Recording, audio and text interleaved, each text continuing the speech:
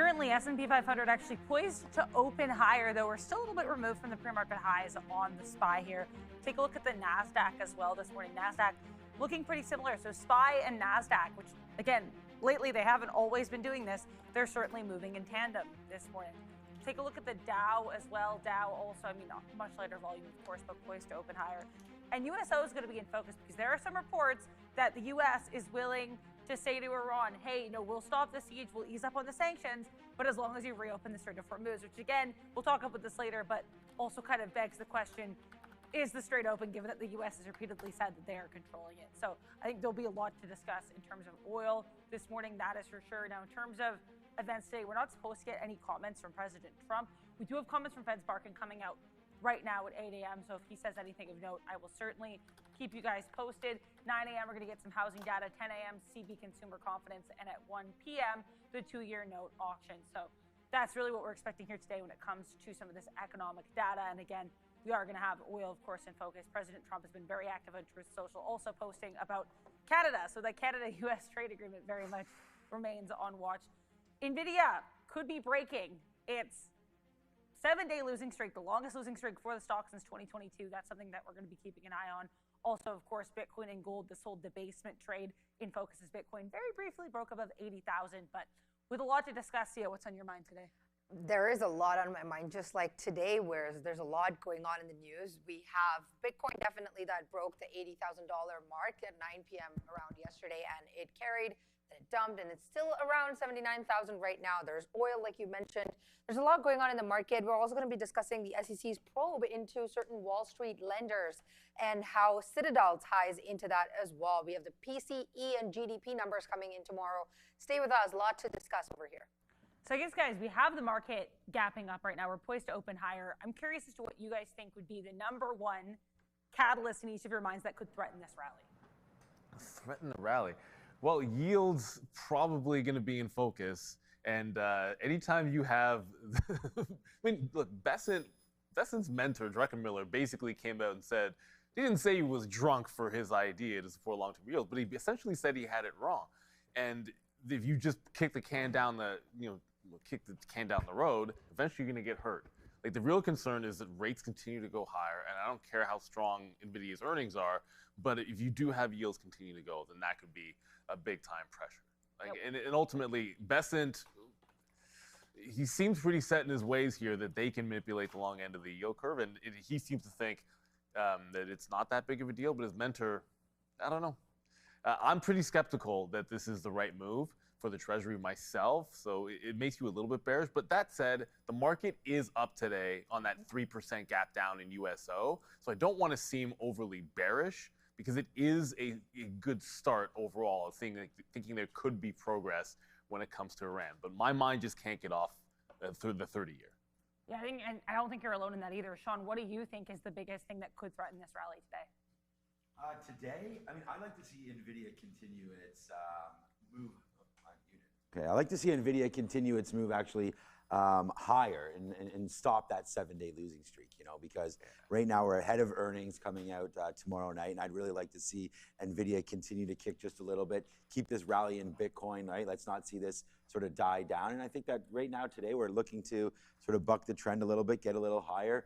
Data center worries, hopefully those can come through. We did hear with midterms coming up, some of these are looking to say pushing back against the communities, right? Like, some communities are not looking forward to these big data center installs, right? And I think that if we can get a little bit more positivity regarding data center usage and build outs, and then this Nvidia win streak can start again, we can get more excited, because 6 of the last 8 earnings reports, as we heard from Michael yesterday, have all resulted in negative turnarounds for the company, right? So they've been negative 6 of the last 8 days following their earnings report. Let's see if we can buck that trend tomorrow. I think if Nvidia doesn't give us what we want, this move down could be extended.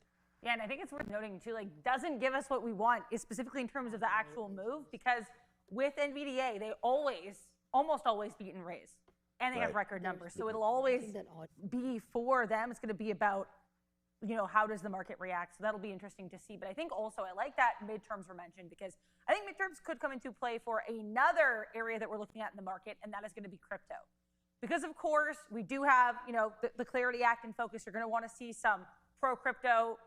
Congress people stay in their seats. You're going to want to see some pro-crypto senators. I think what other catalysts are you watching right now in that crypto space? Yeah, with Bitcoin just briefly cracking above that 80,000 level this morning. Definitely, Amira. Like I said yesterday, it did crack around over, I would say, the $80,000 mark. That has also led to the dollar being a bit, I would say, pull back a little bit. Not too crazy, but the dollar did pull back.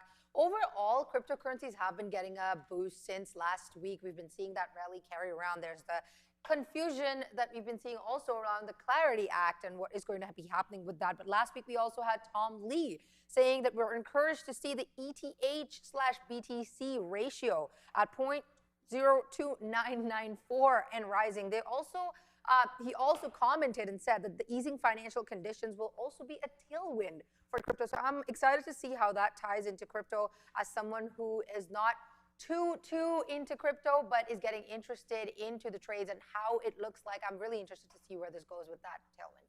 So yeah, I mean, Sean, I guess my question is here. We have that break above that 81,000 level, however briefly, for Bitcoin. Do you think that that's maybe the top for now, or do you think we can continue to see breakout? What would you be looking for?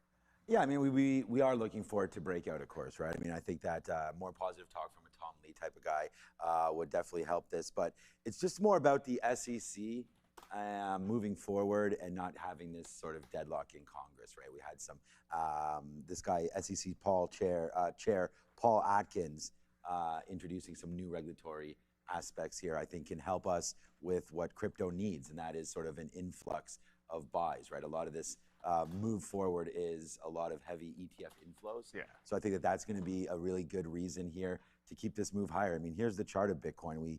We landed over 81,000, but then stopped basically on a dime. And as we can see right now, we're trying to hold this 200 period moving average. I'd like to see it hold 77, 78,000. If we can do that, plus a lot of this positive commentary that we've sort of been looking at, I like it here. Tom Lee, BitMine, talking positive. We've seen the relationship with, you've been trading Ethereum a little bit more lately than the others. Basically, we just need this crypto off ramp, and maybe they've got it now with this Clarity Act. Yeah, I mean, what about you, Neil? I guess, do you think that 80K is just, a quick distraction, or are there any other areas now in crypto? Because I know you sometimes look at Ethereum as well that could be worth switching to now. I do. I mean, outside of the concern that we lost 80,000 twice as a level, there is the whole, hey man, it's literally a coin flip. I have a quarter around here somewhere, and we can flip it and see whether or not the Clarity Act is ever going to get done. So but that being said, that's been the expectation for a while. So I know we keep focusing on it, but ultimately, there was a heck of a lot of short covering and liquidations that caused a good portion of this move. Like it was in some rapid, like 1.5 billion in a short period of time. So when you get that, and partly that was because, again, what Bessent was doing over at the Treasury, which put people into a bit of a risk-on mode, for at least for a while, not everything sustained that move. I mean, rates went right back to where they were shortly after, but that short covering was real. So I think we need something else to get the next hump. Because like if this was just a historic 3 or 4 day short covering rally, what's going to be the next catalyst to get us through the 80? And maybe we have like a little bit of a pause before we get to that, because there's good momentum, but it was so explosive for 4 days.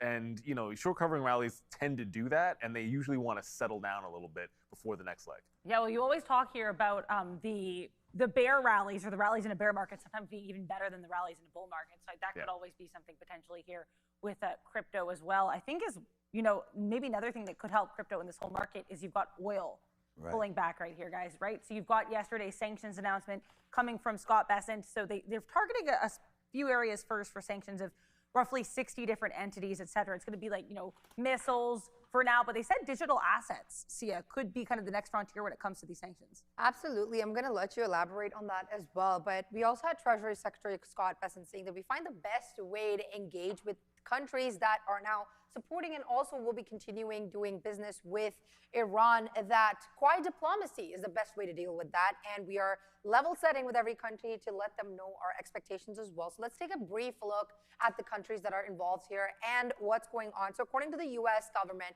China is the largest and biggest buyer of Iranian oil, and this serves as a rather crucial link for the global economy for Tehran and accounts about 90% of its oil exports. The UAE has also been a major trading hub for Iran. You have Turkey, Iraq, also India that's in the mix. So there's a lot of countries to consider here. There's a lot going on. Well, you could say it's not just the United States, it's not just China, it is the other half of the world as well that will be getting affected by this. And just something I read that President Donald Trump's personal oil and gas stock holdings may have gained as much as $15.5 million as of this year due to the climb in energy here as well.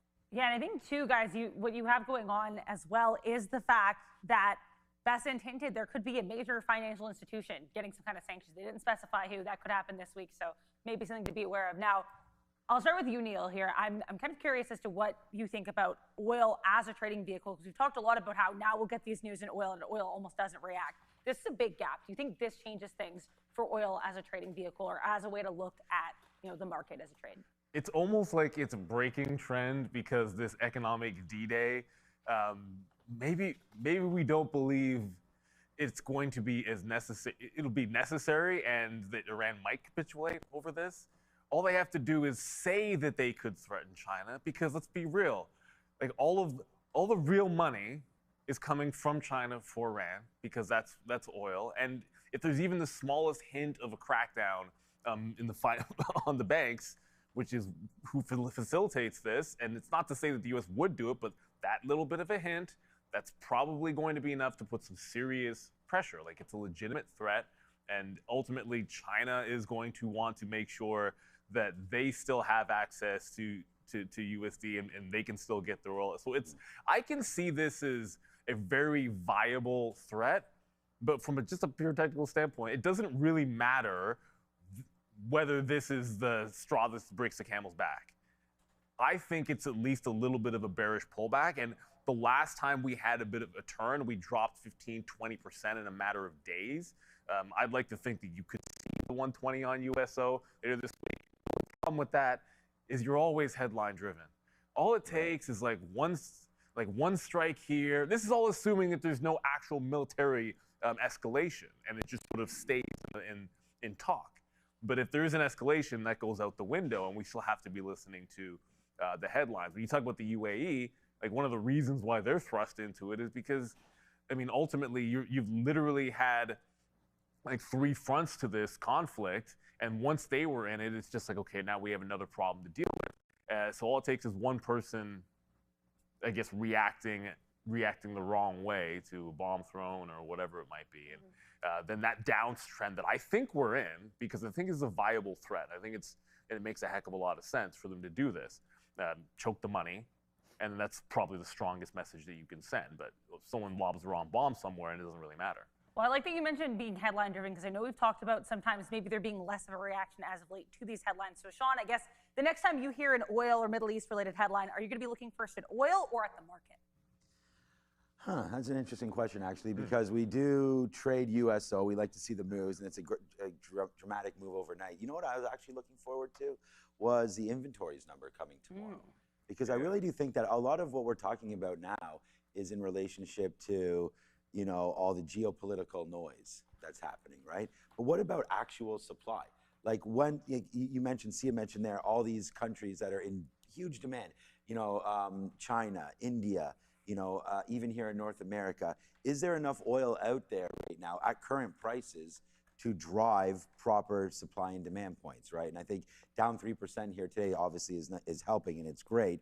But all this friction that's happening in the Strait of Hormuz, what will that actually do to actual supply? And at the end of the day, we still need oil. This is massively production happening across this whole world. Even these data centers, right? These build-outs, this equipment needs oil to run. They need this machinery to get kicking around. So I just feel that a lot of this has happened now. Oil's finally starting to come back a little bit, making things a little more affordable. I think this is actually a good sort of tailwind here, for the general market if oil prices can come down. And if we can finally solve the supply disruption, then I do think that oil comes down, could be down 10, 15 bucks overnight. Next thing you know, bang, we're back on market here, and oil's back to a much more reasonable price. So yeah, I do like fact that this talk seems to be helping. And if we can just get this all solved and then watch out to see what happens with oil inventories, and if they're actually a little stocked higher, then maybe we can get the price of oil to the downside. Yeah, and Sia, what are your thoughts on this? Yeah, I agree with what Sean is saying. There are a lot of countries to consider here. It's not just, like I mentioned, the United States or China, but also Iran's currency, that is the Iranian rial, has dropped to a record low of more than 2 million against the US dollar on the open market. So that is not a good here for the number. Obviously, we know that they were going to get hit. They are continuing to get hit. You know, it's positive that the talks are happening. We've always been positive that the talks are happening. We're optimistic here, and let's just hope that something good comes out of this. Yeah, I mean, you mentioned they're a record low, and I want to talk about something else that had a low and then kind of blew up here, the situational awareness LP situation. So our friend Leopold Aschenbrenner, we know he had the situational awareness fund at the very tail end of July. Citadel scoops up all of the assets. Then apparently they actually already sold a lot of these assets. But now there's an SEC probe into this whole transaction, Sia.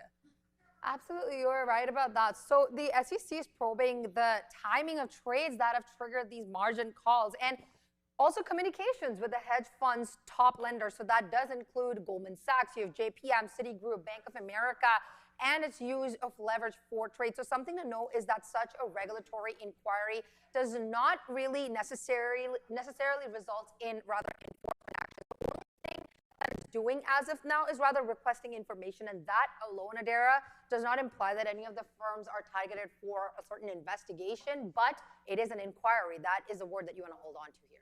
Yeah, I mean, I'm seeing some puns in the chat, like Leopold. We know the crash and Brenner. I've seen crash and Burner. But I mean, all jokes aside, I'll start with you here, Sean, because you've talked a lot about the Leopold low. Do you think this is actually maybe just a nothing burger here, this investigation, or do you think it maybe has more to do with what we could look for going forward in terms of how these funds operate, and then how types of things like what happened with Citadel? Yeah, I think it's definitely more of a look forward type of situation. I mean, we want to talk about the big banks being too big to fail. I mean, what about some of these AI companies? I mean, we're obviously seeing here that you could definitely leverage up into these names, and then when you get caught sort of with your pants down, you can see what winds up happening with all this liquidation, right? So I just think it's Citadel story. It's a dark pool story. There's a lot of this unwind that obviously happened there in the fund. And I think they need to look into it. I mean, should some of these hedge funds be able to hold such huge positions and so concentrated where they are literally kind of choking down that market, and all of a sudden, let's not kid ourselves, right, Neil? I mean, most of the people in the know knew what was going on. Of course. You know, and then all of a sudden when the gun is turned back, then it's like, oh gosh, we're over levered. Is this a possibility in the market? Yes. Could it be happening right now? Maybe. Who knows? There could be a trade like this that happens in oil. There could be a trade that happens. We saw the big banks that we just talked about, too big to fail. So I think that AI has created itself such a niche market right now that if this all comes collapsing down, we could see a huge epic move in the NASDAQ. I think there needs to be somebody looking into this and managing some of these positions before it sort of turns against them. Yeah, I mean, I think Neil, too. I have another question kind of off what Sean said, because I found it was interesting. You know, the whole too big to fail, the AI, all of this, that, a lot of different factors. Do you think this is a situation where there are going to be any consequences potentially levied against any of these banks or firms as a result of this investigation? I'm always pretty skeptical. You start saying, Me too. You put the word consequences and banks in the same sentence, and my first reaction is probably not. Yeah. But the reality is it's a smart look forward, because let's be real. When was the last time you had any kind of a financial shock, whether it was regional banks, housing, in this particular case, it's the AI leverage. When is there ever nothing else under the hood? It's about who could be in a bigger position that threatens essentially the entirety of the market, where this could end up bleeding bigger. And that's, I think, where the concern, and it's rightfully so. Like, anytime we see something like this and the backroom deals, and okay, well, how bad could it have been if it had been somebody else? And what do we need to consider? And then throw in the whole, like, this, everything is so intertwined with all of this circular funding that it's not, I think everyone realizes that it's only going to take one event. And when you have too much leverage, we've seen that problem time and time again. And the truth of the matter is, this is an economy and a world economy built on leverage. It's not going anywhere. So they're right that they should be looking into it. But if we're talking about consequences, there's consequences and repercussions if you eat my cornbread. There's probably not any consequences for banks doing what banks do. They might get some slaps on the wrist every now and then. In this particular case, I don't know that anything's going to come of it, but I think they're right to be looking at it and definitely right to be concerned that this could have bled further had they been a little bit bigger. I mean, part of the problem too, guys, is the fact that like the retail gets left behind in all of this, right? Like we're sitting here, I'm counting the money every single day. Like how much have we lost in this route? Like what is going on? And then I push the panic button because I sell, only to understand that Citadel and all these guys are unwinding these positions. So they're well aware that once this unwind is happening, that they're going to be left with some, probably favorable positions and, bank error in their favor. Meanwhile, us as retail, we're like seeing, oh, it broke the 200 period moving average, sell. It did this, it did that. And next thing you know, you're selling Marvell down there at 180 or whatever, just to open your eyes back 2 days later and it's back to 240, right? And so I think there's a huge disadvantage to the general public. And I think that's something that the SEC needs to make sure that they cover the tracks because again, it's retail that is really helping pump and sort of drive this move higher. And they deserve to be in the know just as much as some of these insiders. And I think that at some point, look, the market is what it is. Exactly. Right? It's been like this for years, right? You can go back into the 1920s and people were advantaged and disadvantaged, right? It's happening again here today. And that's why I think shows like what we're doing here and discussing these things is important to understand that the market isn't just in a straight line one way. There's a lot of underpinning happening there. And I think this sort of situational awareness definitely brought up the awareness to the market of over leverage, right? 45 billion down to 10 billion. I mean, that's a pretty big unwind.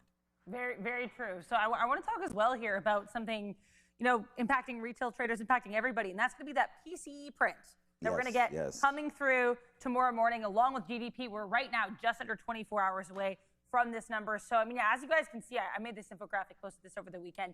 You actually have month over month getting a little bit cooler here for both core and non-core, but year over year PCE fairly steady. And I mean, it's not the only number we're going to get tomorrow because GDP also in focus. Yeah. GDP is also in focus. So let's just take a look at this. So the advanced estimate from the BEA has showed us that the U.S. economy had expanded an annualized 1.5% in the second quarter of 2026, below the 2.1% here. And for the first quarter and forecast of 2.1%, this is the advanced estimate that the BEA had showed according to Trading Economics here. And core PCE has increased by 0.1% from the previous month in June this year. That's less than the market forecast of 0.2%, Dara, and from the 0.2% of a 0.2% rise. So from the previous year, the core PCE price index has shot up by an expected 3.3%.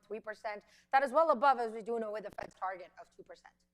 Yeah, I mean, I guess, Neil, I'll go to you here because I think this is going to be a pretty interesting look ahead of Nvidia earnings. I guess for tomorrow, if you were looking, what do you think might be the bigger catalyst for the market? Is it going to be these Nvidia earnings, or is it going to be this very spicy pre-market number? I'm going to say Nvidia. It's not. It's a spicy number, but I'm going to say Nvidia earnings. But that's not to take away from the PC print, because ultimately, like, forget about what the Fed wants, forget what the president wants. I mean, the Treasury wants this not to be a hot number. Like, that's even more important, because like that's what the Treasury needs to happen, is to get the Fed at least not against them. Forget about them in line, because let's be real, they want rate cuts so they can it's easier to obviously pay down the debt. You've got record debt. Like, no one's trimming the deficit. Those types of things are not happening. Fiscal responsibility, that's what Druckenmiller was talking about. That's not happening. So you need to get the Fed at least not against you and thinking pause or obviously down the line cuts. That's not anytime soon. The market is still slightly saying that we could have rate increase. Not as much as it was before. We're still hanging on likely that it's going to be a pause, but you just don't want the Fed against you if you're the Treasury. So a hot print is aimed directly at them, and it's like your move. And I'm not sure what Besant's response is going to be, whether he just continues to stay on track. Look, Nvidia is going to be more important, because right now it's all about data center AI and that growth, and everyone's concerned about the circular financing more than anything else, but we can't ignore this PC print. If it runs hot, it might not be an immediate negative response, but I think over the next couple of weeks we'll feel that pain. Yeah, we're going to go over in a second here to options, but I want to get your thoughts as well, Sean, because we usually see at least some kind of reaction to numbers, especially as large as PCE, the Fed's preferred inflation gauge. Do you think, with the market kind of scared ahead of Nvidia earnings, that there's maybe less of a chance we get a reaction, or it might be a smaller reaction? No, I think it's going to be reaction as per usual. I mean, we've seen some of these numbers come out both hot and cold, and the market definitely has a reaction. But then by the time 9:30 hits, we've sort of retraced or gathered sort of momentum back to where we were before the number. But I think this is just a prelude to Jackson Hole. I mean, this is going to give, if as Neil said, if this does come hot or wherever this winds up, it'll be a talking point. And I think I just put on my screen right here if we want to share it. It's what we've been talking about. There's still 62% chance that there's absolutely no hike at all back to it. So we're at 60-40 right now. That's been pretty consistent since we got the numbers last week. So I'm not sure those are actually going to change. But at the same time, I think it's something that will sort of, the dog that wags the tail there will be tomorrow's number.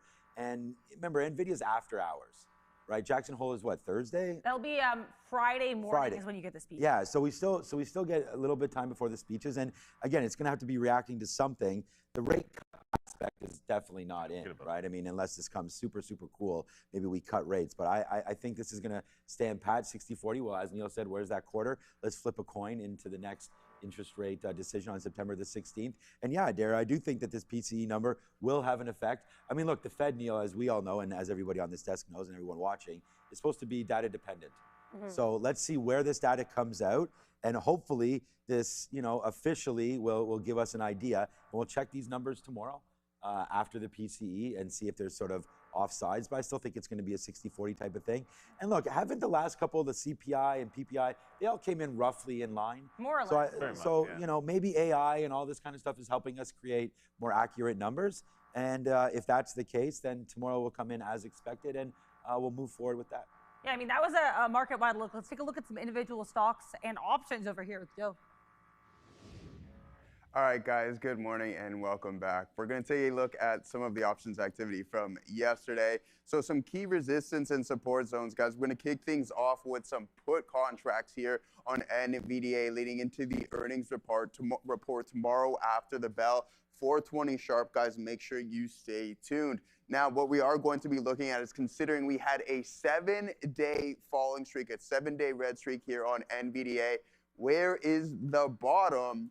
I don't know, potentially if this report isn't perceived very well, this is the level that I'm going to be keeping an eye on. And there's also some size at 195. But first things first, expiring on Friday, guys, this $200 marker. If we continue to slide after the bell, this is where I'm going to be looking for a potential rebound. Open interest sitting around 32,000 contracts.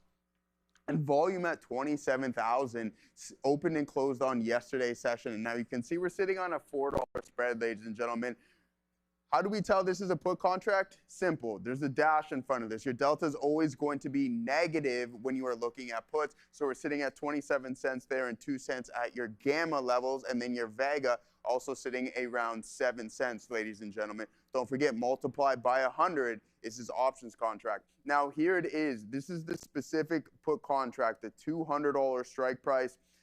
This went on a little bit of an appreciation run yesterday, guys. So from around $1.20 all the way to a high of around $3, that's going to give you north of 100% return on this specific level, on this specific contract. I'm going to be looking for 200 to hold if we continue to sell off leading into the report. Moving forward, if we can, there we go, perfect. Put activity here on the Qs and the overall market. $700 marker here, guys, going to be expiring at the end of the day. So I'm going to be looking for intraday support levels, and that's going to lead us right to this $706 strike price. Open interest sitting around 12,000, and on yesterday's session, 45,000 open and closed. Moving forward, we're going to look at the S&P 500 now. Support level, once again, just in case we continue our intraday slides, 762 is going to be that level where I'm going to be looking to hold. If we breach that, there is some more size at 760, so there might be a little bit of a supply zone and congestion, which is good and can possibly back our thesis on that we get a rebound if we continue to sell, and then we can maybe find some form of a recovery. Now, open interest sitting around 10,000 and volume at 8,400 contracts open and closed on yesterday's session. Now, if you go a strike price higher, you're going to see that in the 6 digits, all right? And that's the volume. So SPY, definitely the most traded contracts within the options world. Now, moving forward, last but not least, MSTR on people's mind once again. Listen, BMNR almost 100% off of the lows, and a nice return here in MSTR. But where's this potential ceiling in the crypto world? We're going to be looking at this $130 strike price expiring on Friday. Their most amount of open interest is going to be sitting around that around this 130 market, with 21,000 contracts still open, 22,000 on yesterday's session, open and closed. Now, as for the bid and the ask, $5 spread, we're not worried about that. Our delta is positive here, guys. This is a call contract, 30 cents there, 2 cents on your gamma levels, and your Vega sitting around 4 cents as well. But last but not least, the contract in itself appreciating pretty nice here, $2 to a high of around 450. That's going to give you over 100% return, but then loses the majority of its value as Bitcoin and MicroStrategy cooled off in the latter half of the day. Let's send it back to Adara. Yeah, I mean, something that's definitely not cooling off right now, interest in these IPOs. I actually just read, apparently the owner of Dunkin', Arby's, Sonic, Buffalo Wild Wings, Jimmy John's, they're called Inspire Brands. They're considering an IPO by the end of the year. That's in the US, but even in China, we talked about the Shein IPO coming out. That's, I think, expected to hit on September 1st. That would be next Tuesday. But you also have, again, 3-year high overall for China onshore IPOs. Let's talk a little bit, Sia, about this IPO sensation lately. Let's do it. Definitely Shein has been the long, I would say, quote unquote, long awaited IPO. As of yesterday, they've launched it, and it's aiming to raise up to $1.8 billion US dollars at a valuation that will be around close to the number $27 billion that is in US. So for Shein, the valuation drop here is something also that you do want to consider. It is down 70% almost from a peak of nearly $100 billion US dollars in the year back in 2022. And key dates for this is also something that you do want to look at. Is 31st of August of this year, with trading that'll start on the 1st of September in 2026. So that is something that you do want to remember. And like you mentioned, Adara, China's onshore IPO fundraising has also reached a 3-year high that has topped around $30 billion in this year. That's driven by, you guessed it, massive AI and tech sector listings. So since July, this onshore IPO proceeds have crossed $17.7 billion, outpacing the entirety of the third quarter of 2023. So you have major companies like CXMT as well, and you have Unitree Robotics that have debuted with a massive valuation on the star market. Also, other heavyweights here like YMTC are seeking up to $4.9 billion, close to $5 billion in Shanghai.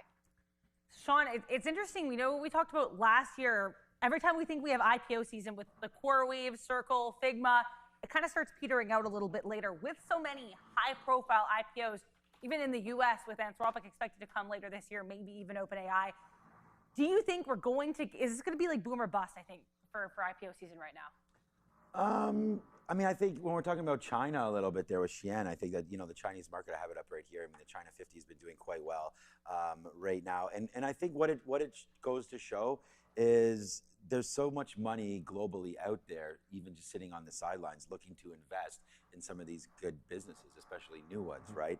And I actually wanted to show, and they're bypassing. The other thing too is there's a lot of regulatory hurdles potentially when you list in New York and in NASDAQ and over here in North American markets. So going out and listing over in Hong Kong and India or somewhere like that, we do know that now these markets, globalization is really hit, right? We don't really care where it goes out at. We're investing in Alibaba, we're investing in a lot of these Chinese names. I mean, here's a name, Jersey Mike. You just dropped a whole bunch. I don't know what you said, Buffalo Wild Wings. There's a whole bunch of different names in there that I think we can all get excited about coming from IPO land. And Jersey Mike's has been, well received, 21 bucks there. This is on the daily chart, all the way back up to 23.50. And just, it's a pretty stable company. Did come out at a huge valuation. I think much more likely that a lot of these other chains will follow just because of the valuation that they got. It's an easy way to cash out. But no, I think there's money on the sidelines. And hey, I'm looking to invest in new businesses, right? I mean, I think it's a good way to diversify.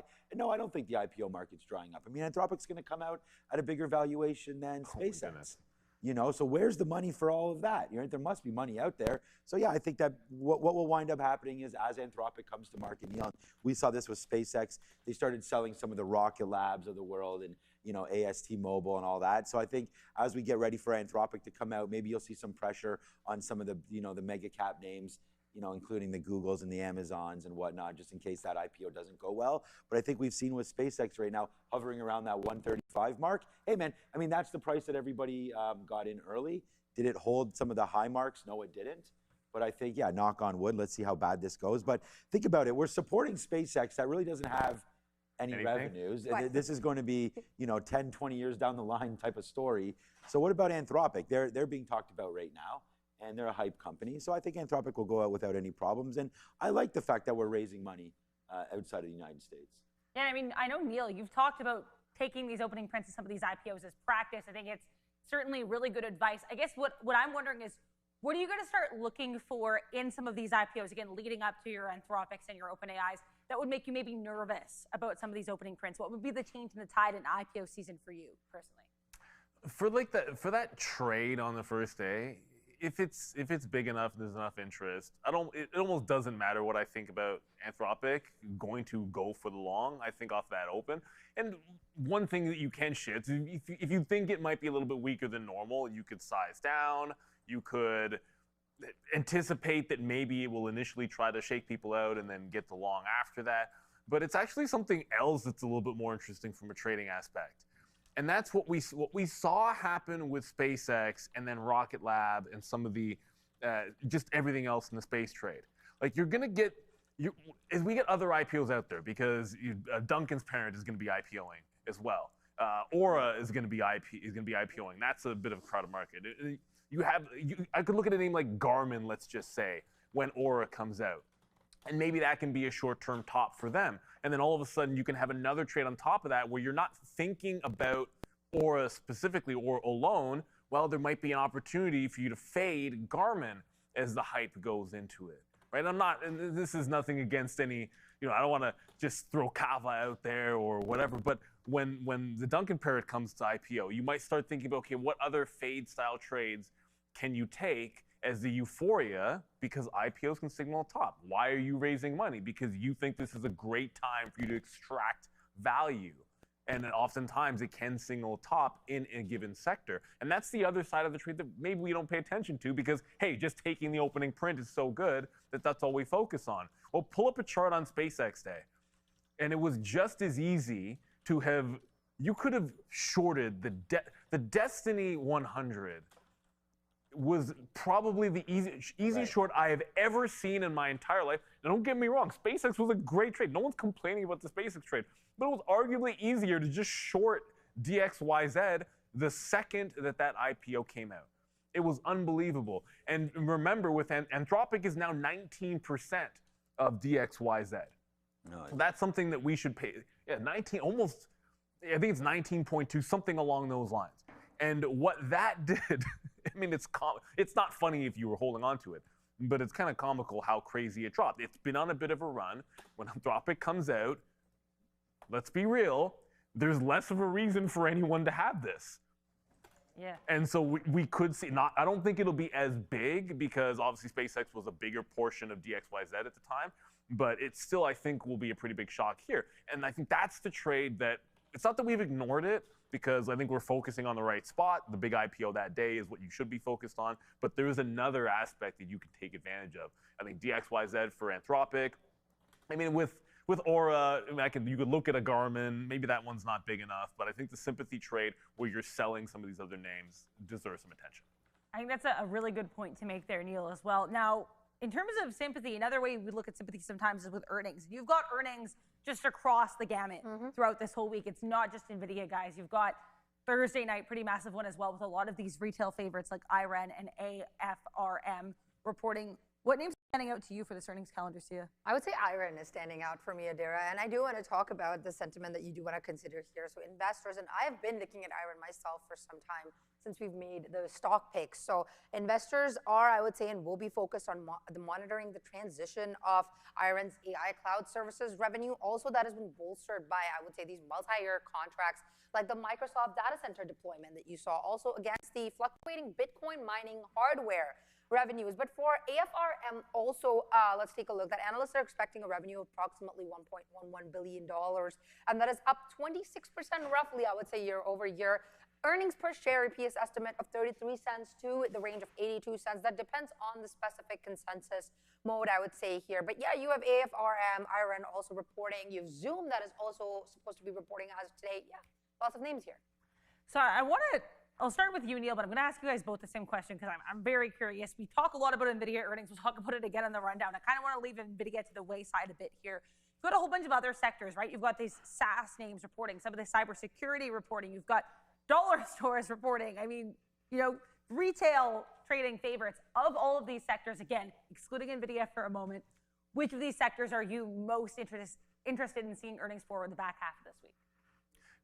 I'm going to go with one that probably no one is, well, maybe not no one because Sia just mentioned it, but Affirm. Like, if you think about, okay, like, no one said anything about Dick so far, and I don't have a pun in mind, and I probably could come up with one, but they're getting trashed today. Yeah. You see Nike down, retail is down. Buy now, pay later, Affirm, that's going to be a good litmus test for how the consumer is also doing. We already saw Walmart get smoked a little bit. Like, everybody has been pointing to that weakness. Klarna got destroyed when they reported last week. Just a week ago, Klarna got smoked, and they're still at some of those lows. So I think like affirming this take on retail could be nasty.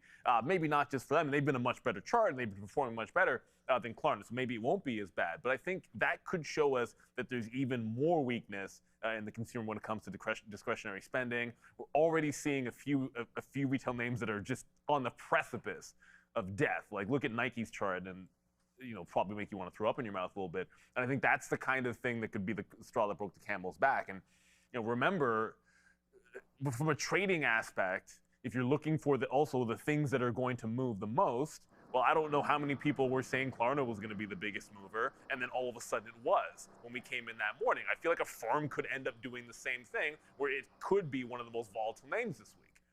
Yeah, what about you, Sean? I mean, biggest underrated earnings play or earnings sector this week that isn't NVIDIA? I think I might know your answer, but I'm curious what you say here. What do you think I'm going to say? Well, I thought you were going to say Marvell, but I don't know if that counts. Okay, no. I'm going to go with cybersecurity. I mean, I like that. With CrowdStrike and PanW coming through, I mean, let's just wait to see it. Is cybersecurity going to be just a line item on these budgets? Because you can't go without it right now, And so let's just try to figure out, is the AI story helping or hurting? I mean, I have the chart up here at PanW. Some of these names up 60, 70% year to date. I mean, what a huge move. We've seen pullbacks before into the 50-period moving average. We have to hold these levels. So CrowdStrike coming, Palo Alto. I just want to see if indeed some of this Anthropic, and we had that funny story about Claude with the CEO there on CrowdStrike trying to figure out, can we replicate my business or not? But yeah, no, just looking at the chart here, I like to see these names hold with expected moves of 5 to 10% on these. It would be interesting. Are there new partnerships being announced? Are sort of some of these information technology officers still going in on Palo Alto, on CrowdStrike? What does it look like as far as cybersecurity? I'd like to see those hold, because that's the big software play. We know what CRMs, they're getting hit. We understand how that's all working, but I'm of the belief that this is a buy the dip sector. If we get hit on cyber, I mean, especially with what's been happening there with Iran and some of these, states that are coming after major corporations. When was the last time we actually heard of a major breach? I mean, I feel like some of these cyber names have done well. Don't jinx us. But no, I know, but that's the next thing, right? Is that some of the Russian, it's a way to fight back some of this big corporate espionage, right? And I think that right now we have to hold out hope that the cyberspace winds up having good quarters, because right now I know that a lot of our positions are maybe overweighted at this point just because of the move they've had this year. So let's see if it can still hold up. So for me, it's cyber. I know we're having a couple audio issues on the board, but we also do now have some drilling happening right now. So we want to bear with everybody. But yeah, it's been a great sort of change up here with format, and I like this discussion. So yeah. I mean, as do I. And I mean, I do want to take a moment there to mention CrowdStrike. I think they've recovered really nicely from that July 19th, 2024 hullabaloo. So we'll give them credit for that. And of course, all jokes about that post from George Kurtz, CEO of CrowdStrike aside, stock recovery has been pretty nice. I want to talk about Canada and the US, because I know we had this deadline, the trade talks collapsed, but both the US and Canada are talking an awful lot about it still.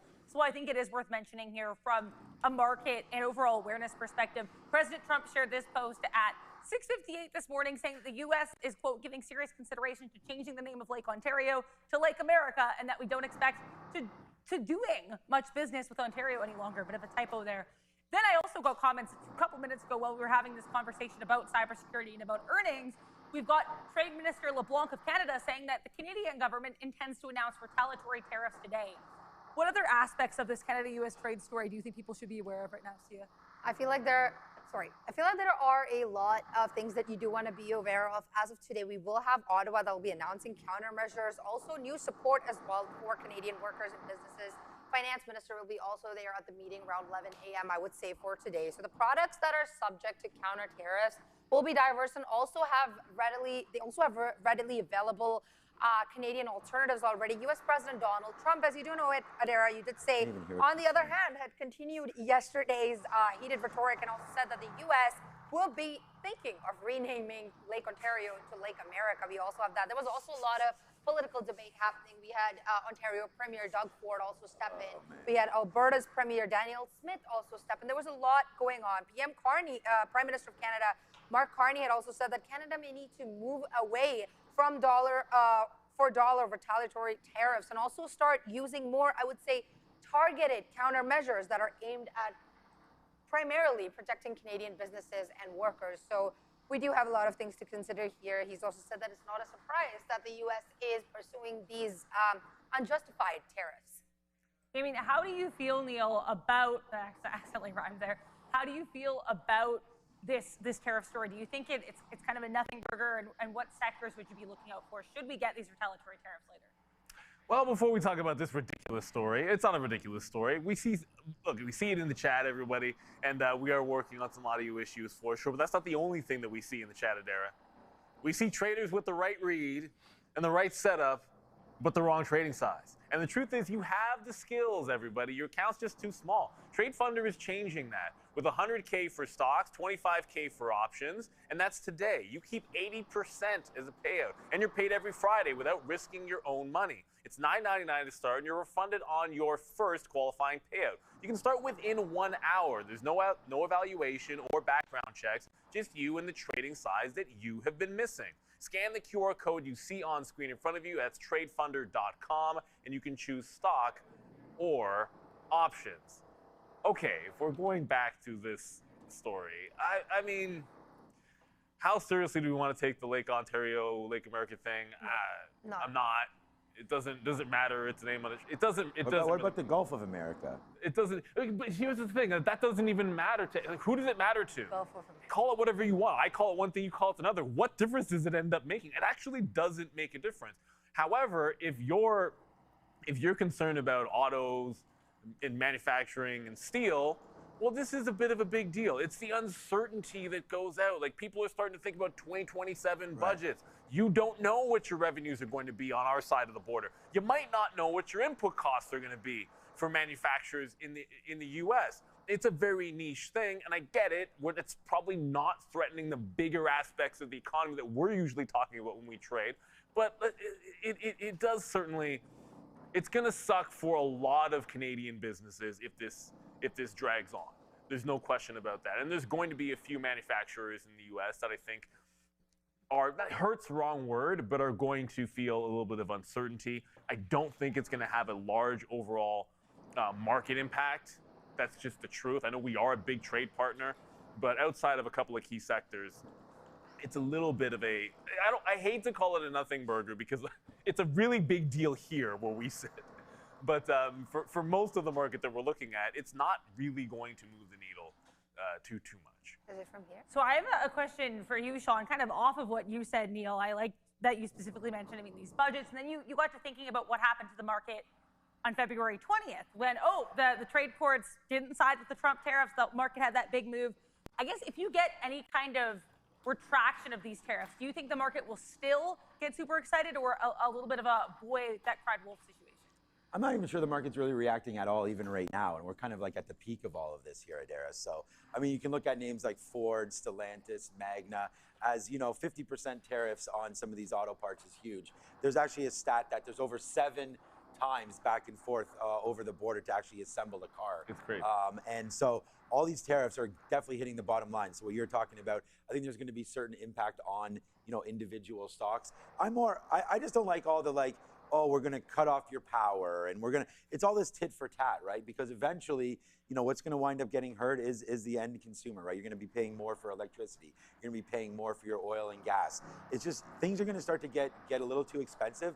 And I just feel like it's all for naught. We can come up with something, right? The USMCA deal, we need to just work on everything, come with cooler heads, and I think eventually it will prevail. I think this is just all smoke right now. Let's just, you know, get sort of this political spectacle behind us here. It's not going to be no Governor Carney. This is not, whether or not, like Neil said, whether or not this is Lake Ontario, Lake Mars, whatever you want to call it, I don't really think it's going to matter. I like that.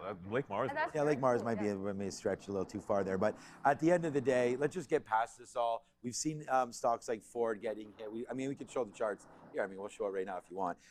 You know, there has been some, and even here, knowing people that are working in the Stellantis plant there in Brampton and whatnot, you know, it is having some effect on individual families and whatnot, and that's really the person eventually that gets hurt. Like, this is what I mean. Ever since this ramp up, it's not like Ford is actually moving around here. Stellantis, Magna, all these stocks. So I don't think it's having a huge effect on Wall Street.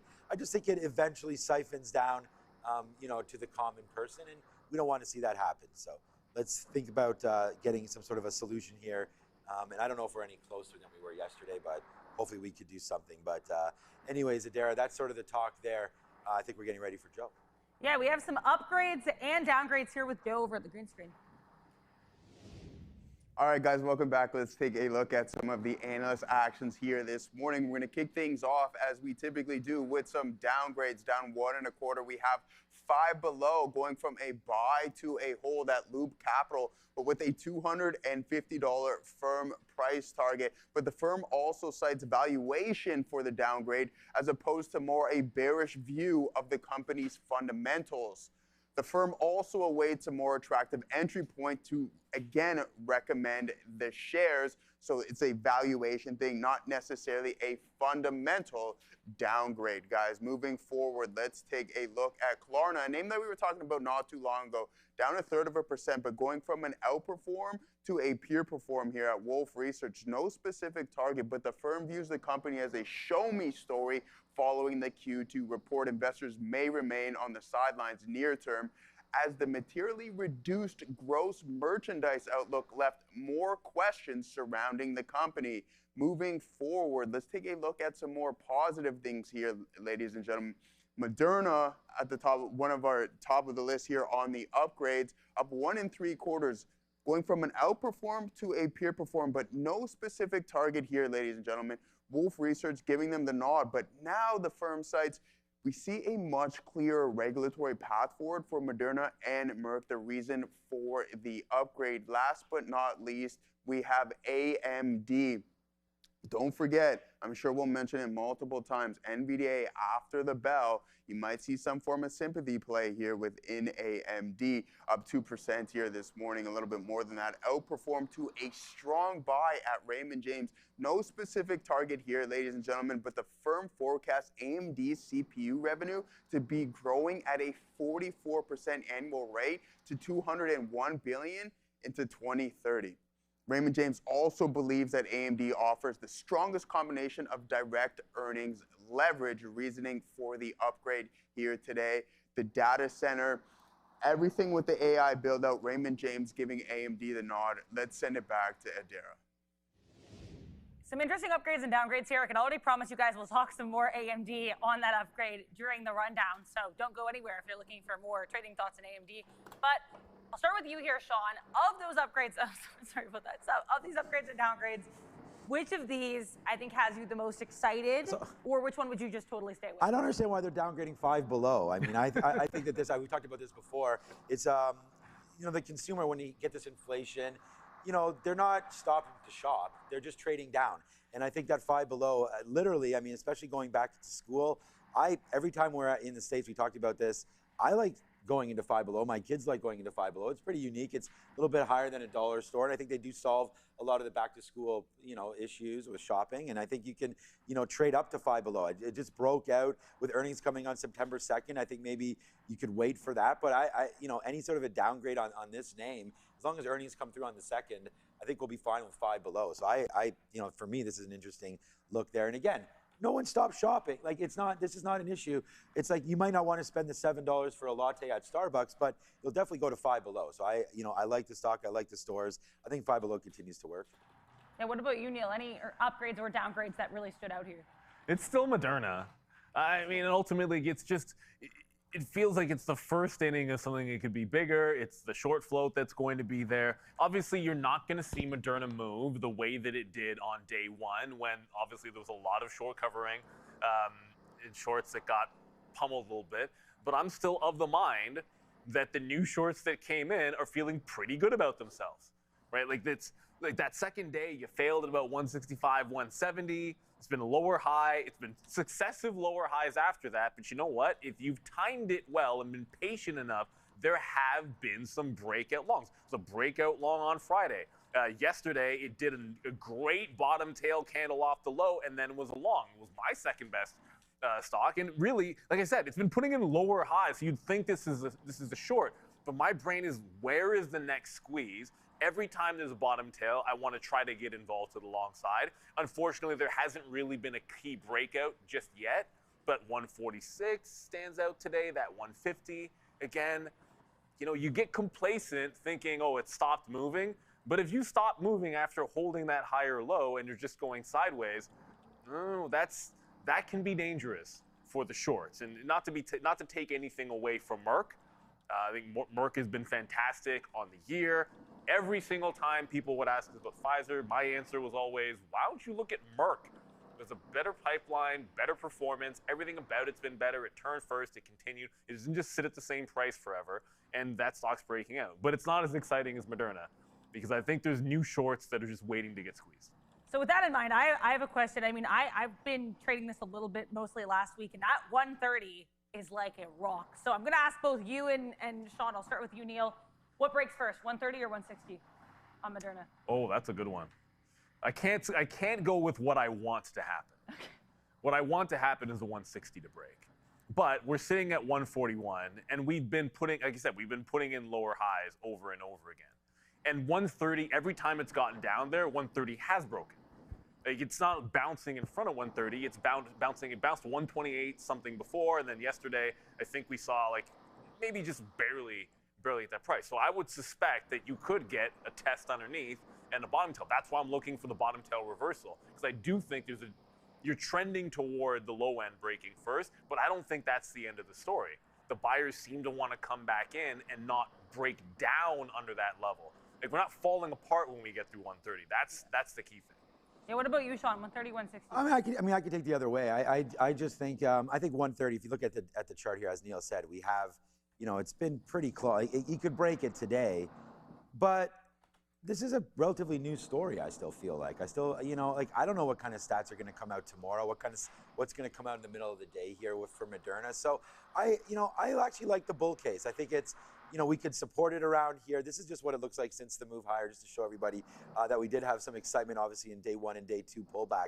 But right into here, 130, I like that sort of a bid to come in and support the stock. So I'm going to go with, hey, I mean, what if tomorrow, tonight, anytime, we get sort of more updates exactly about this Keytruda, this partnership, or if there is one with Merck, and where we go on Moderna. So I think there is a reason, Adara, for this to go a little higher. So yeah, let's continue to think positively about Moderna. And I do think it's more likely. I mean, you're at 140, so you're talking about $20 higher, $10 lower. Statistically, I think you're probably in a 130 area. But I would say this is, for me, as a day trade, a great little long. If we can get back into 130, test it against that 128, see if we get a little bit of a pop. But I don't think the story's done. So I like Moderna, and I actually think you could buy some options for a higher look here, maybe end of September, something like that. I love the story, and I think it continues to work. So Moderna for me is a buy at these levels. Yeah, before we get into this rundown in just a few minutes, I want to talk a little Amazon, because this Amazon also certainly to the upside. We heard yesterday, within the last hour, I think, of trading, Business Insider comes out with this report about some robotics and AI work for their delivery facilities. Yeah, we do know delivery is the final stage here, so the packing. Let's take a look at what Amazon is really doing. So it's developing a new generation of highly automated warehouses that will use AI and robotics to process packages at the final stop before delivery. Now, this initiative is internally been called a Project Tironimo. I'm sorry about that. Tironimo, and is intended to build a quote-unquote fully automated delivery stations. Now, according to an internal planning document that was revealed as of that it came out from Amazon as of last month, the companies plan to invest around $103 million in this initial plot in 2028, which will be followed by rather 5 sites by the year in 2029 and 10 more in the year 2030. So each of the 2029 sites are potentially projected to cost somewhere around $85 million, which will bring the total investment to more than $530 million by the year 2029, Adira. So Amazon has also said that this project can process packages at roughly 2.5 times the rate of its existing delivery status design, which is a good look here. But also another thing that you do want to consider is human jobs. Yeah. I mean, how do you feel about the whole robotics element, Sia? Would you get a robot for your home? You know, Adira, I have a very anti-robot stance. I have been clear about that. I have really significantly reduced my use of AI throughout my life as well. I barely use AI in my daily life. So for me, it's a no. That's fair, and I think I'd probably be in the same boat here. I mean, I do everything myself. I walk everywhere. I want to stay independent. Let's quickly, though, before we get into this rundown, talk a little S&P Case-Shiller home price. 2.1% here was the print above the previous print of 1.6% and above that forecast of 1.7, 1.8%. So higher than expected home price year-over-year print. Again, guys, at 10 a.m., CB Consumer Confidence and new home sales are going to come through. So we'll get those to you right here at this desk. And also, at this desk, as always, we're going to go through a rundown. What is the basis of a rundown? It's our free Trader TV Live watch list.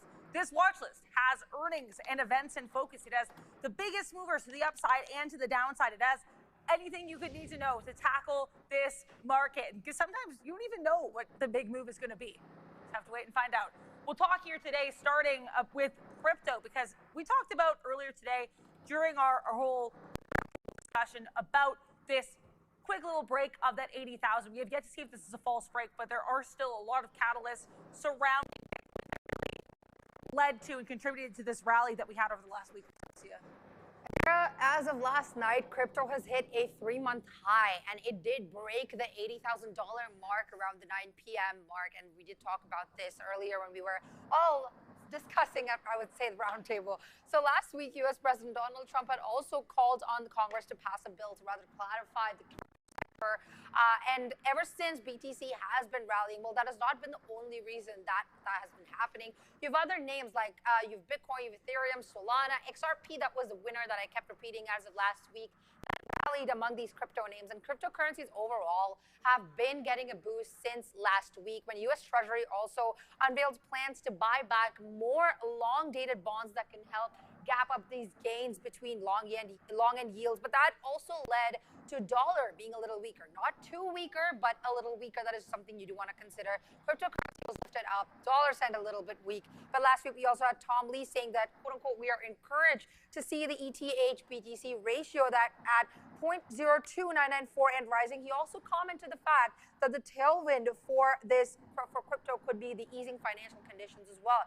Currently, you have BTC. We're sitting here right before the open, half an hour, 28 minutes to be precise, to go around $78,900 region. Which tickers are you guys watching for this crypto trade if you're looking to take it today? Yeah, look, the last couple of sessions, it's been like trading places with IBIT and ETH, and that's the reality. Yesterday, you had a good rally early there in IBIT, which was off of this 18.5 zone. But it petered out. You got your 2 points, and then you had to move on because it turned. Whereas Bitcoin, which it feels like has a little bit more room to run, had a little more staying power. The issue is you can tell when you look at IBIT on the like in the 15-minute here, you get the real sense that this 24-hour market, a lot of the movement can be happening overnight, and we're at 79 right now. So this looks very like any other day if you just ignore where Bitcoin is at. And I forget about the fact that we failed 80,000 twice, or at least pull back off 80,000 for a second time now. This 44 level is staring at you.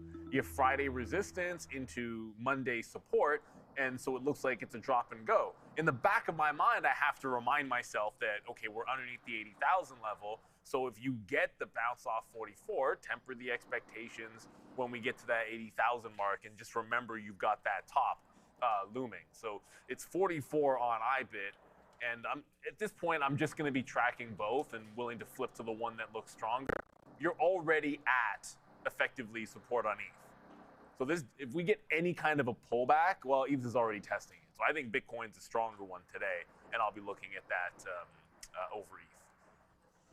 All right, just what's watching out. I put in the chat there about what everyone's looking at over there. Yeah, look, I don't. Trying to find like plays that might be outside. Like right now, IBIT just not really moving around. It's had a huge move. If anything, I'm thinking about shorting some of that pop, and that would be 45.30, somewhere around there from yesterday's high. It seems like we are having a problem with 81,000. So for me, I think short at some point, 45.3, something in and around there for IBIT, just to see if we can hold out some of those high moves. There's a story that I don't know if we want to address this now, but anyways, I think I just prefer the short until we break. So I would go short 45.3. I actually might add that to the sticky note. I heard this on the way in on Bloomberg today. Obviously, Apple announcing their new Mac Minis. This is nothing that is a surprise. So I'm actually a little bit shocked that this move is what's going on right now. I don't know if there's a difference in pricing. Maybe that came out, but I was a little surprised at this move higher there on Apple. With the market being up 0.75% right now, I think Apple's also a short. That move is a little bit out of nowhere. Apple was not, acting properly with the market. It's had a nice little stabilization here at 300, but maybe we retest 300 at some point. Now pulling down, it's already 10% from its highs. Apple right now with the introduction of the new Mac Mini and M Pros that we can see right there, with M6 and M5 Pro chips now. Interesting, obviously an AI play back in the Mac Minis. And, I know a lot of people are using these things for the Claude coding and, the agentic AI and whatnot. So, Apple seems to be a winner in this space. And now with the new release, I like it, but still acting underneath the market right there. Marathon's been an interesting play as well. There we saw Riot Blockchain. HUD-8 has been a good one to look at as far as crypto plays have been concerned. And there's Marathon with a nice move higher. But this kind of goes with the same kind of talk that I've been having. Like, why aren't we breaking above this 12? You try to top the 200 in between the 50. I still like a short against $12 here for Marathon. And I like a short against basically 80,000 or whatever this level is right there on IBIT, 45.30. So let's see if we break ahead of yesterday's levels. I like the short in IBIT right there. Not enough that I'm going to be focusing too strongly on it, but yeah, let's maybe fade any pops until we can firmly hold above 80,000 in the crypto space. All right, Nvidia losing streak. I think it's over today. What about you guys? And I want to quickly talk about this Apple a little bit more. I know Sean mentioned it, and we'll talk about Nvidia in a second. But with AAPL, you've got that M6 Mac Mini starting at $899. That CPU performance is apparently up to 40% faster versus the M4 and up to 4 times faster AI performance.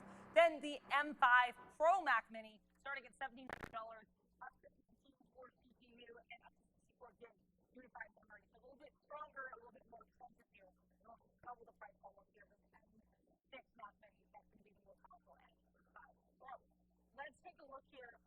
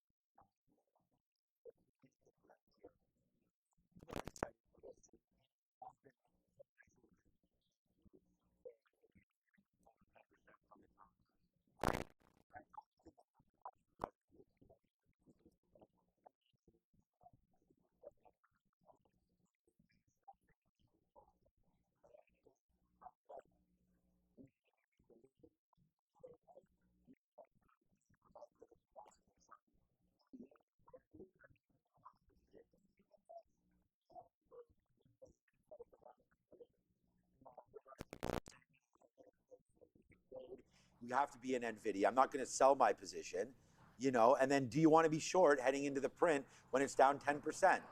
I think this is primed to have a good reaction.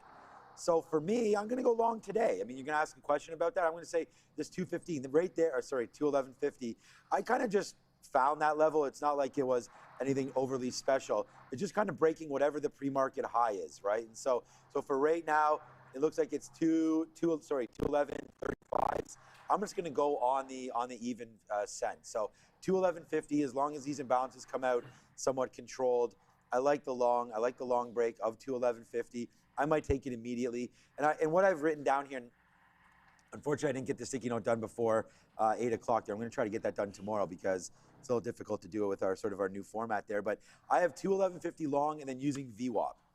So I don't think the market trades it underneath VWAP there today. So let's give it a little bit of a breath here. If we break the pre-market high before 9:30, like if there's a big imbalance, then maybe we can hold off on that. But as long as 211.35 comes through and we print through 211.50, I'm going to use that as a base to jump off from. So yeah, I do like the Nvidia long today, and it's my number one trade idea. So I want to be there for Nvidia today. Base to jump off from, it makes it sound like it makes it sound like negative, but it's a positive today. Yeah. There's multiple things to like about this here. Forget about the earnings for a second. It's a bounce off the 50-period SMA on the daily for Nvidia. Have a look down at the volume. It's not the biggest volume. It's August volume. It's not the biggest volume of the quarter, but in this streak that it's had, yesterday's that low and that bounce off the low, that is the volume. That's the biggest volume spike during the losing streak. So it did its biggest volume spike in the biggest down day, and then holding low when we're gapping higher. So all this resistance that we saw, like in the bottom of this bear flag, the 210 to 211, I think that's a jump off zone anytime we see that. So obviously, the pre-market low is going to be about 210, but like these highs in here, I think that's where you look for the base. So I do think there's a chance that you could get like a little bit of a dip and rip, but as long as we're above those prices, I'm looking long to fill the gap on Nvidia. It's like the cherry on the cake that it happens to be the 50-period moving average that it's bouncing off of, which we do like. But they're not the one that got the upgrade. It was actually AMD. Back to this.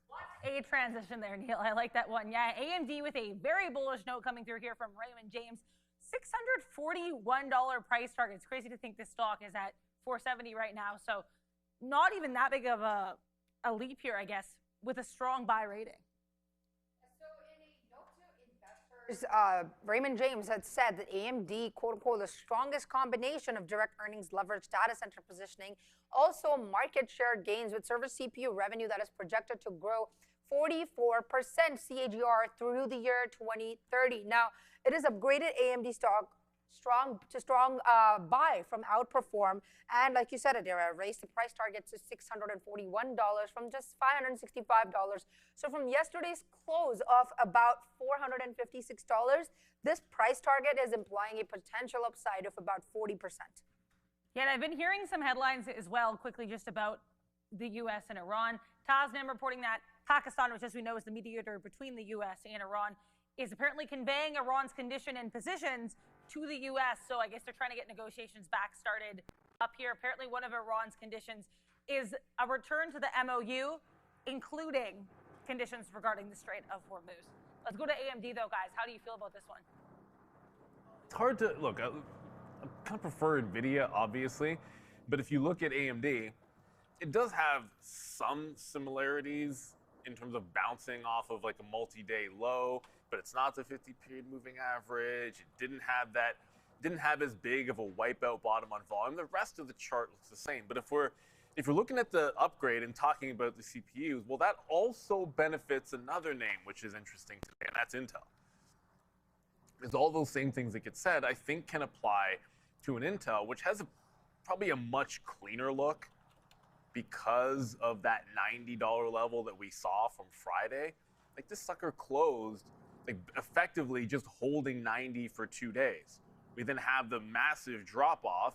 We're gapped, and look at the support again, right at 90. Like this gets pretty this gets pretty simple for an over-under level. If we can close the open range above, Intel's long with room to 93. Unfortunately, if it doesn't, then you stay away or hop into the short side of the trade. So this gives you another chip name to look at, just a little bit more interesting from a technical standpoint. And then just to throw the other side of AMD here, it does feel like AMD hasn't had as big of a pullback as many others. So as it gets back upside, I'd be looking for somewhere, and probably the 50 period and the $500 level, to think that this turns into a short-term fade. Yeah, so I find Intel a little bit more interesting on the chart. I think a lot of the positivity that they can have from that upgrade, or that was said by the analysts, does apply in a certain extent to Intel. It's a little hard to avoid that, and that would be the second chip name that I'd look at. Yeah, I only have Nvidia and Intel written down on the sticky note for today. It's going to be out in a couple seconds, just finishing up the touches on that one. But yeah, nice upgrade from AMD today. I mean, it's up 3%. I think it makes a lot of sense that they can continue to work as well in this environment, right? I mean, it's just, I looked at this yesterday and I was saying that this is the one name that has actually held out pretty good. I mean, you're not near the 200 period moving average on the daily quite yet. So there's definitely something working out now for AMD. I mean, both AMD and Nvidia are well above still there. Not well above. Nvidia's at 195, its 200 period moving average. Intel's down at 71, AMD's down here at 350. So a lot of these GPU names have continued to be quite strong and, you know, holding out hope that we don't cross this 200 period moving average. So names like that we've seen G Vernovas and the IREN and, you know, the Marvells and all that, you know, have been hit a lot more than some of these GPU providers here. So I think the story still remains pretty strong. I like the upgrade, and I think this, you know, somewhere around here is probably a decent buy. We do wait for the Nvidia number for AMD to come through. But hey, man, I like the upgrade. I think it works. Up 3% today. This name is another one where, hey, if you break that pre-market high, I don't know if that matters too much. I'd rather break where we were yesterday. So if we sort of zoom over and see where yesterday's levels were, I'd want to see this 474 break, and I think we can go long into yesterday's open, and then after that 478. So I think you get a clean $5 or so on this 474 break. So let's get up there first. You're now at 470, 471. Let's see what kind of a move happens right off the jump there for AMD. Does an upgrade really deserve 3%? I don't know. Again, like the story, it's been beat up. I think AMD goes. So I'm watching for a 474 break long. Talking about some DKS, something that definitely is not a breakout long. In fact, if it breaks anywhere, it's just going to break lower, unfortunately. Dick's Sporting Goods, this was not a slam dunk of a quarter for them, to put it really mildly. Comp sales, not bad, but that guidance for that Foot Locker going forward, see, a little bit concerning.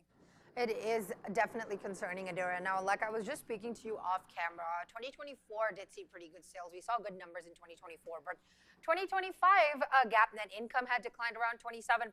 You had EPS at $9.97. So it was largely, like you said, driven by the integration costs, also share dilution that followed the acquisition of Foot Locker. But here in this report, the major problem remains the guidance here, what they have issued. So it's been slashed, I would rather say, reduced its full year net sales outlook to a range of $21.9 billion to $22.2 billion.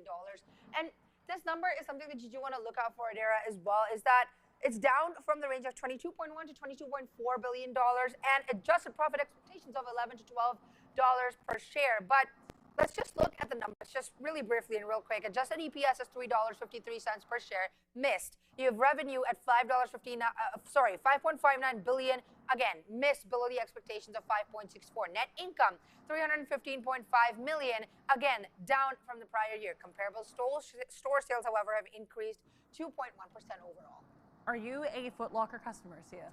I am a Foot Locker customer, Adira, yes. And I would rather say that there are now better options out there. You have Journeys, you have brands like Journeys, at least here in Canada, you have Journeys, and there's other good brands that are also providing these shoes, I would say, for a rather cheaper rate than Foot Locker even is. You have Winners as well, and you will actually see some of these shoes for good sales and Winners and even Costco. So you're saying there's a bit more competition for Foot Locker? Lots more competition is what I would say, yeah.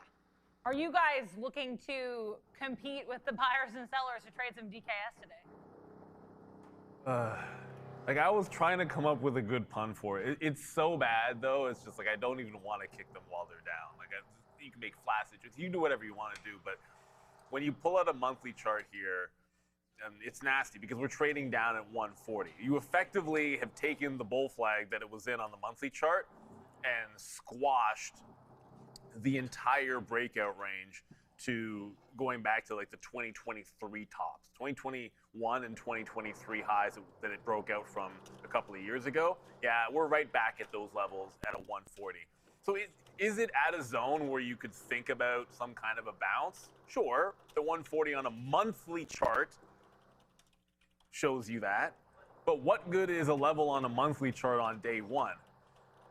Now, I'm used to, like when we see gaps down like this, I'm used to some kind of a bottom that gets made. Maybe it's retested VWAP. I don't think we've seen this quite.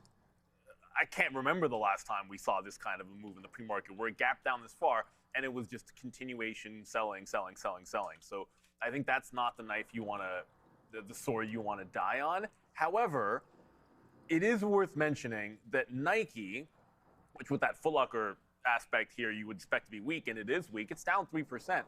But it has made a low that's held at 39.4. So at least this name, if you continue to see DIX fall, it's got a low to work off of. If there's a bounce in DIX, then you hold this low on Nike and you can get a bit of a relief rally. Feels like maybe a safer way to play if you're compelled to try to look for a bottom here in DIX. It's a very unique pre-market profile. I can't remember the last time we saw a major earnings name that was that linear to the downside in the pre-market.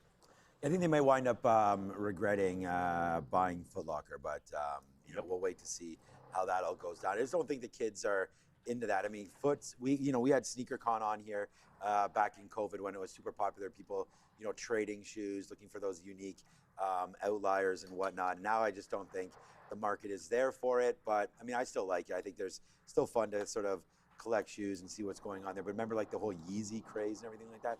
What I wanted to do was just remember what happened to Walmart, right? Walmart gapped down pretty aggressively off their earnings, and then after basically 2 or 3 days, we traced back there to the upside. We do know that retail has a problem right now, and we've seen it hit Walmart. We've seen it hit Home Depot a little bit there, and we still do have some more. We got Five Below with a downgrade today. So I really love the store. I love how it's sort of, every time I'm in there, how clean it is, how well structured it is, all the equipment they have, how it's very much tailored to whatever region they're in. I'm looking forward to actually going back to Buffalo at some point for hockey or something to get into that DIX again. I love just the store in general, and some of our sport checks around here are starting to turn similar to it. But anyways, Walmart had its get back up, so I think that DKS will eventually as well. This is just such a huge break, as Neil had mentioned. I was looking at this earlier today, it was 150, and we have just kept on going to the downside, down 20%. I mean, they're still a huge retailer. I don't know if they own, most of the spots, I guess, are in malls, so I guess they're not actually owning the physical real estate, which is a problem. But that break right there of 167.67, it was funny yesterday because we were at baseball practice, and I was like, to the kids, I was like, okay, I'm only throwing 6 more. So I know you have your problem with your tennis elbow there or whatever, but I threw over 200 pitches at these kids yesterday. I'm like, okay, there's only 6 or 7 more left, and that, whenever I said something Frenzy. like that, yeah, they got crazy there, but they're 11, 12 years old, so all good there. But yeah, a break lower on this name. I think Neil and everybody's right.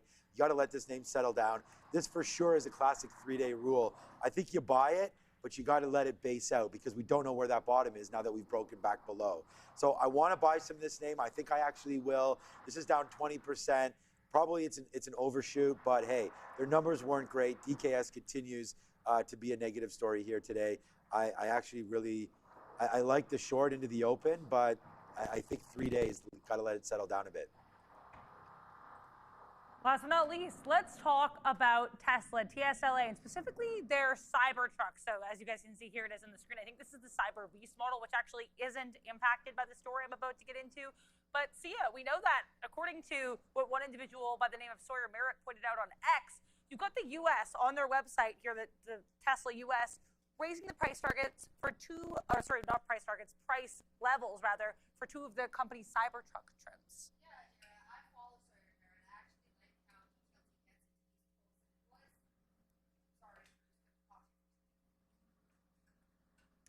Yeah, I mean, we're going to talk about the Cybertruck in just a minute. But yeah, I mean, what we can say here, two of the Cybertruck trims, again, Cyber Beast not impacted.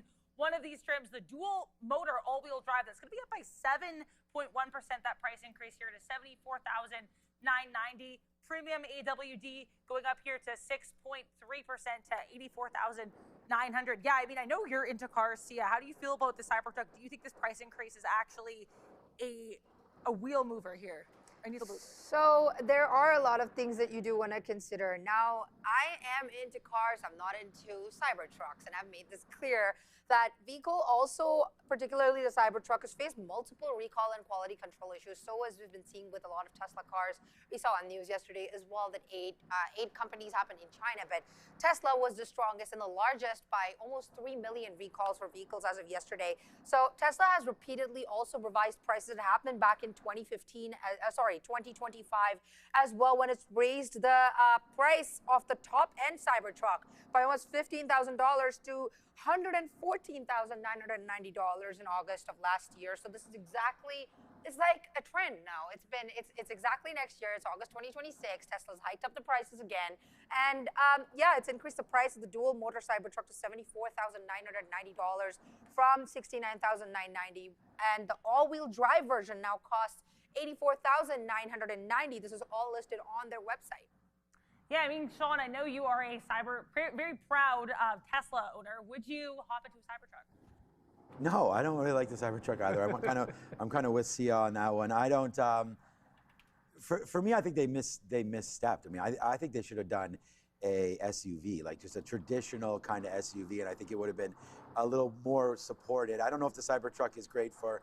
I mean, those of you that are in construction, I mean, would you rather have an F-150 or a Cybertruck? I mean, I just don't think the Cybertruck really does it. And we've seen, the funny thing is though, Neil, on their last, they only sold like 9,000 units. It's not a big deal. Like it's such not a big deal for Tesla. And you can see right now, Tesla's basically having absolutely no reaction to this. You know, the increase in pricing is interesting to me. I thought they would have gone the other way on those trims, but as parts and everything gets more expensive, and we do obviously know about the tariff situation as well. You know, Tesla being produced, I think the Cybertrucks are still produced there in the United States, and if anything's produced over there in China, then obviously they're going to be suffering some tariffs as well. But it's not a huge move for Tesla there today. I actually, you know, as Nvidia's been sort of drifting down to the downside, Tesla's moves already happened. I'm just nervous about this 360 area because that is where your 50-period moving average is, and you know, we should have you know, maybe Brian on the show later today, and we talk about, you know, you're in the penalty box till you're out of it. You got to get above this 360 and hold, and until that happens, I don't really think the long for Tesla is appropriate at these levels. You've had such a nice move back to the upside. That's more than 15% top to bottom right there in 2.5 weeks. So I think Tesla's already done its work there. So let's just wait to see where we go. I did just get a little bit of a bid there on Nvidia. It just came back into 211. I do want to play the long break there on Nvidia. Thought it was about to happen, but instead we just got the bid down low. So I only have a quarter of a unit, but we are now into Nvidia, and I know we got to go back over. Is the rundown over? Maybe it was. Okay, it's not. Okay, that's it. So I just wanted to look here. So the imbalances are now out. I don't see anything major on here. I don't even see Nvidia, but you know, something to look out for, and Tesla on there as well with only a minute and a half to go. I don't know. I want to play long on Tesla, but I think for a positioning, I think you got to wait for it to hold 360 for a couple minutes. Yeah, I mean, given that it failed that 50-period moving average, when I'm looking back at it, like 340 looks interesting. Like you can squint far enough. If you squint hard enough, you can convince yourself of the 346 level. But I don't know where I like the long that's going to be anywhere close today. And you're too far away from the theoretical resistance. It feels like a stock that's diddling in the middle to me. And so I'm not going to be a huge fan of it. Nike is a sell of 500,000. Obviously, that's down in sympathy. It's still trying to hold that same low at $39.50. Oh, one thing that didn't get a chance to go over was the relative weakness. Market's up. I'm showing you SLV down 1.8. I should always lead with gold because I guess people care about that more. But GLD down 0.8, SLV down 1.8. So for the first time in a while, I'm actually thinking and looking short. We didn't get to the 200 on SLV, the 200 SMA, but we got close enough, and this is now 2 days worth of a pullback. Double top, pullback day. I want to be short in pops in SLV in addition to looking at names like, I looked up in my Nvidia chart, the fly is just hanging out. Oh man, don't. Right on the screen, but I can't hit the screen because that's my monitor, which has my charts on it. But he's just chilling, he's not even moving. It's ridiculous. Hopefully they're about to die. Yeah, that's when they stop moving, you know they're almost so dead. negative. No, come on, you know that's exactly what the case is. So it's Tuesday, we got the opening bell a day before Nvidia earnings, and we're gonna ring it right about now. All right, here we go. Okay, we just got long Nvidia. Oh, thank you, Rob. What a savior Rob has been there. Basically the first coffee of the day. Thank you, Rob, for that. Oh, wow, you didn't need to. Okay, thank you, Rob. Okay, here we go, man. It's Nvidia now trying to go back up to the upside. We do have a long now at 210.70. I am looking to push it through that 211.50 area. So I think we can average into that if that winds up going to the upside there on Nvidia. So we're long in this one. I only want to give this one to a break of the pre-market. If we're wrong, we are wrong. So we can slip out of this one on a 210 low break if that's what winds up happening. I thought the losing streak may end here for Nvidia, but it may be the other way around, man. Maybe this is just extending its streak right now. 209.99, man. If we break below that, then we are going to stop out of this Nvidia trade, which I'm happy with. We're not super into this yet, but right now that's my look on NVDA. Yeah, and the first thing that just happened off of the open for DKS, I should say. Oh, don't go to Blue Ocean, please. There we go. Come on. Oh, you went to Blue BLs? I know, and now I have to wait for this stupid thing. All right, we can come over to my screen. There it is. A shot to the upside on DKS. So we made the low at about 141, which puts Nike firmly in focus. Now that I flip to Nike, doesn't want to go. See the bottoming tail on Nike? So I'm going to look at that 39.27 as a bit of a bottom. And instead of playing the relief rally in DKS, I'm going to try the relief rally over here in Nike. Just feel like it's just safer. It's not that it can't lose, but I just feel like it already showed a willingness to hold that low. So we'll look for the VWAP retracement on Nike instead of Dick's Sporting Goods, DKS. And again, I'm sorry about not having any good puns for Dick's, but.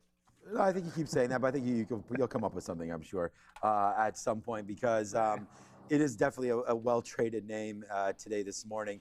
Okay, here we go. I'm on Nvidia. So, let's see if we can get an out here. I'm actually offering 83s. I don't really know why we put that to 83, but right now, Nvidia, we do have, okay, there it goes. Nice. All right, man, we're long now at 210.50. I like this level. Let me get another piece out here at O's. So there it is at 11s, and then we'll see about maybe a high take through some of this, and then we'll get back to the upside and take down that 211.50. Look, we like the 200 period moving average. We were able to buy some right there at 210.25s. I don't know if this name is going to go or not. I'm going to take out another piece here in the 80s, but there goes another one. So far, so good, man. As we go, I got to make sure my stream deck is open here. As we go 1 for 1 early, but this name could slip up a little bit. Look at Bitcoin right now, 78.7. Yeah. Okay, maybe IBIT is coming down. I wrote down on the note today that we like the IBIT short up here. I don't know if it's going to get to 45. Let's be patient and wait to see if that is indeed the case with IBIT. Nvidia. Oh, did you mention Intel there? We did, but it's under 90. So. Okay, yeah. Here, I'll just put my note up on the board just real quickly. You guys can go find it. It's in the chat as well. Nvidia long 211. We're already long right now against the 200 period. If that breaks back down below, we're out. SpaceX 135. Let's have a look at that. Intel 88 long, IBIT short. So Intel yesterday we had to wait a couple minutes, but right now it's not near that 88. It did just bounce off the 200 period moving average. All right, you're in two completely different names now, Nike and SLV. So SLV just made a little bit of a pop into the volume weighted average price. It's just look, gold and silver have been a little bit weaker the last couple of days and certainly today. So shorting it back into about 61.4. It's the Qs that are. Like the market, I should say, just busting through VWAP and starting to look very, very strong. I actually liked Intel for a break back above the 90 level. And I specifically said the VWAP reclaim on Intel because the gap down was too far. The prior highs are 88. So I think that could be one place to go. But I want to see it get back above VWAP. It was actually I think it was the top thing on the list, but it hasn't come into play. But this is one I'll be watching closely because the other names were actually lower on the priority as opposed to INTC, which is still kind of languishing relative to the market. Yeah, there it goes. It just kind of lost a bit again there in Intel. Yeah, we just actually, we're in the club already. There's a dollar club right there on Nvidia. So, you know, so far so good here as we go 1 for 1. Yesterday we went 2 for 3 with basically our loser being literally a cup of coffee. But here goes Nvidia right now. I'm going to take a little bit more on a 211 break. I mean, we're now $1.20 in the money on this name, and there it goes. So we do add to that position a little bit. Unfortunately, the price we just got there was 60s, so not a great add there for your boy on Nvidia, but we'll offer some out at 80, and we'll offer some out again a little bit higher than that, as we've now hit our daily goal, position pending here on NVDA. So it's a really good one. It was the #1 trade idea that I had on the list today, was a 211.50 break. So now even that position is now 40 cents in the money, let alone these dip buys that we do have. So now we're dollars in the money here as we continue to fly high on Nvidia. And I don't know if it's going to slow down. We just got a top tick there at 211.85 or so. Hopefully this can, I guess it was 80s. Hopefully this can keep going higher on NVDA, but so far so good here early in the morning on NVDA. I hope you guys are enjoying yourself. It's been a good morning so far. The Nasdaq did make its lows. Now it's trying to get a little higher. Let's see what happens now. I'm going to work to figure out where the outs are. I've always said VWAP would possibly be a decent out for us on Nvidia. So don't want to get stopped out on this one, but you always got to be, whoa, okay, but you always got to be a little cautious of that as a possibility. Let's go Nvidia, man. Big trade alert over here for now. And Intel back to 90. Intel just went back to 90. I just got the 04s long. Moderna's going absolutely ham, just to acknowledge for everybody. We thought it was a 130 long, so you can pretty much forget about that. But we stopped out of Nike at the low. It was always a play here to the low, but we're still falling on Nike. Intel, as we said, that is going to be the 90 reclaim. So it's breaking back above that VWAP and the $90 level. Going to give this one a little bit more room because we like this one a little bit more. And SLV, silver and gold, it's coming back in. I want to make sure we're scalping into the low of the day here. As we said, the market's blasting higher, but for whatever reason, it's drilling higher. Actually, I should have used that pun with the drilling that's going on. The market's drilling higher, but they're still drilling for the bottom on silver and gold, which have been relatively weak, as you guys can see here. But what's crazy is two names that we usually pay way more attention to, SpaceX it's going nuts, and Moderna. Obviously, those have been two big-time runners. SpaceX has its own VWAP reclaim happening, but Moderna is the bigger story. mRNA is blasting higher. It hit 150 and pulled back. I thought this was a 130 dip buy, somewhere closer to the 30s. Might have to start looking at VWAP or just a clean 150 break. Right? If it holds higher, this is a stock that does well on breakouts. And we're trading some breakouts earlier in the afternoon or later in the morning yesterday, and then later in the afternoon, and or I guess mid-afternoon, it did a bit of a breakout as well. So watch for that 150 break. It's in pullback mode first, so I think getting a place to find that bid makes more sense. It's a little bit early for VWAP on the way back to the downside, but Moderna, the squeeze isn't over yet, everybody. Yeah, we had mentioned that earlier. Derek gave us a great question. What do we like better, the 130 or what? Maybe what happens first it was, and I think that 130 seemed obvious as a bouncing spot, and it looks like today again, for Moderna, it doesn't even wait for that nice upside move. Now you're just about halfway between 130 and 160. So wondering what you guys maybe think there in the chat about that. Okay, I'm gonna get another piece. Well, we actually got a lot out there when it made these moves into 212. I mean, part of trading for me is sitting at key levels, right? So right now, like I'm just sitting there again. So we're there at 212 again and get another piece out. So this is already a day and a half goal. So we're pretty happy with this move just off one time. And it was really lucky on Nvidia today because we got that fallout right into the 200 period, and I love that 200 period moving average. So really did make a little bit of sense for me to take that trade and then hold it against. Remember, if we broke 210, we were going to be out. So this was about, now we're long at 211.50, but this area down there, we were long at 210.50. So the fact is that we were going to lose 50 cents to make $1.50, $2. I mean, well worth the risk reward on Nvidia. Nvidia going higher as market going lower. I did want to look at Apple today. They get that new Mac Mini, which I guess the M6 and the M5 Pro. I think that's what they're called, was the surprise. I don't think they were looking for the M6 and they got it. So that was a nice move higher there. But now fading back, as I said, it was an expected move today for Apple to release their new Mac Minis. So that's an interesting story there to keep on watching out to see what happens with AAPL. It's only 9:40, still early days. We are aware, just so everyone else, we're aware of the audio issue. It's just, they're working on it, and we're trying to get it fixed for you guys out there. So bear with it. And you guys, I don't know if you guys there's hear. two things. There's our audio here, and then there's also the drilling. They're working on the parking lot that's right, down there below. So I had to charge the old Tesla at the house last night, so it costed me probably $3 or $4. So I need to put on a little more shares over here as the parking spots are being taken over by. Maybe all this drilling means we need to get into some USO right here. It's not moving. Drill, baby, drill around here. Maybe they struck oil downstairs. I don't really know. It seems like they might have struck something there. Hopefully not the power lines. All right, 128. Yeah, and again, big discussions. And Adair asked us a question to start the show at 8 a.m. And by the way, let us know how you like that new format there. I think that was pretty fun. We're looking forward to continuing on that one, getting Joe and Sharif and everybody involved there. That should be a real fun time. But look what's happening to oil right now. Nothing. It's not moving. So down 3%. Really shocking me that there's nothing going on here with USO. Go Nvidia. You the man over there. But yeah, gold as well. Nvidia now taking down 212 now. But GLD, nice move lower today. I think this is a buy. I heard today on Bloomberg that they're looking at 5,000 an ounce. So we can get going on that one. If that does happen, you'd be up here. I have to go ask one of the large language models what 5,000 an ounce looks like as far as the price here for GLD, or just line it up. I don't need to ask anybody that, but I think that's interesting. Buying gold continues to be a story that could work out for everybody. All right, man, here it goes, and that's exactly what we're talking about. It's your face slapper. I just saw that graphic, so let's put that on right there. It's your face slapper for me of the day. Every day we just have fun with the dollar clubs, but now this is $2.50 in the money off that low, and $1 in the money off our posted breakout. So both things work today for Nvidia. I mean, this might be a day where we could do a video. Dip buy or break out? How about both for NVDA today? No major upgrades or anything like that. It was just a break of the streak. And I asked myself, I said, self, do you want to be short Nvidia into earnings?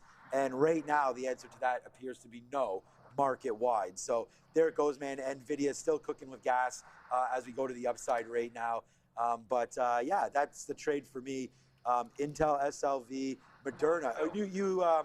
How did that Intel trade work out? Because Nvidia ripped. I don't know if Intel did. Intel actually tanked. Moderna just broke 150 as well. So Moderna just broke the 150 level.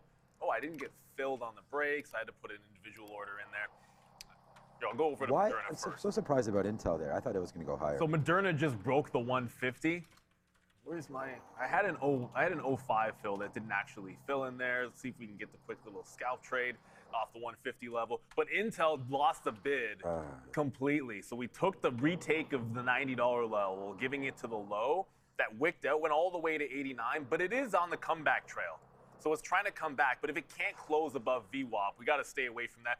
SLV and silver and gold are still weak, so silver's almost at the low of the day, but not quite. Moderna just tagged the 151 for the scalp trade, but the thing about mRNA, like the initial breakdown yesterday, made a low at about 942. Like this time of day, it made a low reversed, and then went even further. If it were to follow that pattern, my thought would have been a VWAP retrace, but then, all right, I'm just talking nonsense. It doesn't look like it wants to go pull back at all. So you got to start thinking about where the levels are. For myself, you can see very clearly, just go back to Friday, $156 was the top. Moderna has made lower highs like every single day since that first day, which is not a lot of days. The story just came out. So that's my anticipation that you could still make that lower high, and I'm always in that scalp mode. The last range was 47 to 150. That's $3. So I should already have taken that one. I should have already taken it. You saw it go and fail the 150 level, so I should be scalping the two. So I have 153. If it's 37 to 150, it's 150 to 153, and then take the next leg. Every $3, it looks like it's going to be a scalp trade. That's what worked yesterday for myself. Eventually, it did make a jaunt to that 143 from from 137. But even then, it was going $3 at a time. So I'm going to stick with that pattern. And then the next trade, we'll be looking at VWAP back at 47. So the breakout, obviously working there. Silver, man, that's loud. Silver, this is a standard. I think it's a short. And the first place to short it that isn't the prior day low is the volume weighted average price.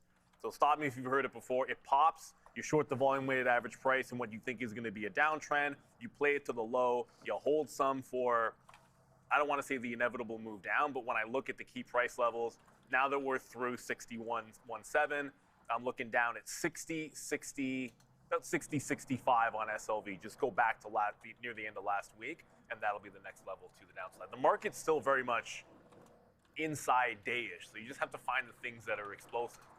It really only takes one, like Moderna, like 2 breakout trades in Moderna with my day yesterday, and the one here could just be good enough.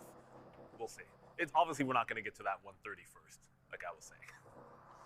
Yeah, no, yeah, great look there on Moderna, of course, and that's what we're talking about. You know, like you trade Intel, doesn't work, you go over to something else. I mean, we did that yesterday, and it worked out swimmingly. So I definitely like those kind of strategies. As we say, it just takes one sometimes, and that's exactly what we're doing. Now we're at 2 times our daily goal here on Nvidia. So that's now at 213. So this is now $3 now off the lows and $1.50 off that initial position there for NVDA. Let's just keep it going, man. I have my stop at 211.50, so we're gonna see if this one can just mature up a little bit there into 313.20s. I'll put an offer there. We'll go to 313.50. We'll put an offer there, and then we'll wait to see where this goes. But yeah, man, definitely making some decent cash there today. That is for sure. What's been halting? I'm looking. This DFNS was another one that we have traded over the last couple days, weeks and months. DFNS right there, nice move higher. This name was $75 at one point, all the way down, just halting to the downside, and now reopening over there. ZSTK. I mean, you guys let us know in the chat if there is anything going on. AIXI is a much more, if you're looking at the small cappers, AIXI was the one that was the most appealing, but unfortunately, it had an up halt and then immediately down halted after that break, and it's lost VWAP. So watch the 120 level, 100 million shares. That's legit. That ZSTK wasn't really doing a lot of volume. If this can get back above VWAP, that's what I would be watching for. It's got to get above that and then break out that whole price at 160. Well, it's down here. I think you got to be a little bit careful. But Cisco, the other story that bears mentioning, yeah, this is SMCI, 7.5%. The only thing on my board that's up more than that is Moderna. Moderna's up 8.5%. So SMCI and Cisco teamed up. Cisco expanding to secure its AI factory with Nvidia in partnership with SMCI. That is all green shoots for them. So the squeeze is on once again for SMCI. Yeah, SMCI, really good looker right there. Look, I'm at a little bit of a loss for words right now as we continue to watch for this Nvidia trade. We just got 213.40s there. So now we're really starting to move, man. I mean, it's $2 now in the money. And, you know, if you guys are looking for some sort of notes, we do have our morning note. We all do put something out, but there it is, Nvidia, 211 long, man. We like it. We were going to use VWAP, but that we didn't have to worry about that one.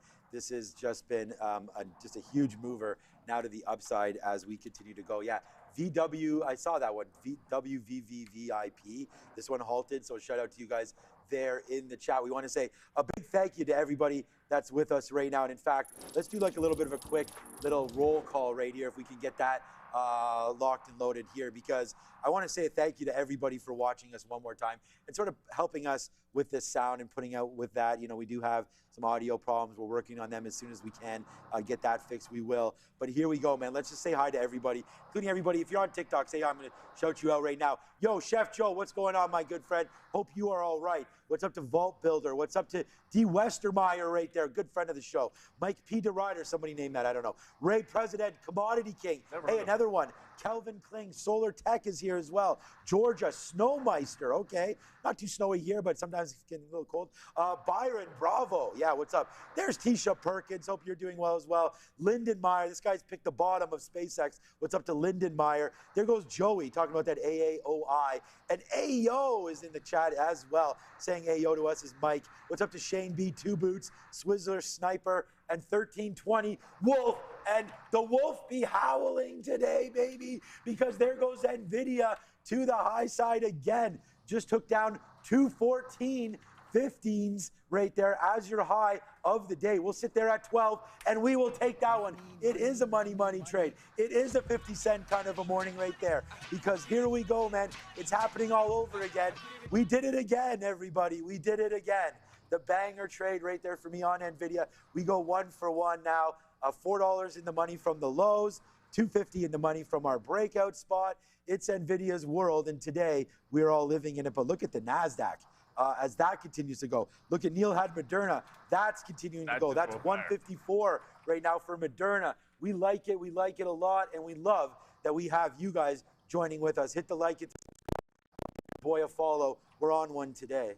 Absolutely, and this market is absolutely on one. I don't know what's holding up BE, but this feels like, why is it not participating when it was so strong yesterday? SMCI continues to lead the way.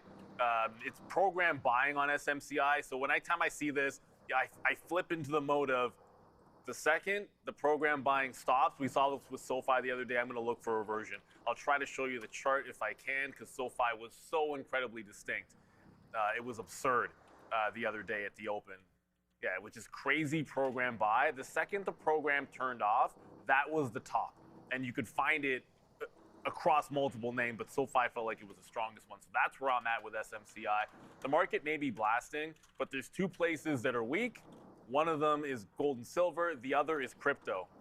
And Bitcoin languishing a bit and looking like it wants to lose to 44. I preferred the silver short, but I think adding this one can make a ton of sense for sure. Yeah, Moderna is almost at that 156. So there was the resistance the other day on Moderna. 150, 156, 157. It almost got to 160 that day, almost to the dime before turning around. But notice the difference on a 15-minute. It was the first red candle that was a turnaround. So there will be no front end trying to get in front of Moderna. You can't do that. Just if it's going to get to that price, wait for it to put its wait for protection, and then aim for the short. So I'm going to wait on this to get a little bit closer to the highs and then think about a reversion. But not so much for SMCI. That's just too crazy to me. It's starting to slow down a bit, so the first red candle is when I'm going to look short on the 3-minute. It's that simple.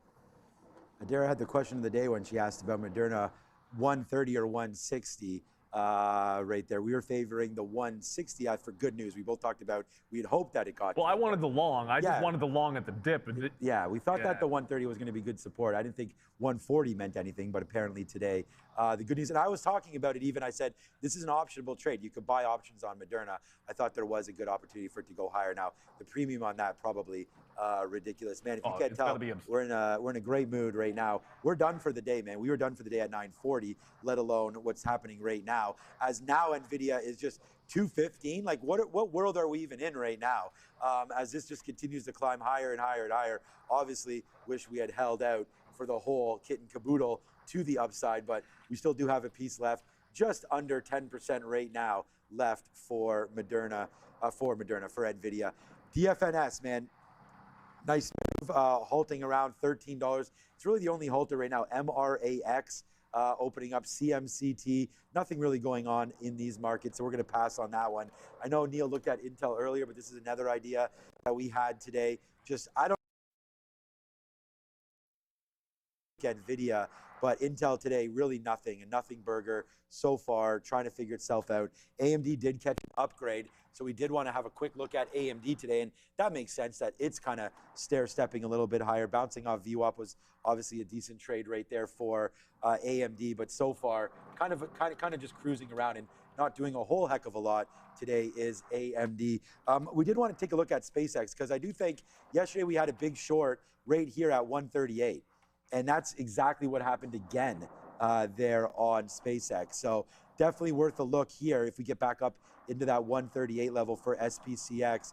Like I said, yesterday was a monster trade actually on that stock. So we'll look to see if we can do something again over there on Moderna, on SpaceX, hoping for that big move there. I don't know if we're going to get it today, but it's kind of just hovering like that. But yesterday we waited, man. We waited for it to settle out right there. We got hit early. It was actually early in the morning on SpaceX where we got hit there, and then we got that short all the way back in. So it's almost making the exact same move again where we ran 138. It's too bad. I think if we were looking here, we could have put a lot of damage on the board here, but went up to 138. That short was good again, down to 136, but let's give it a little bit of breath here. Bouncing off of 136.50 right now is SPCX. So let us know what you guys are trading. We do have that board up right now. We call it the stock visualizer, and we can, at that point, be able to see, what you guys are looking at. I think probably SpaceX is probably near the top of that list. I hope Nvidia is for most of you. This name now almost, well, it is $4 from the bottom, just hanging out here. I'm going to take out one more piece, get down to roughly, we're under 10%, but get down to that, 6-7% right there. If we can catch one more uptick, I'm at 214.25. You know what? Let's go right here, 14s. There it is. So we get that fill now, and we go under that 10%, 7% left right now on Nvidia long, and looking for some more opportunities. But let us know what you guys are looking at. SMCI. Okay, good. You're on that. SMCI just put in the first red on the 3-minute, but you know what? I still see some buyers coming in. We're going to go tight stop. I want to give it to the absolute high of the day. Look at these wicks. I feel like if you just give it to the high, you're just asking to lose even more. But this will be a VWAP retracement plan. We said it was the first available red that we go for, and that's pretty much what we're doing. But again, I'm going to give it a relatively tight stop. We do have some super chats that we're going to get to in a second. But I had the visualizer up as you were saying that. Here we go. What does it look like? Well, it was DAIC a second ago, but all the Nvidia mentioned just put it to the top. Did we talk about this one? But DAIC was yesterday. I don't even see it halting today, so I'm a little bit confused by that one. Why is that one? Okay, anyways, we'll get to that in a second. AMIX, another small capper, SpaceX, The Criminal, Moderna, Dix, Intel, Marvell. I don't know RZLV, AMD, Bloom Energy. Marvell definitely was a bigger runner than I think many people realize. It's up like 6% here today is Marvell. But a lot of these names, look, the entire... Dang, I knew it was going to happen. What happened? Nah, the chart. Chart crash. Marvell up. That's. Yeah, I can show the 15. I want to be able to show you guys the candle, but I flip too fast sometimes, and then the chart goes and decides to crash on me. But Marvell's 6 points, closing in on that gap that you saw from Friday. I'll make sure I can get that chart back up live. I did got one bid on SMCI, and I'll show you here. So it came back into this prior high, but already bouncing. This is why a tight stop. So it was. Excuse me. That's you. It was the first red on the 3-minute. But a tighter stop because it's still pretty bullish on the 15. And I like to play into VWAP, which also coincides with Friday's close price. So it's a bit of a tighter stop trade on a reversion than I normally would do. I'll get that chart back live. I love this right here. Thank you, Easy Peasy, again. He says, the Swami calls it again, $3 in the money on Nvidia. So we thank you to that Easy Peasy. We really love that one. So thank you for all the fun we had yesterday, including some of those AI images. That was a heck of a lot of fun. We want to thank you, Mr. Peasy, for that. That was a lot of fun. So keep those coming in. We'll have a good time together, I'm sure. All right, another out there at 213.80s, as it looks like we are retracing back in. I wanted to call this up because the stop order is now in, breaking through 213. So if we do break that 212, I just want to go to the 25 period, right? So 212. All right, it's basically just a 212 break. Or 213 break. Let's go to 212.89. We'll get out of 100% of that one if it indeed does come back in. So that's going to be a little bit of a level to look at there for Nvidia on your 25 period. We could potentially reload this thing. I mean, there's no doubt about that.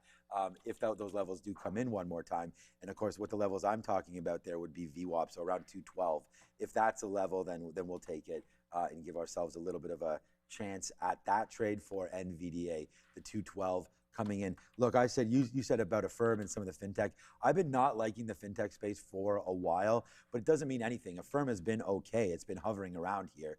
We saw that big hit from Klarna. Right now, Affirm not doing a whole heck of a lot. It did, for some reason, just show up on the scanner. I guess they're bouncing or coming through VWAP right now. But a little bit of a gap there. I don't know what happened. 76.40 up to 77. Maybe our chart is missing something, but did show up there on the scanner as a nice break. And I think we always talk about diversification. And look, we love to talk trading on the show, both long-term, short-term, obviously day trading, scalping. But, J&J has been a real nice move in the account. I mean, we had bought this name down here at 220 and talked to you guys about this, trying to diversify a little bit outside of some of the AI space. Like, if this circular financing thing and there's some sort of a drop down, with this whole data center and with the the Nvidias and the chips of the world, you do want to be into other names. These names will rocket if the other names start to come back because people want to put their money to work still. So I do like the J&Js of the world, and exactly this, the XBI. Obviously, you're going to get outsized moves over the last week because of Moderna and what that's meant for the space. But the XBI has really been, again, another great ETF to bid in. I really like the story here with healthcare and biotech. So these names continue to work as well. That DAIC, Neil, that was one of the ones that was on the list. And I think it's just maybe from yesterday. Oh, it's already done 65 million. It's so crushing it right now. Yeah, I take that back. I didn't realize the volume was there. It hasn't halted. So that's why I didn't see it on the scanner. So I was wondering about that. But it has bounced nicely off $4. So DAIC may be worth a look for some of you guys out there. Yeah. I didn't even realize you had it up on your screen. It's so got, what are you looking I don't at? know.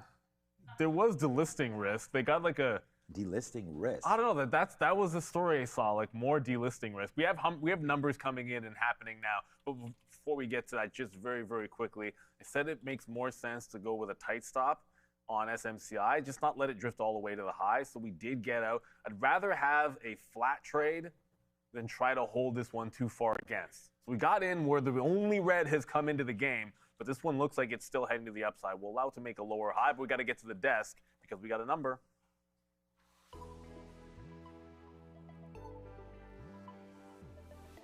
We actually have a couple numbers here. So we've got new home sales, 607,000. That's going to be below the prior print of 628,000. It's also going to be below the forecast here of 620,000. So lower than expected, lower than prior number here for new home sales for July. New home sales month over month, of course, lower than expected. We also get a lower than expected month over month print. Negative 10.5% versus 1.6% prior and negative 1.3% as the forecast. CB consumer confidence, 89.4%. That's going to be below the prior print of 90.2 and that forecast here of 90.9. So consumers a little bit less confident than what we were expecting. SPY, though, still higher on the day, a little bit below, though, that pre-market high and where we opened. NASDAQ holding up pretty well. This low here, session low from early this morning around 710.80, could be coming into play in a matter of seconds. Let's talk about earnings. The earnings are definitely in focus here today, and I think the biggest mover at earnings by far is going to be Dick's Sporting Goods. If you're seeing some weakness in Nike and wondering why, this is very likely the culprit. You had a miss here on Q2 EPS. You had a miss on sales. They maintained aspects of their guidance, but they also lowered aspects of their guidance for fiscal 2026, specifically with regards to Foot Locker, which they acquired in 2025. Other earnings in focus this week include Nvidia, CrowdStrike, CRM, IREN, Affirm, and speaking of Nvidia, AMD, its peer in the chip sector, is in focus here after getting upgraded by Raymond James to strong buy with a $641 price target. Make sure to like, make sure to subscribe. Stick with us. For now, we're going to send you over to Sean and Neil.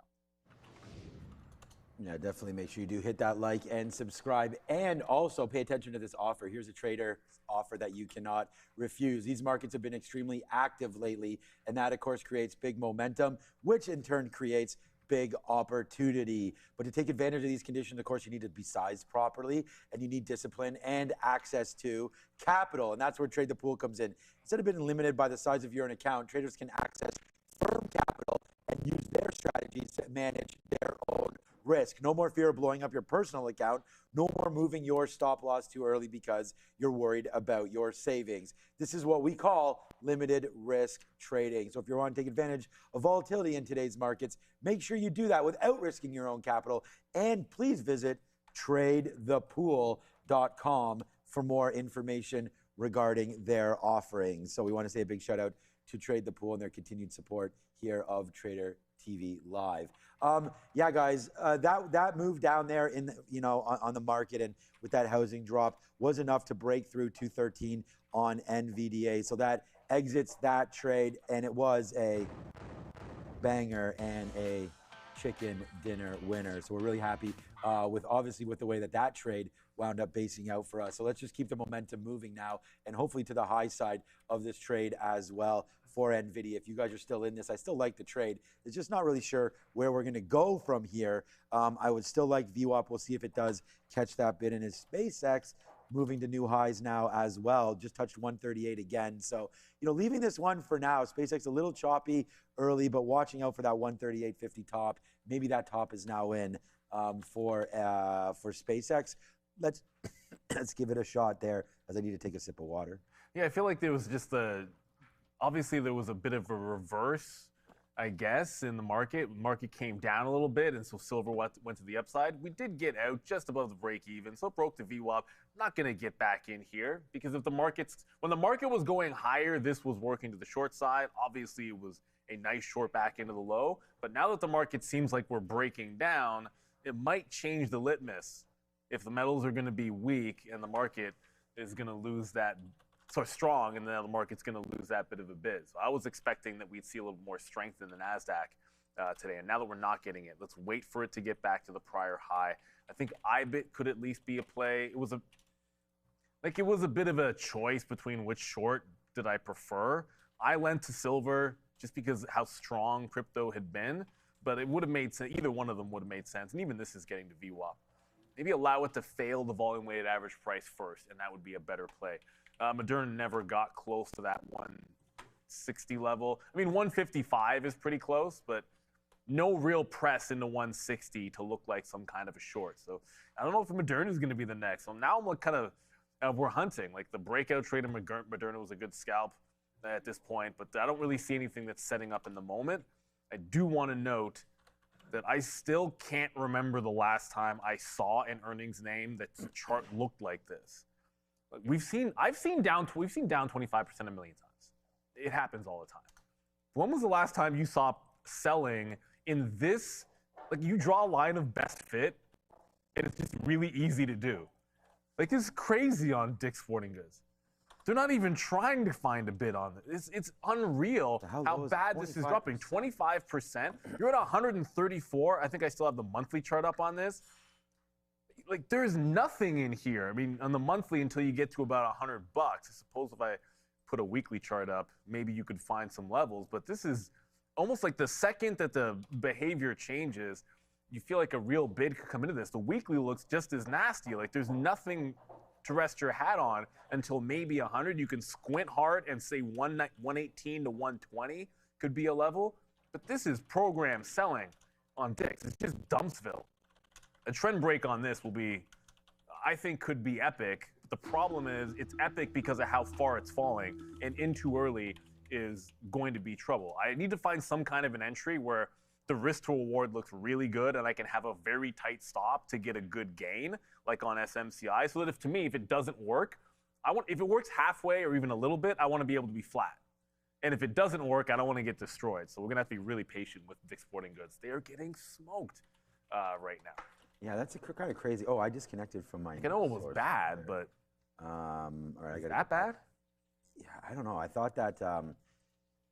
I think it was just that 150 break. Like once we broke that bottom there, I think there was a huge problem, obviously, there with Iran coming out with this news story right now. Oh, this is OpenAI. Oh, I just saw the. I thought it was. Says its jalapeno chip beat Nvidia's.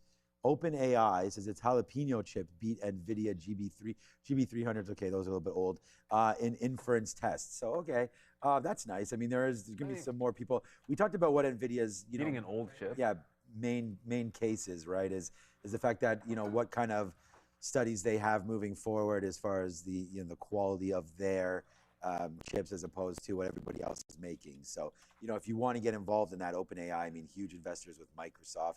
Right now, not a public company. So, is Nvidia going down on that news? No.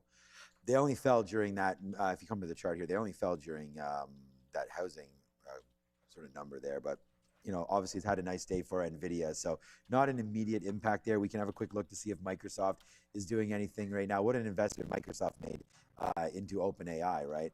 Yeah, so nothing really going on there as well. So I think this is just a story about like, hey, there's going to be more competition coming for everybody, right? Custom ASICs, you sort of mentioned Marvell earlier today. And we mentioned this yesterday when we said Marvell, ARM, some of these core weaves, these names could be up 5 or 6% on any given day or down the same as well. SK Hynix waiting to get into some levels. I mean, the fact that Micron has orders like booked out to 2030 and things like that is pretty unbelievable. You know, so there's going to be some names that get bought back up on dips, right? And I think even on a Micron, we talked about names not being near the 200 period moving average. Let's see where Micron's is. 640. It's at 940 right now. So it's still a huge runway, I think, for Micron. What a great buy that was. We talked earlier at the beginning of the show about situational awareness. Like the fact that this got to 730, I mean, that if you had known, I mean, and many people did, right? More people made money on the way back up than they lost on the way down, that's for sure, knowing that kind of a bounce was going to happen. But yeah, Micron, definitely another name that's getting bought up. I mean, it's up 2%, but, you know, has been getting bought up here. Hopefully that trend can continue.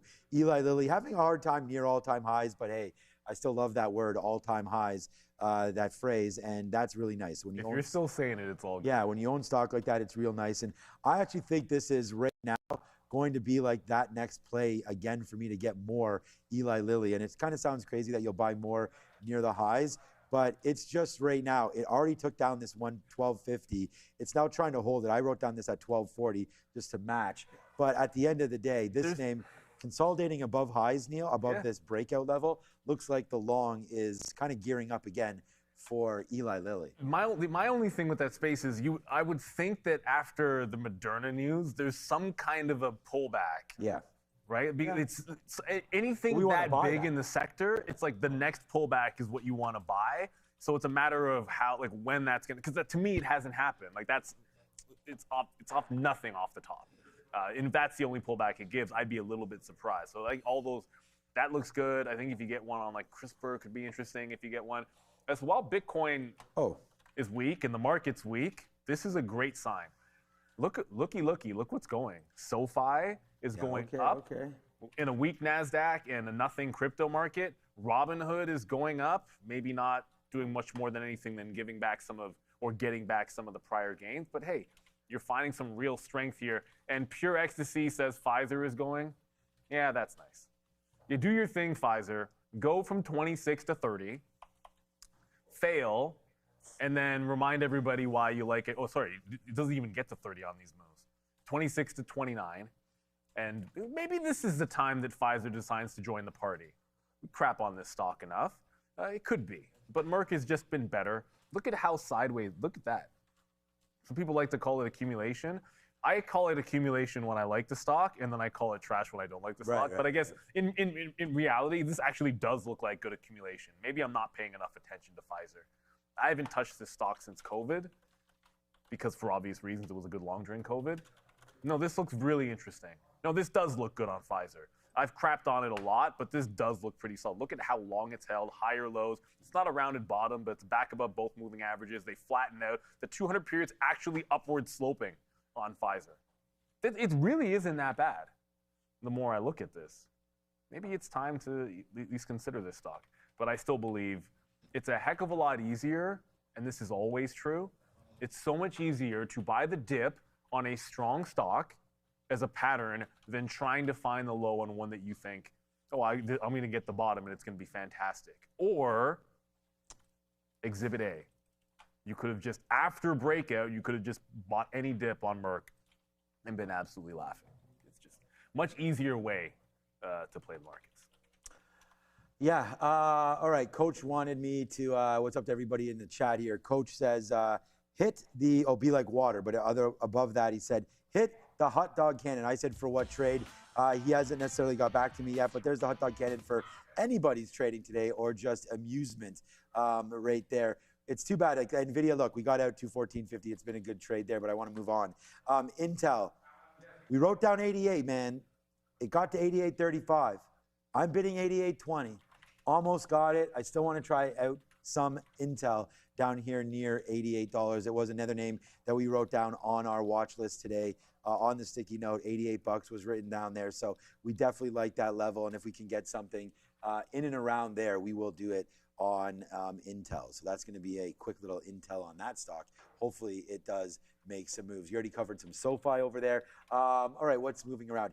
ABTB, nope. SMTK, nope.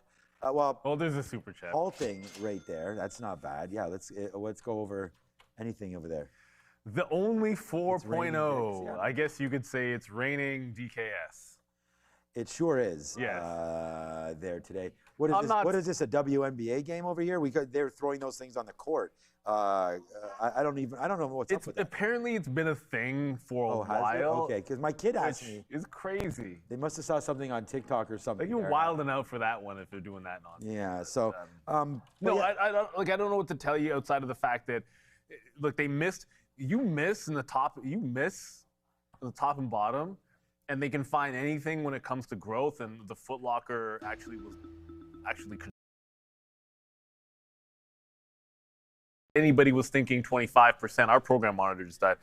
I don't think anybody was thinking 25%. I certainly wasn't.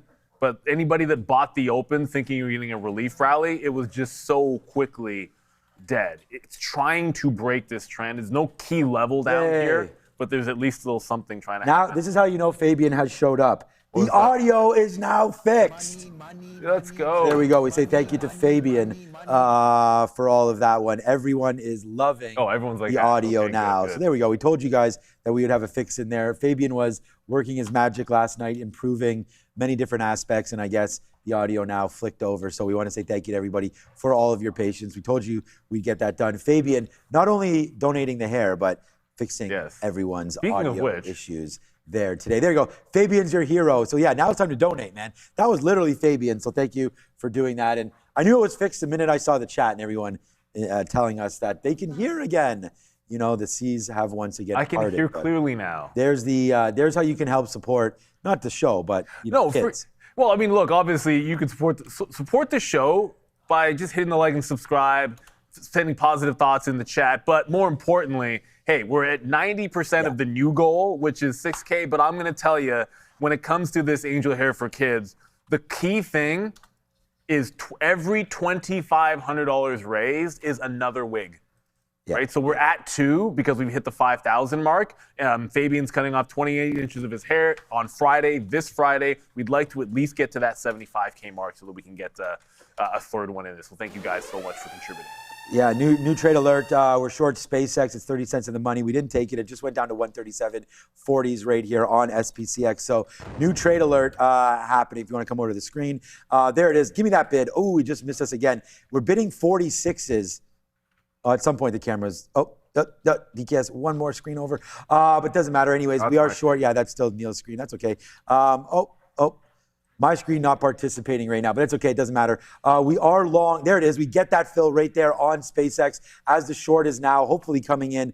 We'll take VWAP is at 120, is right there, 137.20. So we could take another fill there if it does come through. But just trying to short it. We've had that move up through 138. We just had sort of another one. It stalled at 138. So we're now bidding 137.30s. Hopefully we can get that.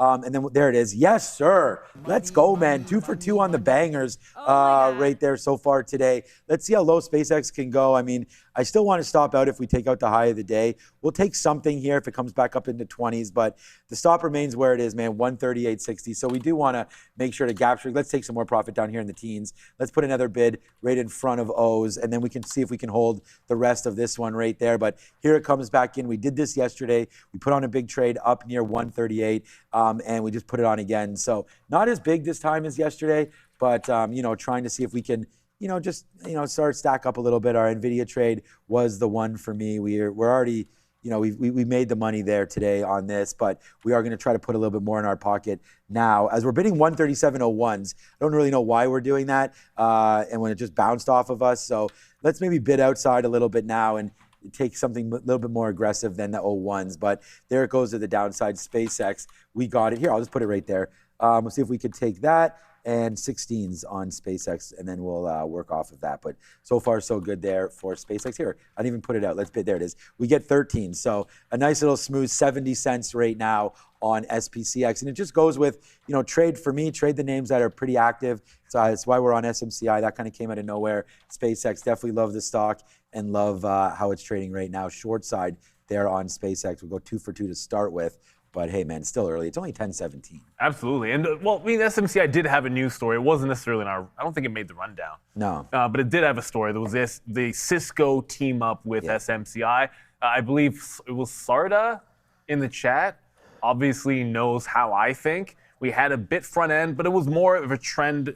It was the trend breaking because I believed that we had the first red candle, right? And then the second that broke out, we jumped out. But now you have a difference. See that fail at 38 and then the lower highs? This is a little bit more back end of the trade on SMCI. I did try to grab it. Why did I have an offer above 38? Well, because I think I was getting greedy, but I don't need that one up there anymore. So on this wick here that couldn't break this higher low, that's where I wanted to get in. Didn't get anything until 85. I also have a 95 order. I'd like to be 37.9 would be the price that we want, and then we just give it to the topping tail. So it's about 20 cents worth of risk. But again, it's just the reversion trade that we like. Still, DKS is failing. Well, you know what? It just put in 2 green candles in a row. They're not very big, but that's still 2 green candles in a row for the first time, well, since I guess the pre-market, I guess right at the open, the pre-market and the open. So the low, there's not much you can do about the scaling when it's down this far. That's just how it's going to look on the chart. But we've just held the 133 level on DKS. So in terms of a reversion trade, there's probably nothing that's going to rival this. I'm going to try to jump in if I can in front of the 133. The low of the day is just underneath 133 even. So call it 132.88. At least that's what P-Pro 8's telling me. So I'm going to actually trust that. If it makes a fresh low, we're out. I'm just sort of sitting on the bid. VWAP is $5 to $6 away. I'd look back first to about 137. That was the lone green candle until the ones that we're seeing now. So SMCI, we're going back to that play. And Dix, we're going to take our first shot at Moderna. Not really seeing any obvious entries at this time to get back into Moderna. It doesn't want... Hey, where's my VWAP? That's crazy. I don't know why my VWAP is gone on this chart. Anyways, it's kind of weird. Was it a new one? Or? I don't know, but VWAP's at about 150 on Moderna. My black chart, which is the one when I look up, that's what I'm showing you guys. The 150 looks like a bit of a shot there for mRNA, but it's $3 away from pulling back into VWAP, so we'll have to be patient for any kind of re-entry there. Let's go up to Adara, see how the small caps are doing in that DAIC. Oh, yeah. Oh. DAIC actually the first small cap on the list. No news on CID Holdco. There wasn't any news on this yesterday as well with that multi-hold. $8.25 million market cap, 1.34 million share float. Next up here, we're going to talk about TNMG. This one was actually on our watch list this morning. TNL Media Gene.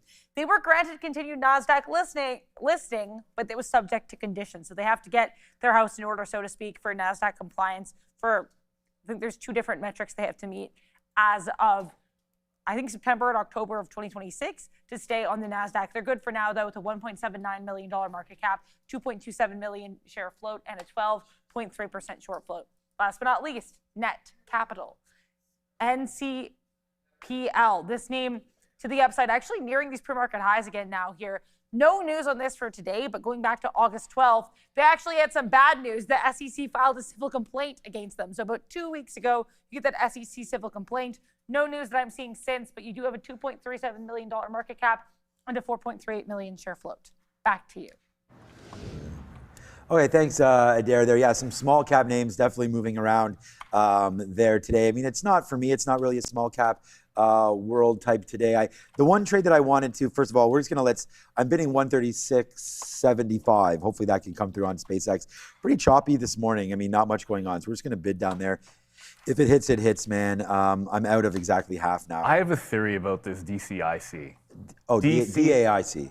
DAIC. Yeah, okay, go, let's hear. Very quickly, but just first things first. Dix. Uh-oh. Oh, sorry, DK. For the love of God. Okay, so we always say this. If you get into a position, because I just did a fat finger on DKS, and the first thing you should do is get out.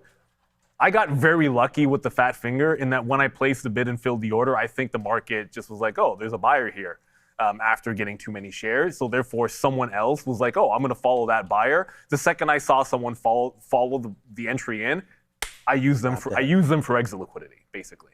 But I am in where we wanted, which was at the 34 and giving it to 33. But back to DAIC, which is, I don't even know the name of this stock, and it doesn't really matter what the name, CID Holdco.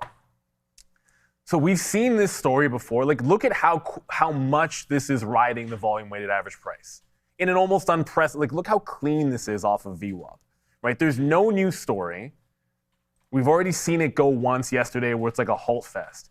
But the second it loses the volume weighted average price, it's almost like you just want that. Just take a shot. Like it's holding. But if you take the short through, and again, you have to pay for locates, it's almost worth the risk to reward, because if it goes into the down halt, great.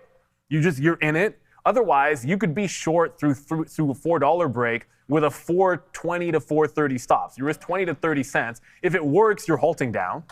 If it doesn't work, you're risking 30 cents. So and especially on dates, I'm thinking more on day 2 or day 3, this is the way that you would want to play it. Maybe not on day 1, but this stock wasn't halting at all when it was going up, and it was halting a million times. So the first halt here down, because I feel like it's more of a day 2 kind of thing. But anyways, that's the next time I see something like DAIC. And again, it doesn't really matter what the company's called. All right, so DKS, want to reiterate, 136 to 137 would be the real target here instead of the volume weighted average price, because it's been so weak. But giving it to the low here, so every dollar is going to matter. Every time it goes up a buck, I want to be taking some out up to 136 and leave one piece on for the volume weighted average price, which seems like a pipe dream the way they've been battering the stock. SMCI, the re-entry on that one, we're just sitting in the short off of the high on SMCI, but there hasn't been any real pullback into VWAP. The market's turning, but this doesn't seem to want to turn as much. Yeah, so I'm going to get my bids out in front of VWAP here just to make sure that we can get the profit if it decides it wants to turn around. It was a Cisco SMCI team up that was the story on SMCI, up 8%. I mean, Cisco probably not as exciting, like for obvious reasons. It doesn't have like the short float or anything going on. No. Cisco's actually down on the day. I'm not ignoring Cisco. We said the story 3 times and pulled up SMCI because SMCI is the one that's actually moving. All right, so here we go again, man. New trade idea.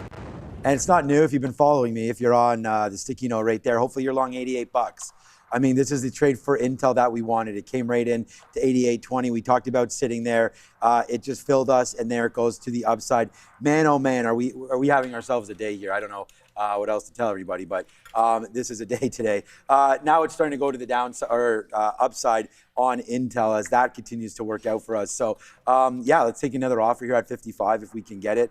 There it goes again. I'm waiting at 65 for another fill there. We're going to go 3 for 3 and pretty big trades there today. And it's, again, I feel like being patient has really been the whole thing for me and nothing really else, because, you know, sitting here being patient has allowed us to get the levels that we want, right? I mean, I'm going to, again, just kind of just show this. And it's not, look, the sticky note is well loved on the show, but it's just, it's Nvidia long, it's Intel. It's everything that makes sense to me here as we continue to watch out for the trade. SpaceX 135, if it gets to that, fine. We went the other way and went short 138. And there's our Intel long. The IBIT short didn't hit. It went the other way. Well, IBIT short was fine, but didn't hit our levels. But Intel did. So it just came in there. We bought it. And so far, so good as it continues to climb to the high side right now, putting some of that money you know, in our pocket has been a nice one there. Our best fill has been 65. We'll take another fill right there at 60. And right now, man, we have a quarter left. Half left. Quarter left of SpaceX. Half left right there of Intel as we continue to climb right there. Low of the day. And it's not that it is the low of the day, but that has nothing to do with it. We were just sitting there, right? I mean, this could have ran, it did go against us a bit. It went to 88.12s or so. I was also bidding 88.05. Trying to give it about 20 cents underneath that. My stop right now on this Intel trade is 87.90 break. So we did take a shot there on Intel, and there it goes. And we had to wait till 10:30 to take it, you know, but what the time is irrelevant because, you know, all you're really trying to do is make winning trades. And obviously there with Intel, as we try to put 3 for 3, well, we don't try, we put 3 for 3 up right now. And it's been a good one. And, you know, just being conservative on the trades, it doesn't matter. You could win. You could go, we already talked about this, you go 1 for 5 and be up. I mean, it's not about that. It's just when the ideas work, it's nice to see, and then you can gain confidence, and maybe tomorrow is just another day, and you can even get maybe a little bit more aggressive tomorrow if your chart reading is working out. And, you know, that's the advantage of, you know, us being on the prop floor. You know, we can trade with other people's capital, you know, up our shares, lower our shares, you know, not worry about our own personal risk, just try to hit some of the daily goals, some of the monthly goals, and make the money that, you know, is satisfactory for you. you know, everybody has different ideas on what an income is, and that's what makes trading the best. You know, whether or not you're these huge whales. We talked about that situational awareness. You know, like if I'm in the money $30 billion, I probably take it. Others don't, you know. So there's that. That guy's still up on the year. Yeah, I know. The fund is up a lot on the year. That's the crazy. Oh, no, yeah. I mean, it's great. And they'll be back, right? And it's just like that's part of the game, right? So trader actually, yeah, go ahead. To that point, because just to expand on that point perfectly, that fund being up on the year tells you a story. They got liquidated to the point that they had to be effectively bailed out, and we're still up. That proves the point that it's really, even if, when you get rinsed, if you take a trade that you're like, oh, I got rinsed on that, ask yourself a question. Did it ruin your week? Did it ruin your month? If the answer is no, then you're doing something very much right. Right? Like, that's the way I always like to look at it. Like, did SMCI work? It was a flat trade the first time. It was a losing trade the second time, but the loss is relatively small, and that's all that really matters. So, you know, the plan of action, it comes down to what does it look like when you're wrong compared to when you're right on whatever the strategy might be. The market is saying that buying Dick's is wrong, or buying Dick's Sporting Goods is wrong. So far today. That being said, it did, again, sorry about the scaling here, but it is what it is. I keep having to zoom in and zoom out so you can get a better sense of the movement. It did bounce off, was able to get that first dollar move off of the lows. I'm not feeling the reload unless it's right off of the bottom, but it has put in a little bit of a nice rebound. So I'm going to try to reload this if I can, closer to a little bit closer to that low at the 133. But we'll see. I'm not going to let this make a fresh low. This is not a hill that I'm going to want to die on by any stretch of the imagination. And that small capper, if everyone was interested in, the halt to the downside on DAIC has continued lower. That was what I forgot to do. When a stock like this fails VWAP, I usually go pay for locates, which I haven't done yet. I'm just going to double check to see if we have them free. Of course, we do not. Not surprised by that. But I'm going to look for the short under VWAP on DAIC, but I got to go pay for. Well, something just happened on SPCI. Yeah, even Intel. What just happened? Just hit low. Anything we're gonna there? find out. I don't hear anything in my ear anymore. Neither do I. Okay, we'll go to Adara. Adara? Yeah, lately, if I see any kind of drop in the market, the first thing I do is I check Trump Truth. He posted this, I think, like seconds ago. President Trump on Truth Social, quote, "I have just been informed by the United States Navy that all mines have been removed and or detonated from within the international waters of the Strait of Hormuz. Iran has been notified that any ship or boat placing new mines will be immediately and systematically destroyed. Through Space Force, we are watching every square inch of the strait, as we are also with Pickaxe Mountain and the already destroyed 3 other nuclear sites. There is a zero-tolerance policy on placement in full force and effect. Thank you for your attention to this matter, President Donald J. Trump." So basically, President Trump coming out here and saying that the U.S. Navy has claimed to have removed and or detonated any mines from the Strait of Hormuz. If Iran puts any more, any new mines will, quote, be immediately and systematically destroyed. Back to you. We took, thanks, Adara. We took advantage of that, as a trader should probably. But it's been very, very aggressive on that oil news sometimes. And, you know, you never know what's going to happen. I was a little nervous. So I was still 88.05, you know, where it bounced 88.07. But we took it at 88.25 or 20, what was the fill? 23s. I just punched in. So we liked the Intel long there. Once I realized it wasn't a chip story, we bought it. So we bought more there. We're getting some more out. There it is. There's a 60 fill. Back-to-back jacks right there. Another 40-cent winner coming in on Intel. We reloaded it. So that's a good trade right there. Now let's go. Here we go. Holy shoot. Yes, Intel. Let's go, man. We are, like I said, man, like a gambler, we're reading the board well these days, man. SpaceX, nice. SpaceX going higher. Intel, where my concern is right now, as that continues to go higher off of another dip buy at $88. So, you know, we're just following our own sort of moves here. Intel going higher right now. About this, I'm waiting for 138.20s, so we may get that fill. I'm literally at 138.19. How did that not fill me? But I'm assuming it will. Wow, it just bounced completely off my level. That went, I thought I was getting that fill. It went to I see a 138.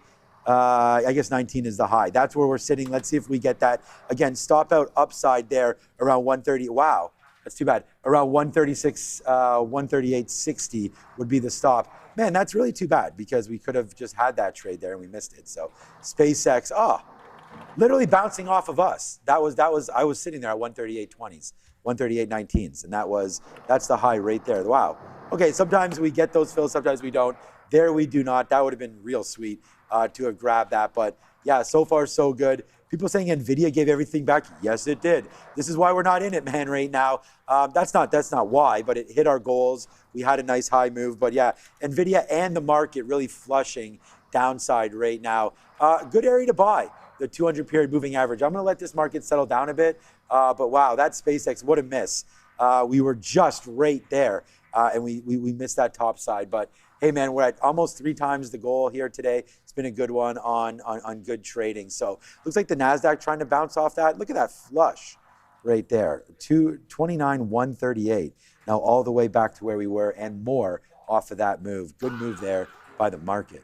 A great move by the market. Unfortunately, I don't think we'll be shorting DAIC because it's a $3.40 stock and the locates cost 47 cents. Okay. So you need to, just to break even, you would have to make like a 12% move just to break even, which is absolutely insane. That's not reasonable. Unless the price comes down, I'm not going to be touching it. We'll reload DKS, I should say, as it tries to break. If it breaks the even dollar, I'm going to be jumping out. Fortunately, we can't. There we go.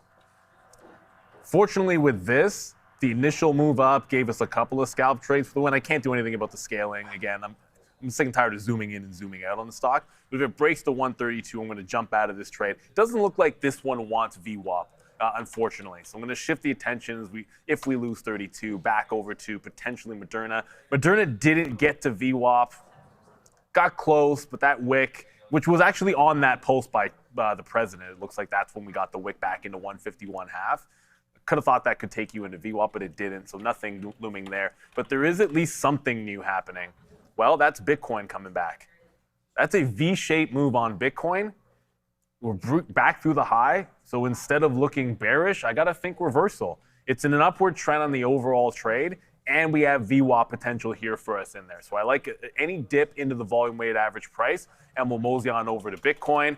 It's that or SLV, but silver is too far away from the volume-weighted average price. Now, we like the short. It was a good short to the low, but we had to get out of it when the market reversed. And I think both those, the metals and crypto, look like reversal plays where we want to buy the dip and just play them into the afternoon.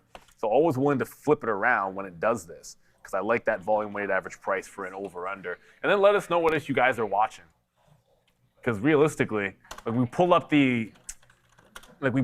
the stock visualizer, which I don't seem to have up anymore. Oh no. There we go. And it was that DAIC, which I'm not touching something like that under VWAP if you can't short it. It's got to get back above to be interesting. Nvidia gave the move back.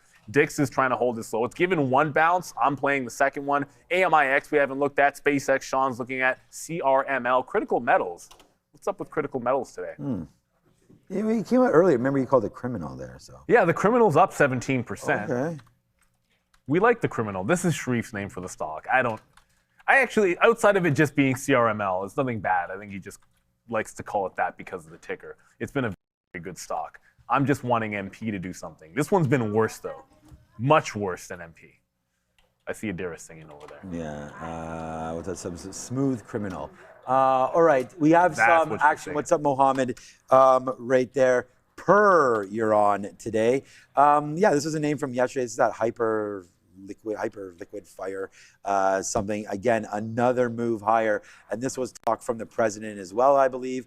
That hyperlink, yeah, that got this one going up there into $12. So again, like if you are on this, just attention up to everybody. Like this is a spot right now, that $12. We've seen it before. This came back in June when the whole market sort of peaked back in June. Nice downside play, lost half of its value all the way back up. PURR right now going upside right there. I see your DKS out there. I just heard in my ear that we were getting lower now on Dick's Sporting Goods. So yeah, tough one there. But there goes. Not tough. I actually was about to tweet it out. If you can survive, you should be short this stock. Yeah, just tough. You should be short this stock. But if you can survive being long, then you've gotten away with one. There's winning trades and there's getting away with one because you have some discipline. Yeah. So tough one there for, as I was saying, tough one there for Dix today, down 27% and still going, man. I mean, wow. I want to buy this one, and I said you got to give it the 3-day rule. So hopefully we can get into some of this one at some point, but still making a move lower is DKS. But SpaceX right here, still bouncing again, like pretty much off our levels. I took 1/10 of a unit there and was like, you know what, let's just get some on SpaceX. I still think that we could just wait for that 20 to come through. There it is, we got it. So I'm going to take it out if it breaks the high of the day. We have half a unit right now. We've already taken profit on this name. Hopefully we do get a move lower, but it's looking like there is a lot of pressure to this name right now, and bouncing off VWAP. We had taken this yesterday, and it was a great trade back into the downside. So I just think the risk to reward on this does seem okay for us now, but the market is battling itself back to the upside right now. So I don't really like going against the current market, and right now the ES, the S&P and everything is looking like it does want to go just that little bit higher. I may actually take this, I was gonna say I might take this opportunity to get out, but it looks like we might not have that opportunity right now. If we can, we'll get something out in the 20s. This is not looking the greatest. If we can sort of get off of this trade a little bit for a little bit of a lighter loser, then we'll do that. There it is. So we do take some out there at 138.26 is there as it does come back in. It just, I don't know, maybe the market is due for a little bit of a run higher right now. So we'll take a little bit out of that trade and just lighten some of the load. Hey, look, if it falls down, we'll be there for it, right? But we'll go from half a unit down to 1/4 of a unit and now not worry so much about this move potentially on SpaceX. We already have the long in Intel. Hopefully that can work, 88.60, maybe coming through there for Intel. Let's take out another piece here, and hopefully everything can sort of combine for us. The long in Intel will work. We can get out of SpaceX if it breaks. And if it doesn't, then we sort of de-levered a little bit here, de-risked ourselves on SpaceX. But all right, 10:40 already, man. When you're having a good time, man, the time flies, and we are having that today. That's for sure here live with all of you. So big successful day with Nvidia today. I know that just came back in. I'm not really looking to reload this name. Like, I was not expecting this move. We were expecting that, not expecting this. So now that we've broken below the 200 period moving average, watch out. Nvidia could be that one that wants to go lower. So hence why we're taking some off there on Intel. Adaro's ready with, again, another segment. Let's go over and see what she's up to.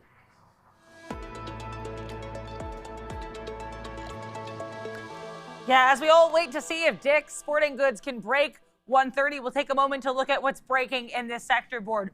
Light green, I would say, is kind of the theme for a lot of these sectors. If you got health technology, some relative strength here, MRK to the upside, Eli Lilly to the upside, consumer durables, mostly actually mixed to red, but Tesla, largest name in this group by far, is green, and it's up about 1%. So kind of makes the sector maybe look a little bit better than it does if you go under the hood. Transportation, I would say lots of strength here in UPS, Uber, CSX, and DoorDash. You've got electronic technology probably looking the best today. Dell up 4.5%, Marvell up 6%, AMD up 4% with that Raymond James upgrade to strong buy, and some other strength here in the likes of GE, Cisco, Intel, Nvidia, all light green. Tech services, I mean, 2 of the 3 Mag 7s in the sector are relatively flat, but one of them, Meta, is green. You've also got strength in the likes of Oracle, Netflix, this name over here, CDNS, so Cadence Design, another former Lip-Bhutan name there to the upside. But then you've also got weakness in some of these SaaS plays like Palantir, Palo Alto Networks, and cybersecurity names like CrowdStrike. So yeah, lots to keep an eye on there. If you take a look at finance, some weakness here across the board, though. Certain major banks like Goldman Sachs and Morgan Stanley trying to stay green. Consumer non-durables weak, energy weak, though certainly in focus as President Trump continues to post about Iran. And then retail trade also to the downside. Back to you. I just said I wish I believed in myself a little bit more. But yeah, SpaceX coming to the downside there. I was a little worried that the market was going to run. So like I said, we did get out of some of the SpaceX. But I mean, honestly, and then for that to happen. So yeah, good moves out here. Get some out in the 90s and in the 80s and just ringing the register, right? I mean, to take basically a 6-cent hit and then, to take a 50-cent winner. I mean, this is what we're talking about. We're still holding on to this position as it's getting better and better for us right now. We do have a reload in Intel. I don't really consider this. This is more just like one last shot at it. I'm not reloading a serious position down here. I only have a third of a unit. We're waiting for it to break through 88. The market's not really loving this, man. I mean, when Nvidia was going, all these things were really happening. That's all good, but we just take an 88.05 there. So yeah, maybe we should take, here, let's just take 10 cents. So there we go. 12 cents out, a little bit there of Intel, you know, keeping the streak intact here today with the wins. But I don't know. If this breaks lower, it breaks lower. We'll give a little bit back on Intel, but yeah, take a little bit out there for the profit and then see if we can get a little bit of an action play here back to the upside if the market participates with it. But hey, if it doesn't, it doesn't. Take out some more 15s there. You know, a dime there, 30 cents here.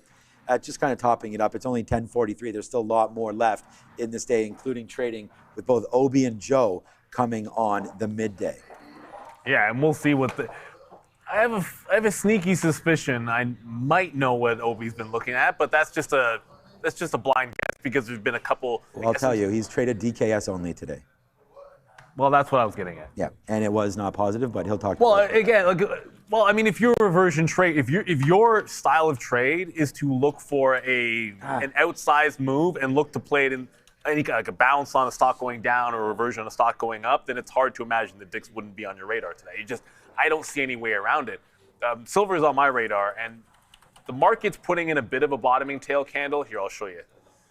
So this is the NASDAQ right now. It's been trending down since the open, but you got a bit of a bottoming tail candle. If this reverses upside, I'm just trying to remember that it's been a inverse relationship, silver and gold this morning. So they were trending down when the market was making its bid into the open.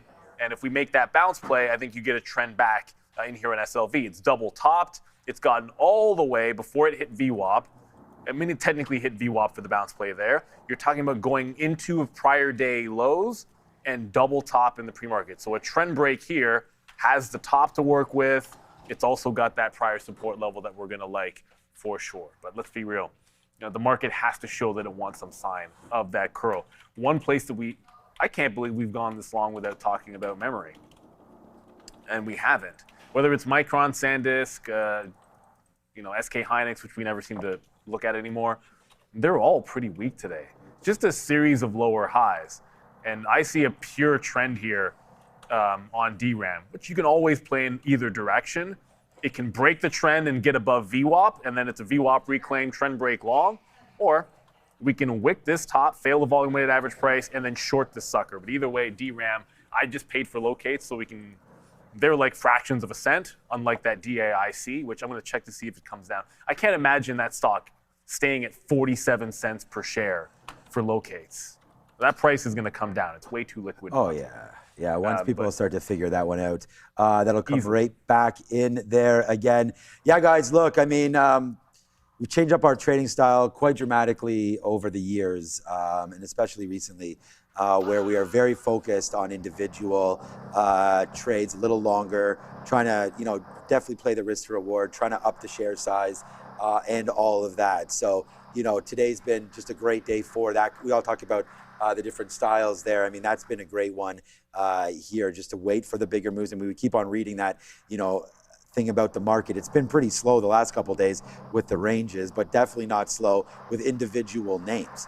And I think that if you are focused on the right space, you know, you can make, you know, outsized gains all over the place. Just like if you were smart enough to shorten that, you know, DKS, Moderna the other day, we had a $20-something winner on Moderna the other day, and then we followed it up with a $9 winner the day after that, right? And it's just a matter of trying to hold on to a little bit for the bigger moves has made quite a big difference. But, you know, at the end of the day, you still got to have the right calls. And it's been difficult, you know, if you've sort of held on to something that's been wrong. And I just kind of go back to SpaceX, like, look what we're doing right now. Now we're 70 cents in the money as the hot dog cannon just keeps on firing off.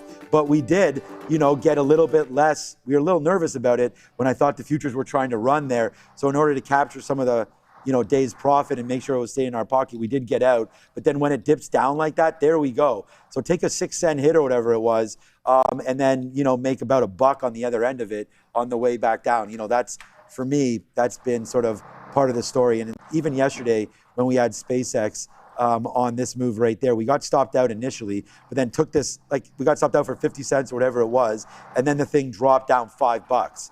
You know, so you can be right and also be able to scalp out some, hold a little bit more as well. Like, I think a good example of that today would have been Moderna. Look how choppy it is in here. Obviously, you're going to take some profits when this is happening. You may get out of it all, but look at the reload opportunity. Forget about the initial trade, but we kept on coming back in 151, 152, you know? So if you take out, you know, some reloads there, take a little bit of profit, you can sort of scalp this all the way back up. So if that's your style, reloading and scalping, there's been a lot of opportunities here on a name that's up 12%. And I haven't looked at DKS, but it's probably something similar, giving many different opportunities in that space. And even Intel, you know, the market dropped down, but we had written down 88 from 8 o'clock this morning, you know, and, you know, that came in and filled us 3 times down there. Although we're not getting the huge moves, we did have a couple good ones earlier. We're just scalping out now and sort of stacking up some of that money as it comes through. And we wait for tomorrow. We had PCE, we have Jackson Hole. The speeches are coming on Friday over there as well. So, you know, more movements coming in this market, including Nvidia. Yes, Adara? Expect an infographic on market moves to Jackson Hole speeches coming out very soon. Maybe today, maybe tomorrow. It's ready. It depends on how I feel. All right, maybe there's some to the window, to the wall there action. Oh, I'm sure there will be. Coming through. We do have, like we said, we do have OB. Someone asking in the chat, is it OB at lunchtime? Yes, it is, with Joe from 11 to 2, and then you'll join Neil and I back at 2 p.m. This afternoon. Thursday, I believe. Shreve's back on Thursday, I want to say, something like that. So you're gonna get I OB. think it's Friday, but Or maybe it's Friday. Well, you're gonna get OB at least today and tomorrow at an absolute bare minimum. So we'll get to look at, and possibly and Thursday as well. So there we go. So you're gonna get him as well. I agree. It's been choppy on Moderna. I think what's interesting about Moderna is the last 2 days I've only had breakout trades. It's only taking it when it's breaking a key level and then just taking the scalp trade. Like it was a clean break here at 138 yesterday. So you allow it to set up. Like it shows it's been holding VWAP. And then it was a clean break. It goes straight into 141. So it's doing these like $2-3 breakouts. It just hasn't set another one up yet, where there's an obvious top at an even dollar. Like it's very dirty at the 155 level. That's already failed a couple of times on Moderna. But it's just about finding your shot, right? If you're looking for a break trade on this sucker. We'll see what happens next on that bad boy. The criminal, which we call critical metals, it's not a criminal, but it has been really respecting VWAP in here. I like that trend to the upside, but there's a couple of things to consider when looking at critical metals. One, it hasn't been a very good looking daily chart. So there's a lot of bag holding levels, and one of the only levels that even sets up around here for, it's not a bag hold level, but for resistance, is $8. So this $8 level, there's nothing until you get to almost the even dollar at 9. So we're going to go to Adara for money talks. If this false breaks 8, I think it's a scalp short, but probably a dip that's worth being bought because of that overall upward trend in CRML. Still nothing on SLV for the trend. Moderna still not really doing anything for us for an entry. But we'll see if we can find the next trade in mRNA as we go to money talks. Oh, yeah. See how the USD is doing. USD yen, I should say. We can look at the USD yen right now, though. I want to take a look at the US dollar. Not too much happening here. Pulling back a little bit after a 3-day green streak. So we broke above yesterday's high. Right now, currently red in the session. High of 99.118, low of 98.90. Currently trading around that low. We have a whole bunch of economic data tomorrow, so I want to use our time for money talks to prepare you guys for that. PCE year over year. All of this PCE data coming out at 8:30, by the way, tomorrow morning. PCE year over year, 3.3%. That's supposed to be exactly the prior number as well. So we're not expecting any change for PCE year over year. That's core basis. Core PCE month over month, 0.2%. So we're expecting slightly hotter than the prior print of 0.1%. For non-core PCE year over year, 3.6%, expecting to be a little bit cooler than the previous print of 3.7%.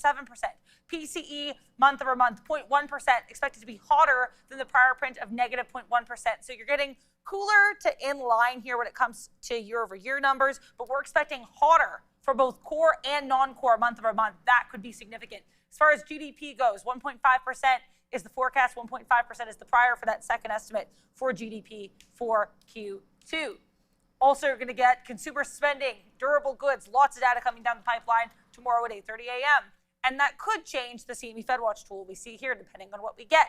60% chance of rates being held, 40% chance of a hike, as Sean said this morning. Very unlikely we get any kind of cut, so I would probably get that off your mind. But there is still a chance that we get a hike in December of 2026. Make sure to like, make sure to subscribe, and make sure to join us on X at TTV Research in addition to joining us live on the show, because I have a glut of infographics. I have a slew of infographics. I have a bevy of infographics available for you guys on anything and everything all day, from anything from earnings to a lot of this economic data you see in front of you.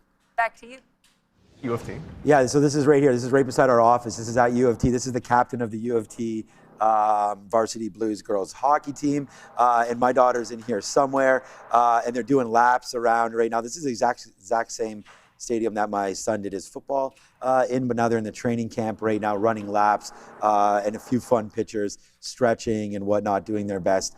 They're in their training camp. So I may go have a quick look. I'm picking her up afterwards, but that's a lot of fun there. And, it's the reason why I'm here every day, is to pay for all this. Yeah, there goes Intel again. Like, let's go. Spin it one more time. There goes Intel. I mean, nice trade there. The long. We bought that 3 times there off of 88, and we sort of talked about, why we like that level. And it's a printer there as well. SpaceX gave me a little scare. We got out some more there at 138. We did not average it in. We could have for sure, but a little nervous. Yeah, of course, a little nervous about this name, but why? We'll punch out some more there at 87 if we're lucky enough to get that. And there it is. We get some 87s. But yeah, SpaceX could have reloaded it. We don't do that. We're going to leave you guys today, hopefully with some, dialed in trades. And I think someone in the chat there said it looks like we're dialed in. And yeah, man, we sure are there these last couple days. And then there it goes right now with SpaceX. Could have taken more there, didn't. Bidding, let's bid some 137.50s, man. I mean, that's where VWAP is, I think. Yeah, so we'll get a takeout there in the mid 60s, and then hopefully wait for some lower, and we can come back from the gym and see where SpaceX is and where Intel is. I mean, waiting to see if we can get back to VWAP on INTC. So yeah, good day overall here. It's great weather out. I hope you guys are enjoying it. Make sure you do hit the like and the subscribe immediately on this program, because I know you're going to hit it for the lunchtime. So you got to hit it twice. This show and the next one coming through. Yesterday's for lunch was some sort of Thai beef. I have no idea what it'd be today. I'm going to say chicken something. I mean, we often don't go 2 days in a row without grilled chicken. So some sort of grilled chicken is almost guaranteed. Ari Pages, we will not have steak for lunch. I don't think there's ever been anything resolving.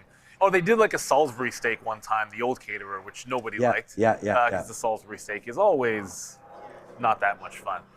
But we have a super chat. No, it's not a super chat. Just remind Miami Dragons. Someone's born dialed in. I was born. It has been a good month. People talk about August as being like one of the slowest months, but that's actually February now statistically. At least that was a couple of years ago that broke. And this has been a pretty solid month. I have to admit, August has been pretty good. So, hopefully everyone's dialed in this month as well. And Moderna just broke the high of the day, so there's not going to be a VWAP dip. Sorry. Get rid of that. We're just breaking the trend. I remember it said trend break on SLV, so we're getting into that as that confirms the trend break. Stop at the high. Target is going to be the volume weighted average price. But just as I was doing that, I also looked up and saw Moderna breaking out that top. So once again, Moderna, it wasn't a clean breakout trade for me. I like the ones where it's just like 150 is an obvious level, so it stops short of 150. You take a break at 150. 156 is kind of rando to me. But if you took it, it looks like that one worked too. But you just got to find that one. Moderna's work, because it's like find one spot for a break, and you've been good to go. You may be right on this one, Juan PD. If you do watch, we do have a Spanish channel out there, and I don't speak Spanish, so we'll leave it at the AI aspect there. But yeah, do appreciate that, Mr. Juan Padilla over there. One of the good viewers of our show for sure. But yeah, there's only a couple minutes left. I mean, nothing really. ADBT halting around a couple times. Here you go. PMI. This is an Amex one. This has really started to moon here today as well. PMI. Name of this company, Picard Medical. So yeah, good going on that one, Captain, as that continues to make a move higher there. SpaceX still 50 cents, Intel 40 cents. This move right back into $9 today for Picard Medical seems to have been a mover. So, definitely one to look at. PMI as we go into the midday, now halted. This one, because we are on the Amex, I know Sharif and Jove talked about this as we have as well. We don't have a tap on that, so not really sure when or where it's going to open. Generally still the 5-minute rule. This last halted at 10:51, so this looks like it'll be 10 minutes on PMI, then we'll open back up there, up 72%. Definitely triggered out right there on a volatility limit down move there for Captain Picard and company. Intel, let it moon. We just got another piece out there at 60s, so that was good. Hopefully now we can let this thing go back up to the upside. 1058 right now. Alibaba, all right. We haven't really looked at Nvidia since that early move. Still 211. I'm not on that right now. Tesla, early day trade. A lot of people looked at this early. Pretty choppy. Not pretty choppy, let's say very choppy right there on our good friend Tesla as that. EKG. Yeah, exactly. Up and down, up and down. Watch your heart rate there. Pretty healthy heart rate, I think that might be. 350 dip by bidders coming in, so maybe a move there on Tesla off at 350. I was looking around. I think the futures, although it's not nice to see us underneath VWAP, still think that's a short if we do come back up there. So, look for a short there in the futures if that does come through. Both Obi and Joe, as we said, we know Obi's been trading some DKS. We'll probably talk about that. And then looking for some more opportunities as well to come throughout the day. So, stay tuned, man. 30 seconds away from the flip up. 79.2. Maybe Bitcoin's a trade. It had its move lower early, and there's the rip up to 45. We like to short at 45.30 from yesterday's high, but IBIT nicely battling back to the upside right there. So, we wait for more tariff talks as well, but yeah, so far so good. Yeah, and with only about 10 seconds to go, DKS round 2 might happen. 130's just held pretty decently. Before it was 132. There was a 132 held into 135 on DKS, and now it looks like 130's holding. So I would think that previous zone of, muted buying, which is $3 higher, that'll be a spot to look for a potential target out there in DKS. But I'm looking for it to break 131, but the buyers haven't been able to take it above the 131 yet. Once that breaks, they'll look to jump in, just like the last trade. If you risk $1, scalp the $1, but 135 would be a target. Because VWAP just seems like that's the dream part of it. Like, not hold. You got to be taking profit into the volume weighted average price if you're trying this one to the long side. Because if you're not taking profit when it works for you, it's been trend down the whole way. We're going to have some mystery lunch, which is probably going to be grilled chicken. Let's be real about it. And want to shout out to, and thank you everybody for, we had some issues with obviously with the audio this morning. So thank you for being patient. That's all resolved now. And just in time, because we've got Adobe for you. And that, of course, Joby, I should say, not Adobe. Well, Dara's going to be there as well. C will be there. But Joe and Obi, they'll take you through the midday, and we'll see you back at 2 o'clock. Ciao. Yeah, we can talk. Yeah. Yo, what's happening? What's up, everyone? I hope everyone's having a fantastic Tuesday. It is a beautiful one in the city. Apparently, sunny clouds. We got Gia, I was going to say, out there training, and that's what we love to see. All right, we'll wait for some people to roll in bravely. I was waiting for some. I don't know if you're rock and roll. I've seen you bright and early this morning. No shout-outs for me on TikTok today. So what we're going to do is we're going to hyper-focus on everyone here. Oh, there we go. Just on time, my guy. Listen, we love you on YouTube, but we have to pay attention to our other viewers on other social media platforms as well, too. With that being said, first, hold on now. Let me take a couple of steps back here before we get into things. My last name starts with a W, and I was always on the attendance list. I was always near the lower end. Yeah, right? yeah. And it drove me nuts. WXYZ. Yeah, exactly. So your boy loves being first, right? So that always got me frustrated. Anyways, aside from that, we're going to take care of TikTok right now, and then we're going to get over to YouTube and see how everyone's doing over there. Bitcoin Trader TV, Treasure Hunter for Life, Darren, Lucio, Kevin G. We have Alfro, Ebex, Joseph Arzarzos. Mr. Dodo, the Dodo bird. Kevin, what's up, everyone? Argamemnon, all right. Charles Tolliver. Who else do we got? IK, Shadow, Scooby, LifeX. We have New Power TV and Jason. Who else is in there? We have Southside Sully. All right, we like that. Okay. Where's Frankie Bumps? There he is, Frankie. What's going on, brother? Harry, Dragon Stuff, and Chicken Fluff?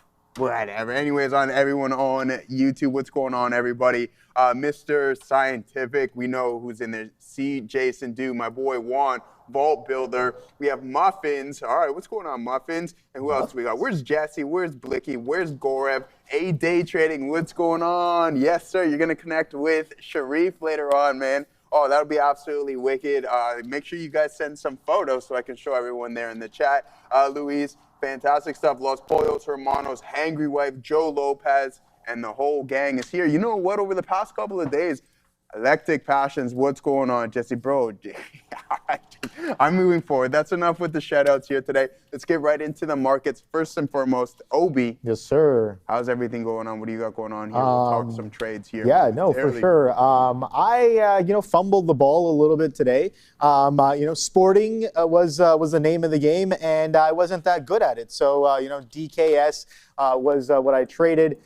Man, unfortunately, I've talked about this before. I had the plan to get short into 140 after I kind of see it, but I don't know what came over me. I attempted a long a couple of times and just gave it too much risk, and it just kept on selling off. I have nothing to say for myself other than over leveraged on a C trade, which was not even the original plan to begin with. So unfortunate on that one. Where's the next trade is what I'm asking. No, but DKS, absolutely solid on this one. Continuation of that gap down and a sell-off. Why did I really like that $40 short off of the open? I've taken this trade multiple times, and I'm kind of beating myself up for being down on the day, making dumb decisions on a trade I've taken multiple times over. Now, this is one, I wouldn't call it a totally staple kind of a name, but it's not necessarily growth, it's not speculative, it's nothing like that, right? It's a lot more defensive than any of those crazy volatile names. Now, when a name like that has a multi-year, multi-week, multi-month breakdown on a bad earnings report, what is the probability of continuation, Joe? Pretty high. Oh, okay. Pretty high. Yeah, well, I wasn't paying Regardless of SSR, I would say it's pretty damn high. So that 140 opening range low breakdown, by far, I would say, is the best trade of the day when it comes to opening range breaks. There's nothing that I see on the docket that was better. I was looking at Moderna. I was looking at SpaceX. Is there any other place where there are parties been happening? Nowhere else. Not in this market. Oh, you don't think so? Where else has the party been? It's been in these few names right here. Dare said it could be possibly next door. Yeah. I don't know. All that. You're talking about the drilling noise. Maybe. You need a break exactly. from. But 140 to 130, man, absolutely crazy. What is that percentage drop down? Over 8% of a flush to the downside here. Yes, I must have my Unity unplugged. Oh. What's going on? Both of us. We slacking. We're slacking. Oh, man. Okay. Listen, all right. Yeah, man. I was definitely a rookie this morning. We're going to Adara. Oh, boy. Okay, we got to make sure we're logged in next time. And you know what's coming right after Adara? Let's send it over. Yeah, definitely. I think we're going to get some hair talk. So please check out that QR code, guys. Donate to a really great cause.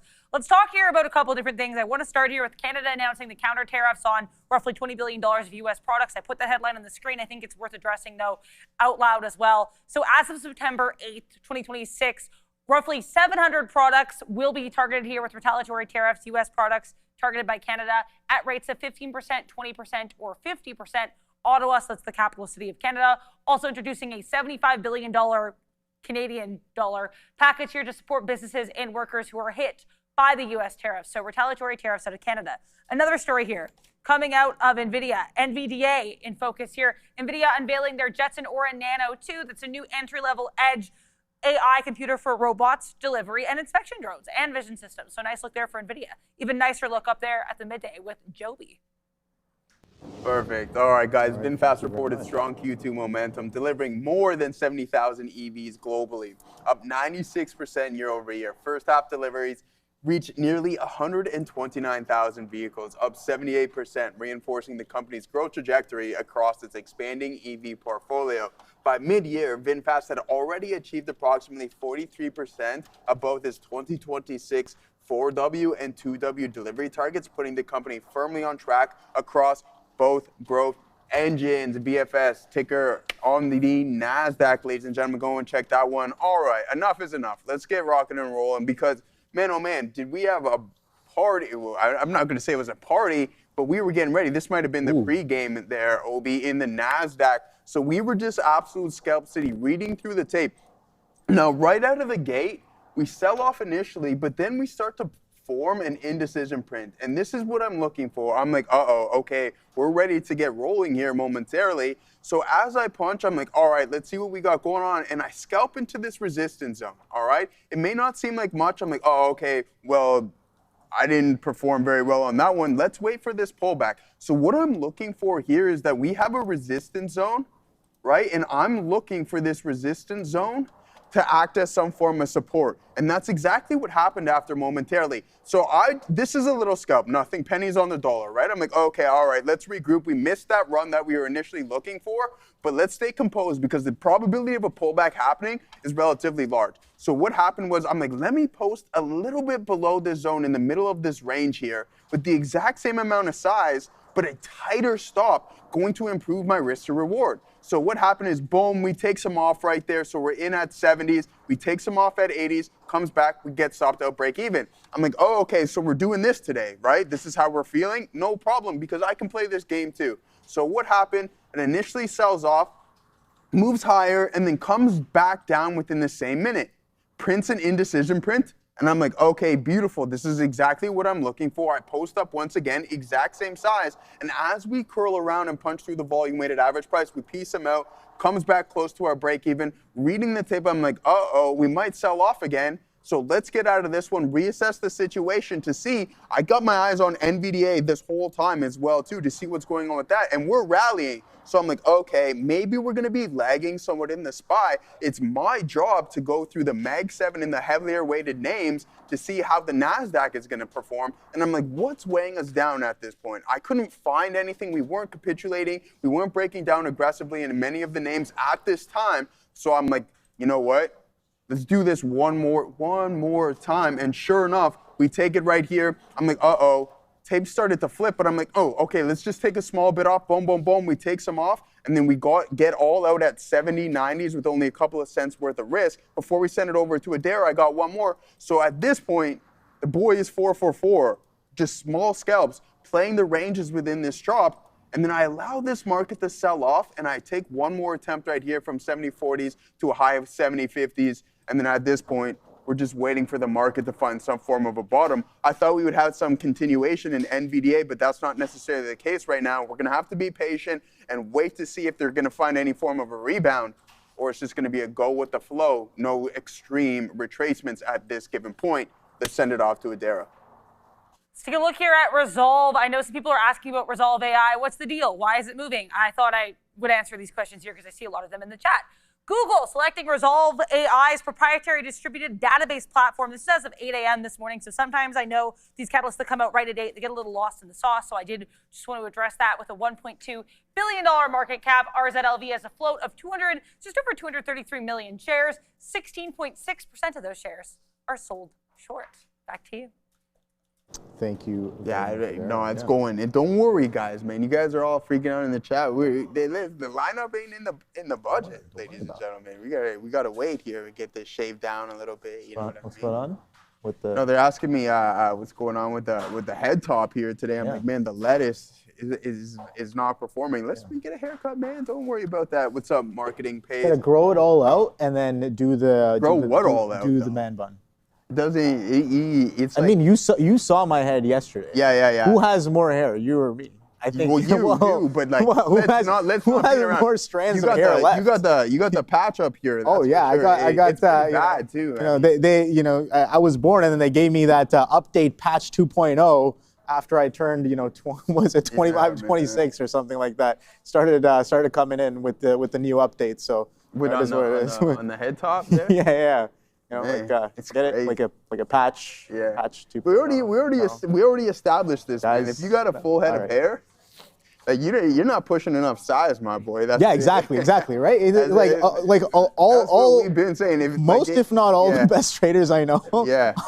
are Bald or balding, going if not already going gray. bald. You know? So if you're sitting over there with that full head, then you're Oh, down. boy. You know when someone gets dunked on and they go like this? I'm trying to keep it low key for a while. That's how we acting toward you guys. You guys way down here, man. No. Yeah, we playing around, obviously. So yeah. So I think that a lot of these younger, you know, these 20-something-year-old prodigies will have something to say about these statements. about the hair. About the hair statements, yeah. Yeah, of course. See, the thing is, though, They'd probably just tell us to get Obi, better, what you the know, thing- get what the- good. Yeah. But see, what the youth forget, I think at times, and including myself, especially when I was that age, is that we were that age at 1.2.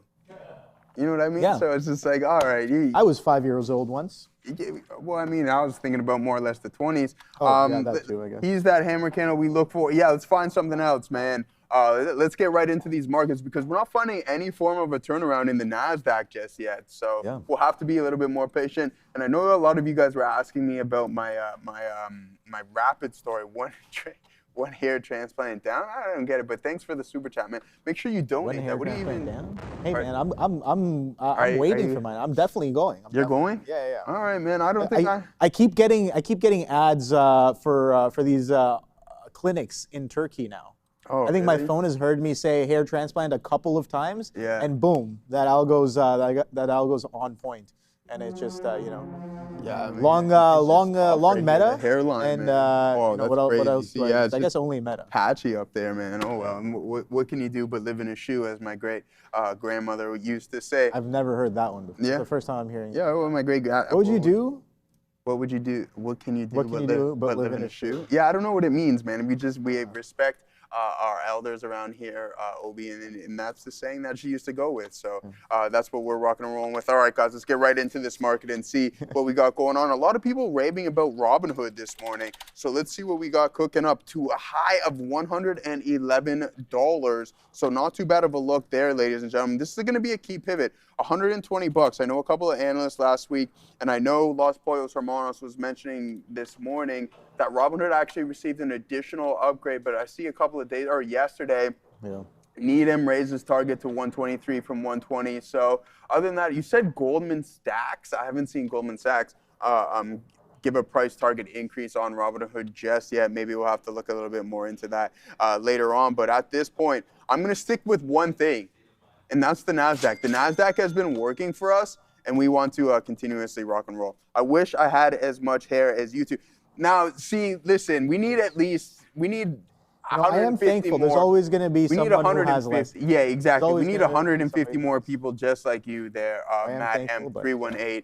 Anyway, but listen, we know Adam James. He said he's been bald since the womb. So I mean, hey, it is what it is. Embrace it. And let's try to find some more trades here, Obi, because I I mean, do some of the believe- most successful men are bald. Right? Yeah. Yeah. I mean, you got Bezos. Bezos. I guess Elon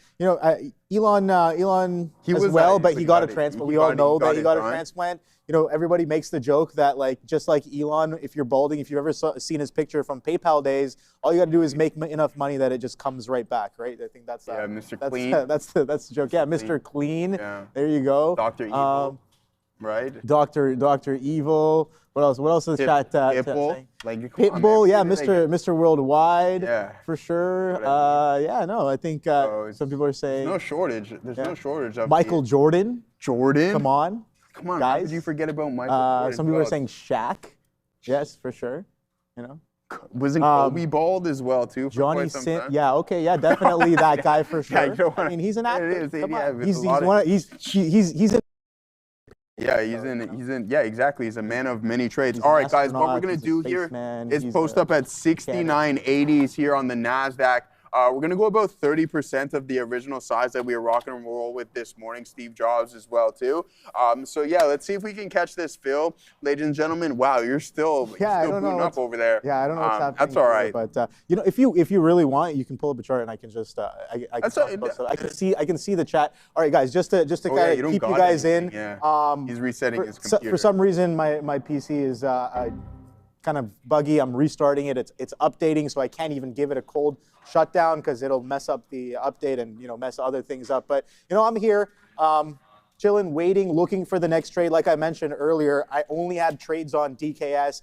Horrendous earnings report, gap down, getting absolutely crushed, and then a further 8% down on the day. I was honestly looking for a bounce, and that's not the best thing to do on something with the anatomy of DKS today. So bit of a mistake on that one, but I still have a little bit of risk left. I'm waiting, being patient, looking for the next trade. I want to know. I'm looking at the chat here on Joe's screen. What are you guys trading? And yeah, people talking about BE. We were looking at some of that yesterday. I know earlier Trump had some comments on Space Force or SpaceX or something like that. SpaceX didn't really move around that aggressively.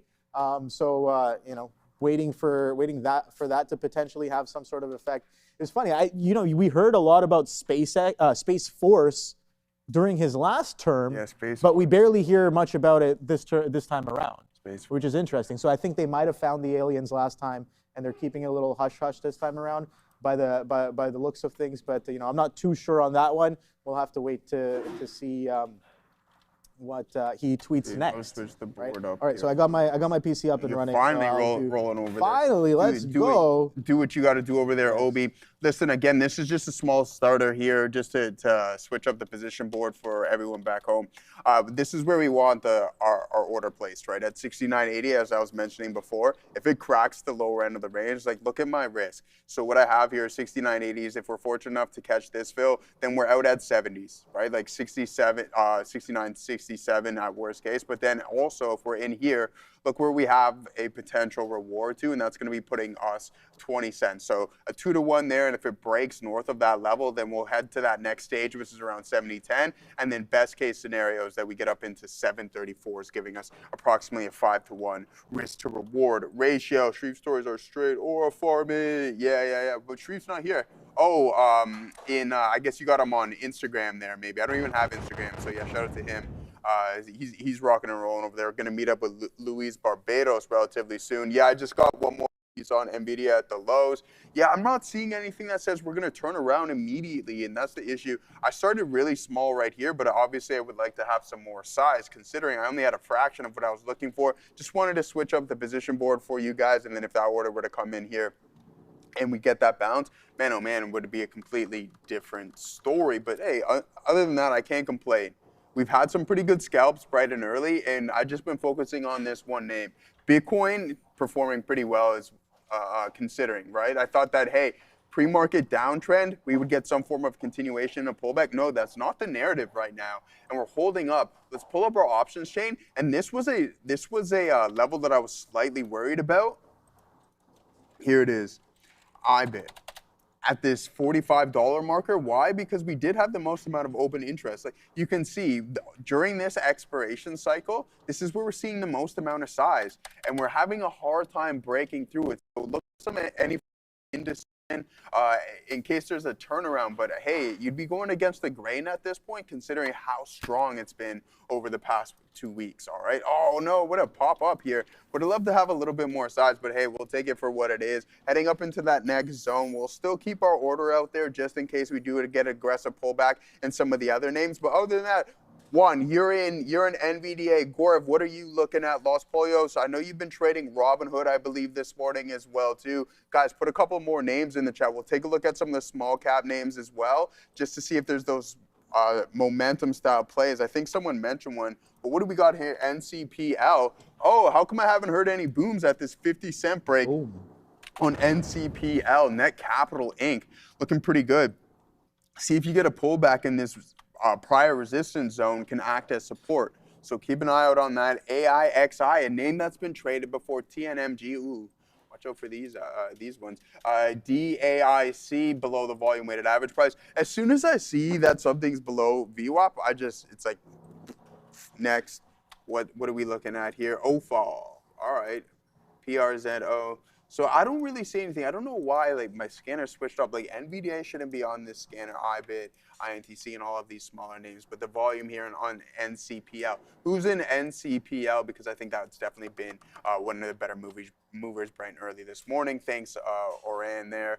And who else do we got? Oklo, please, good idea to long for a swing trade. Yeah, let's take a look at some of the technicals.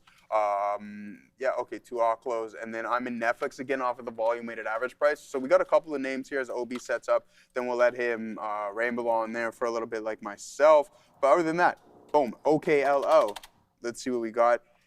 Listen, I was doing a little bit, as I typically do, just going over some charts. And some of these bottoms, I think this is where, at times, I understand the fact that you're going counter trend, but where your risk to reward ratio can really improve the most is in these lower ends of the ranges, right? So 43 bucks, you're out at, you give it $10 of risk, and that's more than enough room, in my opinion, to give yourself any form of, hey, confirmation that our thesis is working, or it's just flat out not. So here's not too bad, and you can see it's putting on a pretty strong session. You can see that 5-minute opening range breakout. Boom, 5-minute being this level right here. You have that 40.85 marker, and then off to the races you go on OKLO. Let's see what our boy Gorv is up to as well. Netflix, you're long off of the volume weighted average price somewhere around here. Bounce off there, 81 bucks. Not too bad of a look, and a steady channel up with this name. I'm full out. Full disclosure, I'm completely out on Netflix. We took a small loss on that. Robinhood was fantastic for us. I just wanted to allocate capital elsewhere. So Robinhood was absolutely fantastic for us over the past year and a bit, and then Netflix did not perform how I was expecting it to, which is totally fine. So we eliminated those positions, small W on TKO Holdings as well, just to kind of get involved in some more JP Morgan and some of these tech names that I feel were trading at a pretty good discount over the past couple of weeks after that sell-off. They were only down 3.3% in JPM, but we are on the backside of this trend, though, ladies and gentlemen. Don't forget that. So be cautious in case you get a little bit of a pullback here. But hey, if you ask me, I think it's going to be a quality buying opportunity to add a little bit more. And then also, we're going to be sitting on some dry powder waiting for this Anthropic IPO, which is supposed to come near the end of September, maybe early October. Looking forward to that one. And yeah, so that's what we have. It's going to be a big one, man. Of course, it's going to be absolutely massive. I think it's going to fall along the lines of what we've seen in SpaceX and some of the other stronger names coming right out of the gate. Now we can head over to things we want to see, right? Like we pardon want to me. See, like looking back at like all of the hype IPOs that we got this year. Yeah, right? yeah. Like, we want to see similar kind of a breakdown as to like what happens over subscription, opening above IPO price, and yeah, exactly. It's already trading. That's perfect that you bring that up. It's already trading in the USDC as a perpetual contract, so you get an idea of, it's gonna have to. It's gonna have to do like. It's gonna have to. I think it's gonna have to split before it comes to market, and see what we got going on. But yeah, I mean, I don't know if it's self-proclaimed is the right term, but I think he indirectly said it. But shout out to AI Jesus, Dario. Who's that? Dario, oh, the CEO of Anthropic. That's what he kind of calls himself. So AI Jesus. That's funny. That's funny. So which is crazy, but hey, to each their own. I've been playing Tesla calls, Pug Life. What's going on? Katina Man called INTC. Yeah, let's pull up Intel here momentarily. And I mean, we weren't fortunate enough to catch any other order fills on the NASDAQ just yet. So let's be patient and see if we're going to get anything else rolling in our direction. I think a lot of it is going to fall on the hands of NVDA down to 210. I mean, I've stated my case multiple times on which I believe is the next. Again, there's so many things that can go positive, obviously negative for NVIDIA. I'm more leaning in the positive camp. Is by far my largest holding without any shadow of a doubt. Yeah, let's reduce that float there, Mr. Jensen and company. I think that'll do wonders for appreciation standpoint. Also, it's just really expensive. Let's do this comparison right now. from a market cap standpoint. Yes. And just the float difference between AAPL, which is, I believe at this point, the second largest company on the planet. So market cap at $4.5 trillion. Ooh. Let's go company. Are we in company profile? Financials? No. Where's the investment themes? Key ratio overview. Where's the float, man? Oh, okay. So here's your float. 14 billion. Okay. 14 billion shares outstanding at $4.5 trillion market cap. Nvidia. $5.1 trillion market cap, 23 billion. All right, so let's start buying a little bit of those shares back there, my guy, just to reduce some of the exposure and get some capital appreciation. There it goes. Not the amount of size that we want, but slowly starting to uptick for us here, ladies and gentlemen. In Jensen, we trust. Los Pollos, absolutely. And here goes the NASDAQ heading in towards the volume-weighted average price. Let's see if we can get that recovery. As soon as we get this volume spike, like, look at this anomaly here. Gorev, if you weren't, and Adair and I were talking about it, I was like, yeah, I love it when you have these prints and when Donald Trump decides to choose something here and you see this form. So what we have is an indecision print on the second largest volume print of the intraday session an hour after the open. So there's a substantial amount of volume, and that's why I believe that at some point NVDA can find its way to recovery. But right now, the focus is on the NASDAQ, as it's definitely been our better performer today, Obi. Yeah, for sure, man. I think everything got everything back up. Good? You're live now? Up and running. For some reason, the charts weren't working, even though I relogged multiple times. I just had to initiate some of the charts and put everything back to default as well. So got the charts that I need up and running now. That's just the stuff that you're seeing here on the main screen. Got my NASDAQ and my ES. That's pretty important for me. Got to see where those futures are. Watching this Moderna here, finally catching a bid off of that 150 breakout that we saw in the morning session. Continuation definitely on the docket there as we bid closer and closer to that 160 level there, Joe. So where is that prior high? 176.66 is from last week. It's only last week that this story came into fruition. So I think it's important to keep this in mind. I did mention last week that this story is just the beginning, is not over yet. Something like this, a catalyst like this, on a short float like that, it was like 30% short float. It could be less, it could be more now. I have no idea. We'll find out in a couple weeks when that data comes out and becomes public. But you can see here, it could not break below this 130. Hold. Now we're getting a revisit of this 160, which was a high on Friday. But those, I want to call them event highs from last week are sitting at 194.88. So not that far away, considering how far this thing can go in trade. It can go about, so far the ATR since event, let's just do like a quick little measurement right there. What was that?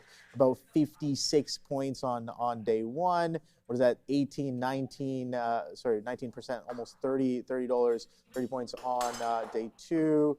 Yeah, so it's roughly, I would say, around $20 to $30 of ATR that it can potentially, or it has been doing since last Wednesday. So that's something to keep in mind. It can get back up to those 190s within the span of a single day if it really starts to get going, and that we get some more of that squeeze that we saw last week. So definitely one to keep on watch, but very, very choppy if you're trying to form something on this, trying to build a position on this intraday. You can see here a lot of these bars, a lot of these candles just overlapping each other pretty aggressively. So when you have those overlapping bars or engulfing candles, if you want to call them that formally, you can see that you have a ton of those on this chart, and that can definitely make it a little bit more difficult to position it effectively for the move. But the move is definitely happening as of right now. But I think we're going to send it off to the desk. We'll be right back. Another day, another trading session, and that isn't just in the US, it's across the world. Here to take us through what some of these European markets did and how they performed during the session that just ended in Europe is one. Thank you, Dara. So European markets holding steady despite new U.S.-Iran sanctions and also upcoming tech earnings and economic data. So take a look at the Stocks Euro 600, marginally up by 0.34%. Their one-week high. Broad-based relief as energy overhead eased as well as tech hardware stabilized. Now in Germany, we had some news on strong GDP as well as business confidence data lifting the sentiment in Frankfurt. Chip makers also stabilizing with ahead of Nvidia's earnings later tomorrow. So we saw a 2% gain in Infineon. Siemens Energy also rose by about 3% following reports that they've hired Goldman Sachs to explore selling their majority stake in a steam turbine business. So keep an eye out on that. Over in France, they also had some economic data. Their August consumer confidence held at 86. Now it missed forecast by 1 at 87, and also we know that it's well below their 100 average. So it signals that there's still ongoing household caution in France. But some of the top gainers in France included Legrand, up by 2.4%, Schneider Electric, up by nearly 1.7%, Safran also up by 1.5%, as well as Airbus up by 1.4%. Luxuries were the major laggards in France, with Kering down by nearly 3%, Louis Vuitton down by 1.5%, as well as L'Oreal down by 1%. Over in the UK, aerospace company Melrose, they surged over 10% today. They were the biggest achievers with a $100 million claim program for damages that they damages for their GKN aerospace facility in California. So they're claiming about $100 million for that, which surged their stock up by more than 10%. Oil edged a little bit lower despite new US-Iran sanctions on Iranian trade as well. So BP and Shell were down marginally by about 1%. Meanwhile, banks were also down in the UK, with Standard Chartered down by 2.4%. They were the lead decliners in the UK. Prudential and HSBC also down by 1%. Now, I did mention about Germany's macro rebound. They had, their Q2 GDP was revised up to 0.3% quarter on quarter. That raised from 0.2%. So that's on strong exports. Business climate index also hit a one-year high, supporting that of the DAX. But keep an eye out on their German 10-year bond yield, because ahead of the Jackson Hole Symposium later this week, currently it's at 3.2%. So it could still pressure a little bit of growth and also retail stocks, as well as tech volatility ahead of Nvidia's earnings tomorrow. Keep an eye on European chips such as ASML, BE Semiconductor. They will be facing a lot of pre-market volatility and positioning ahead of Nvidia's earnings tomorrow. See how, of course, the US markets react to that, and that could show how the Eurozone tech sector will move tomorrow at the open. Yeah, and I want to mention some other international related news here. As the S&P 500 does try to spike a little bit higher, USO tries to spike a little bit lower. Oman and Iran suggesting a temporary shipping route and mine clearance. So again here, guys, USO pushing lower, SPY pushing higher, as Oman and Iran reportedly suggest a temporary shipping route and mine clearance. That's according to the Foreign Ministry of Oman. If I get any more details, I will keep you guys posted. Also seeing here, Nike apparently launching a new Air Jordan product. The stock appears to care very little. If I get more details, I'll keep you posted. But you can check out this desk with Juan and myself at 3:30 p.m. to talk about the Asian markets. Back to you. Yes, thank you very much for that. You can see there was a clear volatility spike there within the overall market, ladies and gentlemen. And I was telling Gaurav, man, I mean, here it is. We get involved with it, but then I just didn't have the position that I wanted. I want to try to increase that risk to reward ratio, post up with the most size here, and I just did this little transaction, transaction right here, so you guys can see us flip the position board from Sean and Neil's position. But anyways, I'll take it. Something is better than nothing. Sometimes you got to be grateful, but I would just love to have significantly more size on this bad boy than what we experience or than what we currently have. So yeah, let's keep an eye out on that one here. What are you guys looking at? Gem, it better be moving. JEM. I know this was a small cap name. Oh, okay, yeah. So Cayman Holdings, this looks like it's a little bit on the rise here, ladies and gentlemen. We'll head over to our small cap scanner to see if that popped up on there. Head back over here and see what we got. So not too bad of a look. What's the 1 minute time frame telling us? Oh, moves higher, halt. Couple of halts here. Bang, as soon as the volume starts to step in, now off to the races go. Now printing, be cautious of this one. Cayman Holdings Limited, ladies and gentlemen. Not too bad of a look there. But right now we're hyper focused. How did INTC go? Yeah, let's look at that name. Sorry, I forgot to pull that up before we send it over to Obi and see what he's got cooking up. I've seen him type in the chat. 160 potentially coming in there on mRNA. That could be not too bad of a look there. But ooh, look at this consolidation on Intel. I don't know. Anything can happen at this point. But if you're looking to trade this, I would try to get in at the lower end. If you're going long, short at the higher end, just so you can increase your risk to reward ratio and you know when you're going to be wrong from that point. All right. Oh my God. We've printed fresher lows on DKS. 129 Dick's Sporting Goods. Oh my God. I'm waiting and watching this. So unfortunate, man. So unfortunate. What a big miss. But, you know, it's, sometimes market will put me in my place for not being prepared enough or, you know, potentially not coming in on time. The delays on the TTC are absolutely crazy. This is what, 2 days in a row now? Apparently they're working on the main line going right into Union Station. So it's like 2 stations before our station here right by the office. There's line work. So just within those 3 stations, there's about a 30-minute delay. And yeah, coming into the office 4:09, or like 8:50, sorry, yeah, like 8:45 to 9ish, not really working out right now. So I got to come in much earlier, messing up the groove. That's one thing you don't want to do. You don't want to mess up. It's a good movie, by the way. Emperor's New Groove. Emperor's New Groove. That's an old school one. All right, so 160 potentially on the way here on Moderna. I'll wait and see. I want to take the breakout. Why do I like the breakout? Well, I just mentioned it just a few minutes ago. That's that daily high from last Friday. Sure, it's not the ultimate high from last week. That's sitting at 194s, but just we got to get through 160 first to get to 190s. So 160 push is what I'm looking for here. Nice little consolidation. I like that we're getting higher highs and we're getting higher lows as well. But take a look at the action that I just spoke of. A lot of engulfing bars, overlapping bars as well. So, you know, taking breakouts, how well has that worked? Just taking a look at it. Opening range breakout, you got swiped. Secondary breakout off of the pullback, you got swiped. Any sort of this consolidation breakout, that was swiped, chop, chop, chop, chop. So it seems like the dips are getting bought, the pops are getting sold into while we're doing this uptrend. So do I want in that kind of an environment, do I want to be buying breakouts? That's the question that I'm asking myself. Or should I have the perspective of accumulating inventory to take into that 160 to see what happens there? That way, you definitely have a better advantage than people who are punching that 160, looking for it to go right away. The stock's already shown us that it's not going to be clean when it breaks levels, right? So that's something that I'm considering right now. We'll be right back from SIA.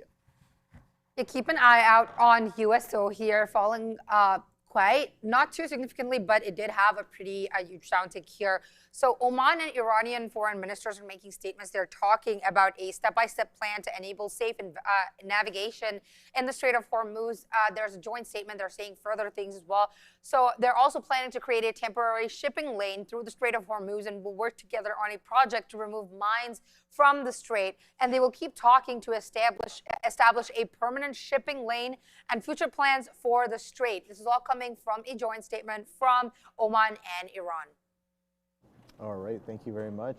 SIA, yeah, some USO taking a little bit of a tumble there on that. Immediately pulled it up. I'm like, all right, what do I do with this one? Bit of a continuation on the story that we had coming into the morning session today. Some more selling and I guess some relief of those raised USO prices. So 127's incoming there as we get that volume spike. Where is the prior level? Again, I was here, if you guys remember, if you guys were around, when the whole USO breakout debacle kind of started to unfold, right? So since then, that day 1 and day 2, I marked out support and resistance levels, and I have not moved them, nor have I added others since that first week.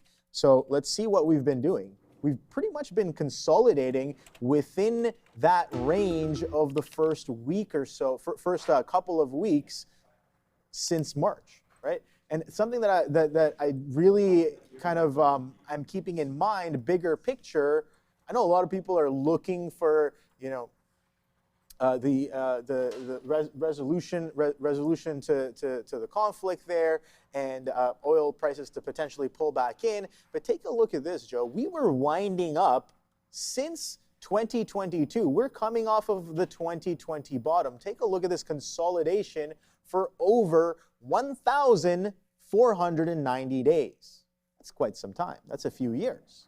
When you have something like a USO that's winding up for multiple years, and then you get a breakout of that consolidation, of a multi-year consolidation on expanding volume confluenced with a real world event, you might get some action. And that's exactly what we've been getting. But what's interesting to me technically is that we made a range, we broke out a range, now we're stepping up and holding that stair step higher. What does that usually mean to me? I'm looking for that next step higher, right? Especially if we start, you know, creeping up slowly as tensions potentially start building. And yeah, there's been a lot of back and forth between both the U.S. and Iran, being like, you know, do you have this? Do you have that? You know, oh no, we don't. Go fish. So it hasn't really been resolved, you know, in a timely fashion. And since then, just USO has been winding up. So that's interesting to me. Where will it go from here? I have no idea. But I think a range break is definitely in order when and if that 154 comes into the high or the 100 comes in on the low. I'm going to keep my mind open on that one. And going back to mRNA here, while we were talking, a decent pullback. So it didn't quite get through that 160. This is what I mean. If we are going to get through that 160, I'm asking myself, first of all, is it too late in the day? Have we, you know, we've only been bidding since the open. Do those buyers need a little bit of relief? Sellers, are they going to step in? Are we going to continue this trend to the upside? Definitely keeping in mind that breakouts have not been clean, and just because a breakout fails doesn't mean I should be flipping the script and hitting it short right away either, unless I'm taking quick scalps for a couple of minutes. What do you got going on? Nothing, man. These guys crack me up. Did you see gold? No, you're right, Obi. Like in regards to USO, when you just have something that kind of that additional spark, obviously it's much more than that. When you have such a global conflict kind of happen, and you have something not doing nothing for so long, it definitely has the tendency to go on these parabolic runs. I think the conflict would have to increase, and you would have to see complete shutdown and almost next to no negotiations. They're also talking about like how U.S. oil reserves are coming to depletion. Like they're leading into the last of their reserves as well. So how long will they be able to sustain that? If everybody runs out of supply, there's other places. I mean, that's why you're getting these like, you know, last ditch efforts of like, hey guys, let's just, you know, let's escort a few of these ships through. Because of the, you know, everyone's really feeling a bit of the squeeze. Yeah, definitely the like, eastern side of the world. When can we get more ships through? When can we get more ships through? I think it was just a few days ago, I saw a report saying that ships through the passage was at an all-time low, coming in at 3 ships on the day when they were passing through or something like that, which is, I think, absolutely ridiculous. I think I mentioned a couple days ago as well, was talking to my friend, buddy, he's just visiting in Turkey on vacation, and he was like, there's a bunch of these tankers just parked up in the bay waiting for these prices to go down. And I asked the question, if that's happening in one of the bays, how many other bays around the world is that happening in? How many tankers are just, you know, stagnant, not moving around, holding onto supply? And, you know, what does that mean? What happens when you hold on to supply in something like stocks, right? What happens when you hold on to supply on a small cap? When you corner the float on a small cap? What happens on something like that, right? So I think these are all potential causes for concern, but we'll see how the cookie crumbles when everything kind of comes into some sort of resolution. But until then, I think that range break on USO will be pretty interesting. Intraday volatility, of course, great to exercise opportunity off of. So USO, let's see if it caught a bit of a bid there. No, we got a bit of continuation down to below that 27s, but slowing down, kind of stalled that selling as of right now. So nothing too crazy. What are you guys trading? I want to know. You guys talking about hood. What is good in the hood here? Is this doing any sort of relative volume? Absolutely not. But it's doing a pretty decent move here, Joe, on the day today. So let's see a quick measurement from open to now, up over 6.5% on the day. Higher highs and higher lows. Very strong trend on this one. Robinhood. Let's take a look at some of the other friends in this niche here. Webull also catching a bit of a bid. Let's move on to the crypto brokers as well. Okay, Coinbase pushing a little bit higher at the same time. So interesting stuff here. Bit of a bid, but nothing too crazy. Yesterday we sold off all day. Today seems like as of right now we're doing a bit of reversion, balancing that out a little bit right now. So nothing too crazy that I'm seeing, guys. What are you guys up to? Let me know in the chat. Looking for the next trade. Sold all of my SpaceX at 139.60, saying YV7584. Oh boy, SPCX. Let's see what that's at. Okay, that's pretty good. That's pretty good. Okay, yeah, look at that spike on SpaceX, man. I guess that was that news there. I think that was this was the Trump news. No, this was that he mentioned Space Force much earlier. So this might have been something else here at 11:24 on SpaceX with a quick little spike. I might have missed it there, but decent reversion coming in here on SpaceX now, guys. So maybe this is the one for me, especially if it's going to do that.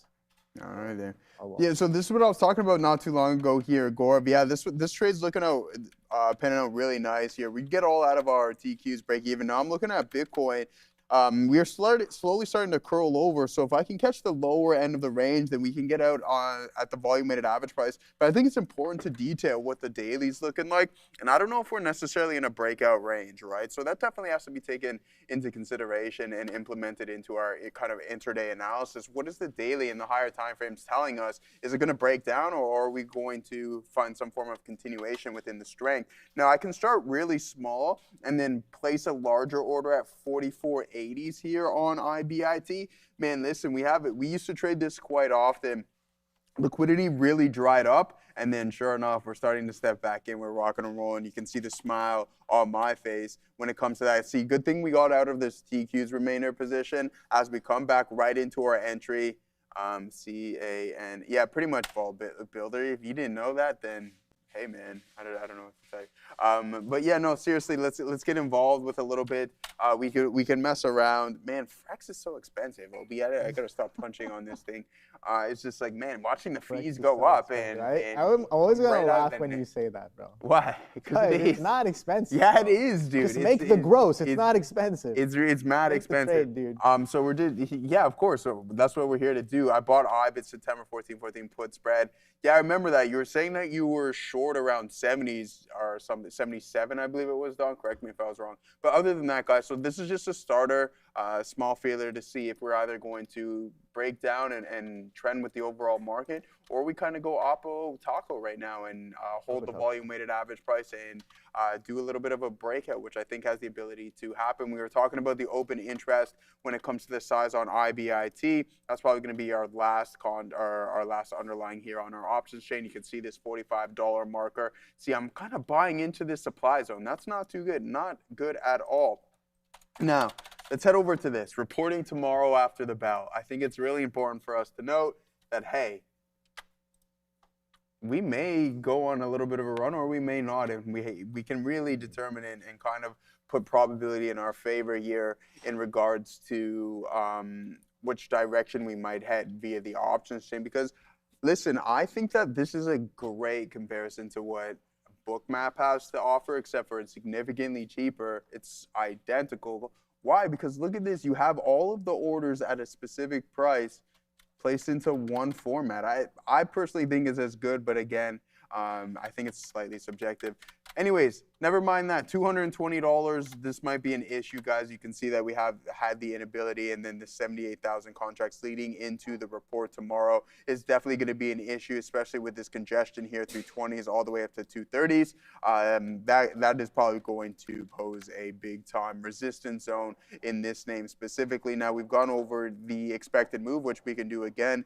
No worries about that. But what we've seen over the past couple of reports, and I mean, it wasn't so much the previous quarter. It was 2 or 3 quarters ago when I really started to identify what the options chain was telling us via this name. And it's funny because you've reported multiple times throughout this massive consolidation phase. And I remember a couple of times we broke out, but then immediately the following session or something along those lines, a day or two after, you trade lower than where the mass amount of supply was hanging out in. And I think that's going to be the narrative, just this $30 range. And I think I'm being a little generous to call it that. Just this congestion zone. There's just too much going on and an accumulation in which I thought we would get a bigger breakout, and that hasn't been the narrative. And we're kind of just running right back into the exact same scenario that we have from previous July of 25 all the way to March of 26 before we decided to go on a little bit of a move, breaking that previous pivot high, but only to the tune of 11%.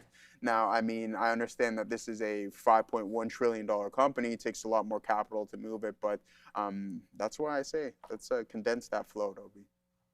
Yes, sir. So I'm watching this Moderna. Moderna did a bit of a pullback there. Probably gonna get stopped out there on SpaceX. Yeah, there it is. Stop out on SpaceX. Didn't really work out. I know I was chasing a bit on the push. You can see the sellers come in at 139.20. So yeah, I was like maybe here a bit of a chase. Got to keep it tight, but yeah, it seems like it already gave you that dollar off of those highs, just shy of that 140 on SpaceX. Moderna here, bit of a pullback here into this prior level. Just waiting in this consolidation here to see if it'll fill me for a potential continuation to the upside. So 139 coming in here on SpaceX as well. Market not really doing too much, guys. Kind of a choppy sideways action for the past 3 or 4 15-minute bars here on both the NASDAQ and the ES at the same time. All right, well, I guess do have to chase into this one a little bit here if you're going to have me. I wanted 156s. You know, I guess I'll settle for up here, but again, have to be sizing accordingly once again. So let me just throw in a little bit of a stop and let that work. Whether it works or not, impartial to it. Where's the next trade? Got my risk in and watching for the next opportunity. NCPL saying farm trader. What is that? What's going on here on NCPL? Net Capital. Okay, that's definitely a name I've heard in passing before. Okay, so a little bit of a mover here. Penny stock name, getting some decent volume on the day. So wow, look at that, expanding relative volume as well. So normally doesn't see this kind of volume around this kind of time in the day. So let's take a quick look at some of the anatomy of the stock. Average volume, 11 million. We've done about 300 million today. So definitely distinctly different from that of the norm. 4.4 shares float, just shy of that. 4.38 I'm seeing here, 4.38 million shares float. So not too bad. Not too bad. It is a relatively small cap coming in at $5 million market cap. You know, roughly makes sense. Roughly 5 million float, priced just around $1 as of I guess a couple weeks ago, right there. So, you know, market cap coming in and around the $5 million mark as well. So, some volume today, over 150% roughly from the lows to the highs. So good look there on Net Capital. I won't necessarily be involved in this one. You'll have to wait till Friday for Sharif. I know he definitely likes the small caps for sure.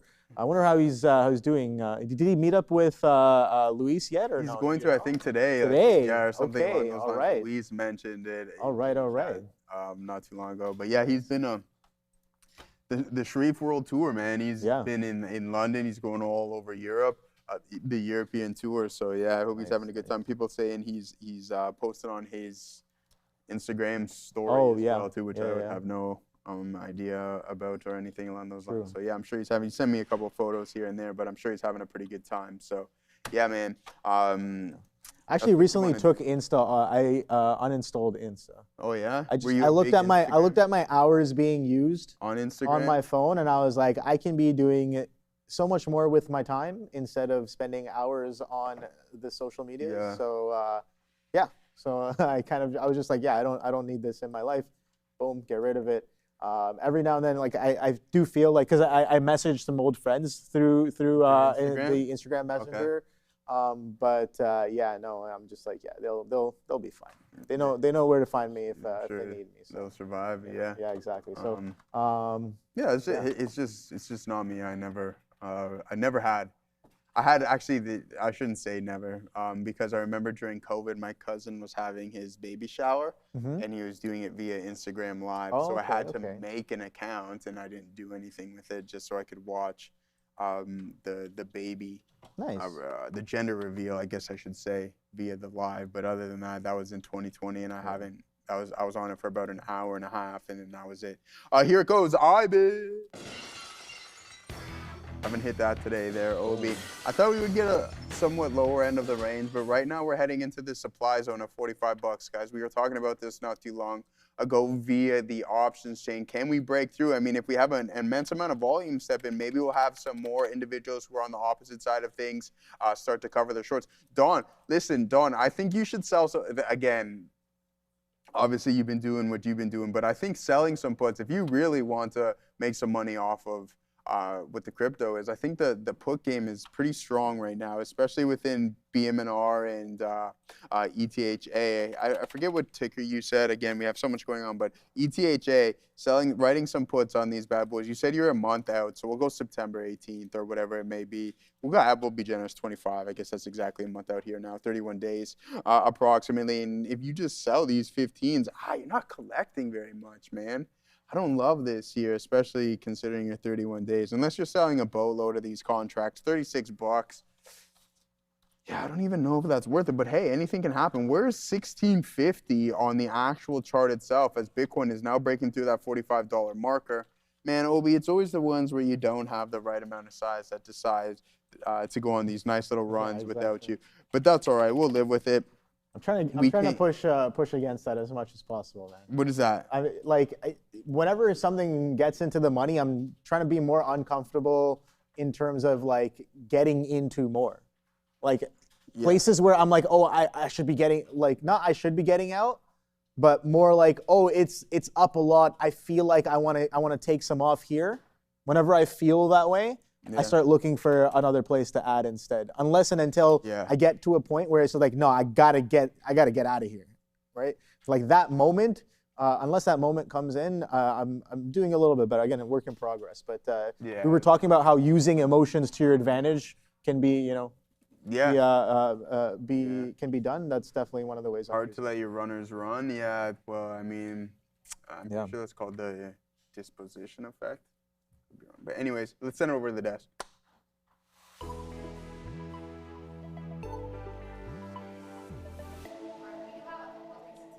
Over here, but let's just take a moment to look at the levels over here. So SPY currently up 0.24%, the triple Qs are up over 0.5%, and the Dow is currently up 0.18%. Now, before we dive into what I do really want to talk about, this just came in that Anthropic is expected to tell investors that it sees over $30 trillion in potential revenue. So that's coming from the Wall Street Journal reports just coming in right now that Anthropic is expected to tell investors that it sees over $30 trillion in potential revenue. Now, let's take a look at what's going on over here. First of all, Canada has said it will slap retaliatory tariffs against the United States that is applying to roughly $20 billion in goods. And now these tariffs, new tariffs, are set to take place on September 8th and take effect on September 8th and will apply to more than 700 U.S. goods that range and it ranged from 15% to 50%. And these duties will be targeting steel, aluminum, dairy, seafood, and more. And this is coming right after U.S. President Donald Trump, right after the United States had announced additional 50% tariffs on a variety of Canadian products that ranged from motor vehicles, alcohol, and dairy. And these were a couple comments that just came in via some sources right now. Canada's cabinet ministers jointly making a statement and saying the tariffs target certain states to add certain political pressure. And Melanie Joly, who is the Minister of Industry of Canada, has said that she has spoken with Ford, Honda, and Toyota after United States President Donald Trump's auto threat. Finally, let's take a look at one name that I do want to talk to you about, SPCX here.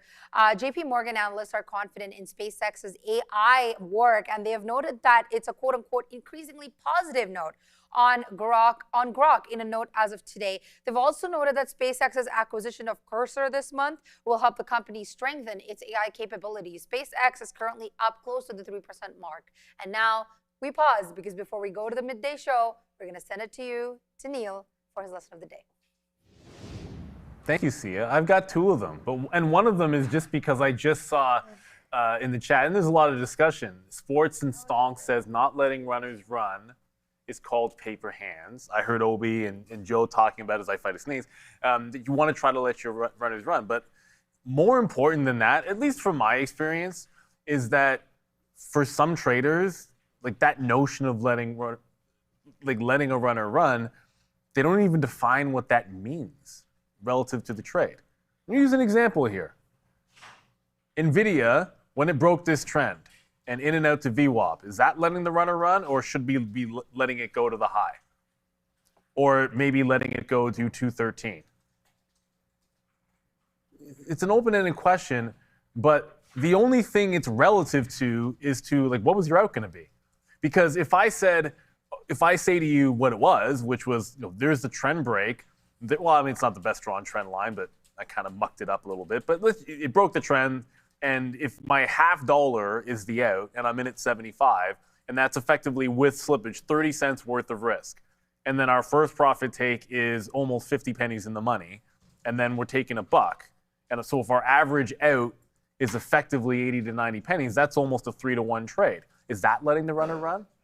I can tell you maybe it is to me, but what if your out was this low of the day at 210? What if your out was the prior day close at 208, $2.50 out of the money? Well, if you're not wrong till 208.50, and one of my favorite quotes is to make a simple point, use an extreme example, then obviously that's not letting your runner run. So that dollar change isn't impressive if your out was $2.50 lower. Everything is within context. And the context that all trades start with, no matter the trade that you make. I hear people talking all the time about, I want it in proper size, blah, blah, blah, blah, blah. None of that matters if you don't have the proper context of, if that trade loses on whatever I have, this is what I lose. That's what you're holding the winner is relative to, regardless. That's why it's where everything starts from. I like X stock long short at this price or this price area. I am wrong if this happens. Then you can start worrying about what it means to hold on to your winner, because you can't put the cart before the horse. It just doesn't work in trading. I've never seen anybody I don't mean to rant about this, but for being real, one of my other favorite quotes is, if you care about somebody, tell them what you think. If you don't care about them, tell them what they want to hear. And oftentimes people want to hear the wrong thing. So yeah, getting a little bit randish here. You can't put the cart before the horse. You need to understand what it is to be wrong and make everything off of that. And I'll do you one further. So I think that's a pretty simple concept. And I'm not here to tell you what the right answer is for that. It's utter nonsense if I was. I can tell you when I look at a trade, I look at my out and try to make sure I hold till we get to the next stop, and hold till we get to the next stop, and maybe that's enough, maybe it's not. For every one time it looks good, there's a million times it looks like you didn't take enough. Like, I'll see this range here and then take that same range on a breakout trade, and you'll watch it go. So for most people, like, oh, well, that's not letting your runner run. Yeah, but that's what let me be positive. I've traded Moderna 3 times, literally 3 trades in all of this run. Like all of this nonsense, like the down day, the up day, like all of the craziness. I've made 3 trades in the 5 days that it's been going and haven't had a losing trade on it. Have I had a single one of them that most people would consider letting the runner run? Nope. But that's not me. I just try to do me, and you have to find a way to do you. And so for some people, if you are risking on a break like this, if you're risking $4 on the break, then you probably should be in it.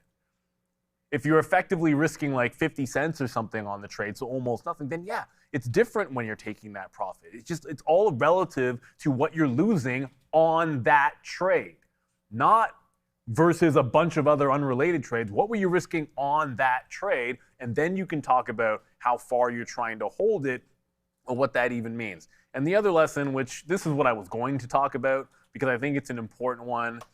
And the boys yesterday were like, and it was a great point about how you're not a robot. Everyone gets a little bit emotional. You're going to get into positions, and sometimes you'll have that feeling, that heightened sense of whatever. On DKS today, I told you guys, I fat fingered and had a lot of shares on DKS. It was more than normal. Now, fortunately for me, this reversion right here, from what you can barely see it, from 133 to just underneath 135. Like that little bounce back there, when I punched in on the higher low, the spread was called 8 to 10 cents. It never went against me on the spread. So like the spread might have, it just stayed, like that's as bad as it was on the outsized amount of shares. So first things first, I got the money in good, but that's not a reason to hold on to the entire thing. I immediately took out what we didn't want to have, right? Got into a regular amount and just took the normal trade. Now, had I held on and just said, oh, that didn't immediately go against me, I just got a good punch in. Doesn't matter that I have the wrong size and I fat fingered. I'm just going to hold it. Would I have had my best trade of the year? Yep, I would have. But you know what? You can't play it that way. You absolutely can't play it that way, because when you fat finger and it's the wrong way, well, you're going to burn your entire month. You're going to burn a quarter. You just have to get out and move on. And you didn't hear, when it happened, go back and rewind the tape. What you didn't hear is me freaking out.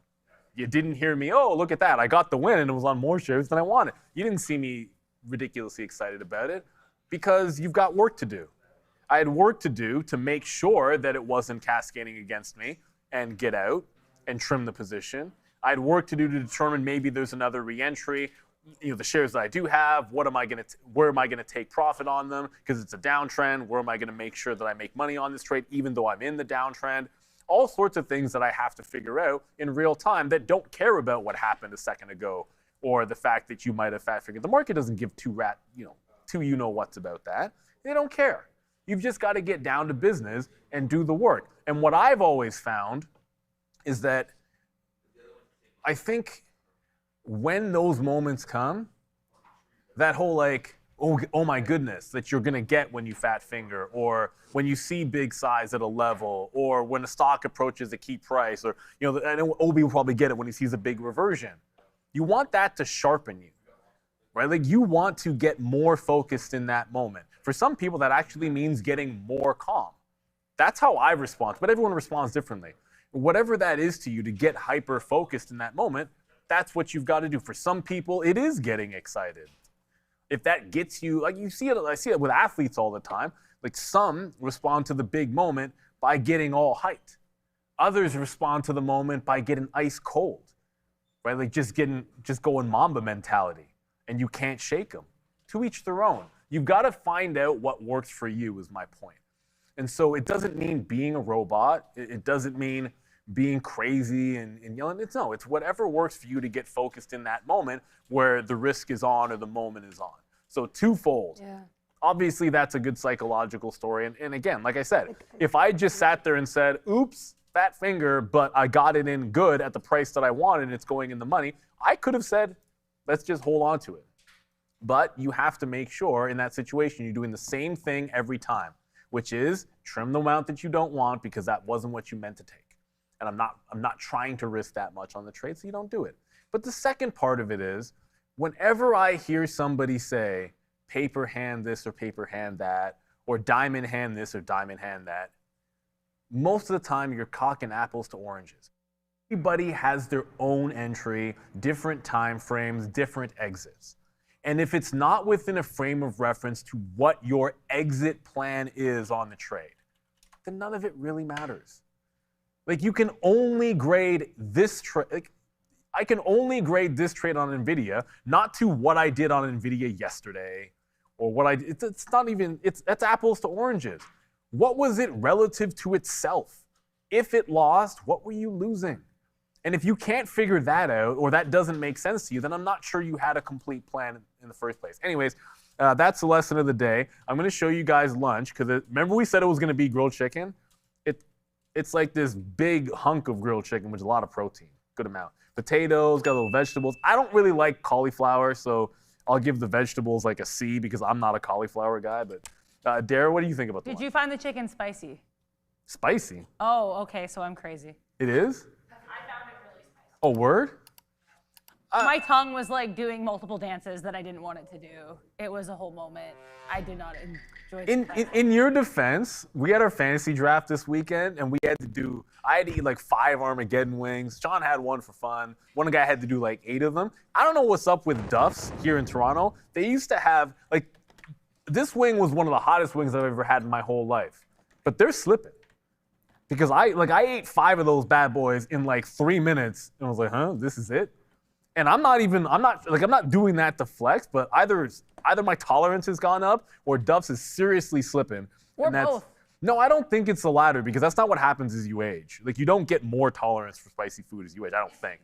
Really? Because that didn't happen to my pop. My pops can't eat spicy food at all anymore. Yes, you do. Like, are you asking, can you build up the tolerance? Like, as a Well, you can. But I'm not talking about like as you get experience. I'm talking when you get older.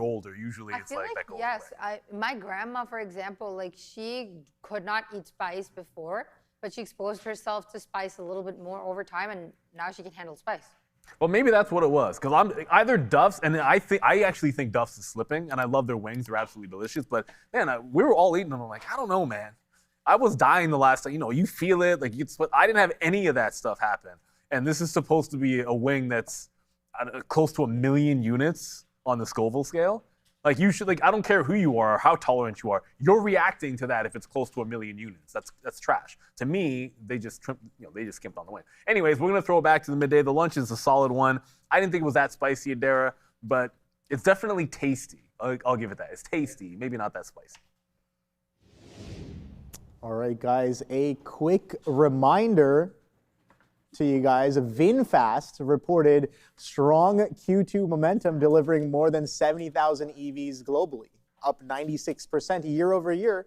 First half deliveries reached nearly 129,000 vehicles. That's up 78%, guys, reinforcing the company's growth trajectory across its expanding EV portfolio. By mid-year, VinFast had already achieved approximately 43% of both of its 2026 four-wheel and two-wheel delivery targets, putting the company firmly on track across both growth engines. Yeah, no, did they still make you sign the waiver for the Armageddons at Duff's? Not anymore, eh? Yeah, so it definitely has changed, especially if they're not making you sign a waiver anymore to eat those Armageddon wings.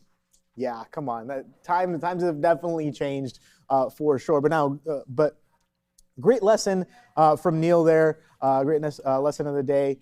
I really like that concept of, like, you know, it's up to you and it's relative to you what things can really mean when it comes to holding your winners, or different terminologies in trading, right? Like, for example, I'll say something very simple and like crude, right? I'll be like, oh, that's an aggressive move. And I'll say, oh, that's an aggressive move. Now, some people will hear that statement and be like, and automatically think, oh, the stock must have bid up aggressively, right? Or some people might think, oh, the stock might have sold off pretty aggressively. But that's a bit of a general statement, and it's subjective to me, right? So I think that's definitely something to consider when you're coming up with your your own style and your systems of trading. But I kind of like, Neil, reasons to buy and reasons to sell. I think let the market tell me. Like, if I'm going to come in and be like, okay, I'm going to arbitrarily define my risk, and then for some reason like, it almost feels almost like, too much ego for me to be like, oh, well, I'm going to risk 1R. Now I have to make 5R on this. This is a 5-to-1 trade. Like that concept does not bode well with me at all. I'm like, okay, well, if I'm risking this much, I know where I need to risk. The probability of this going more than 1R, I think, is pretty decent, right? So it's at least a 1-to-1. And then I'll let the market let me know when the trade is over. If I'm looking for reasons to buy as the entry, as the exit, I'm looking for reasons to sell.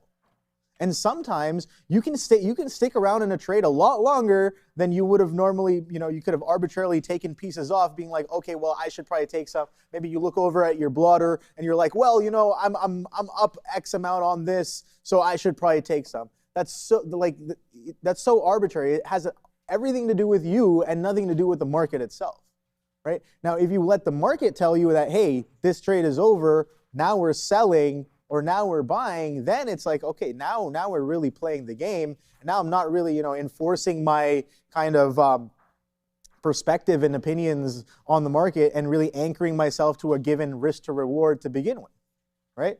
So if the market, I'll take whatever the market will give me. Sometimes I get, 1-to-1. Sometimes I get 2-to-1, 3-to-1, 5-to-1. Sometimes I get a negative R to R as well. I get like a 1/2-to-1, right? So it's kind of all over the place, but that's kind of my definition. And I really do lean towards that. Let the market tell you, let the market give you reasons to buy, reasons to sell. And if you only transact on those, you're probably better off in the long run. So yeah, I don't know anything. So yeah.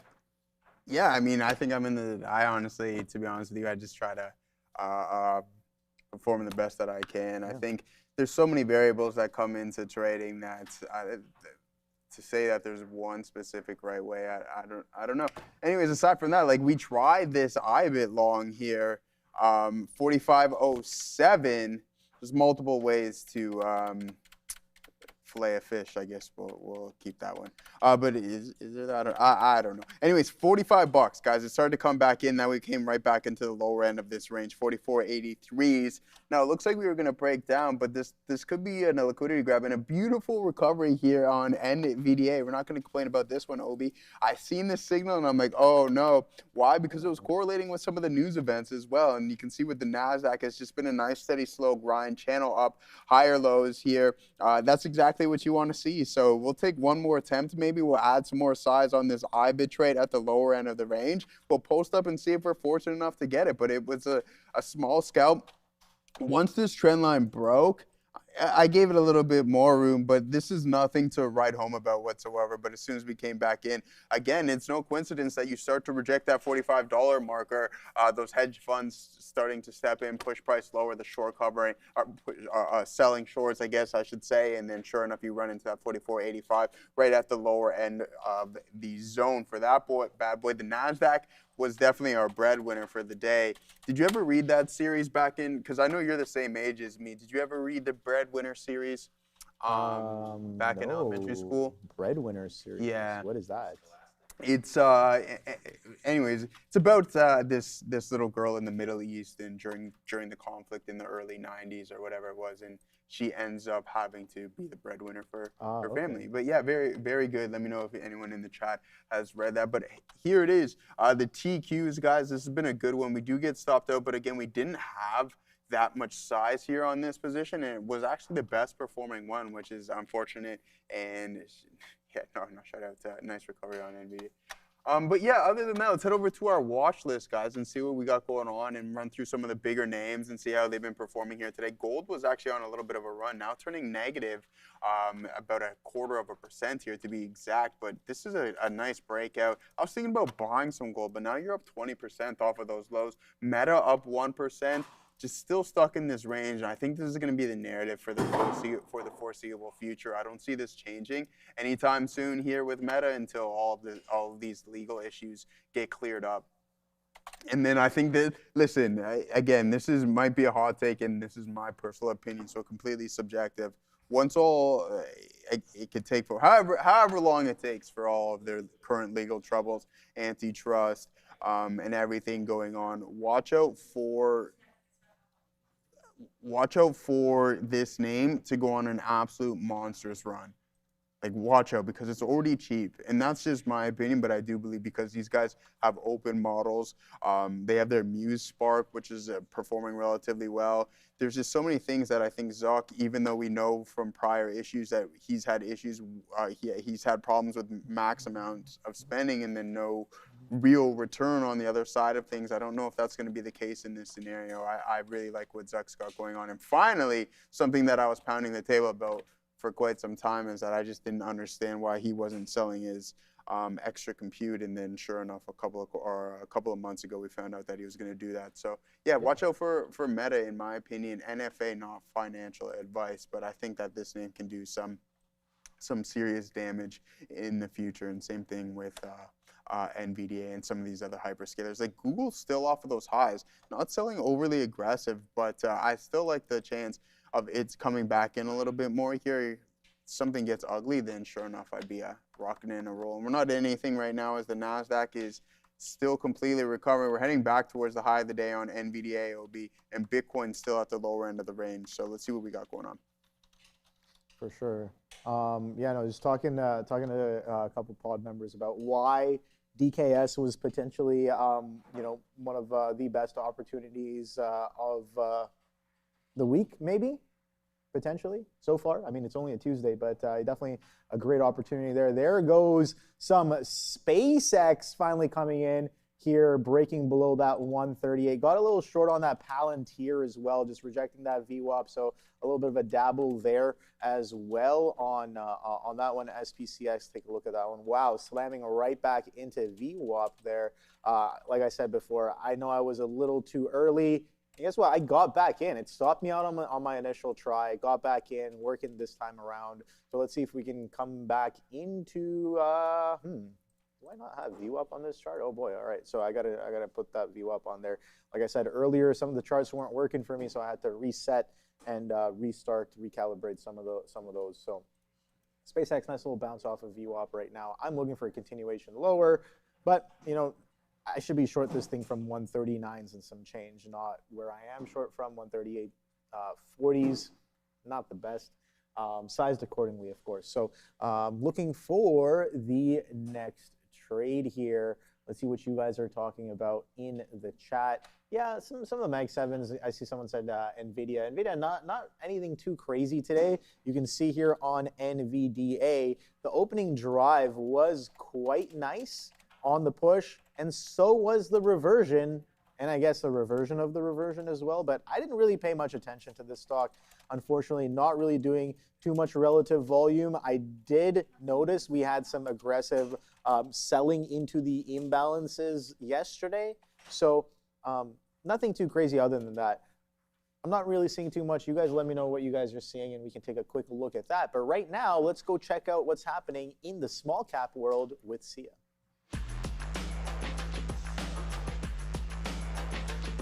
The IWM is up 0.25%. Let's take a look at two individual tickers here. You have OSRH, that is OSR Health, that is down more than 57% today, market cap of $3.86 million. OSR Health has filed for a NASDAQ hearing after receiving a delisting notice for failing to meet the minimum bid price. That is what's going on with the company here. Currently trading at 0.1157, definitely way below the price. It's now down 53% to be precise. It was down 57 when I had last checked. Let's take a look at PMI as well. That's Picard Medical. You've been mentioning this in chat, a lot of you, so let's take a look at this. They're soaring well above 48%, market cap of $18.01 million. Second quarter revenue for this company has nearly doubled Wall Street expectations and has shot up 39% to $3 million. However, this was the thing that made and enabled shareholders to look past the wider than expected EPS loss. But the company is currently trading around $7.93 and is soaring well above 54.5%. Yeah, almost as exciting as some of the PMI numbers that we saw there. Thank you very much, Sia, for that. Yeah, some crazy small cap runners as of right now. I like this one. This one did catch my attention this morning just purely because of the name, PMI. I was like, oh, what's happening here? Yeah, definitely a party on this one. $6 all the way up to $10.65, finally catching a little bit of calm and consolidation on top of the 7/2 on PMI. What's up, Adara? I'll be quick here. We already know, I mentioned it, Sia mentioned it, Oman and Iran reportedly working together here, according to the Foreign Ministry of Oman, on a temporary passage through the Strait of Hormuz.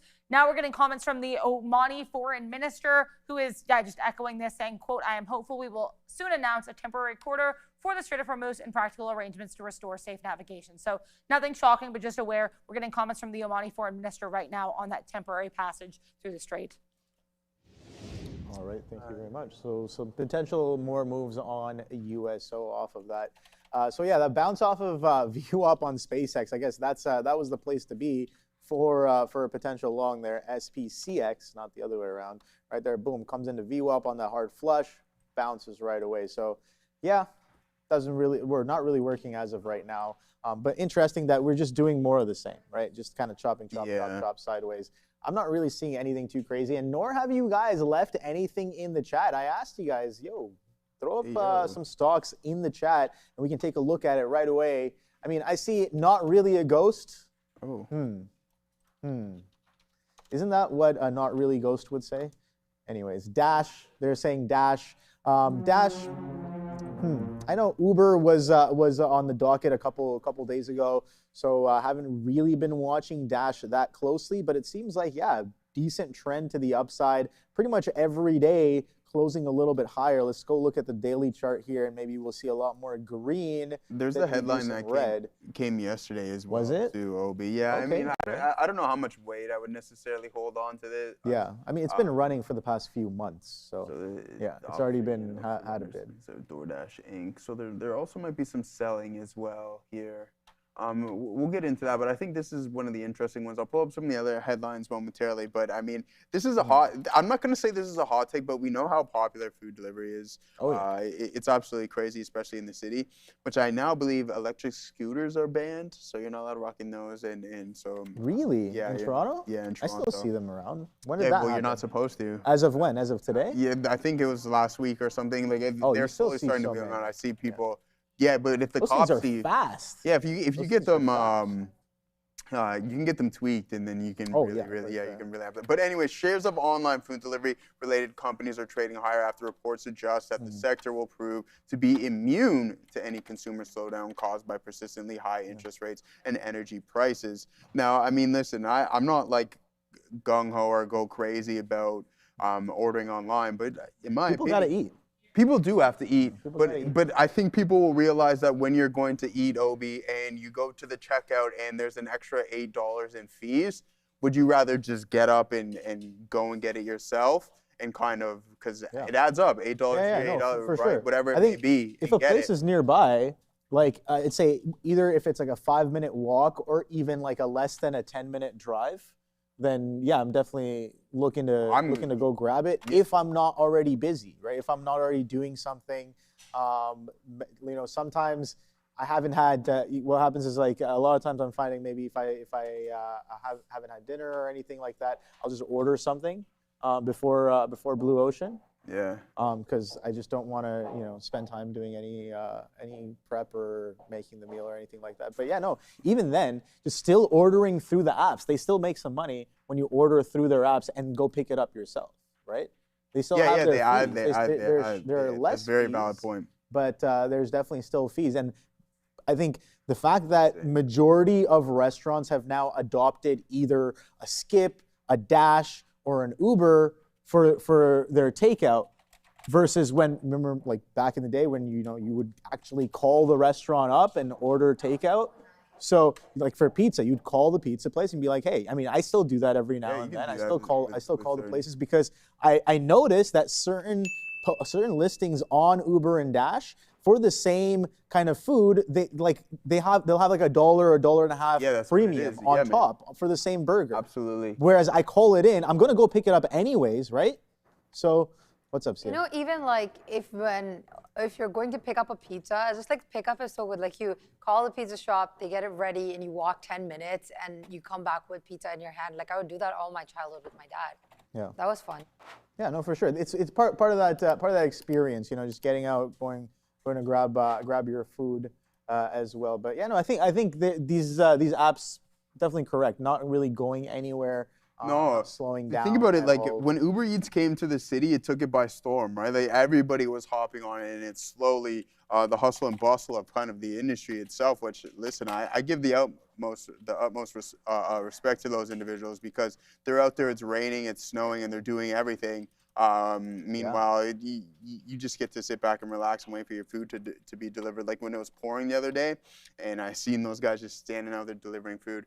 Utmost respect to you. So I hope the business continues to thrive for everyone who's been working hard. Sake. Now, Nima saying you do DoorDash in Toronto. It's been insanely busy this year. No, that's good. I'm glad to hear that you remain busy and you're being able to put couple of dollars into your pocket. Now, how many drivers and riders do we see just like walking around?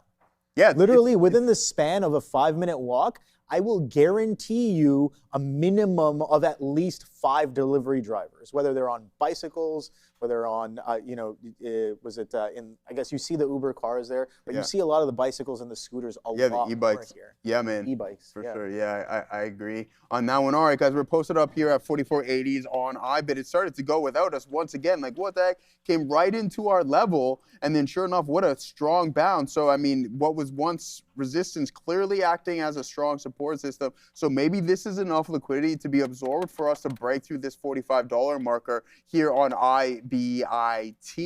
Man, oh man, what another missed op. But oh well, it is what it is. We've been trading pretty well here today, and we can't complain.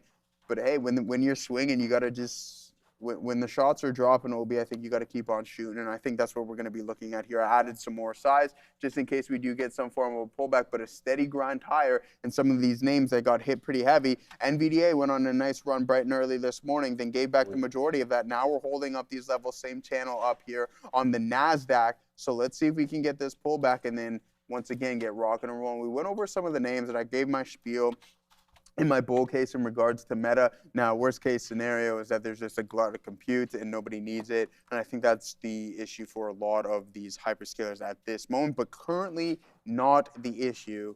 Google stating that they need more, Anthropic's, OpenAI, everyone just trying to strike as much deals as they possibly can in regards to compute. But when if and when it becomes more efficient, then you might see a little bit of a slowdown. Robinhood up to $110. Man, why aren't we looking at this name here, OB, today? All the way up to 111.78 and 80s here. Now starting to come back in. Some good movement and great price action here in this name. A solid recovery from that 152 high. You're not too far from it at this point. Man, could that have been a mistake for me to completely offload this position? Hey, you're not going to catch the tops. You're probably not going to catch the bottoms either. But I'm happy for what we had to, or what position did for us here in regards to Robinhood. Multiple 100%. I'm not going to complain about that whatsoever, brother. Nice. Yeah, no, I think we're going to be right back from SIA with Sector Watch, guys.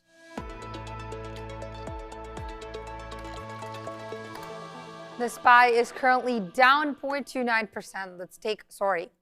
Is up 0.29%. We're going to take a look at the sectors here. So I was telling Adara off camera, the market is flat right now. Let's take a look at the sectors. So the board does definitely give me a lot of gray right now. Nvidia and electric tech is showing relative strength. It's up 1.8%.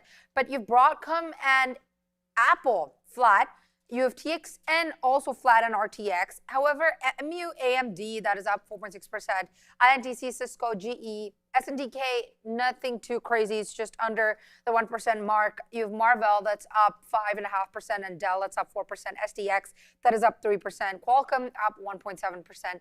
And Axon, EXON, is up 3.7%. In tech services, Google, Meta, Palantir, and IBM are flat, along with ACN for the day. You've Oracle, that is strong, up 1.8%. And Netflix, that is soaring above 2.5%. Meta as well, up 1.12%. You have INTU, that is down close to 3% on the day. And LZOS, that's down 2.5%. In finance, again, a lot of mixed sentiment in this sector. However, I want to talk about Robinhood, that is soaring well past 6.5% today, could reach 7%. And Coinbase, again, up 3.4%. Two names kind of rallying again this week. We were seeing that massive rally last week after the crypto rallies as well. Retail trade, you have Amazon, TJX, Home Depot, LOW, all flat on the day. However, CVNA is up 4.2%. Walmart and Costco a little bit into the red. Producer manufacturing, a mixed bag of stocks here as well. DE is down 2.7%. LRCX is up over 1%, but major names like CAT and GEV, as well as AMET, nothing too crazy, a bit of a flattish sentiment, but AMET is sliding a bit into being negative for the 1% mark. Health tech, you have flattishness between Lilly, J&J, AMGN. However, MRK is up 2.4% on the day. ABBV relatively flat, but a bit towards the green. Tesla in consumer durables up over 1.5%. Energy minerals, you have a bit of a pullback as well in oil that we've been seeing. XOM, CVX are in the red, and so are the other names in the sector, except one that is EQT that's up 1% on the day. Consumer services as well, consumer non-durables. Nothing too newsy going on in these segments. However, things to note is that MACD is a little bit in the red, down 1%. Disney as well, up almost 1%. You have utilities completely flat, just with a few names in the green, like NRG that's up close to 3%. Process industries, industrial sector, health and communication, as well as commercial. Nothing crazy to talk about here, but in transportation, UPS up close to 2%. Dash, that was up yesterday, still holding on to a little bit of that rally today as well, up 2.2%. And Uber is up just 0.5%, with UAL up 1.2%. Thank you very much. So, Yeah, I know you wanted to mention, I don't know, someone else asked us this in the chat. People were talking about robots in the chat. Yeah, earlier. Rich Tech Robotics here. This thing's up 20% today. How's Boston Scientific doing? I was going to say, with robotics, we talked about it earlier today, but this came out like late yesterday with Amazon, and they're going to be incorporating some robotics and AI at their different centers. Rich Tech also announcing a $12 million share buyback plan. Yeah, I just seen that it came earlier this morning as well. So I mean, that's the street's gonna like that, right? Like, even though it's not any staggering amount, $12 million dollar stock, it's not 12 million shares, it's $12 million worth of stock, which I mean isn't too far off. It'll get you at this price maybe 6 million, because it's $2 almost at this point. But yeah, big time share buyback program for this thing with a smaller float. I mean, big time is probably a little bit of a stretch, but it's something better than nothing. And look what's happened with Apple, right? Again, after the report, increasing its share buyback program. Oh, yeah, okay, yeah, cool. You guys are going to put some more power into the hands of the company and a capital appreciation right here. Oh, we really like that. It'll be 195 to high of 348. And I mean, I don't know if it's complete. It'll take a significant amount of time. They'll wait. I'm sure they can turn. I don't understand kind of the nuts and bolts of what actually goes on, but at some point they have to step into the open market and buy some more of the stuff up. So yeah, I like that, man. Come on, Jensen, that's what I'm waiting for. I just, throughout tomorrow's report, the one key thing personally as a shareholder, and it being my largest size, bar none, is Jensen increasing his share buyback program. Okay. Yeah, that's what I want. Now, it's a stretch. Is it going to happen? I have no idea. Yeah. Is it likely to happen? Who knows? But if it does, then hey. Last time I was actually fortunately correct on the fact that I said, hey, watch out, they're going to issue a dividend. But I take that back. Take the dividend away, which they won't because they make too much money. Yeah. But start buying back some more shares. And it was the exact same thing, kind of what I did with Mark Zuckerberg in regards to compute, because no one was using any of his tools, Avocado, Muse, Spark. Yeah. He just he's spending all this money, but no one's using the compute. So sure enough, he then decided to sell some compute, striking deals with Anthropic and other companies as well too. Yeah. So. No, I like buy back the shares. I think what's also interesting. I want to move back to some of the robotics as well. Hopefully, maybe he says something about robotics coming in as well. Jensen making deals with SpaceX recently. We saw some of that. Maybe he talks a little bit on robotics. At the same time, I really like the robotics trade here. You looked at Rich Tech Robotics. There's some other stocks as well. Scientific. BSX is a solid one as well. But a lot of people are looking into I think robots are definitely on their way. Some people in the chat talking about how maybe they'll John Disk saying they're going to marry a robot. I don't know how far we are from that. I know people are already marrying dolls and inanimate objects, so I'm sure Did you see we're not too far off of China, that craziness. They're having the robotics games. Yeah, the robot games, exactly. So as of recent, one of the biggest robot IPOs happened in China, Unitree, which was a $9 billion IPO, and I heard something along the lines of closing up over 490, almost 500%. I think it was the first day or the first week or something. Whatever. It's Is that up a lot. IPO that you showed us not too long ago? Yeah, the Unitree IPO. So, all right. So robots are very much a real thing of the future, and I do think that the ideal future holds household robots as well. So, what are the stocks that I'm personally looking at? I think a big transition towards, I guess, people's perspective when they're like, all right, I missed the AI trade, I missed some of the software trades, the memory trades or whatever.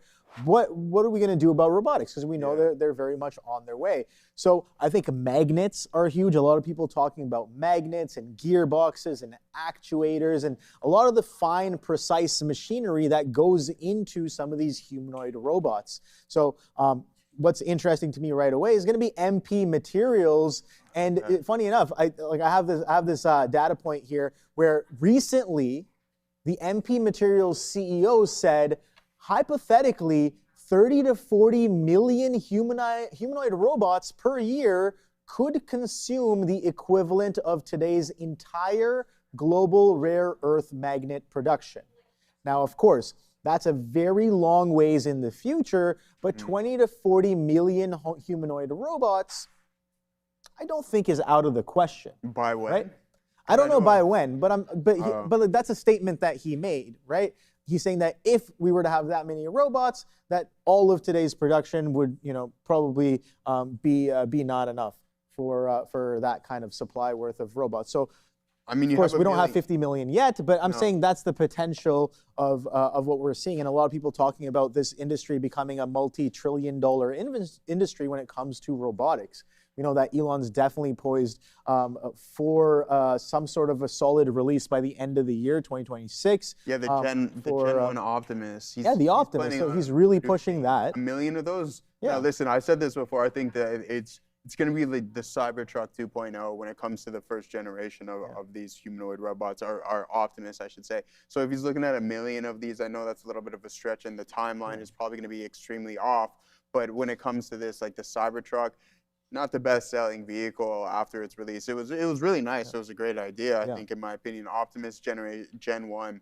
I think it's going to be relatively expensive, and it's not going to be your average household item. No. Once I it think becomes a household item, then I think it completely changes the narrative. But we're already seeing that, though. We're already seeing that. You can right now. You can buy humanoid robots, but it's not affordable. It's not affordable. No, that's the thing. So when that comes around, and hopefully it comes around very soon with some of the progress that we're making, but when that comes around, I think it's going to be very common to have like a Jetsons kind of environment. I don't know if you grew up watching the Jetsons, but it's very. You didn't like the show? No, I didn't. Oh my God! How do you not like the Jetsons? It's George Jetson. Yeah, come on.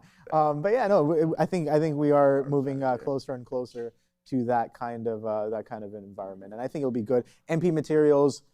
One of the big ones. I know there's USAR as well. There's Quadruple U. That's UUUU. Those are all kind of supply chain type of thematic names when it comes to these robots, specifically for rare earth metals. So I think it's a good conversation to have. The chart itself on MP Materials. We know we had a bit of a rare earth hype sometime last year. When was that? Yeah, June, July of last year, we got this aggressive move all the way up to 100 on MP Materials. I know for a fact that there are still bags left sitting around in this name.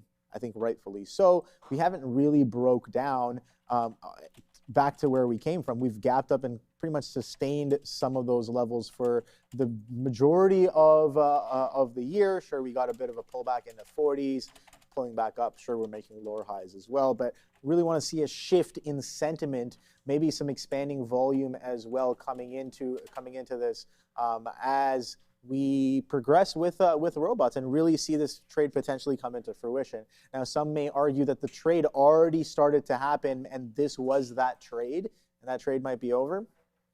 Sure. That's I know a lot of people have been talking about the whole magnet argument for a couple of years now, but really coming into fruition now as we start to see things like the robot Olympics or whatever. I haven't seen the robot Olympics from start to finish, but I think I've seen clips here and there. It's pretty impressive. They're kind of clunky right now, but this is the first. And shout out to China for stepping it up and being a trailblazer in this industry. Nobody else is doing what they're doing. So rest of the world, get your game on. Let's compete. Let's do this. Yeah, I know. Oh boy. All right. Oh boy is right. As we're not going to catch this order that we were looking at on IBIT. Now, you guys, I don't understand. Gaurav, you know what happens when you bring something like this to me. Now, we're going to start really, really small because why are we trying to make things a little bit more difficult than necessary? Hi, so this is going to give us a dollar stop, okay? We'll put a dollar stop on this bad boy. Nothing crazy from a size standpoint. Now, where are we going to aim for? 155. All right, so 158 to 155. But again, we're just going against the grain on the strongest stock. It's one of those where I'm going to be... I'll give it the respectable at-bats, right? We'll give it 3 strikes, but if it decides that it wants to break higher and not break down as quick as I would like, then it's just see you later, okay? 155 is going to be the primary target. Let's see if we get this breakdown. Gaurav, I do know what you're looking at, and the selling pressure is most definitely starting to pick up here. We're going to take a look at the options chain momentarily to see if there's anything telling us, but this is going to be the area where I'm going to be looking to take some profit. If we're fortunate enough to get that, we're $1 away from our stop, so it's not the best entry. It's also not the worst. We'll take it. I took a very light. Yeah, same thing, brother. I'm not going crazy on this one. Ooh, okay. All right. There we go. Nice little breakdown there. So far on mRNA, let's not get too ahead of ourselves. Man, what haven't we hit today, man? We've been light on the stream deck. I know you got Sharif's stream deck, so you can go. But what do we got? What do we got here on Sharif's stream deck? We'll hit that one. We got some money there, money falling. We got the register. Bring in the register. Go back to that. The money fall? No, I was going to say to Fabian, go back to that rear view. Oh, man. Oh, yeah. All right, man. You don't want to see mine. Yeah, why inflict that type of damage to yourself? Let's pull up. Yeah, Fuzz, right. Let's pull up the actual options chain. Oh, it's Kathy. No, Kathy. Watch out. Selena's watching. Here it is. Let's see if we can find something on the options chain to see if it's like, hey, why are we going to be running into this zone? Let's pull it up I need another chart, but this is slowly starting to work. We went like infant size on this one, so I'm not going to complain, nor am I going to be expecting too much because clearly buyers have been engaged. $160. There's nothing crazy from a share standpoint. So, I mean, I don't know how much of a factor we can look at it. Same thing with USO. I don't know how much weight I'm going to hold onto the options chain in regards to mRNA. Can I take a look at, I got a crush on Kathy. Mikey, you do? Oh, okay, all right. The reason also is I took on the hourly resistance from the daily good stuff, hold my calls. Yeah, 100%, man. We don't want no exposure. You wouldn't tell her. Yeah, don't tell her. I'll tell her for you, Mike Peter Ryder. But other than that. Tell me nothing. Yeah, ooh. Can't tell me nothing, right? All right, there you go. We got one of my favorites for sure. Kanye. Yeah, let's pull up the old chart ski here, Fabian, and see what we got as we're slowly starting to come back in here on mRNA. Clearly a resistance zone at this level. Primary target's going to be 54s. So let's see if we can be patient and hold on for that level there, brother. For sure. I'm looking at this Netflix. It's a while back. Somebody in the chat, let me scroll up. It wasn't that far back. They were just like, Obi, what's going on with the flakes? Check out some NFLX. Here we go. James Gwillikers, 99.82. Where is the flakes? Netflix going, oh boy. Yeah, I don't know, man. Where is it going? Oh boy, indeed. I did like it. I did mention just yesterday that this is looking quite interesting, starting to really perk my interest on a bigger picture, especially after we bounced off of that 70 area. That 70 area actually got rocked via earnings. We pushed below. We got to a low of 65s. And then since earnings, nice, slow, and steady grind right back up. So let's take a quick look. Is this worthy of a reversion on a higher time frame? That's what I'm asking.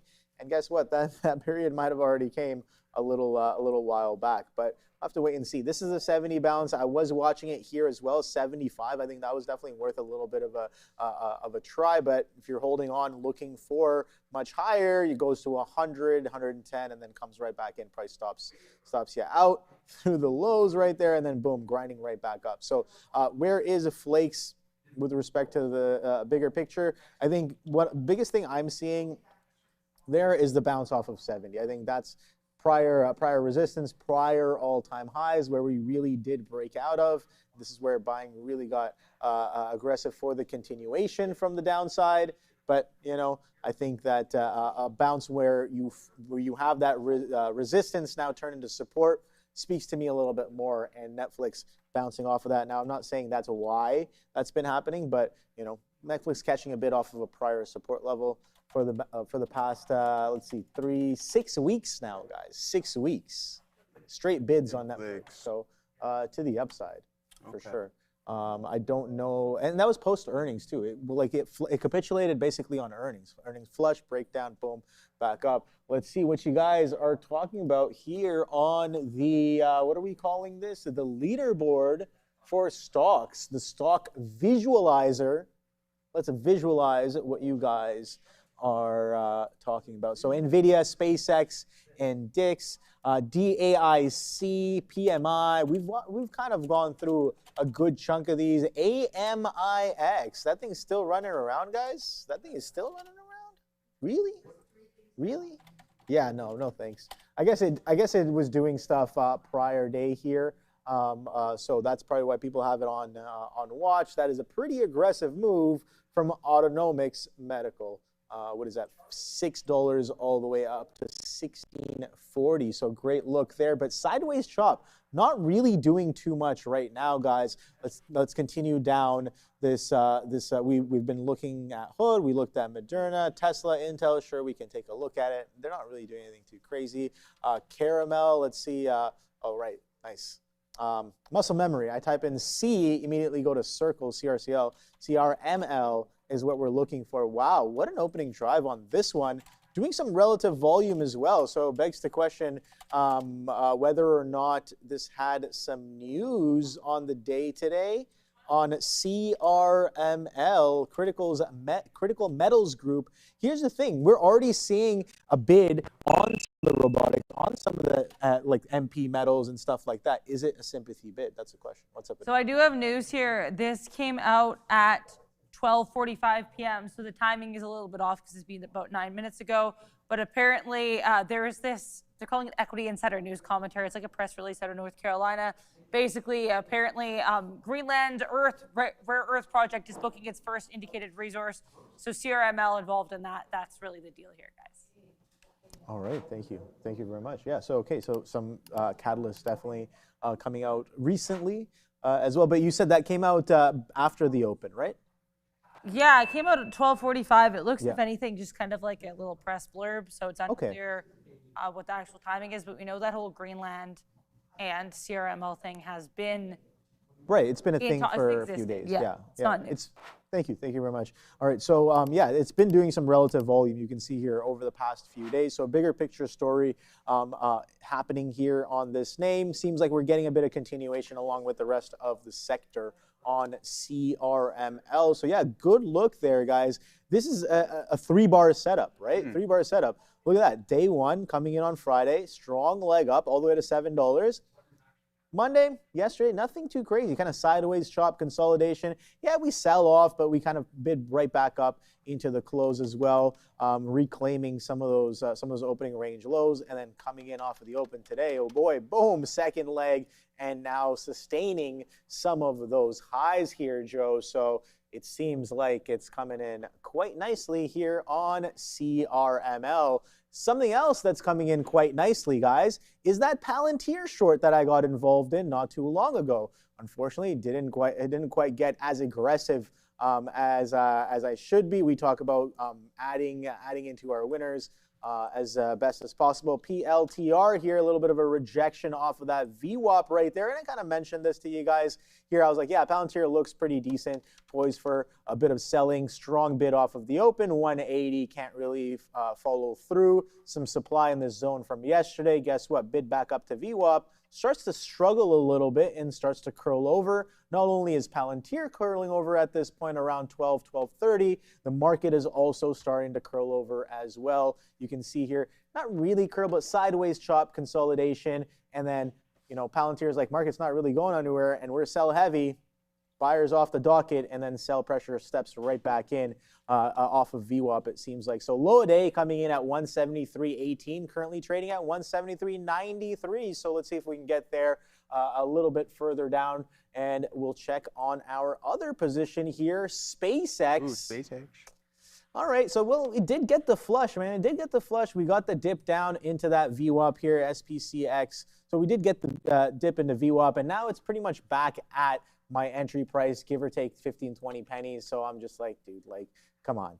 It went to VWAP, it reverted. It's a sideways chop. Sure, we could bid up. Sure, we could sell off a little bit lower. But I was really looking to revert this aggressive, crazy, you know, straight up green candle that comes in to the market at around 11:30 on whatever catalyst that was, right? Straight line up, breakout of high a day, and then you kind of consolidate, chop, chop, chop. A lot of that buying just dissipated. So I liked the short idea, and the short idea did work quite well for reversion into VWAP, but due to my entry not being ideal, you know, the trade ends up not being as ideal either. So that's the SpaceX right there, 74 bounce on Palantir. But yeah, what are you guys trading? Michael P. DeRider, oh boy, slow day for me. Yeah, slow day for me too, bro.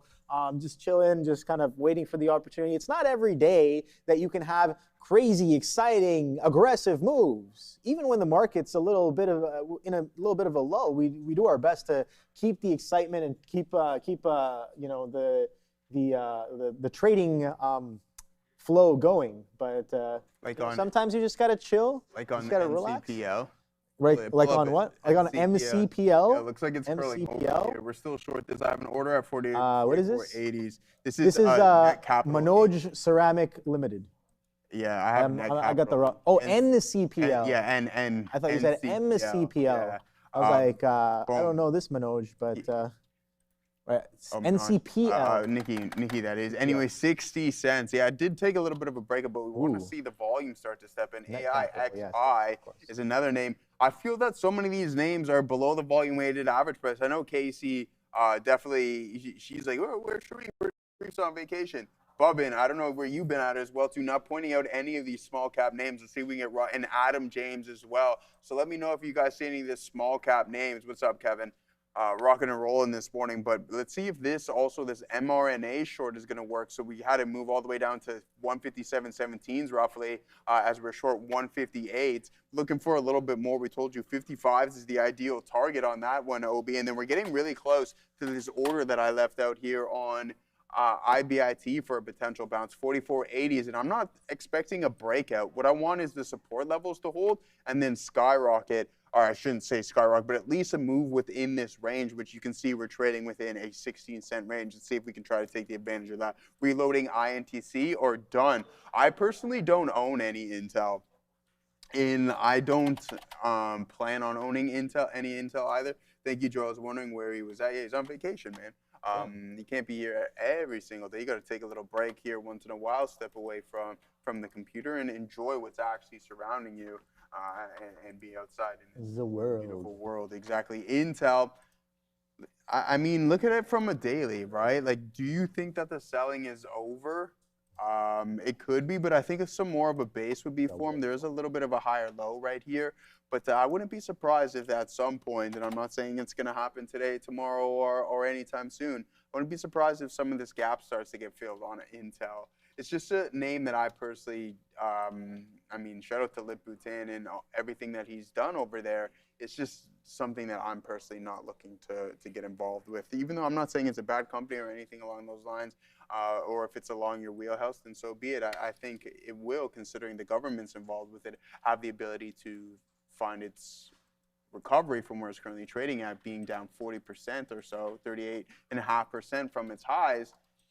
I just have my capital allocated elsewhere. Now, we're not catching this fill on IBIT, man. We're really, really starting to step up. You can see the secondary downtrend right here, ladies and gentlemen. But if it does, VWAP is my out on this one, so it's not very much risk. It's only about 7 cents or so, but what is slowly starting to work for us is this mRNA trade as we head right back into the support level in which we bounced off of not too long ago, 157.16. If that breaks, Obi, I'm going to be looking for that next stage and that next level, and that could be around 156 bucks. I'll take that all day. Yeah, no, I'm just kind of got out of that SPCX here, so yeah, kind of don't really like it as much anymore. I'm like, all right, the trade's done. I'm asking for too much here. It did go in the money pretty much right away on the second attempt, but just because it doesn't go as much as I want it to, doesn't mean the trade wasn't there. So it did revert to VWAP, and more often than not, a reversion to VWAP is more than I can ask for. But ideally, that's the scenario that I want, and maybe even more as well. So looking for the potential next trade on the day here. Still sticking with this Palantir. DKS still holding near its lows, man. We got all the way down to a low of 126s. Big miss. Big miss. So this, I would say, again, one of the best opportunities on the day. One of the best opportunities on the day. Bearish catalyst. Miss on revenue. Sorry, miss on their earnings report. Miss on everything. I guess their forward look was pretty crap as well. So yeah, we can get a lot of negative connotation and sentiment around this name, and then boom. 140 crackdown, weekly breakdown, multi-year breakdown, multi-month breakdown as well. So maybe some regrets. So I'm definitely going to be, writing this one up. No regrets ever. Oh, I know. So I gotta get that some regrets, some regrets tattoo here. But I'm going to be writing this one up pretty well. It's just I've seen this one before and I just wasn't prepared properly. I don't know when I'm gonna catch this one.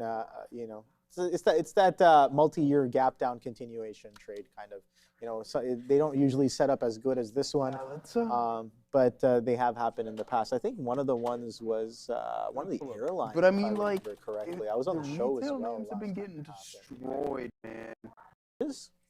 So some of the retail. So one of another name that I was watching today, which gapped down along with DKS. If you guys saw the morning watch list, a couple other names were mentioned there as well, and that was Nike and Lululemon, both trading lower, potentially on the DKS's report, right? So the reversion on Nike came in much better because I was like, why is Nike down? Why is Nike down when DKS is the one that reported earnings? Right? Why is Lulu down? Why is Nike? I could tell you right now why. No, I understand. I understand why. But why? It's the whole like that sporting goods report. Yeah. It's sportswear, right? Yeah, That's why the whole the theme is down. But who had the actual catalyst? It's DKS. It's sympathy. So the probability is sympathy sell off. Yeah. But if you came in today and had a similar idea to me and was like, oh, why is Nike sold off? The likelihood of this reverting versus DKS, who actually reported, is much higher. You'd be in the money right now on a potential long off of the open on Nike. Break of opening range, dip buy off of the open, consolidation underneath the VWAP that reclaims and breaks out as well. Hold a VWAP on from the upside. So a lot of that coming into fruition here on Nike. Let's see if we can bid back up. Lulu was another name here. Yeah, that one bid up pretty well as well, but I guess a lot more selling was happening on this one. So Lulu wasn't really looking at it as closely as Nike. I know that Nike had some decent, I guess, moves as of recent, both with their earnings report. I think that was recently, right? If I'm not mistaken. Sorry, repeat that one more time. Their earnings report. Yeah, their earnings report was recent, just at the beginning of July. Yeah, that's when I had them on watch. So coming just a few weeks off of earnings. So let me touch on this this Dick's Sporting Goods story here momentarily. Now, I like what you were saying there, Obi, and you hit that nail on the head. Why is Lulu down? Why is Nike down? Yeah. Well, what the CEO is stating here is that consumers weren't spending as much on footwear compared to before, which is 80% of Foot Locker's sales. Now, Dick's Sporting Goods bought out the footwear chain or the retail chain a year ago for $2.4 billion, and it's not performing well whatsoever. So what changed is a number of brands got very promotional on their sites, and those promotions spilled into the broader marketplace. So what happens? So what essentially this guy's saying is that our margins got absolutely destroyed because everybody's putting discounts on their products, and yet we're sitting over here like, like we're still trying to sell sneakers at the same price. That's not going to work out. People will go elsewhere, or you have to kind of mark down your own price as well too in order to compete. And with that being said, it just absolutely obliterates your margins. Yeah, for sure, man. These guys got destroyed, man. Absolutely destroyed, man. And it's like I knew I should have took this out. What's that? No, when it popped into 85, I knew this rejection. Now I got to see if it's going to hold up at 75. Again, we're going to give it 10 cents, nothing crazy. Okay, you're trying along, nice. Yeah. I mean, it's at the support, but what we have is like a head and shoulders pattern. I thought we'd get some form of a bounce. Listen, if you see this, it's kind of an ugly pattern, but you head towards some support levels. Throughout these multiple tests, especially so head, wick high, and then you have this second shoulder, we'll call it slightly deformed. It comes back into VWAP. Don't do what I'm doing. Don't look for the long because the trend is fully intact to the downside there. So now at this point, I'm just looking for damage control and trying to get out of this position here. Maybe break even in the best case scenario. And I'm looking for this breakdown in mRNA as well too. So let's see if we can get out of this I betrayed break even, Obi. Yeah, Blicky Spears saying Nike got to lower them prices on Jordans. Yeah, definitely. Some of those shoe prices, little. I don't know how you feel. I'm not a sneakerhead or anything. No, not really. But I like a good pair of shoes. You know, I mean, you got a pair of Jordans? Crazy. I don't actually. Okay. I own one pair of Nike shoes currently, and Sharif kind of forced me to buy his Shocks, which he didn't force me, but I'm going to anyways. But for like working out and stuff and like running? No, just casual, like walk the dog walking? and stuff like that. Sure. Yeah. All right. Sure. Yeah, I bet. Yeah. Really stink in the bed right now. Let's get out of this trade here, ladies and gentlemen. As it hits our target, we're all out of that as the selling pressure really started to amp up here. Could be a potential short in Bitcoin. Look at the volume kick up here, OB in Bitcoin. Yeah. That's some big time movement. All right. Vicky Singh, how are we expecting AXTI, AAPLD, and Oklo to behave for the rest of the day today? If I knew, I'd be significantly rich. I told 2x short ETF on all of these for day's trading purposes. If I knew what it was going to do, you'd probably see it on the position board right now. Brother, I'd be in like boom. If I knew what was going to happen. Somewhere warm. We can somewhere warm. I mean, you want to talk to him about that? Sure, we can. I'll look at some of those and I'll see what my personal opinion, not any advice on what those are. AXTI. We'll start off with that one. What ETF? You hold a 2x short ETF on all of these? There's one. ATX. I guess AXTX. This one, 2x long and 2x short. AXTQ. Interesting. What are these guys? What do you guys do? Electronic technology, electronic production equipment. Interesting. Engages in the design and development, manufacture, and distribution of single-element semiconductor substrates. It also sells specialty material substrates and raw materials to make other substrates and other related products. Nice. So some sort of headquartered in Fremont, California. So. Is that right? CA, California? Yeah, Fremont. Okay, cool. It seems like we consolidated. It's not really doing relative volume either. bit of a curl to the downside. What's interesting to me is that we're breaking that opening range low going into the later half of the day. Kind of, buyers and sellers in a bit of a battle in and around VWAP, mostly underneath VWAP all day long, and then coming into 1 o'clock, going into 2 o'clock. Seems like buyers are starting to really lose a little bit of that intraday battle on AXTI. So that's what I'm seeing on the chart here. What else do I see? APLD. Now that's just I'm just looking at a 3-minute chart. I haven't looked at any higher time frames or whatever. So I'm 100% sure I'm missing out on a lot of other information I could be talking about. But again, let's just look at the daily chart. The intraday charts here. I'm just looking at a 3-minute. APDL, Applied Digital, yeah, I don't know, bit of an uptrend on the day bid, but you can see just last week on Friday aggressively sold off of this just below this $30 level. So bit of a chop zone. We've been chopping up this 29 to 26 area since about last Wednesday on APLD. We'll go to an hourly here, see where we are in reference to some of these prior prices. Oh boy. That's a bit of a head and shoulders. Left shoulder, head, right shoulder, boom. Nice little downtrend since then, and now sideways chop here. So I don't know, man. I don't know about this one. It's in that chop zone, so nothing crazy there. OKLO. Okay, all right. There's something right there on the hourly chart, straight line up. So aggressive bid on this one. Don't know if there's news on this, but does have some relative volume, 1.5, 1.6 times relative volume here. Let's see, we already know what Alclo does, right? Fission reactors there. So yeah, it was nuclear that was catching a bid today. So OKLO. What are some other names? SMR. INOQ, I think. Was it? Are you talking about quantum or? I think I kind of put them kind of together. OKLO, SMR. I know for a fact I'm missing a few there, but I'm forgetting. I gotta check my old list of thematics there to see what else is in this group here. But throw it up in the chat if you guys remember some that I clearly am forgetting. I know there's more than this.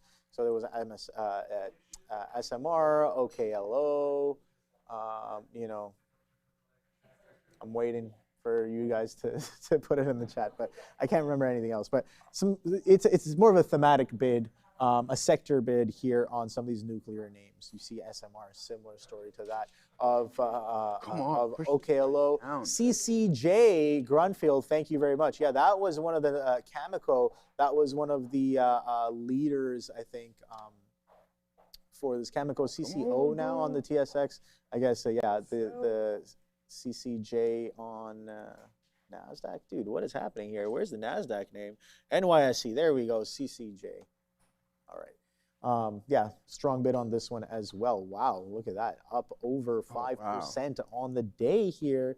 So yeah, it seems like the whole sector, when it comes to nuclear energy, is catching a bit of a bid. A lot of those names that we saw move with that thematic seems like just a few months ago, but this was well into the beginning of last year, I think. Yeah. Oh, I seen this tape hit. I'm like, oh no, this is my largest position of the day, by the way. I seen this hit open. I'm like, are you kidding me, man? Yeah. I knew things were going to green boys on the tape. Around. Yeah. So I knew things were going to turn around. This is my largest position on the day, as I just mentioned. I'll say it one more time. Looking for this breakdown in Bitcoin, just following the volume. Now we're going to wait for this trend line to be breached. It did look like we were going to curl over, but I mean, it is a strong name, so we do have to be prepared. Really tight risk on this one. Don't want to give back too much on the session either, especially if we get this breakdown on mRNA, which looks like it's about to happen. And I mean, we're going to wait for 55 on this bad boy, so that'll offset, even though it's significantly less amount of shares. Right now, we're relatively flat because this is offsetting what we have on this position. Man, should have waited for this pullback, but it just looked like we were going to break down. And if I head over to our 5-minute time frame, you can see we're still hovering below VWAP here. But if we crack this trend, then I definitely have to. I don't want to jump the gun too quick, but I also have to be prepared to just bail on this trade, just in case these guys want to find some form of a rebound. That volume can be a little bit tricky, as you've seen a substantial amount step in, and then now we're starting to find a recovery. But there goes MRNA to the downside there, Obi. Yeah, it's still holding that 157 level though. So it's pretty strong there. Clearly some supply, and buyers keep stepping in, pushing price a little bit higher. But if someone happens to give up and say, hey, yeah, all right, we're okay with price moving lower, then we'll be sitting in a pretty good position, sitting pretty in Suntan City, hopefully relatively soon. But see, every time it keeps getting bought back up, but eventually somebody, as I just mentioned, will win, and I wouldn't be surprised if it's the buyers, because it's been a strong name. And then look at the strength in the tape. The good thing here is that it isn't overly reactive to some of this tape flow here, which can be a positive thing. But as soon as it cracks this high of 159.15, I'll get out, and I'll still give it the same amount of swings. But yeah, not too good of a look here on the Bitcoin short thus far, as the trend line is now being broken, Obi. Yes, sir. What's happening here with Tesla, guys? I just looked over. I'm looking for, scanning some names here. Tesla, that's a pretty aggressive sell, right in a straight line since about 12:57 here. Not really that expanding volume. Adara said she is looking for potential news. I highly doubt there is anything. Nope. Nope, you're correct. Yeah, makes sense. No real volume signature to really suggest a news event, but you can see here it is kind of, bidding, selling, very directional in some of the legs that it's been doing. If we're bidding, this is what I mean when I say that. Look, 1106 was where kind of the bid kind of started. That broke out of the this morning session range as well. Take a look at how long we bid for. We bid for 27 minutes straight. And then sellers step in, and then sellers don't really go anywhere for another 20 minutes. So very directional for 20 minutes straight.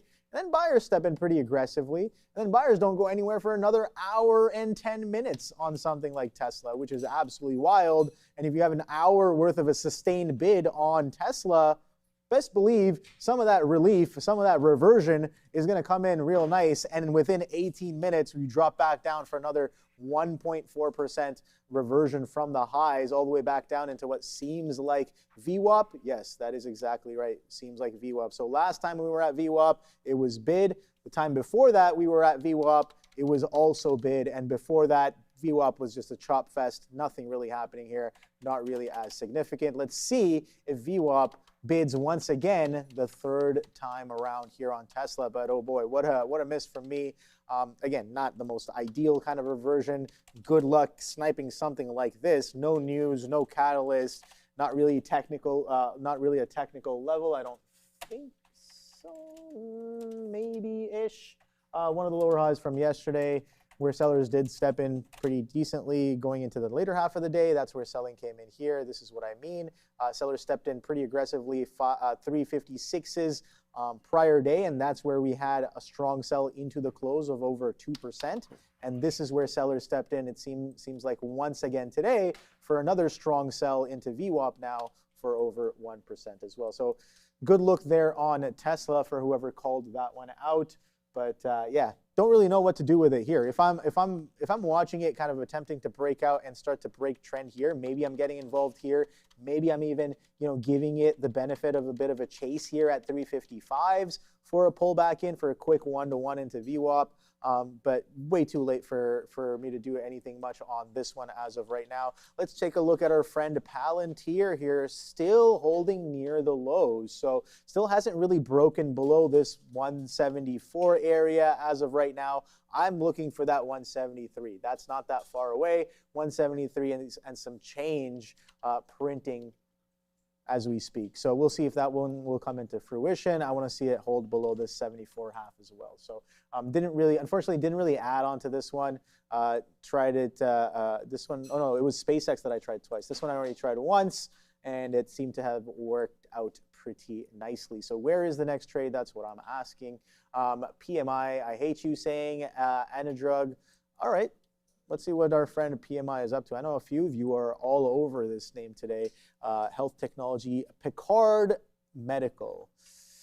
Yeah, I don't know. I think last time we were talking about this, it was underneath VWAP, and since then it's bid up about 15-20% all the way to 977 there. So a little bit too volatile for me on a day like today, especially at its price point. Not really something that I touch, but good luck and Godspeed to whoever is willing to take on that challenge. All the power to you.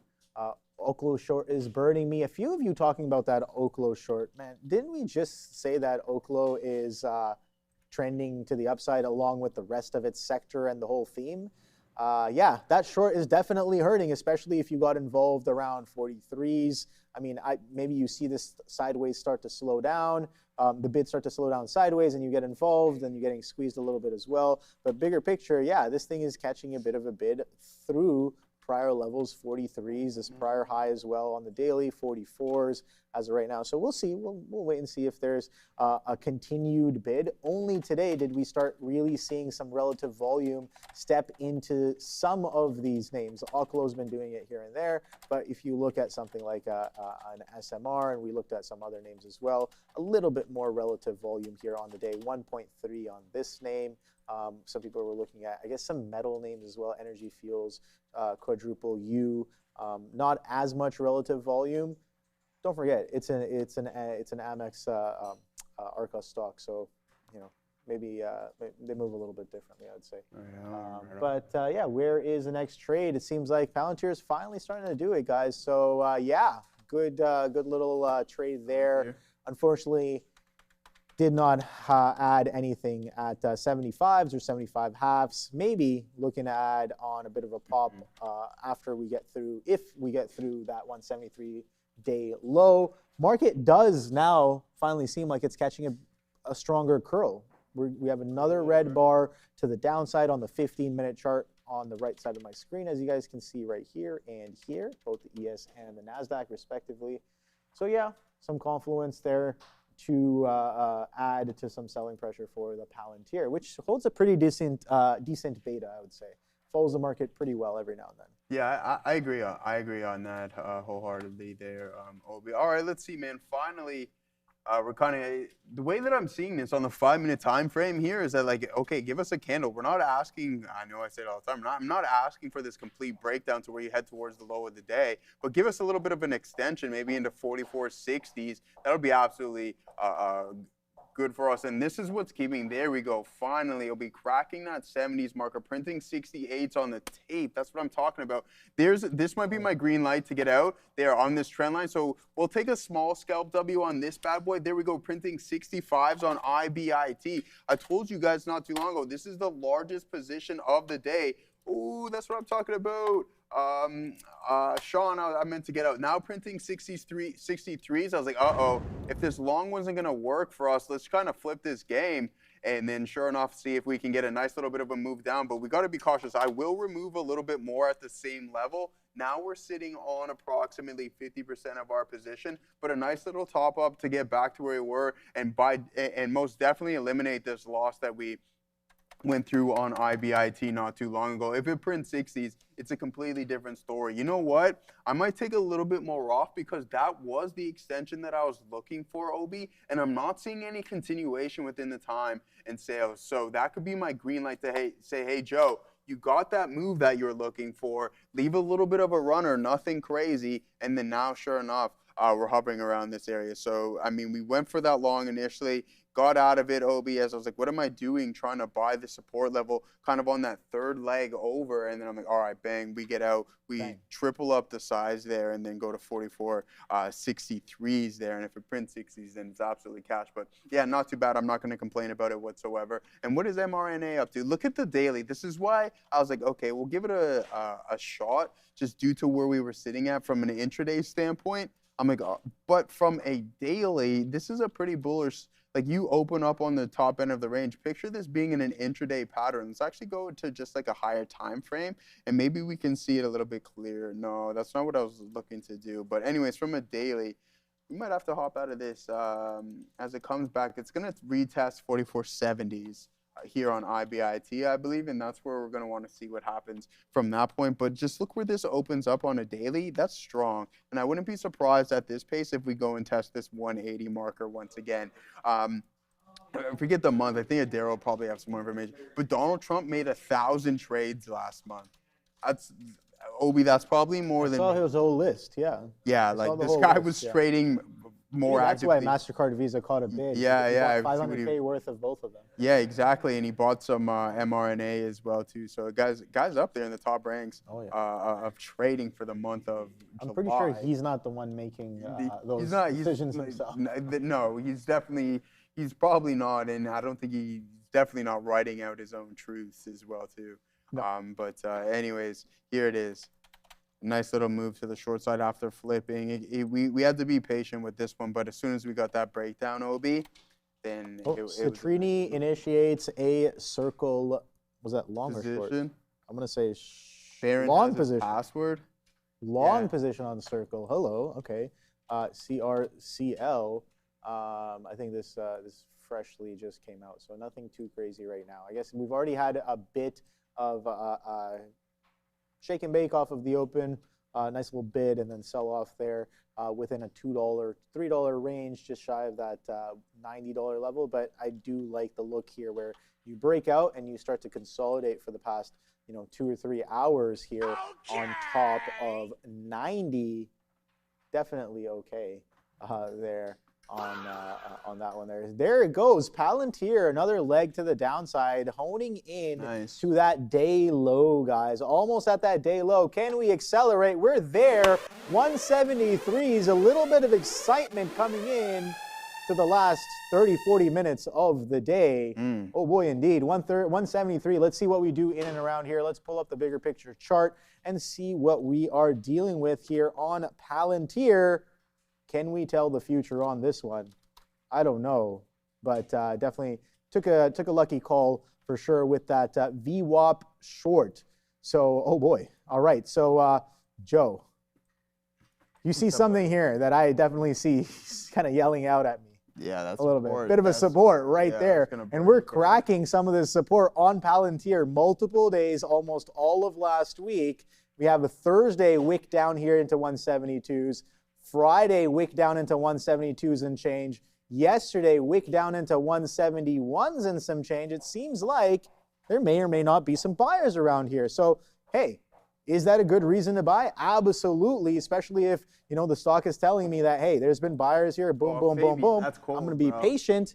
I'm going to wait to see if buyers actually step in because I'm with the sellers now. And I'll buy with those buyers if they actually do. So keeping it simple in that sense. I did mention earlier when we were talking about Neil's lesson of the day. I will. I got you. Reasons to buy, reasons to sell. You do not need to complicate it more than that. Yeah. Right? VWAP sellers sell strong on the day. Nice little continuation going into the later half of the day. 176s can't really bid through. Continuation works, and we're pulling back into an area of potential demand. So we'll have to wait and see. Like I said before, I'm only taking just the reps on this one. I have nowhere near the size that I should be in. So very, very unfortunate on that one. But it is what it is. We'll move on to the next trade. What's up, Adara? Let's take a look here at CRCL. This thing already at day's high, along with the rest of we have crypto strength and focus, that's for sure. But CRCL in particular to the upside here is we have Citrini, which again is that research firm or research group. They released that whole short case on software going back to earlier this year. They've initiated a long position on CRCL. Back to you. T, what's up, yo? What's up, yo? T, what's up, yo? Pull up that super chat again. What's up? He's asking for a friend. Thank you very much for the super chat. You have it there? Asking for a friend. What do you think about average down in moderation to finesse the entry? That's crazy. The fact that you finesse. Okay, so there's there's averaging up and averaging down. I'm not going to sit here and say that averaging down should never be done. I'm not going to sit here and say that. I personally do it every now and then. It really depends. But on the other side of that same coin, some of the best trades that I've had bar none, were trades that I've added into, averaged up into, taken more as it started to work for me. I think that's more of a finesse, right? We talked about this earlier, holding on to your winners. What about not only holding on to those winners, but finding places to take continuations? That's how you can take a scalp into a level-to-level move. That's how you can turn, an intraday swing or a multi-day swing into a multi-week or a multi-month swing as the trade is working for you, right? But averaging down is you placing more bets in as it's working against you, and probabilities are probably stacking against you as well. So that's what I think. In moderation, really, yes, definitely in moderation, but you have to be a lot more nuanced as well. If you know that I'll use a chart. A good way to exemplify this is to have a chart alongside for sure, so you guys can kind of understand what I'm getting at here. Okay, so let's use Palantir. Let's use Palantir as an example. I just took the trade Palantir as well, and I was watching it earlier. I was watching it around 12 o'clock before it became the right side of this specific move. But say I'm getting in and I'm like, all right, I have a general sense of, hey, there's been supply here, 177s, 178s, and the sellers here as well off of the opening drive at around 10 o'clock, sellers stepping in 179s, 177s. And if I'm looking for the short again, here I can be dabbling in slightly. If I'm like, okay, I'm going to let this get up to maybe opening range high at 178 and some change and really look for sellers to step in. My ultimate risk is up to day highs just underneath 180, and I'm willing to sell from 177s to 178s. But I want to dabble in 176s a little bit just in case, it does start to curl here. Those are all of the finesse type of statements that I might be making. Now, let's change that up. Let's change that up to the type of decision making and mindset I'll have when I'm on the right side of the move, which I took the 176 on the right side after the VWAP kind of rejected. When you're in here, you're like, oh, it might come back. You're hoping for it to come back in the money. But when you're on the right side, you're like, all right, let's go. We're coming in right now. Sellers, I'm on the right side of the move. The buyers have exhausted. I have a place to risk right there, 176.63s just above there. Buyers weren't able to take it there. Now, the mindset totally changes when you're on the right side. You're not thinking about, oh, where can I sell again because I'm looking to average in for this to come back into the money. You're like, where can I get really aggressive with this where sellers are stepping in and breaking through structure so that I can really leverage into a winning position? There's a distinct difference in the time, in the mentality that occurs when you're in those two different positions. And if you can learn to kind of recognize that real time while you're live in the trade, that is what makes the difference, because you have to be aware while you're in the trade of what you're doing. And sometimes it's easy to get carried away being like, boom, boom, boom, boom, I'm adding into this trade, which I think it should be going, and then it doesn't go. And then when it actually happens, I don't have the right kind of shares or the price as well. So I think that's my I guess, little spiel on averaging down, averaging in. But it's easy concepts to kind of talk about, very difficult to actually implement without a real game plan of how you're going to actually implement that mid trade.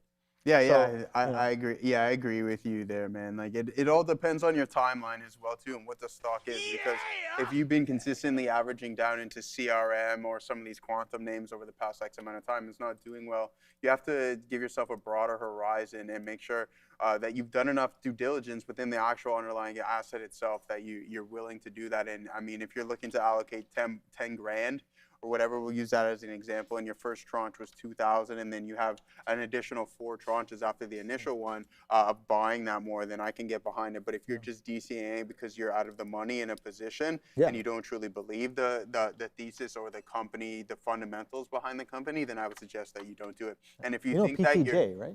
If you think that you're going to finesse the market, then good luck. Forget it. As soon as you said finesse, it's just like that word right there told me what mindset you're exactly. you're on. So you already. think that not you're going to finessing think, it. no, they see everything. Right. What were you going to say, though, aside from that? Listen, PTJ, Paul Tudor Jones, a famous picture of him sitting at his trading desk, and a famous statement that he makes. Now, again, I agree. I just told you what my opinion on this is. I don't strongly agree with it, but I'm learning as well, and I'm finding my best trades are the ones where I add to my winners. But he had the back of his office, he has this sign, basically in permanent marker, that says "Losers average losers." Never do. Just to remind himself that he probably makes that mistake every now and then as well. That's why he's got the sign up there to tell him that, hey, losers average losers.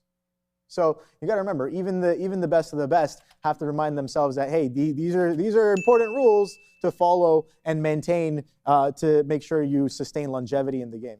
So real question for both of you, and I'll answer it too if I think of an answer. But All right. if you guys could have, I like that whole losers average losers thing. Like, what's something that you do wrong that you want to remember so you can correct it? Yeah. What sign or what type of sign would each of you put up? Like for myself personally, I'm not aggressive enough when things are working, and I get too wishy-washy. I'm not paying enough attention, and then I miss it. So my sign would probably be like, get your head in the game. I don't know, High School Musical. Okay. But what would your guys' signs be? To remind yourself to stay on track. Great question. I mean, you guys already know. You see my desk. I have sticky notes here and there with mini messages. So I have a few different messages that I put down to remind myself. But I'll let you take it first. I don't know if there's one single message that I send myself. I think when I haven't been doing this the longest amount of time, but I haven't been. I'm not green either. I don't think. This is year 5 for me. I'm just a firm believer of when especially if you're involved with it every day, that you know inside, you have that gut feeling of when you should do something that you shouldn't, or you should have held it a little bit longer. Right. Obviously, the data is always incomplete with trading. That's what makes it so difficult. But I think it's just an inside feeling where it's like, oh, I know I shouldn't have done this, and I know I should have done this. I don't know if there's one specific. Yeah. So for me, the most recent one that I put on was I drew a little pedal, and I drew a foot pushing the pedal, and I said, what did I say? I said push the pedal when you're running hot. So I said push down on the pedal when you're running hot. That's what I wrote down, because I find that some of my better days, I'll look at my P&L, or I'll have a couple of good trades, and I'll be like, all right, I'm done for the day, and I review the day later, and I'm like, bro, there was 2, 3, 4 more trades, or that same trade, it was given to you over and over again. So what are you really doing if you're not hitting away at that trade? A lot of time. Sometimes the same trade shows up. Was it SPCX yesterday? I think it was, where you had a bit of a range. Yeah. Okay. So yeah, that 138, it gave you this short off of the open, but it gave you the trade once again 138s pretty cleanly. Slow little bleed all the way into the close. Similar kind of an area, same kind of a supply idea stepping in. Trade happening twice in two distinctly different ways, but that same kind of a trade happening where you're shorting 138 supplies to take into 135, right? So it's stuff like that. I can sit here and be like, all right, I caught this move in the morning. All right, I'm done for the day. But hey, look, if you're really sitting down and you're here every day, the trade showed up once again. That same reason to sell, the same area to sell shows up again. So when stuff like that happens, I found that, I'm not maybe exercising my skills to the best of their abilities. So when I'm doing well, put the pedal to the metal. I think that's my latest. I think that's a fair assessment there, Obi. Yeah, push it when you're running hot. That's what it is. Push it when you're running hot. That's mine. Right arm, as my boys would like to say, right arm. This is why we get out of this trade here, right?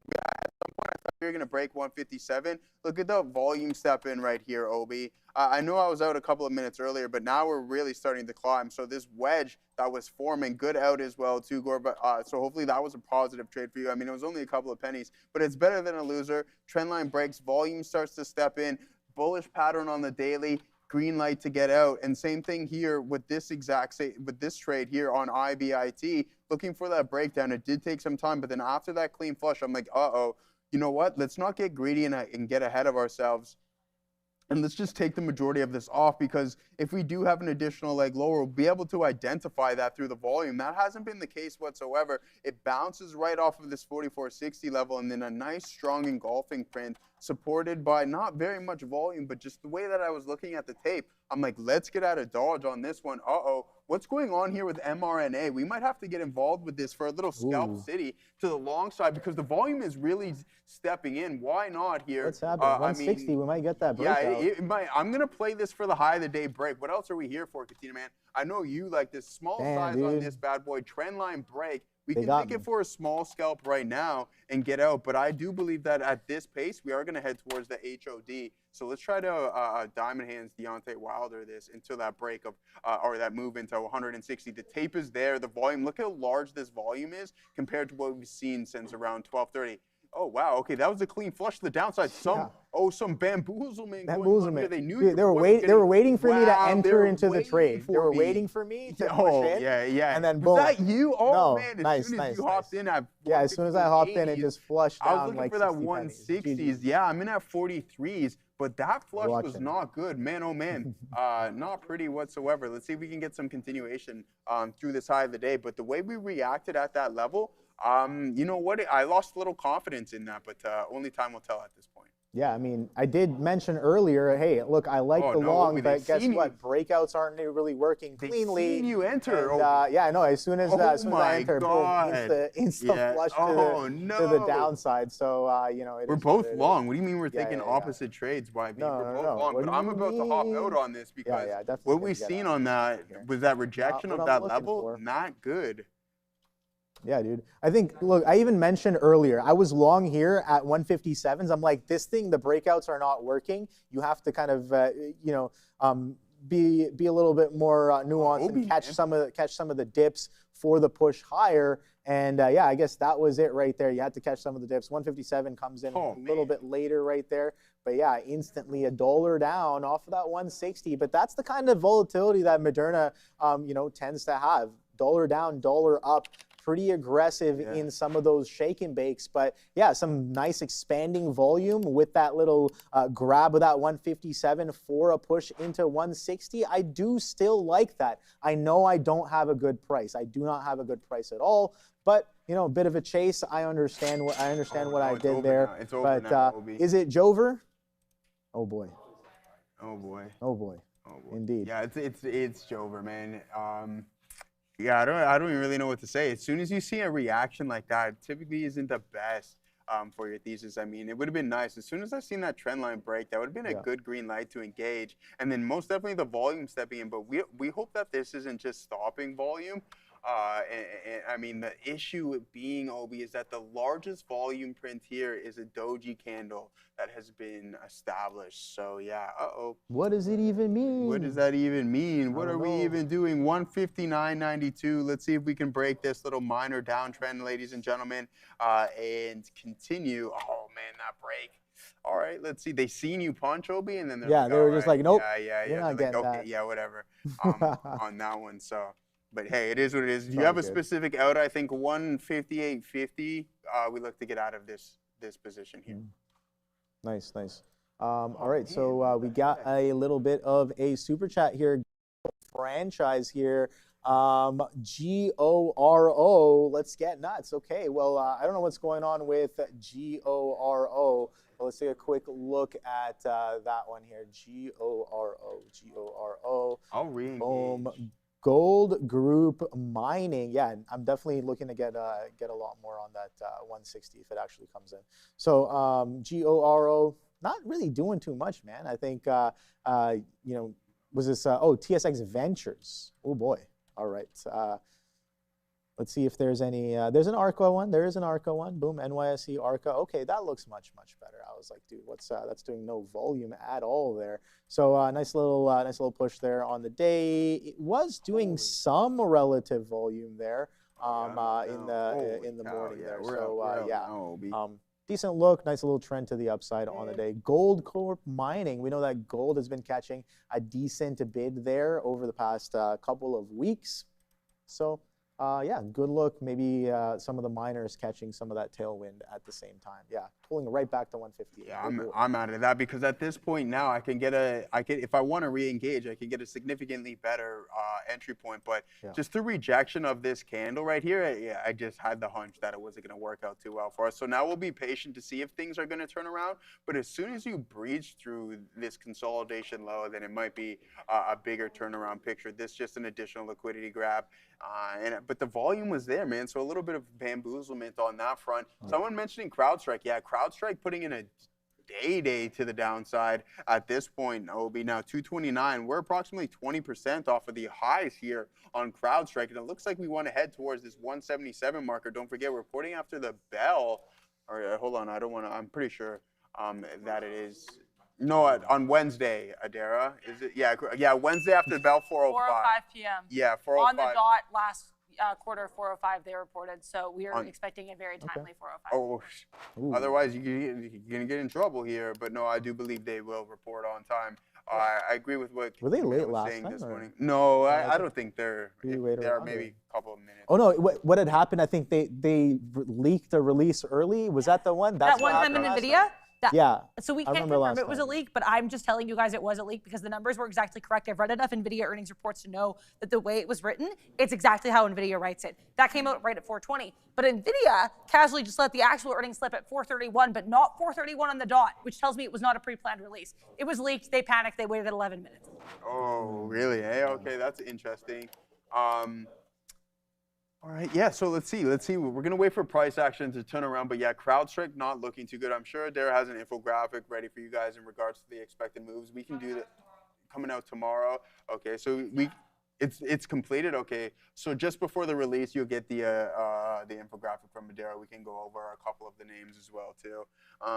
Do you use that source that I give you anymore, Adara, or no? For the implied moves, yeah, but the thing is for the implied moves is I always like to wait until the last second. Okay. So implied moves, I don't put that infographic out until like 2 hours before the earnings come out because I like to get it as close to accurate as possible. In terms of like the other aspects of the earnings reports, like what they did last quarter, etc., I have things coming out for Nvidia tonight. Then tomorrow you're going to be getting CrowdStrike, HPQ, and CRM, and also Best Buy because they report on Thursday morning. So very, very tightly scheduled earnings infographic machine over here at XTTV Research. Julio, Right, nice. Thank you very much for that. All right, this is the turnaround. This is going to be the last attempt here on mRNA to see if we're going to get any form of continuation. Once again, we don't want to give back too much, but price turning around at this point, I like it. There is a key structure right there, so that what was once resistance can now potentially act as support. But as soon as we come into the middle of this range, it's see you later to that one. Henry, I really want to do an options play for INTU. Leaning bearish, thinking of call spread or put spread. Not sure which one do you think makes more sense. Well, if you're thinking bearish, you'd have to go credit on the call. You can go debit on the put, right? But yeah, so credit on the call, a little bit more risk on that front unless you have a tighter strike that you're writing, or you can go debit on the put spread. So those are your two options on INTU. I'll pull up the technicals momentarily. I want to focus on this one for the next couple of seconds on this specific trade because as soon as we head towards the lower, if we break this low right here, then that's it. And I'm not going to give too much more of my day back here, especially if this doesn't want to find any form of continuation. It could be a complete fake out, especially after that volume stepped in. And then this is the largest 1 minute candle since what time here today? That could be a massive teller in the direction. Yeah, so this is the largest candle since 1037, which would be the around the third or fourth largest on the day.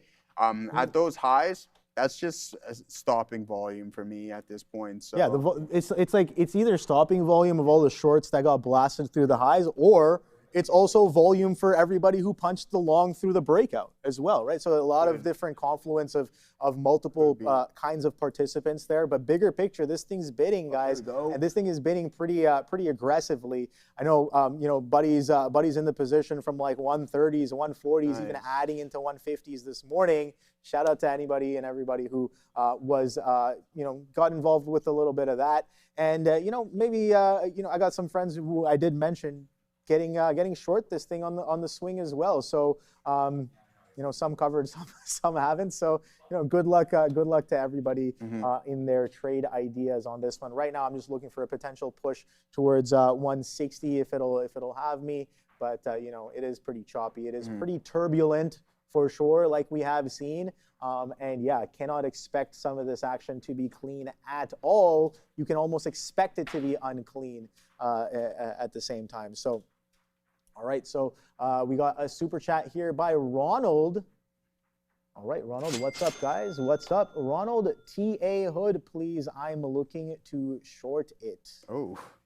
You want to take a little bit of a look at? We'll take a look at that. Yeah, Hood. Yeah, absolutely. I hopped out of this, right? Because like, why am I gonna? I'm thinking if this holds, then my risk reward is significantly better than me holding on to this position. So right now I would still be OTM. Right now we're in ITM in the money here, but I just get out because I'm like, now I can increase my prices significantly better. And I don't have to wait to the break of this 159.40 level to just get back to break even. So if it's going to work and head towards this 160 marker, you can see significantly better risk to reward. It may or may not happen. That's the issue with when it comes to re-engaging. Now, Robinhood, a name that this was one of my better performers over the past couple of years. I've been really thankful that we owned this name and we owned it. We recognized what was coming in on the earnings report at an earlier time. If you're looking to short it,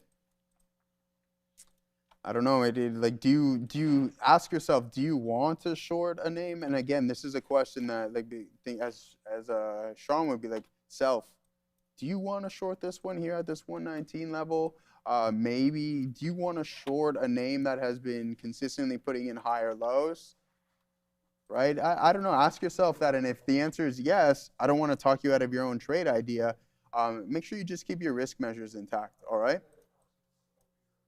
So this is what you want to do. I just personally, again, it's like, why am I making my life a little bit more difficult shorting mRNA, one of the stronger and the best performing names over the past week, 2 weeks, when I can just attempt to go with the flow, and I think that just puts probability in my favor, especially if there's trend line. So I think that's the camp that I stand on. I'm no longer a shareholder, so what happens to the name is irrelevant, but it matters to me what happens to your money, not a financial advice, Obi. Yes, sir, definitely. Yeah, no. What's up, Lele? What's Lele saying? No, she's saying, what's up with SPY? She said, yo, Joey, what's up with SPY? Michael Peterwriter. Why? What's so random? I don't know. He made a joke. Man, that's crazy. It's pretty wild. Pretty wild. It's so random. You never know. I thought you said you weren't drinking, Mike. Yeah, apparently someone might be. I mean, are you sure you're not on a beach somewhere? No, he's in the banks, man.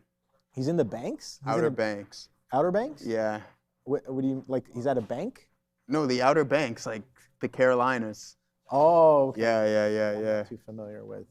He's on his boat now. There, but yeah, there you go. He's laughing. Oh boy, indeed. Yeah, Outer Banks of. Let's see. I am now. He's on his boat. Okay, nice. Yeah, he's water people, probably man. Get a boat. You know the meme? I should probably buy a boat.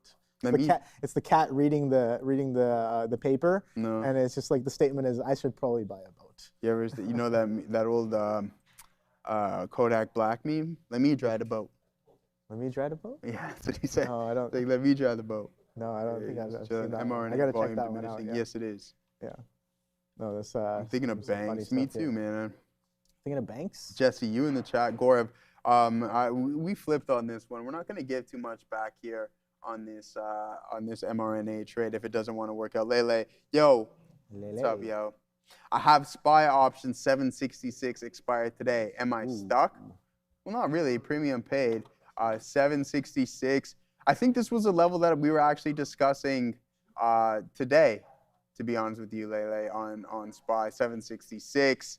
At this point, I mean, there's still a couple hours left. Anything can happen. I wouldn't say that you're stuck, but what is the probability and what is the option chain telling you from a probability standpoint that the chance of you running into that level? How do we tell the probability? You just look at your Greek. So what it's saying right now is that there's an 88% chance that it's going to expire out of the money, a 22% chance that it's going to expire, or 78, sorry, I should say. Yeah, 77 now, 77% chance that this contract is going to expire out of the money, 23% chance that it's going to expire in the money. So as time passes on, slightly dwindling. Yeah, let's send it over to Adara. Let's go mRNA. Let's see if we can get some form of continuation. We're holding up that prior support level. Better entry on this attempt. Now we're going to need a move into 160 for this trade to work out for us. Adara. Guys, as you guys can see, SLB had a little bit of a spike, to put it mildly, over the last couple of minutes. Seeing reports from Reuters that SLB, so Schlumberger here, has gained access to Venezuela's oil field data under a new PDVSA contract. Again, this is a Reuters report, so it's not yet confirmed. But basically, SLB will reportedly be part of helping rebuild and digitize the reservoir and production databases for Venezuela, including data lost in a cyber attack. They'll be using cloud systems and AI for that task. Back to you. Thank you, man. This video, I'm going to see if I... That's crazy. On something on SLB, something like that. Like, look at that wick, man. That is some craziness. That is some craziness. Someone's just coming into that order book and just taking out everything there. Obviously, if I go on a shorter time frame, I think a lot of this volume probably done within a few seconds. Just a quick reaction to the headlines there, but yeah, absolutely wild. Imagine sitting in a position on a $50 stock, which has a pretty tight spread, and suddenly it goes 53.16s to 54.88s. And then slams right back down to 53.40s. That's absolutely wild. Definitely, I would definitely want to be wearing brown pants that day if I'm stuck in something like that. That is when I see something like that, absolutely crazy. Yeah, that was it. So that was a crazy. Yeah. So Dolly Parton died. What happened? Oh no, Dolly Parton died. Says R.I.P. R.I.P. Dolly. All right. So yeah, what do you got going on here? I'm still waiting for this. Watching this Moderna. Moderna. Yeah, I'm still sitting in the same thing. TSLA. Some people. I'm trying to show everyone a video, to be honest with you, but I'm never on the Wi-Fi here, so I got to get on that because everything just takes so long to upload. I'll see if I can pull it up here momentarily for you guys. But I'm like, how the heck do you even say no? How do you say no? Where can we go here? How do you say no to that guy, man? Yeah. Okay, it's breaking down here, Obi. We're gonna get out of this mRNA trade. No continuation thus far. Not happening. Am I going to somebody here? No, I don't think so. Oh, okay, all right. Yeah, sorry, I was just all caught up in this. Let's go, man. This is getting pretty tight because this wedge was forming here. Obi, we might have to hop out momentarily. On this name specifically. If it doesn't break through this resistance zone, then I'm going to be looking at this as that might be the potential top here today. No 160 coming into play via mRNA as we get back a nice little chunk on those two attempts. But yeah, there it goes. Look at the tape go here. Oof. Holy schmoly. All right, let's get out of Dodge on this one. Thesis invalid. See you later. We take a couple of losses on that, but other than that, the time is at 1:58. We'll do a quick trade review. We'll walk away. I wouldn't say unscathed. You give some back, but we're still green on the day. Nothing to write home about. The Nasdaq was definitely our best performer on the intraday session. Just scalp city on this bad boy, which worked really well for us, especially out of that early opening drive. Bang, bang, bang, bang, bang, bang, bang, bang, bang. Over there on the TQs. And then only 3 names today. We just went red on mRNA. Otherwise, we were slightly red on it. IBIT going to be our second best performer today via the short. The longs didn't do us too much favors. Here's a long here. Break up into 45. Pushes it down. We talked about that call wall at 45. Bang. And then sure enough, we go long again at the support level. And the volume weighted average price wasn't supporting it. We get out. We flip. Flip game strong out. And then sure enough, bang. Off to the races it goes now. So we were able to recover from that not too long ago, and then now also mRNA. The only blemish on today's session as 157.66 looks like it wants to break down there. Boom. Yeah, no, I had definitely a few names today. I talked about my DKS, did not really work out. Spent most of my risk on that. A little bit of a pull into Palantir. Watching this Moderna here. Let's see if we can hold some of these prior support levels and continue to make higher highs, higher lows there. But yeah, no, it's been a pretty solid day. We'll see you guys tomorrow. Before we send it off to the big desk, we're gonna go still to. Got 30 seconds. No. Oh, apparently we still have no, about man, 30 seconds left. Whoa. By the time it gets, it doesn't there, even guys, matter. Yeah. Plus, Adara's got some breaking news, guys. Let's hear it. No, hold on. Let me finish here because Whoa. I'm gonna let you finish. Yeah, let me finish because I heard Sean. It was like 2 minutes before 11. He's like, all right, as we wrap things up here, I'm like, whoa, today. So now when we're at 30, we're wrapping it up, brother. We're wrapping it up. 30 seconds. Now it's done. We can just send it over. We're going to go to Adara, and then we're going to go and see what the gentlemen to the right of us are doing, man. Fantastic stuff and good times always. GVO, good vibes only. Hope everyone had a fantastic Tuesday. Thank you, Finch Jane. We lost a national treasure today, 7 days of morning. And listen, R.I.P. Dolly. I'm not going to get into it too much, but Obi. Yeah, good show. Nice day. Easy Dragos. Easy everyone there in the chat. If it's nice outside, trade and then go enjoy it. Yeah, I'm going for a walk. Be one with nature. Yeah. Be one with yourself. Oh, be one, Kenobi. It's your boy Be one Joey-O. with the Force. Bro, I'm not I'll leave laughing. you with that. I'm not laughing, bro. Easy, everyone. These are the traders you're looking for. There we go. See you later. Take it easy, guys. Yeah, we're working 9 to 5 to bring you guys news, including on Meta right now here. META is going to be in focus. Now, this is an interesting one, and I want to take a minute to break it down for you guys. So we know they have that trial going on right now. Apparently, a former Meta data scientist by the name of George Voloshenko just testified that only 0.2%, so less than 1% of teens actually use the Instagram Take a Break feature when it was opt-in. Meta has since made the feature enabled by default for teen accounts. So guys, what does that mean, and why would Meta be trading higher on that? That implies that when teens have the option to actually, use this feature for their mental health, they don't want to use it. So you're making the case that Meta is intentionally being bad to teens for mental health. I think this testimony kind of puts a bit of a wrench in that case. I would say it's a good look for Meta. So we'll have to wait and see how that's interpreted by the jury. But either way, I think this is an important thing to note. We're going to send you back over to Neil and Sean. These are the traders you're looking for, as Obi said.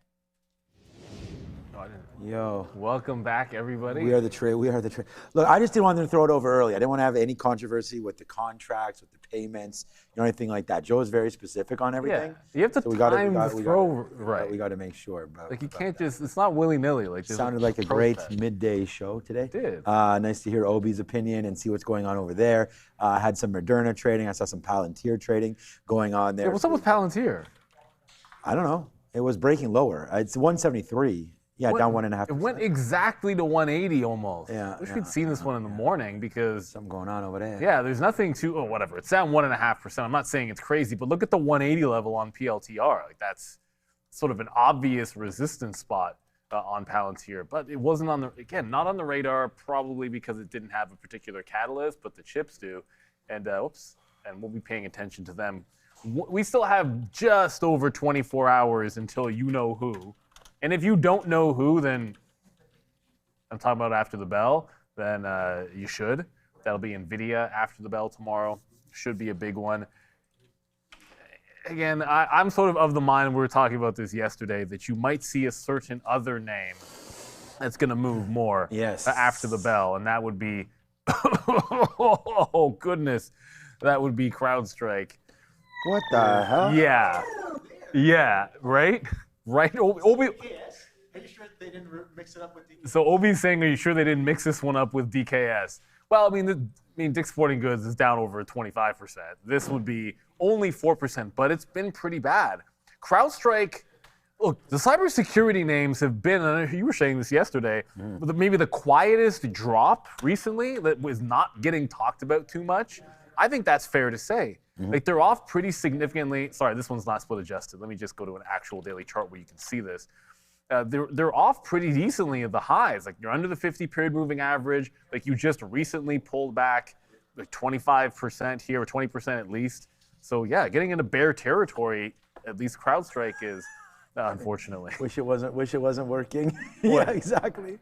No, I wanted Andre to test my ear, and then he asked me to do something. I was like, oh man, like why did I? That's what happens Why if did you I ask. bother to ask? But the reason why I Literally asked is for it. because, of course, there are new discoveries coming from OGen, and we got to talk about them right now. We are seeing some updates out of them. Their ticker is OGEN on the NYSE American. This company has now activated its phase 2A clinical trial in that country, Australia, where its first site fully operational and patient dosing is expected next. They're developing ONP-002, which is an intranasal treatment targeting concussion and mild traumatic brain injury, an area where there are currently no FDA-approved therapies. Alongside that, Origenics has spent the past year strengthening its balance sheet, raising capital, resolving liabilities, and restoring exchange compliance. The focus now shifts to execution with clinical progress underway and additional CNS assets under evaluation. Go check them out. That's OGen, of course, as we continue to move forward there. Yeah, we just heard that story about Meta. I was listening to it on the way in this morning. And yeah, it was like basically Australia came out, they banned that social media, but it's not working at all. Kids still choosing to go on it. And yeah, it was something like 25% of the population or 26% or whatever it was, dropped by 1%. I know Adair just gave the whole story there, but 0.2% there. But Meta, anyways, continues to be that stock that bothers me a little bit, just how much it's come down. But we do talk about that 200 period moving average. And, you know, we looked at AMD and Nvidia and Intel, and they're above the 200 period moving average still. Unfortunately, our friend Meta isn't, and that's why it's basically the biggest cause of concern for me for the Mag 7. I mean, Tesla's in that realm as well. I mean, not worried about Amazon, Microsoft, I don't think, Apple, definitely not. But it would be Meta is the one that's worrisome a little bit there. Did I see, yeah, so you got into Dix again, right? I don't know if it worked or not, but it's still down another 30%. I don't know if you tried to break long, because I was actually thinking about it. The only ones that, only at 30s. So the only 30s, places we okay. went long were off of 132. Man, this chart it's hilarious to look at, because you can't get, no matter what you do, the scaling makes a couple of bucks look like nothing. And then we tried, the one that didn't work was the 130 there. The good trade was, it's hard to see, but it was the 132 into like 134 and a half. And that was pretty much it. Like that's it. Like it's just continuing to head to the downside, 30%. And the reason that we're, obviously when Obi was talking about CrowdStrike, did he mix it up with Bix, is not because CrowdStrike's having as bad of a day. I think it's just more that it's undercover. Like we know the story here, like this was a bad miss.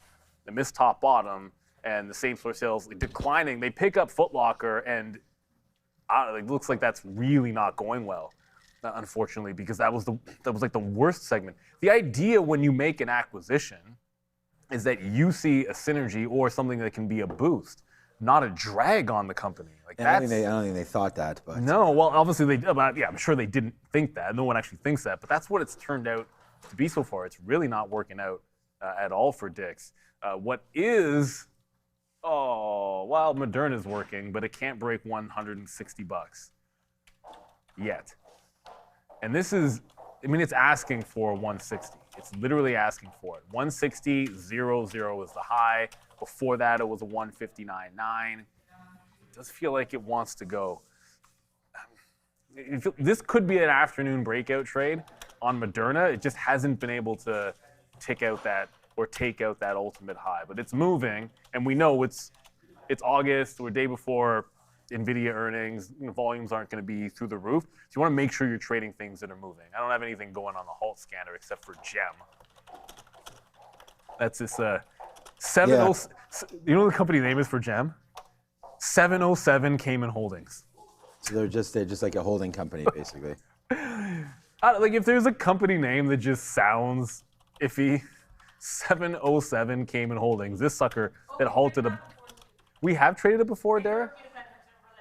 Okay, well, Adara says this is a repeat. Oh my goodness, yes, it's a repeat offender.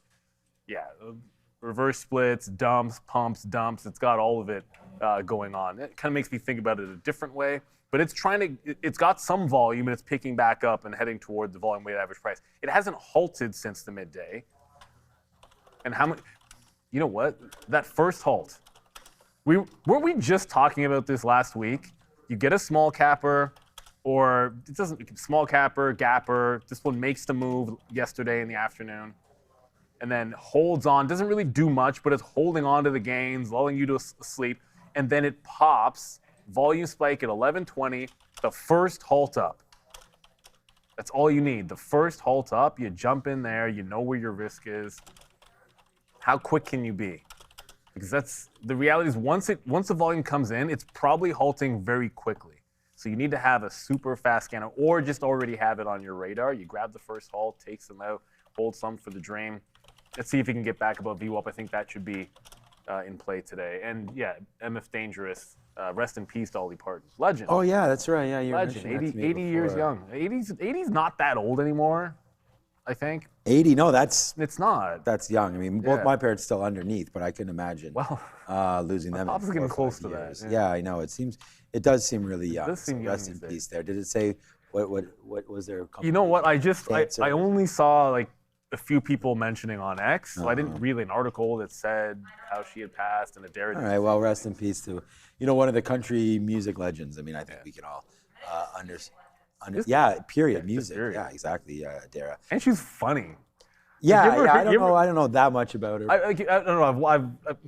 YouTube is wild sometimes because they'll just suggest stuff to you that like I'll like and be interested in, but I have no idea why. And it would at one point I was getting suggested some interviews that she would do, and she's hilarious, absolutely hilarious. Oh, She's good. just a good singer, so probably like a great person as well. All right. Yeah, movies, everything. And Someone's saying they don't think she's dead. oh, I don't know. I'm reporting what you're doing there. Okay, well I'm pretty sure because it's literally on. It's on. Yeah, it's all good. Yeah, major networks are reporting it. I'm pretty sure. It's all good. Nothing's true until Trump announces it. Her family also confirmed it, so I would say that it was probably true once that happened. Mm-hmm. They're the people who initially posted. Yeah. Okay, yeah, someone said that about Dane Jenner is also in the chat. Okay, well, as they say, rest in peace there. We'll hope that, her family is okay and everything, which I'm sure they are. Okay, just a few looks right now. One name that's an interesting one that I don't know if we've ever really traded on the show before, but Qualcomm is right here. I was just looking at it again, a little bit of a level break potentially incoming here for QCOM. It kind of sucks today to see the Nasdaq just bleed out all day. Really, it's not that it's bleeding out, but we're near the lows of the Nasdaq here as well, and maybe looking for a little bit of a short to come through at some point there on the Nas. So we'll see if there's any sort of a give up there to the downside. Hopefully we're okay and we don't have to worry too much about it, but that is a little bit of a spot right there to worry about for the Nasdaq, just hovering near the lows underneath VWAP, keeps on bouncing. This is since 1250, so hour and a half. We've really seen negative, and I'm talking about this chart here, response to the 50-period moving average. So, maybe it was pretty choppy early on, bounced around there between 11 and 1, and then since now, last hour and a half, sort of been downside and really respecting out on this 50-period moving average. So we'll wait to see if we can get the NASDAQ to maybe bounce upside a bit here. Wouldn't be a show without talking about SpaceX. But, not much. We were short on SpaceX, made the money, gave it back up once it broke through 138.50 there, and that was the end of that trade. Positive results on the stock, but yeah, definitely lost on that last. I don't even think it was very big, maybe 10% of a stock there. And right now it looks like it's a long. Oh, it's okay. Fabian's in the back working on some wires over there. Looks like a long to me, man. We want to thank everybody for going through with all that noise that was there this morning. Hopefully that's corrected and we fixed our left ear, right ear audio problem as well, we think. But 138.50 right around here for SpaceX.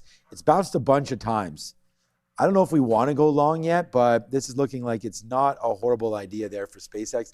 Just rather look for something that might give us a little bit of juice here as we go. We can. Tonight was Klarna. No, not Klarna. Yeah. No, not Klarna. It was Affirm. No, Firm's Thursday. Zoom, Box, Intuit. Yeah, it Thursday was- is Affirm. It's also IREN and a couple other hodgepodgey type names. And then tomorrow after the bell, you get the massive triple whammy of CrowdStrike, yeah. CRM, and Nvidia. I don't believe these three have reported together since August 28th of 2024, or at least if they have, I think it's been quite a while. So, Well, it's going to be a big one, but we have to get there first. And shout out to the Greek New York City studios. Okay. Can Resolve follow through tomorrow? Oh, you don't care about today? Why do they report tomorrow? Look, we'll look it up. I have no idea whether Resolve reports. No, they don't report until September 1st. They report Tuesday morning. Resolve. They're up a bunch today. 26 points. What's the story? Google has selected its proprietary distributed database technology following an extensive technical evaluation. They're 12.5% short, so that's good, decent short float. But look at the daily chart on Resolved. Now I see why you're thinking about can it follow through tomorrow, because it's put in the move to local resistance today, which would be just above $3. But it's been sitting in the same range the entirety of the year. Like, this is January. End of January is when it lost the 200-period moving average, and that resistance is still the same, which is about 315 to 330. So it's right in that chop zone as we speak. That's a difficult one for this afternoon. Let's see if we can hold on to VWAP if it fails that level. Double check just to prepare ourselves. No, we can't short it anyway, so you got to pay for locates if you wanted to short that top on the daily on Resolve. But I like that daily chart, because I think the breakout is tomorrow if it can get through $3.30 on Resolve, and you have time to earnings, so that could be something. Yeah. Moderna just made a dip into 56, so it's getting further away from that 160 break. If this isn't going to have the juice for the breakout, gonna have to look somewhere else.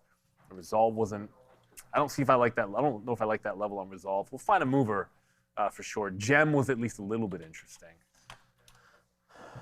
Yeah, JEM there. Yeah, I mean, that's the one that's been halting on my scan. And then that read, as you just mentioned, under $1 right now. So it could be a trade. Yeah, no, just looking around, we did drop out on Intel there once we finally broke 88. It breaks it, comes right back to 89 basically, and that would have been a short on VWAP. But again, I went to go check out my daughter who's at the training camp right now. Looked like a lot of fun. 89 there on VWAP for the short. I mean, what a great call that would have been. Like, we were actually printed out the second idea on here today. We went long on Intel because it looked like it was absorbing that, but we had 88 longs written down there. Once that breaks, generally speaking, you wanted to go short. It didn't really give us enough reason to go short, but that move up to VWAP there would have confirmed that there was a downside play. And once you see that break, then you can go short using some of those tops as your area to get out. And it just doesn't look like right now Intel wanted to go too much more than VWAP. So what a great opportunity that would have been. You can see IBIT. I know Joe was over there trading a little bit of crypto. So good bounce off of VWAP, it looks like. For this one, I had written down short 45.30. That went up to 45.10. So again, good short level there. If we could get back up for IBIT, I think that would be a short. But let us know in the chat what you guys want us to look at right here, because, NASDAQ looking like it wants to break the lows. I could get behind shorting this right there. It's just, you've run into a few levels, so we still need a couple minutes until maybe we break the very bottom and then use the 50 period as our area there. But that really hasn't been the go. For me, it's been like waiting to almost, and it's not the same thing as an OB trade or anything like that, but kind of catch a reversion. I mean, like, if something pops up, like on some crazy move, then I'd like to sit there and see if there's an area that we could fade that move back in, coincidentally the same way on a long. Like if something like this can happen and we get some bottom wicks, then we'd like to look for a long there. But I'm looking at what, ARM is showing up maybe as at a possible level. I don't know. They're on my scanner too. Yeah, so looks like breaking the day's low there on ARM. So, potential trade rate here for ARM. Marvell also trying to go a little bit lower. But yeah, these are just some ideas that I'm looking at. Wouldn't mind looking at some SoFi or some Robinhood maybe as we talk about crypto a little bit more. So we'll do our best to hunt for some opportunities. It is Tuesday, so I mean I haven't received a message from Brian, so hopefully we'll have Brian Shannon on. We can see what he's looking at. He always has some good ideas. You can get your questions loaded for him as well. Put your questions in the chat, man. It doesn't have to be a super chat. Just let us know if there's any symbols you want us to look at. Remember $ in the ticker. And that too, man. We can go right over to the stock visualizer as well. All right, Adara, you got something for us? I do, and it involves Cerebras. So a little bit of a spike here in Cerebras, nothing crazy, but basically we know earlier today it was announced, or it was reported, that OpenAI had this jalapeno breakthrough with their chip. Now, some people were saying, oh, that's going to be competition for Cerebras. Well, they actually just came out and said, quote, congratulations to our partners at OpenAI, saying that jalapeno and the next-gen Cerebras solution will be able to gather in production in 2027. So they're working with OpenAI on Jalapeno. It's not going to be competition. Back to you. Thank you, Adara. And like I saw in the chat, there were a few people that were asking, what's going on with Zscaler? Well, we had opened, one of the things we talked about when we opened was CrowdStrike, Palo Alto. If you are cybersecurity today and you're not down, that's the bigger story. But if you're every cybersecurity name is taking it on the chin a little bit. But SoFi just got mentioned. That actually looks like, once again, you get to about $19 and it looks like it just rejects. Look at the daily chart. It's just a wall up here. You get to 19 and it's like my daughter's, one of her favorite saying now is, none shall pass, or you shall not pass. But she hasn't even seen the movie. She just knows. Like, it's crazy. I'm like, do you want to watch Lord of the Rings? She's like, no. I'm like, but you keep quoting it, and you keep wanting to watch the clip on YouTube. You don't have any context for it, but you seem to love it. I'm like, we could just watch the movie. It's a very good movie. We do Movie Night all the time. She's like, no, I'm good. I'm like, okay. I just want to watch it again. I feel like I need an excuse to. No, but 19's rejecting. This could be a short into VWAP. It's at a resistance spot. You got a lower high. Continuation makes some sense. Maybe give it to 18.9. I think that could work for sure. Yeah, Dino in the chat's like, yeah. Merc? I know I mixed up Monty Python. So you shall not pass. Right. That's Gandalf. But none shall pass is Monty Python. You know what I was thinking about? I was trying to watch movies with my kids, and like Marissa was telling me, and I think it's true. It's even true of myself now. I don't think they have, unless we go to the theater, I really don't think even myself has the staying power to watch like a Lord of the Rings anymore, like a 3 hour, 2.5. Like there's too much. Like the phones are there, people are easily distracted. I feel like sitting at home right now, unless it's a Friday night where you plan maybe a pizza dinner or well, that's what we try to do. Something, but it always seems like they get bored.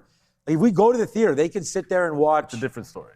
You know, like we're going to see Odyssey this weekend on the 70 millimeter IMAX. So we've been waiting a month to see that. So that's like everyone's getting jacked up for that. But like there's no way we could sit at home and like watch Lord of the Rings or something. Like I felt like we were doing that more as kids for ourselves. Well, I know I can. I'm pretty sure my daughter, we'd have to watch it over a couple of days. That's what I mean. Like, I don't think we can do it. Yeah, I don't think they're capable of that anymore. But you know what we all have the attention span for? Do we? To go to the window, to the wall. Oh, yeah. Here, Adara.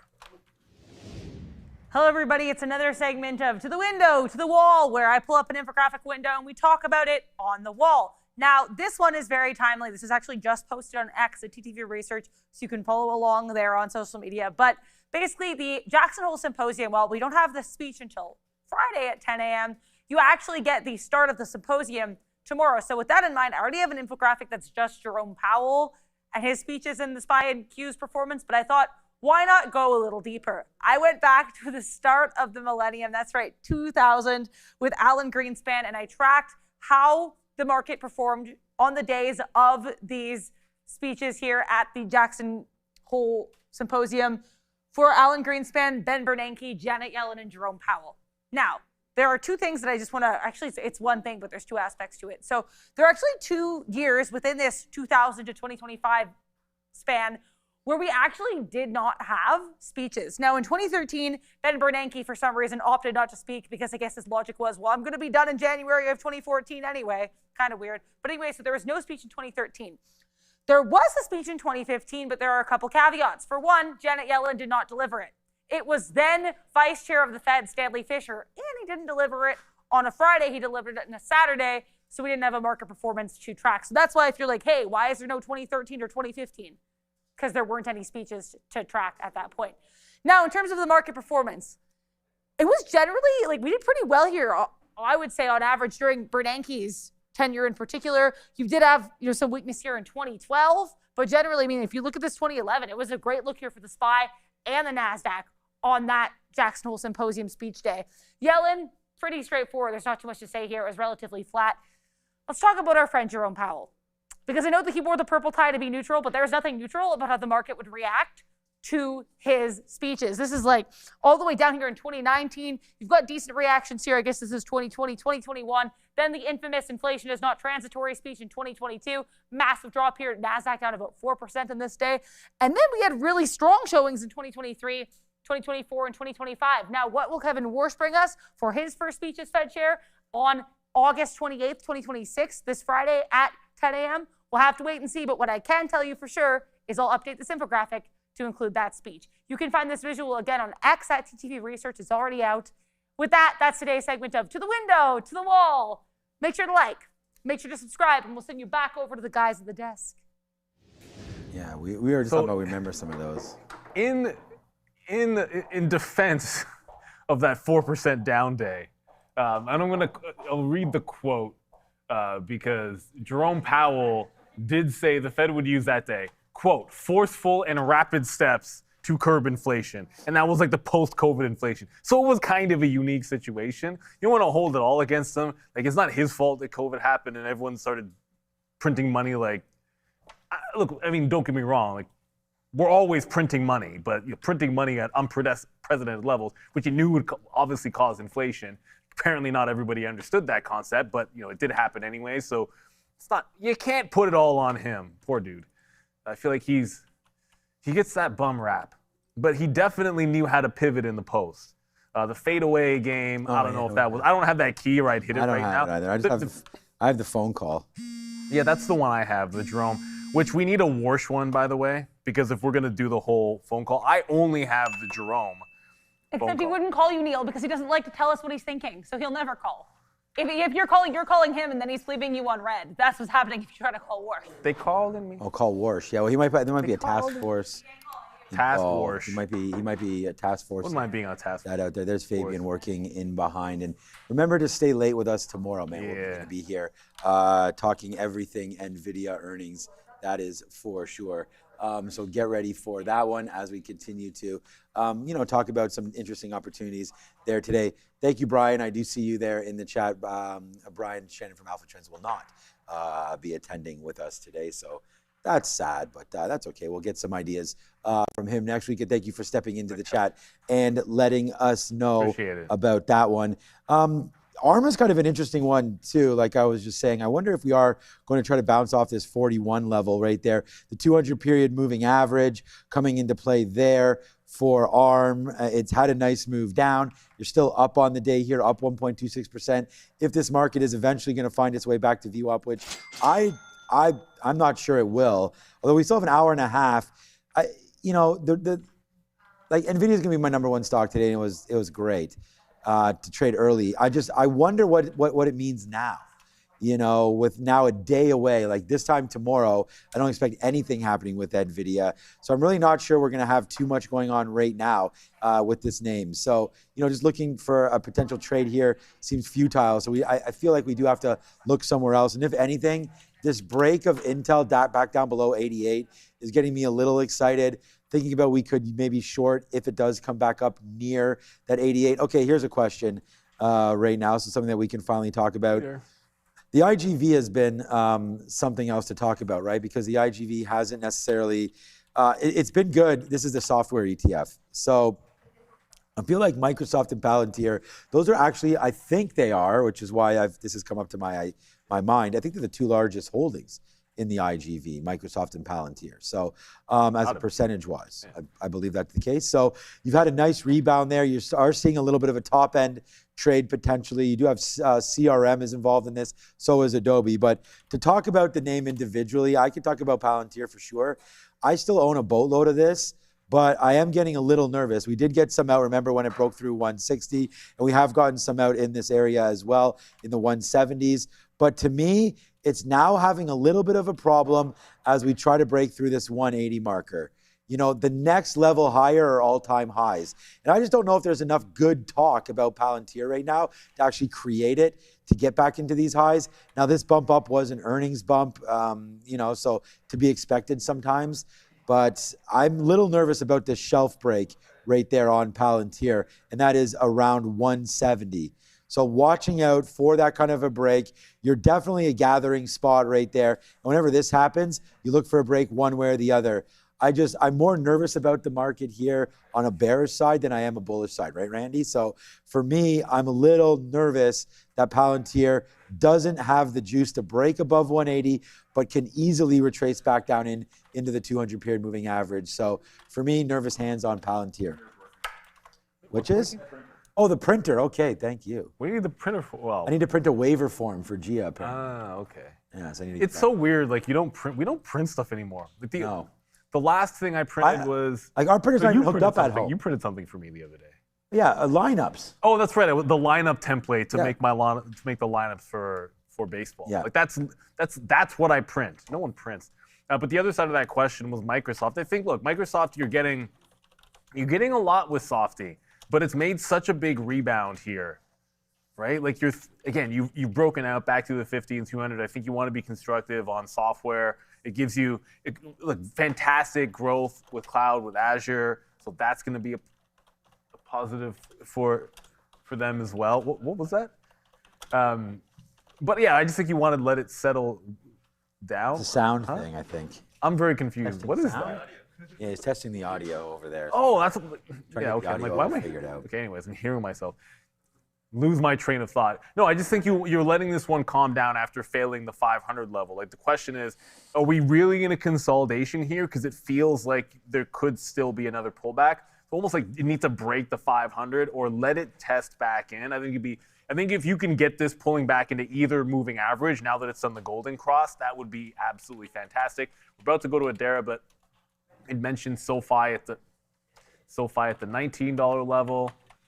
So there's the fail of 19. There's the lower high at about 18.88. So grabbing shorts in here. I want to get some sitting in the offer at 84s. Didn't get them. Took some 81. Still sitting at 84. We'll stop 88, and we're looking for a VWAP retrace on SoFi. But let's go on up to the desk. Adara's got something for us. Let's take a look here at ABT. We did get a little bit of a volume spike here on Abbott Labs. Now, why did this happen? Because the FDA has cleared Abbott's Libre Duo 10-day dual glucose ketone monitor. Now, apparently this device is actually the first device in the U.S. to track ketones continuously. Nice look here for ABT. Back to you. Thank you for that one there, Dara. Yeah, we got to watch out for that. If you look for ABT, so that could be another play that, we're looking at there. Abbott Laboratories. We're thinking about, trading names that have little outside moves right there. Glucose monitor. I don't know. Maybe it's something there. But look what wow. We were often talking about Pfizer and some of these other plays. Like, I had no idea that Abbott was doing this, man. 100 up to 116. This is on quite the nice break. It's not even like it broke out of anything. It took down the 200 period. Now was at about like 107, 108 there. And it's just kind of been, obviously, looking at this, a lot of upside pressure now in ABT. So yeah, giddy up, man. If anything, you're maybe coming up to a level where we could see some fading going on through there. But yeah, good little update there. And thanks to Derek for that one. But Abbott Labs, wow, what a monster move that name's had there to have. I don't know if you're actually in the money. Like, you had to buy these lows. It hasn't been a great stock. And I think it's actually fallen from highs. Is this the high 140? Okay, you're not too bad if you're 120, 140. I think you can be pretty comfortable sitting in this position right here on ABT. Democrats There's urge Warsh. Fed Chair Warsh to maintain the FOMC schedule of 8 minutes a year. Aren't they supposed to be FOMC independent? schedule 8 meetings. Oh, I thought it said 8 minutes. I was like, what, is he not keeping enough time? It's just like, well, one side of like, stop influencing the Fed. It's only okay when we do it, and That'd be it's the like both. Whatever. It doesn't really matter. But I feel like, forget about that for a second. Just get used to the notion that we're going to have a Fed which is going to be a little bit less transparent, because that's what the leadership is telling you. Whether that's less meetings, or what do you think happens if you just force them to have more meetings? Do you think we're going to get more from him? Like, he'll just decide to be more tight-lipped and more vague if you force him to talk. At the end of the day, you can't make them give more projections if they don't want to. So I think it's just the new norm, which is good for a little bit extra volatility, I think. Adara? Well, I was just going to say, what's interesting is he thinks that he's being more transparent, which is what I always think is fascinating with Warsh, is that his belief, and his sincere belief, as far as I can tell, or at least that's how he makes it seem, is that the less that he gives the market, the more the market is genuinely reacting to data instead of reacting to what the Fed thinks, which is, I don't know. I would need to sit a little bit longer to really unpack, I think, how I feel about all of that and whether there's any veracity or legitimacy to that. But either way, regardless of what I think, that's what he thinks. And that's, I think, important for the market and for traders to know. It's not as crazy as you think when you put it that way. Because what he could be talking about is like, look, you're waiting for there to be actual shifts for us to make any kind of, like, say, a rate change or a policy change, most of the time we're just waiting and analyzing the data. And so why do we have to overthink it and talk too much about nothing that's going to happen yet? Right? So if that's the idea, then when we do talk, it's more transparent and there's less garbage. I think that's one way to look at it, but whatever. Yeah, we'll see. I mean, I think you're right. You don't want to force somebody to act some kind of ways, but yeah, Trump has pretty much Kevin Warsh's ear. So if something wants to change, I'm sure they can get that pushed through ASAP. I'm going to start a new position, so a little bit of sirens up right now. I don't know. I want to give this basically to right there. Maybe the market does want to go for a little bit of a jog. We often sit here and we say, or I say anyways, and then I get mad at myself when I short a quiet market. It's quiet, right? And we just had those bottoms come in. I feel like if we wanted to take it out, there was opportunities to do that. And we could be completely wrong. I'm just throwing an idea out there that let's wait to see if we break. We have half a unit right now on the NASDAQ. Maybe we just drift a little bit higher. Same kind of rhetoric for myself, like Nvidia short. Do you want to be short Nvidia heading into tomorrow at this time? I'm not sure that's true for most people. We had some good positive stories, I guess, for Meta recently, but everything's kind of barcoding right now. So I'm picking at straws right now to figure out what to do. I'm just using the technical there on the TQs. Oil, come on. I mean, we're not getting any love from that. I almost feel like this is broken. Okay, there it goes with 316 now. Austin 316.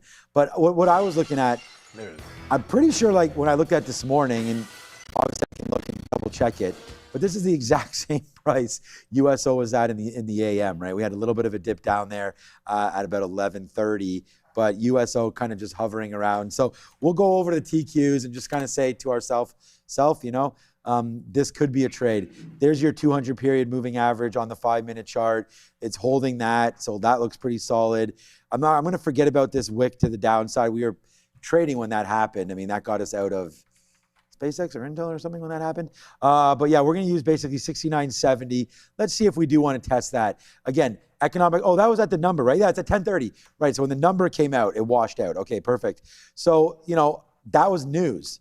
What's going to take us lower? So I'm going to try to hold on for that. If we lose on half a unit, we lose on half a unit, but so far so good on that. We'll see if we can buy a little bit of a dip into 69, maybe 90 or 60, 69, 80 or 90, and then, pretty much use a 70 as our out. So, we'll play with house money here today on this trade and just try to not give any back, but at the same time be somewhat aggressive in case there is a move higher. So half a unit's still okay.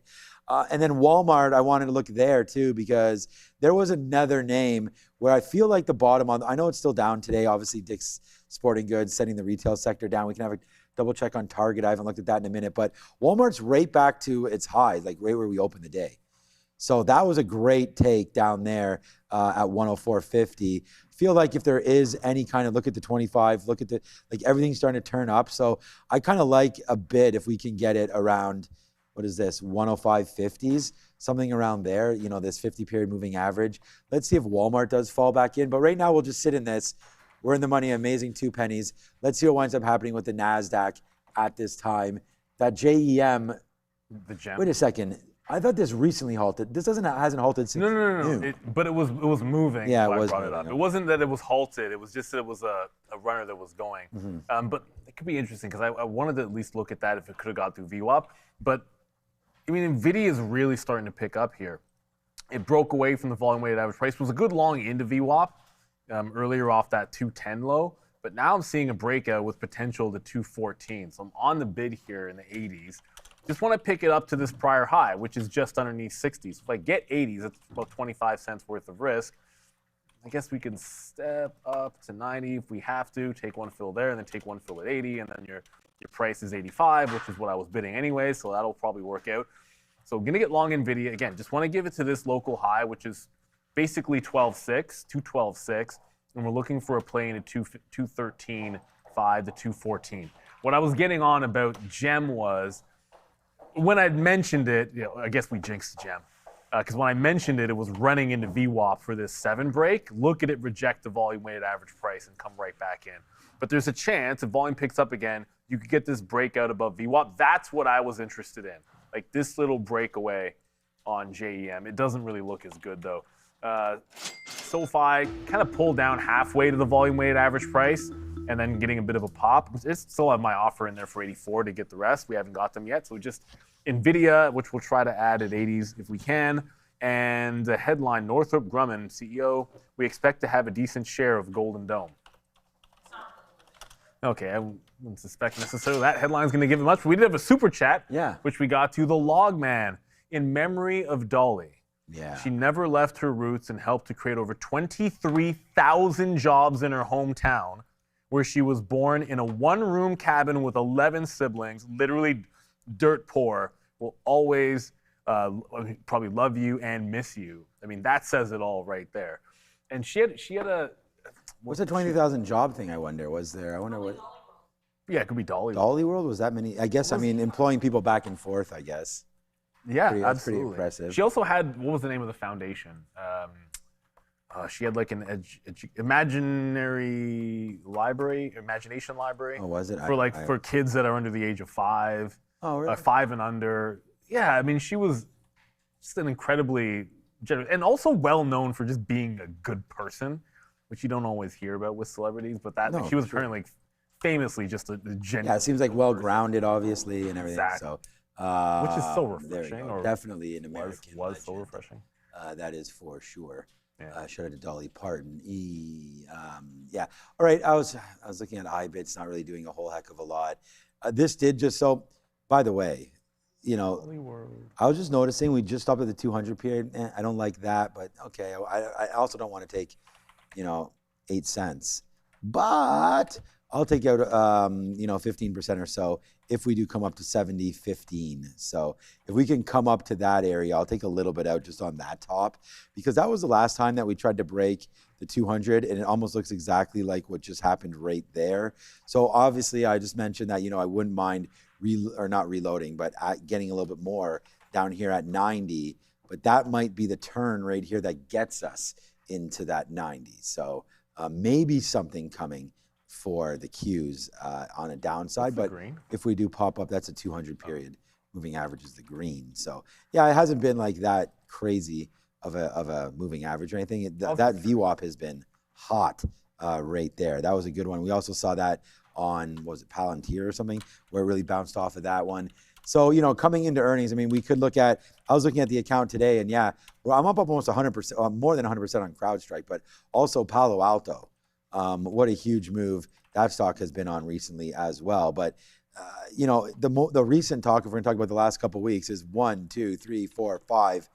I'm going to call those a wash, but basically 7 down days out of the last 9, give or take whatever happened there. But yeah, big time movement to the downside on a stock like CrowdStrike. I still love the stock, but isn't it funny that like all these names that are coming into earnings, and we can look at Zoom and a few, there was one other name today that's reporting tonight. But, Nvidia on a downward drag as well heading into earnings, right? CrowdStrike on a downwards move into earnings. It's not Zscaler. That's what it was. We were looking at Zscaler because of the sector, but that is also down pretty good over the last couple of days, right? Zscaler down that 4%, but it's Zoom, ZM. I always thought these guys, like, I'm actually, Intuit is another name today, yeah.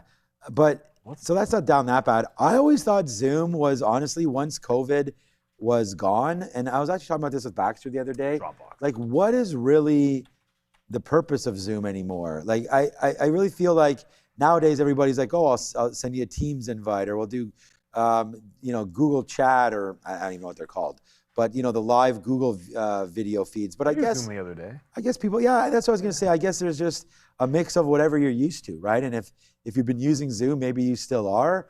I just think as more and more people transition, and like that's why I think there might be a buyout target at some point. Like as more and more corporations and everything transition into the enterprise, like will you be part of Teams with Microsoft because you're part of Copilot, or Gemini and part of Google's C-suite, all that kind of stuff. So that will instantly give you the Google opportunity to Google Chat, or again, whatever that's called. So I don't know. I'm a little bit surprised at Zoom. I guess they still have a lot of corporate clients.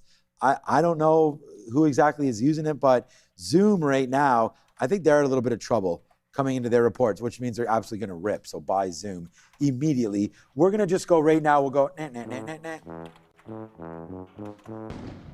Because there's the futures. I mean, we get the price that we wanted. We talked about that. So, just another trade right there. Small one, long at 03s. Out, like I said, 15% at 15s there. Now we'll just wait to see if we can climb a little bit higher on the TQs. So that looked like a decent one there. As we just correct our mistakes from the past. And what that is, like I said, trying to go short into a market that A is up and maybe a little quiet. So let's just give it a shot here, see if we can make a little bit of money on this long. If we get VWAP, I think that would be an awesome spot to exit out. So VWAP at that part would be 70.30. So let's put something in this little range there, 70.25, and just start to add to the end, of this trade, right? So with the TQs, if we're able to get that out on the upside. But it's 2:44 now, 50 minutes of power hour.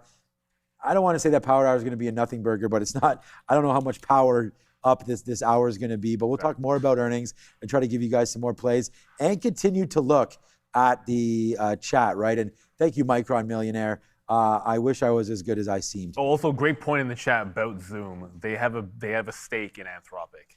Okay, well, that would be part of the case, but I think. But will they realize that tonight? But that can help their earnings. I think would be part of the story. We've seen a lot of that this earnings season. It's like, oh, our stake in this has boosted our EP. Yeah, and that happened. Amazon took the largest ever gain on that as a trade. So, all right, Sia has something for us in the back.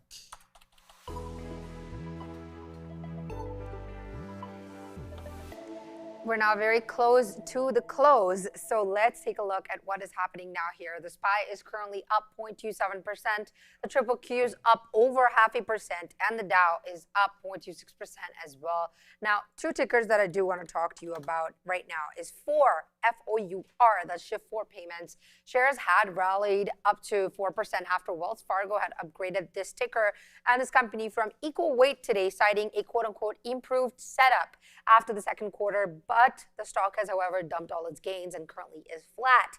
Wells Fargo had also noted that the company has multiple opportunities for expansion. Now let's also take a look at Myrna and send it right back. So Moderna stock rallied over 13%, still over 13%, building on the strong gains from last week that we saw when shares more than doubled in value. And as of today, Wolf Research has upgraded the stock to peer perform, citing the outperformance last week on the positive trial results for cancer vaccine that was developed jointly with Merck. So with that, you have Myrna that is up now 14% on the day, sending it right back. Moderna's up. Yeah, it is up 14%, but it won't break 214, that's for sure. But hopefully, 160, I should say, 214. I'm literally staring at an Nvidia chart because that's the next level of resistance. It just took the 13 level out, so that's where the kind of the 1-to-1 on the stop is at that first quarter mark. Now we want to look to see we get some higher lows, be able to add back in on a dip, and then play into whatever this mess was. You can see at 10 o'clock.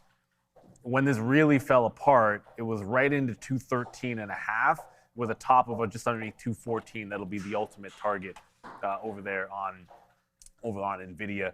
And the extent to which it's leading things, I looked over and okay, well, maybe there's something else going in the space a little bit better.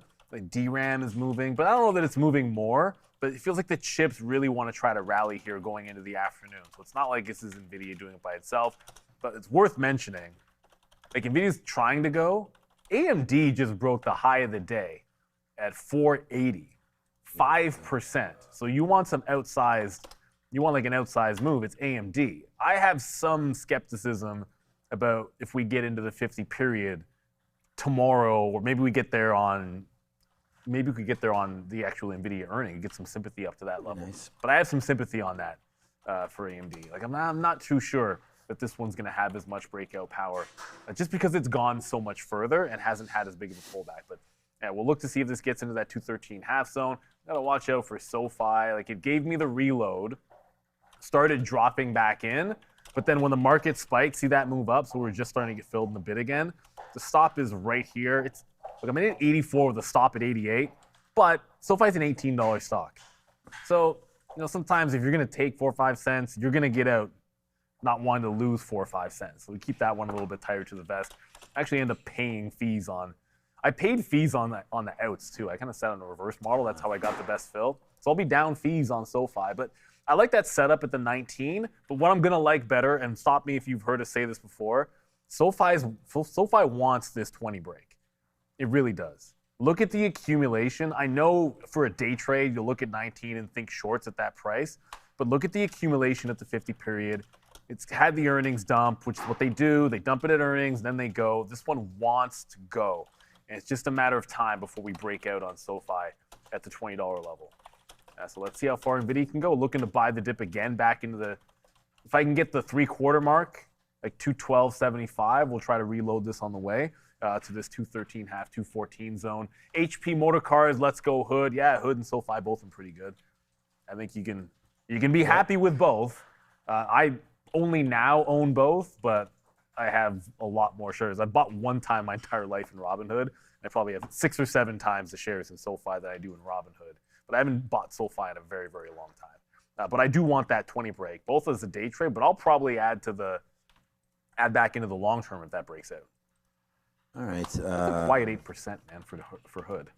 Yeah, we're not doing anything too quiet here. So let's just wake up a little bit right now. There it is, man. The TQQs. Shout out to Micron Millionaire and everybody in the chat. If you followed me on this one, that was a good one. We're actually out right now of a third of it. I mean, it came right into there. Let's see what happens. It got to 30. You know what? I'm gonna take out. Maybe can we get a 24, Phil? Let's wait and see. We'll see if we can take something out at. No, okay.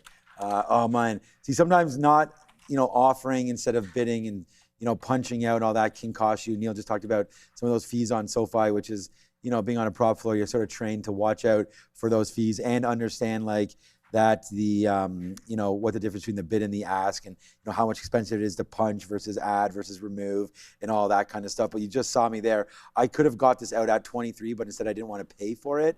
So I waited for 24. Now I missed 23s. Now I'd have to pay for 20s if that does come through. So we'll see if we can get something out at 22 now. See? So sometimes just by not getting aggressive, and it's not really moving, but I just cost myself, and I was only going to get out 10%, but just cost myself a couple pennies there because I was trying to basically catch a nickel to save $1 or whatever that sentence that Joe sometimes uses. We didn't need to get that sort of cheeky with it. We could have just easily punched out. We're not using a whole bunch of shares right now. I have about half of a unit left on my, okay, there it is.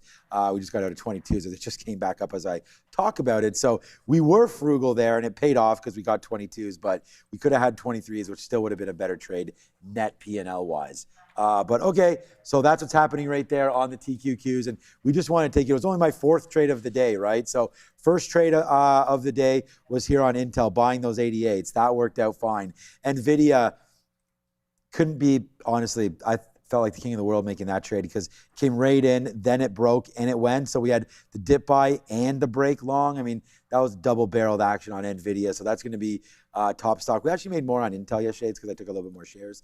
SpaceX there, really only one idea again, and it was multiple trades, but the same idea. Shorting this 138, that was payday. So that was trade 3, and then a trade 4 is what we're dealing with right now with the TQQs. So yeah, what's up, Adam James abroad? I hope you're doing well there as I see you there in the chat as well. That visualizer, we can call that up again. Nothing at all is halting for us. SpaceX, Nvidia, I mean, I literally just talked about both of those. This is all from the morning, though. Yeah, Dick's Sporting Goods we talked about. Can we reset this? Because DAIC's dead, isn't it? Like, maybe that small capper is probably not even doing anything. I don't know, maybe we can reset that counter. The problem is, what Fabian told me is if I reset it, I'm only resetting it for me, so then I have to show this. If they reset it there, then the one that you guys put up, which is fine. That's the only one that matters. Yeah, exactly. If they reset it there, then when we show it to everybody, not just ours, we'll show the updated look. And then when you guys are typing in the dollar signs, like NCPL, it seems like it's something. Why do I know that? That was from earlier today. Net Capital. Yeah, I remember this one with penny stock. I think I don't know if we were talking about it in the midday, but for whatever reason, I guess I saw it in the chat. Look, it's above VWAP. It's a small capper up a bunch. It's done almost 500 million shares, but it's a 58-cent stock. So I mean, come on. It's still fantastic volume, but look at the volume. Yeah, it's not doing much here at that bottom at all. And then Moderna, are you kidding? Again, it fades? So it goes right in, almost to the 160, another topping tail candle. Like, it just keeps coming right into the 160 level and rejecting. Moderna feels like it wants to break, but it just hasn't happened yet. PMI is a stock that I just saw. Yeah, that was on Amex. That's another. Oh, that's why I couldn't call it It's up. a small little runner. There you go. 35 million shares. It had some is halting pretty good. experiences in the morning. I don't think there's Oh yeah, this one. been a whole heck of a lot since. And even that one looks like it's falling there. back. We call them up, and then all of a sudden, you call it up right when the stock is pulling back in. You can't win. Yeah, you can't win on these. Just want to find one that's going, one that's got the volume behind it still in the afternoon. Otherwise, you're fighting it. That gem stock felt like it could have been something. 707 came in.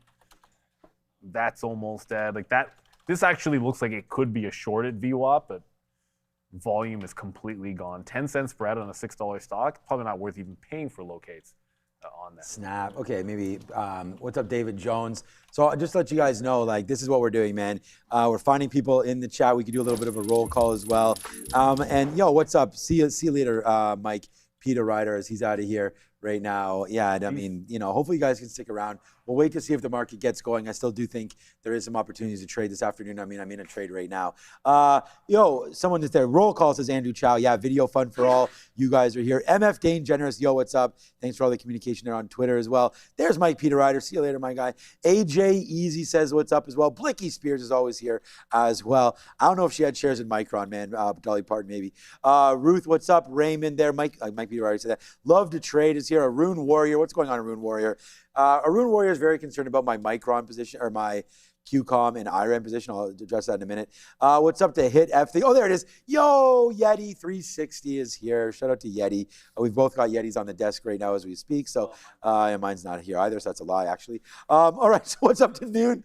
New Loon. It's in the dishwasher. Yeah, exactly. New Loon, Green Saber, 2 New York Cent. Thanks, Trey Bronson, as well, for joining us. I just got another piece out at 20 there on the TQs. As Mike Peter Ryder and many of us are noticing that the market's a little slow, let's just make sure we take some profit. So I only have half left right now. I'm going to actually change this script on this because we've made that money. I don't need this to all fall back in. Break of 70, man. Let's go let's put it on sale. $69.97. This will be on sale for you. Can do your one-stop shopping. If we break below $70, I mean that's why would where you the do 96? I don't know. That's where the 200 period. It's not. That's where the 200 period moving average is. If it breaks lower, this is an ETF. Well, basically it is. But the TQQs, they're a derivative of the Nasdaq. So picking or choosing between 1 or 2 pennies here, hopefully doesn't. Oh, I was just saying because it's 6996. Oh, okay, okay, that way. Yeah, I know. I was thinking like when you go to Walmart and something's on sale, it's like 98 cents or whatever it is. So anyways, there goes the TQQs coming back in a little bit. So it was a good, decent out rate there for that. We could take, okay, I was gonna say we could take another piece if it's going to break that. Okay, we just took a 16 fill there, but if it was gonna break the 25 period, we could get another piece. So I'm just gonna slowly start to piece some of this out as we go on this market. But yeah, let us know. Oh, IREN, that's what I wanted to discuss. So they're reporting, right? IREN later on this week. So I know that I did talk about buying some IREN. Yeah, I'm buying some Qualcomm. Look, I know Nvidia's invested in both these names as well. Maybe not Qualcomm, but an IREN. I just thought for the power usage, I think going through midterms and getting out the other end of that, I think will help some of these power names. It's just a topic right now. Do people want data centers being built in their counties? It's a water problem for sure. It's a power issue.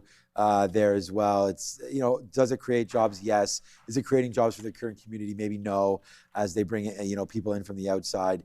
But at the end of the day, I still think IREN, they just got a deal. I think it was a 10 gigawatt deal or something the other day there to come through. They focused away from Bitcoin. We know that Bitcoin's getting a little hotter right now. So I do think that there's some upside there as well. But no, formerly IREN right there on the power supply chain of things. I like it. I don't have that much exposure in this space. I have Constellation. CEG is the only other play. And I find like that is almost more of a conservative play when IREN is more of a short play. So I do acknowledge that GE Vernova, even some Caterpillar, if you're talking about the turbines, there's a lot of these kind of stocks. But I just, I'm in CEG around this price. So I want to be part of the power story. I also want to be part of the water story. So I was looking for maybe American Water Works, something like that. This ETF FO. Someone had a good name. Which is the Invesco Water ETF. I think there's something about this one as well to get involved in. But again, I want the clean water plays. I want the distribution of water. So it was American Water Works. Is that AWKS? What is, is it AWK? AWK, is that what it is? Yeah, American Water Works. Yeah, so this is a name that I'm also pretty interested in buying and have been watching a little bit of it, but it just really hasn't moved much. So, 50 period could be a starter on this one. We could see if, I mean, you guys let me know if anybody's invested in water out there. Oops, I don't want the news feed. I want the details. AWK, just to see when do they report. Looks like maybe the report's already done. If we go over to market events, we can see when their last quarter was, came through there. So July 28th. So yeah, we're well through that now. Wait a minute, that's 2027, my bad. There it was July 29th. So we've already had it. Their EPS 161 versus 154, so that's good. Year over year revenue growth 6%. I mean, for a utility, that's probably pretty good. Beating their last 2 quarters as well. Surprising on the EPS side of things, and a good little growth number of 8.7% on the EPS growth. So yeah, this is looking pretty good there for AWK. Maybe we step in right now just for a stock to hold and see what winds up happening. Let me know in the chat if you guys like some American Water Works. I don't know. Yeah, and I think that's sort of the thing. Like, who is it right now? Micron Millionaire is saying should have a look at Fix because they do air conditioning for data centers. My thing is, because I have CAD and GV or pretty decent part of the portfolio, I just wonder whether I want more exposure. Until I find a level to maybe trim some more of those, it's like, do I really need to be adding exposure to the same thing? So, again, I'll get out because Nvidia ticked the resistance and did a little bit of a pullback. So that's me scalping out of it. But that was long. Yeah, it was long. But I'm looking at it, it's like, okay, well, giving a little too much respect to this sell zone above the quarters here at 213.5. But we'll see. Again, like, your style is your style. Like, I tend to, like this reversion here, like I have a lot of respect for it. It pops, it goes to that level, takes them out. It goes to this level, get out. So because I'm late, like I don't care that, it doesn't matter when I got in. Like in this case, I got the first move. In this case, I got the second move. So if you're in it here, I would have been playing to that level anyways. So just because I'm in at the second stage, doesn't mean I'm going to change the way we try to trade that. But we are breaking out toward the high. Moderna might not be the next trade because Moderna's not doing anything. A11 Guru, what about Visa? Breakout, the president likes it. I mean, I don't think it's at all-time highs. Yeah, like I don't think you like anything just because somebody else does. I do. I think it can give you reasons to like it more is more the way I look at it. It's like you'll put your eyes on it because someone else's view. It's like, oh, maybe I should give a second look at this. I feel like that's where I'm at with the credit card names because I wasn't like the biggest fan, but I do like the XLF. That was a pick, so obviously this is working out well because MasterCard and Visa and AXF, they're gonna bring up the XLF because they're a pretty decent portion of the ETF, but they're absolutely on a nice breakout. Like this I don't care what your opinion is. It almost doesn't matter your opinion when the chart don't lie. You know what I mean? Chart don't lie. There's the break on the daily, but you know what? The way I see it, if the more you zoom out the chart, the better it looks. That's a great sign. Like the weekly looks better than the daily.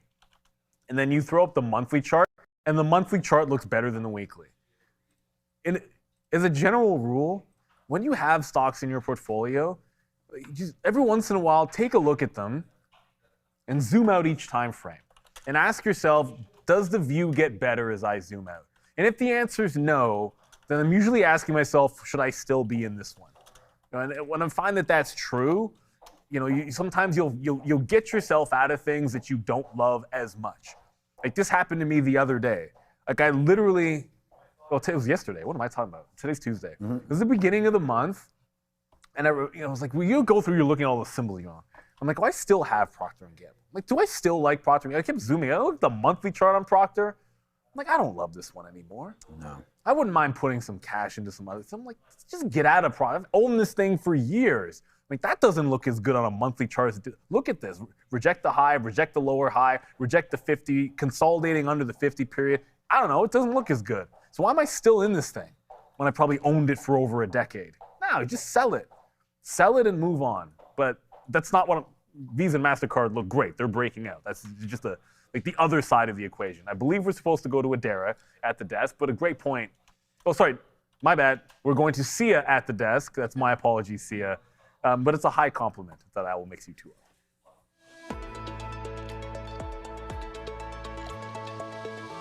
Would it be sad if I said I am used to it? I'm kidding. It is a joke. Let's take a look at the market and what it is doing right now. The SPY is currently up 0.27%. And now, well, there is a lot that's happened since I last did Sector Watch. So let's take a look. Electric tech, you have Nvidia that has accelerated its gains. It's up to over 2%. Apple is still, well, now it's a bit in the red, and so is Broadcom. AMD still up 5%. Dell, MU, all names, and STX still up, followed by INTC and Cisco, but RTX remains flat with TXN. SanDisk is now down 1%. Tech services, you've Google that is still flat. Microsoft and Meta have furthered a little bit. Meta is up 1.3%. Oracle is up close to 2%. PNW has slid further into its losses, is down 3.2%. IBM is now up 1%, and you have CRWD down 3%, and CDNS up 5%. Finance, there is still that flattishness between names like BRKB, Visa, MasterCard, Bank of America, and JPM, the big names in the banks. And you have a rally still being seen in Hood that is up over 8%. Coinbase is still soaring above 5%. GS and MS are both up over over 1%, with GS up 2.3% and Citi up 1% as well. Retail trade and Amazon, Walmart, and Costco have slid into the red. Amazon is now down 0.5%. Walmart is past the 0.5% mark, and Costco is close to the 1% mark. Home Depot, TJX are flat right now, and Carvana is up 4.4%. Producer manufacturing, LRCX is now up 1%, AMET down, but your names like DE, Jean-Tier, is still down over 2.5%. And names like LITE that are soaring up above 5%. Health Tech, Lilly is down over 0.5%. J&J, Amgen are still flat. ABT is also flat. However, MRK has now furthered its gains. It's up 3.5% and over. Energy minerals still all towards the downside. This sector is a bit of a bear for today. XOM is down, CVX as well. All the other names except from earlier before, EQT. Consumer non-durables, one name in this sector that is Nike is down now 3.3% on the day. And you have MKC that's down 3%, Lulu that's down close to 4%, and DEC down 3.5%. Utilities, as well as, just one name in utilities, VSD up 3% on the day. Utilities, health services, communication, as well as commercial services, all a bit of a mixed sentiment with process industries. And finally, let's take a look at transportation and distribution. Transportation, UPS, again, has furthered its gains, up almost 3% on the day. Uber's up 1%, Dash is up close to 2%. And finally, distribution, MCK, up 3% on the day. Fast is not fast, it's slow today. It's down over 1.5%. Thank you, Sia, as always. Throw the shade. I'm like, oh, you know what? We're on all day long, every single day. Sometimes you just make that mistake. But Luis Suarez, I'll never forget your name because you're a famous footballer, or at least you share a name with a famous footballer, and you've asked politely several times throughout Cerebras. Look, my thoughts on this is when you miss on revenue in this environment, when margins compress and you have slightly wider loss than expected, this is what can happen. There's not much that's saying it isn't headed for at least a test of the lows. You know, ball don't lie. Its birthday is still the best day it had. It tried to make a go of it, failed 250, and we haven't really had an update in the last week. It's like a day and a half, a couple of days away from an all-time low at $160. Maybe that's not 200. Yeah, whatever. That's actually, it's a couple of 5% days. So maybe it's not. Let's call it a week away from a potential low. This is in a downward trend. It needs to show some kind of holding that bottom. So this is just an example of we're in an environment where meeting expectations can maybe make it okay, but missing them when you're a growth name that's losing money, you're just going to be in a world of hurt, and they're still feeling that pain. If you came in every single day looking short from, I guess, the 18th here, like you almost can't lose. Like you could be trying to get short at the bottom, but every single day, if you're looking short at the open, fails the prior day close. Look at the close, fails it at the open and dumps through the prior close, and then that would be a short. Tries to break in the prior support level, short. Same thing here. Try the opening range. We gap up because the market looks strong this morning. Gap up, tries to break out the prior day open range. Like whatever the first obvious resistance is, it's losing that at the open every single day. So that's a downward trend if I ever saw one on Cerebras. But the good thing is it's got the 160 level. You probably get a little bit of a defense there. Cheese in a chair. It's a good story. Yes. I just left the billing office at my daughter's college with yet another paid in full receipt for her next semester. That's what we like to see. Thanks in no small part to all of you at Trader TV. Can't imagine trading without you. Appreciate you, Cheese in the chair. And that is the best place to put. I mean, obviously, there's a lot of ways to invest, but investing in the future in that way is one of the best that you can. So shout out to you, and congrats to your daughter going off to. Well, I don't know. I don't know what year she's in, but congrats. She's obviously in college. Great, man. So yeah, I think any money you make in trading, should be put away and saved. And that's what I always say: take some profits when you see some. School ain't cheap these days, man. Very tough. Yeah. To do that. It away. But you talked about, I think it was you were looking at Procter and Gamble, and that made me think about another name. You guys know I've been talking about Charles Schwab for quite a long time. And Charles Schwab right now is at I believe to be all-time highs. That breakout right there of 108 just happened 2 weeks ago, and we've been really liking this. I only own 3 U.S. Well, I own SoFi, but the JP Morgan, Goldman Sachs, and then Charles Schwab. And it's funny because about the credit card business and all that, there's also Capital One, which is COF. But Charles Schwab. Wait a minute, did Capital One got? No, don't get taken over yet. Capital One, nice move there as well. Look what this name's been doing. No, that's still Schwab to the upside. Refresh. Still, nice movement up for a lot of these financials. It's funny because Visa's going, Capital One nowhere near, as you saw, that high as we zoom back out for that one. But yeah, just trying to realize that Charles Schwab has been doing quite well, and that stock is working out for us in the long term. There was it's been short term. I've only had it maybe for 6 months, 8 months. Since we've been talking about Schwab. But yeah, JP Morgan, and that's why it reminded me, and I put that in the chat, like, is anybody listening to Kramer and his investing club? Because I know I initially had heard that there, Charles Schwab. But then, did their own work and got involved. A little bit of a pullback too for JP Morgan. And, another bank name that I think is pretty consistent with a lot of the traders here that are holding, not here, I just mean in the chat, JP Morgan. If you do have the XLF, big portion of that is JP Morgan. I think one of the strongest money center banks out there.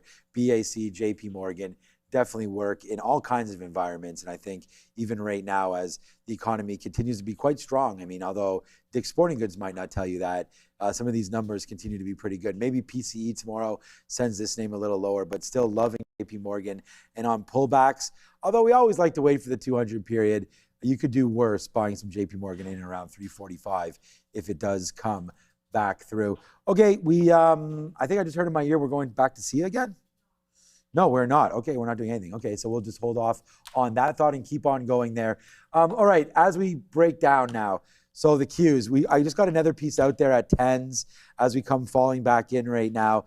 We will have that third, a little bit less than a third left. So still do have, let's call it a quarter left right now on this trade. If it breaks 70, we're going to be gone. We should technically already be out once it broke that 50 period right there. But, I'm going to hold it to 70. It had the juice, but the juice is now loose and it's going down. So it's just running all over the place now. But $70 break and we're out. You saw me put that price in before, $60.97. We will still obviously be locking in the profit on that one, but not a maximum profit spot. And you can see it had a chance to get to view up, didn't. So that's where we have 4 outs up there, 2 in the smaller area. But right now it's looking like we are going to go down. I'm not going to reload this. I at one point did have a reload down here, but no point now. We just failed on view up. Thought this could go for a jog. Apparently it is not. So right now TQ's downside right now. What's up, Hangry Wife? I mean, there's a lot of fun talk here on the chat. And unfortunately, I can't pull that one up myself because my thing is restarted there. But there it goes right here. Trump wants to rename Lake Ontario to Lake America. Yeah, I mean, we saw that story there yesterday, just hilarious. We have Lake Ontario right here. In fact, Joe might go for a swim at the end of the show here, but do you want to do that? 20 minutes south, and Joe's jumping into Lake America. Hey, be careful up there, Fabian. Does it matter, though? I think it does. I mean, I don't think you should be going around renaming lakes because you're mad at the country, but who knows? Because we'll still call it the same thing. You call it whatever you want. Yeah, but it's whatever. I mean, you can rename it, but I just think it's one of those funny things. Yeah, because it is obviously bordering, a few U.S. states as well. So I get it, and the fact that it is Lake Ontario. I mean, now you're rewriting geography. I mean, it seems a little strange, but it's the a bit strange. Gulf Coast there. What is the Gulf Coast of America now? What did it used to be? Gulf of America. That's what it's called now. In defense of that, it is North America. So, yeah, no, I mean, they call it literally North America. All the names make Central sense. America. That one actually makes sense, believe it or not. Just Yeah, feel but we like, are breaking. Are we going after Greenland, Cuba, Canada, Venezuela, Iran? Like, I don't know.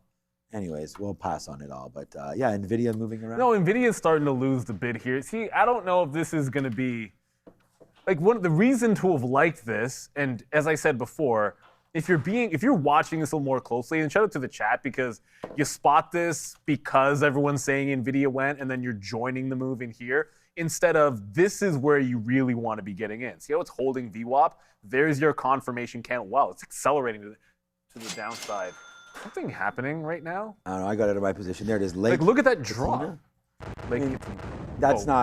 That's okay. That might offend lots of people. One of the greatest episodes of Martin all time. Tommy Davidson and Martin, and the ad-lib the entire. He was like Varnell Hughes, I believe, and he's supposed to be like this rich singer, and Martin's jealous of him. Yeah. And so they're like, oh, he's like, do you have the cars? Do you have this and that? And Tommy Davidson ad-libs the whole thing. He's like, do you have a pool? Can you swim? He's like, no. Keeps going. We don't have a pool. Yeah. But we got a lake out back. So everything he said is just always like 10 times up. And Martin Lawrence actually breaks character during it. I love that. Yeah, that show, Martin. I wonder how many seasons that was. I feel like it wasn't as many as maybe it should have been. One of the funniest. And I'll tell you right now, if you watch Will Smith and a lot of the stuff he does and like Fresh Prince and whatnot, trust me, he has a lot of stuff that he borrowed from Martin or that he picked up from him. Funny cat. Right. But I don't know what's tanked Walmart into VWAP here. I'm now thinking just something, maybe not Nvidia, but does something look good for a short? DRAM wasn't, I guess no, DRAM, it's right at VWAP and maybe not moving as much. I don't know, like that was weird. I didn't hear anything in the ear. Didn't feel like it would have been technical. What did AMD do there? AMD's actually still going higher, believe it or not. AMD just doesn't give a damn today. It's just like, I don't care. AMD's like, what? Oh, Nvidia dropped $1? Nah, we're good. We're just gonna keep going. Forget you. I have a new trade idea. It's probably the wrong arm is getting because it's Walmart. Like, I mean, hearing some. Okay, OpenAI head of data centers has left the building. So OpenAI's head of data centers, Carl Malone, has left. Can't say that name anymore. Right man. there. Yeah. Oh, yeah, that's right. Not Carl Malone. Chris Malone, I think it was. Right there. Carl Malone, still one of the best power forwards of all time. You can't deny that. All right, 105.70. Look at Oracle. So I wanted to short. Yeah. So that's what I was going to say. Let's look for data centers. I just talked about IRED. Maybe that's not good, but come on. Somebody leaving. I mean, look. Go to Neil's screen there. Oracle. I can call. Actually, it doesn't matter. It's dropping like this because someone's leaving an OpenAI. That doesn't. I mean, is he? This is the other thing. It's like, are these people leaving because we have no idea why? And I think that's like the one thing is like, going in there and punching keys based on a story like that. Yeah, I'm not hitting low there. That's did he just, if he's part of, the head of data center development, obviously this guy is insider shares, so he's probably been part of the company for years, decades, maybe not decades, but years and years and years because OpenAI hasn't been around that long. But, if he's been around that long, maybe some of his shares have vested, and who knows if he took a buyout or not. But I would say that's a dip buy on Oracle, and we were actually waiting, if we come to the screen, we were actually waiting for an opportunity like this to find, darn, man. Like that came right in, into yesterday's close right there of 142. Now you're back up $1 from that, now trading 144. So, I mean, we were just trying to break it down why that made no sense.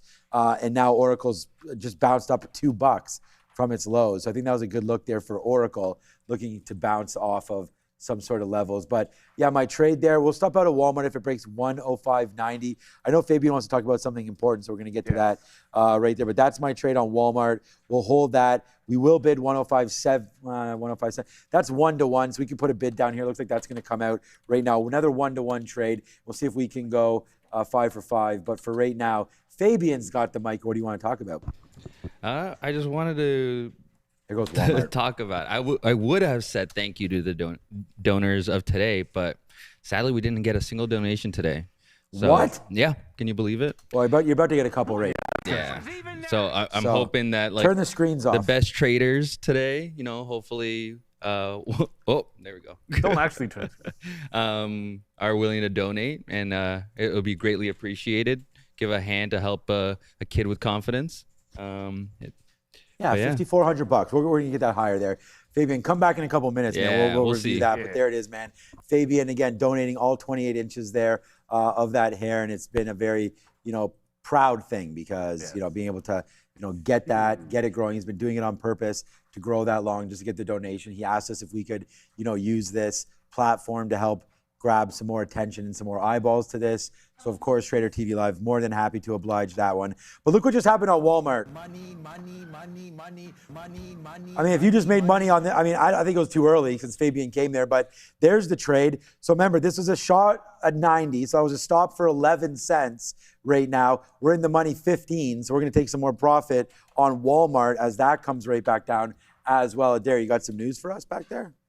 I just want to provide a little bit more context and detail here in this OpenAI story. So again, guys, Wall Street Journal reporting that Chris Malone, who was a key executive as specifically part of OpenAI's data center build-out team, he left the company last week. Now, he only joined in March of 2025, so he was with OpenAI for less than 2 years. Now, March 2025, that would be a couple months after that Project Stargate was announced. That was, of course, that data center project in tandem with ORCL, which would be why Oracle dropped on this. Now, we know also OpenAI has lost a whole bunch of other execs in recent weeks, including Chief Revenue Officer Denise Dresser and Chief Operating Officer Brad Lightcap. So lots of exits here for OpenAI lately. The reason this one's hitting the market so hard again is because of that data center connection for Oracle. Back to you. Yeah, which, I can see why people went to Oracle first, but it seemed like a bit of an overreaction. I didn't want to step in at VWAP, but the last buy zone down here was 211.70. So I picked up Nvidia, which it might come out because I threw my stop right at the low, but it came back. Yeah, this one might not go. Glad we didn't take it at VWAP, but we'll take our third swing, like I said, on Nvidia. Got out at the right time, but this might not be the time to get back in. Oracle might have been the better play. I just like Nvidia today. I like Nvidia today. I like Nvidia tomorrow. That could be a bit of a bias. If we lose 70, we'll have to drop out of this one. And my guess is when we're sitting there saying, hey, why was Nvidia going down this hard? This candle was probably that OpenAI story, and maybe it just hadn't hit the wires. Because we were falling. It felt like we were falling for a good couple of minutes, and then we got that story. So I think that somebody probably heard that, and they started hitting the entirety of the group. But we'll look to see just a retracement. I think back to 212.5, like this resistance spot would make a little bit of sense. But we haven't even had a green candle yet. So if we don't have a green candle, then I'm not going to add to it. We'll just lose on half because we haven't had any kind of a bounce. You like to try to pick this up on strength. This is the first time I'm actually buying it on weakness today, which I don't know if I'm in love with. It's like buy it when it shows, boom. There's buyers, join. Buyers, join. Sellers, long, which is a bit of a difference from what we were doing a little bit earlier here today. But we'll see. It's also reaction to news. But Oracle bounced instantly. That's the difference. Like Oracle came back. Look at the candle on Oracle. Doom, and then it comes right back in. Heading lower now, but I'd like to see that on Nvidia if we can get it. But again, that's just a new trade here. If we do get a nice little green candle, it can be good enough to add, maybe take some out into VWAP at 212.25, and then look for that 212.5 zone if we can get it. Scott, would you believe it if I told you Lucid was up 6%, no news, nothing? I would believe it. Because 6% on Lucid it's not a lot. Lucid is a $6 stock. And $6 stocks with 40% short floats do not need much of a reason to go up 6%. It's impressive, sure. Oh, it's not even a $6 stock anymore. It's a $5 stock. My bad. The last time we looked at it, it was breaking the 50 period at 6. So this is Lucid. Yay. When stocks get crushed, the percent moves on the way back up are always more impressive because of how far it's dropped. This stock has lost 30% of its value in the last month or a couple of months. It's almost a full month, I suppose. And it's back to the levels where remember the rumor that they were going bankrupt? It's back down there again. Yeah, I mean, those shorts are That's sometimes so bad. just way too easy. Like they just like that whole squeeze back up after the fact. All someone did is probably just, oh, you're not going bankrupt and you're gonna pop here. Let's just short into this move. The stock is what it is. Yeah, you can definitely see something like that. I just took another bid on Walmart here at 66, I think it was, right there as we're now trying to fall back in a little bit for Walmart. I'm like really happy for my kid because he is looking for a new monitor. I sent it to Fabian. It's like a $1,300 OLED monitor. I think it's 34 inches for his gaming and everything. And he found one on Marketplace for like $500. So we might have to, I told him I'd split it with him if he could, find a good deal. I think I'll make him pay a little bit less than that. But I think like $500 for a monitor is still a lot. Like, I don't know, man. Like the kind of stuff monitors that I'm talking about, he has like one of these normal ones at home. It's still a really big one, but for gaming, he's like, oh, I need the true black. They got crazy OLED. stuff. I need all that kind of stuff. So, yeah, he has one of those gaming mice and one of those keyboards as well. So he's sniping away, and it looks like tonight he's going to get an OLED monitor. Can't believe. I mean, I was saying to Fabian, I sent it to him. He says it might be a good deal there because at $1,300 retail, we can grab it for $5. But we're going to go have a look at it and see. This sounds pretty good. Yeah, it does. But still, like $500 for a monitor. Like I don't even know what's going on. But I guess as component prices continue to increase. Well, it's not like they're not going down. Yeah, they're not going anywhere down. But yeah, he's checked it out. And I just got him. I told him that he could get a laptop for graduating, basically getting into high school, so graduating grade 8. So it's like a little graduation. He told me he has to get a laptop and it has to be under $1,000. He's able to find one. So we were able to get him that one as well. That was from Best Buy. Actually, Best Buy today was actually BBBY. We have BlackBerry earnings coming up, but Best Buy I thought was on a little bit of a run. Oh no, Dick's Sporting Goods. No, it was down today, but it was on a little bit of a run there. Yeah, heading in. So I saw that bounce off, and it's a name that we don't cover here, until earnings, and for good reason. I mean, it's not like it's a huge. Yeah, for Best Buy, right? Chart. Yeah. So yeah, earnings coming on Thursday. Thanks, Adair, for bringing that one up. We will look at the earnings chart in a minute, as Adair does such a great job there. Go check it out at Trader TV Research. Just past the 30,000 marker on subscribers. I guess that's right. On followers. Sorry, is what the term is. But yeah, right there. So I kind of like Best Buy heading into their earnings. I mean, I do wonder about, are people actually running to buy products right now? I know that everything's really expensive. I mean, to get anything that's been pre-built is really expensive right now. So I'm a little worried about that earnings, but Best Buy pays a dividend. Huge move to the upside right here. There should be a run, I would think, on computer parts at least a little bit heading into back to school. So I do feel like there is something going on there with BBBY and back to school. And again, they do have a good marketplace there as well with legitimate sellers. It's not like you're having to worry too much about it, because we did get one laptop that he thought was OLED screen. It came and it wasn't, and we sent it back. You guys probably saw I had a laptop here that I was sending back, and so that was really easy to do, man. Free to send on Staples. Staples, I don't know what kind of deals they have with Pure Later or FedEx, but you can ship stuff back for free these days. So, all right, let's just go back. CEG, we like that name, says Stefan there in the chat. It is. Another name that could start to go upside as well. Meta's the most interesting name to me, just because of how much it's been hit to the downside. But a couple of those power names I do like a lot. And I actually don't mind Oracle. But again, I think it's letting the data center settle down a little bit. There could be an interesting. Yeah, it's a tricky one, Oracle. I just think if you already own too much of the data center play in general, that's going to be sell Marvell to buy Oracle. That's what I'm saying. I feel like it's the last stock that you want to add to. Before we go to the desk, Danielle Goldsby, thank you for your donation, $13. We appreciate you. It's going to an absolute great place. And again, thank Fabian for doing it, but thank you all for contributing, and thank you to Danielle. Let's go to the desk. See ya. There we go. What do you got? Oh, another one there, anonymous. Oh, okay. Sorry about that. Thank you for the super chat, though. They will address it later. I will do my segment really quick. USD MXN is one thing we want to look at.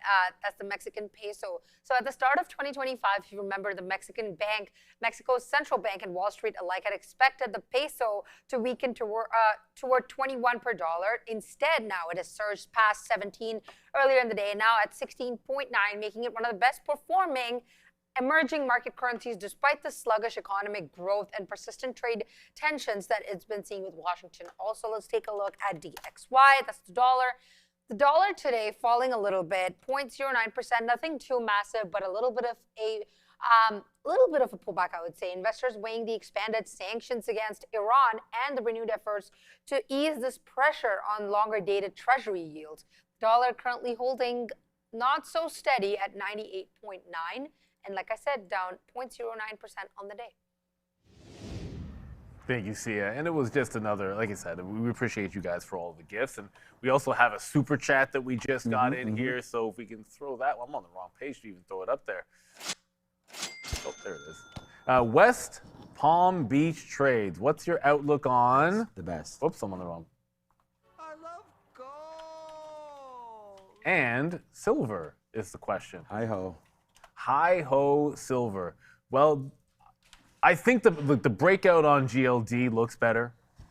We'll get that one out of the way. I think you're getting a much better trend break. You're back above the 200 period. You've got concerns about what the Treasury is doing, and certainly that's given a little bit of oomph back into gold. The interesting thing is now gold and Bitcoin are seemingly moving together again for what that's worth, but you can thank the Treasury, I think, again for that. For silver, I hate to say this, but the reality is silver tends to lag gold until things get crazy. So gold's making its break, and it's trying to drag SLV up, and it's just not there yet. So this is a little bit more timid. It's just trying to go. It is on an upward trend, but gold just looks better. The early short was good. I'll have to ask myself why I didn't just break this out long. Ugh. This is one of those, hey, got away with the short, but that should have been why isn't that a reverse, Neil? 61.65. It's a false break of the low here. It's a breakout. So yeah, silver is strong. I just think the gold chart looks a little bit better for what it's worth. I don't know. If we have to give you an answer, I think they both can work, but gold probably also a little bit safer as well. But you don't get a dividend with gold. That's the problem. Maybe you can find a miner that if you find a miner that you really like, they do some fundamentals like. Oh my goodness, there we go, Justin. Oops. Holla, Justin.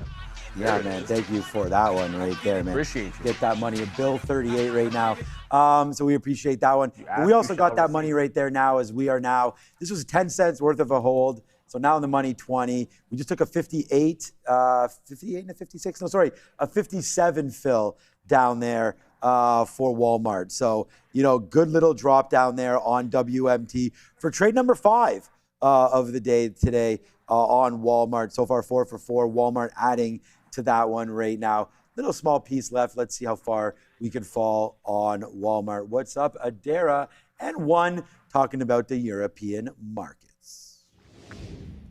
It's actually the Asian markets because the European markets have closed, as we know, but so have the Asian markets, to be fair. But they're going to open in a matter of hours. So here to take us through, it looks like it was a pretty green session last night in Asia is one.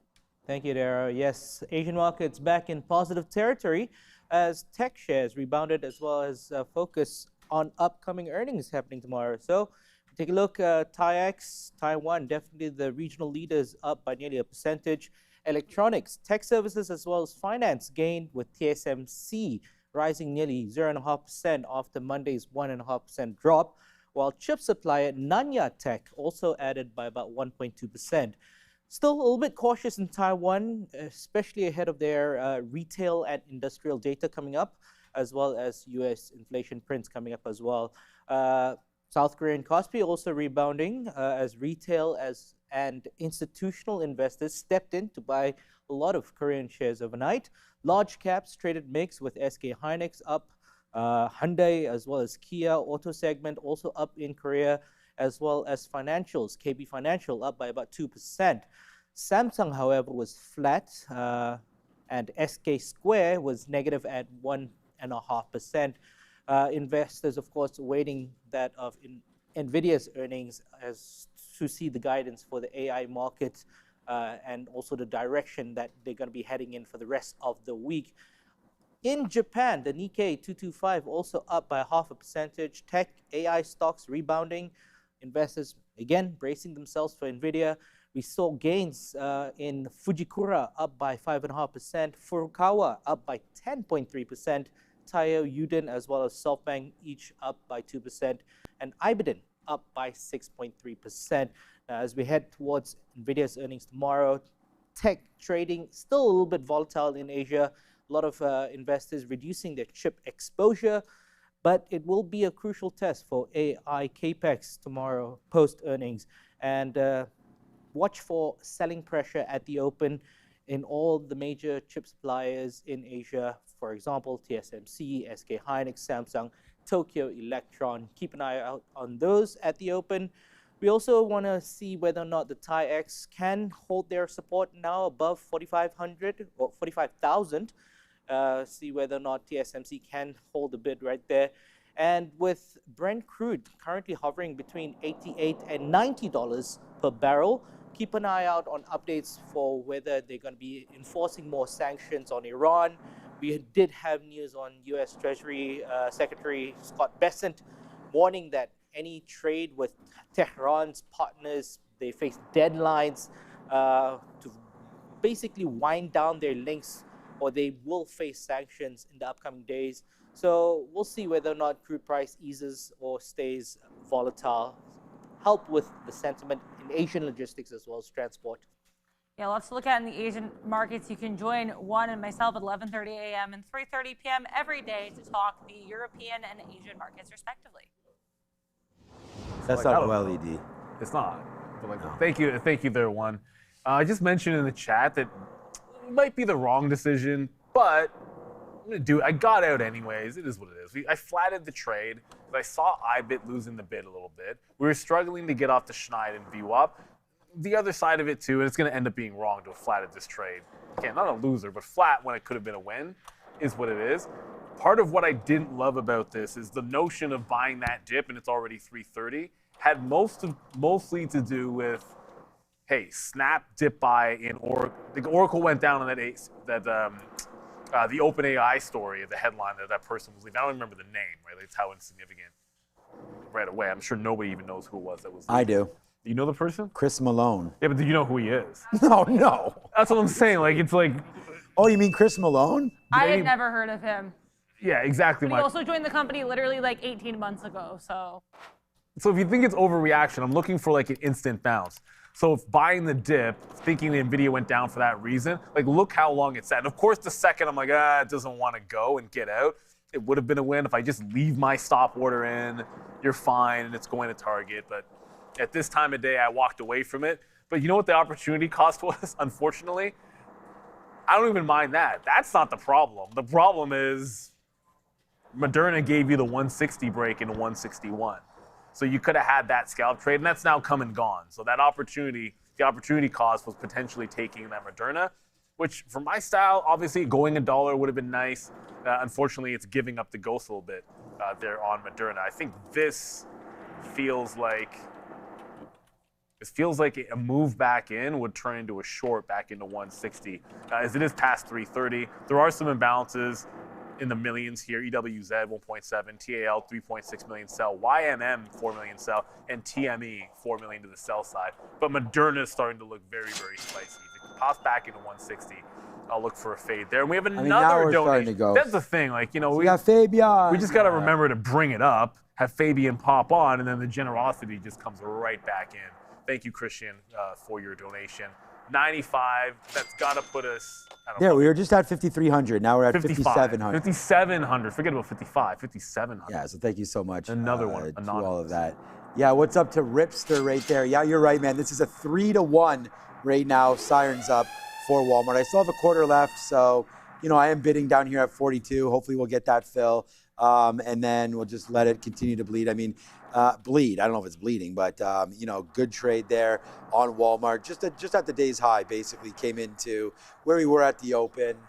Was just looking at this. It had given us the short for 10 cents worth of a risk. Come on, man. I mean, let's go, man. Let's. That's the kind of trade that we're trying to do, 24/7. And we did it there on Walmart. I'm going to switch over now to the stop and just put it in a different spot, 70s. So let's just make sure that we can magically gather a that sound right now is the drilling. So downstairs we are literally just on top. We're on floor 1, or ground floor, I guess. Right beneath us is the. That's the red idiot right there. Yeah. Okay. I've been watching you guys for 5 years, and last week I made. Yeah, this is what I've already copied this and sent this over. I think all these kind of nice words are so nice. Exactly. Donated percentage there on GoFundMe. There we go, Fabian. So we'll give these guys credit for sure. Capture some of that profit, donate it back. Thank you so much. Right there, it means a lot, Justin. So thumbs up. And there it couldn't be is. going to a better cause. Yeah, exactly. My daughter does that all the time right now. This kind of stuff. So whatever that means. She does that. But yeah, shout out to everybody out there. All right, SpaceX taking off. Yeah, man. We wrote down SpaceX today, 135 long. Unfortunately, all we did was short it and made money on that 138. But there goes SpaceX into what is going to be a nice imbalance spot, I think, for SpaceX. It's really moved over the last little while heading into the close. Yesterday was downside. Today it looks like to be upside again. I still would not hold this thing. Like if you're long, I still want to look at that level up there of 139.60. I think there could be something upside there. So just be careful with that 139.60 on SpaceX. If it does get up, maybe potential fade zone, as we are now just moments away, right? You're 10 minutes. Yeah, 10 and a half minutes away from something maybe happening. I'm just going to still wait for that 42 to come in. I mean, we could just get out maybe right now on Walmart and forget about it, but let's just see if we get a little bit of a dip down. The lowest we've been today is 44 on this move down in. Again, short 80 against 90, that's 10 cents. So right now we're going to try to take 40 cents on the last quarter, which would be fantastic. So yeah, good little run down there for Walmart. Hopefully the best is yet to come on that stock. We can get a little bit lower, but now that I see this, I'm going to take the bid out right now at 47. Maybe we get that fill, maybe we don't, but let's see if we do. Right now at 47, we'll ring the register on that one. And I did want to check back on Oracle because Oracle, and I know you're going to talk about Moderna. We had that talk earlier today, 60 or 40. It looks like it's going to be to 60. But it wasn't 40, it was 30. 30. It was at 40, yeah. Yeah. So there's Oracle, sorry, a little bit of bounce back on that move down. And apparently this Chris Malone guy, well known, and creating a nice little move down in Oracle as he leaves OpenAI. Yeah, exactly. There you go. And look, we'll talk about Meta in a quick little second there, but Moderna did break. It did break, but it failed that 160.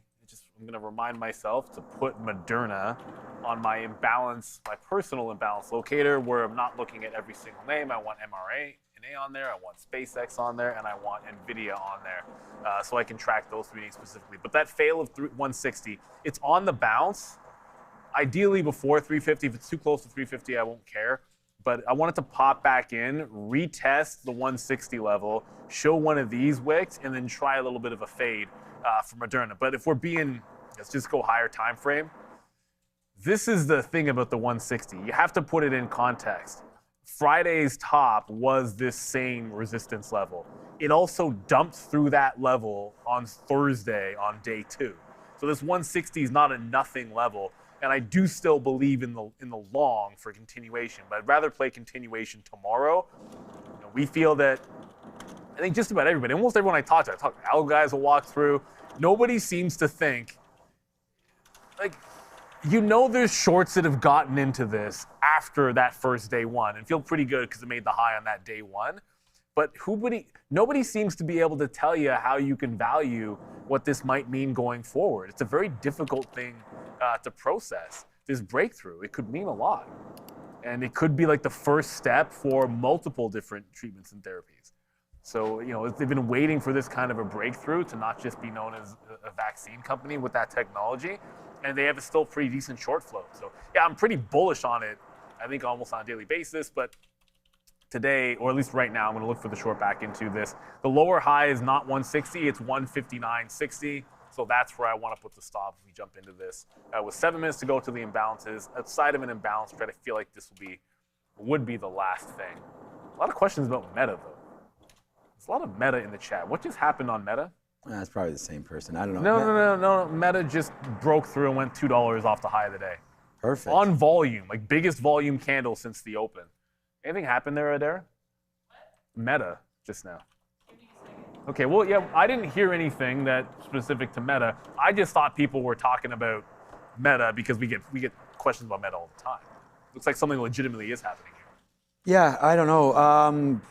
But something legitimately is happening on Walmart right now, and the whole market going upside. Walmart coming back in. We'll see if we can get a bid here at 34, take 45 cents, and then get, okay, there it is, and then get really close to exiting out this trade right now. So trade number 5, a successful one there today on your boy Walmart right there. So shout out to Joey Options, loves some Walmart as well. But there it is to the down. He likes it long, but this is a nice short right there off that level.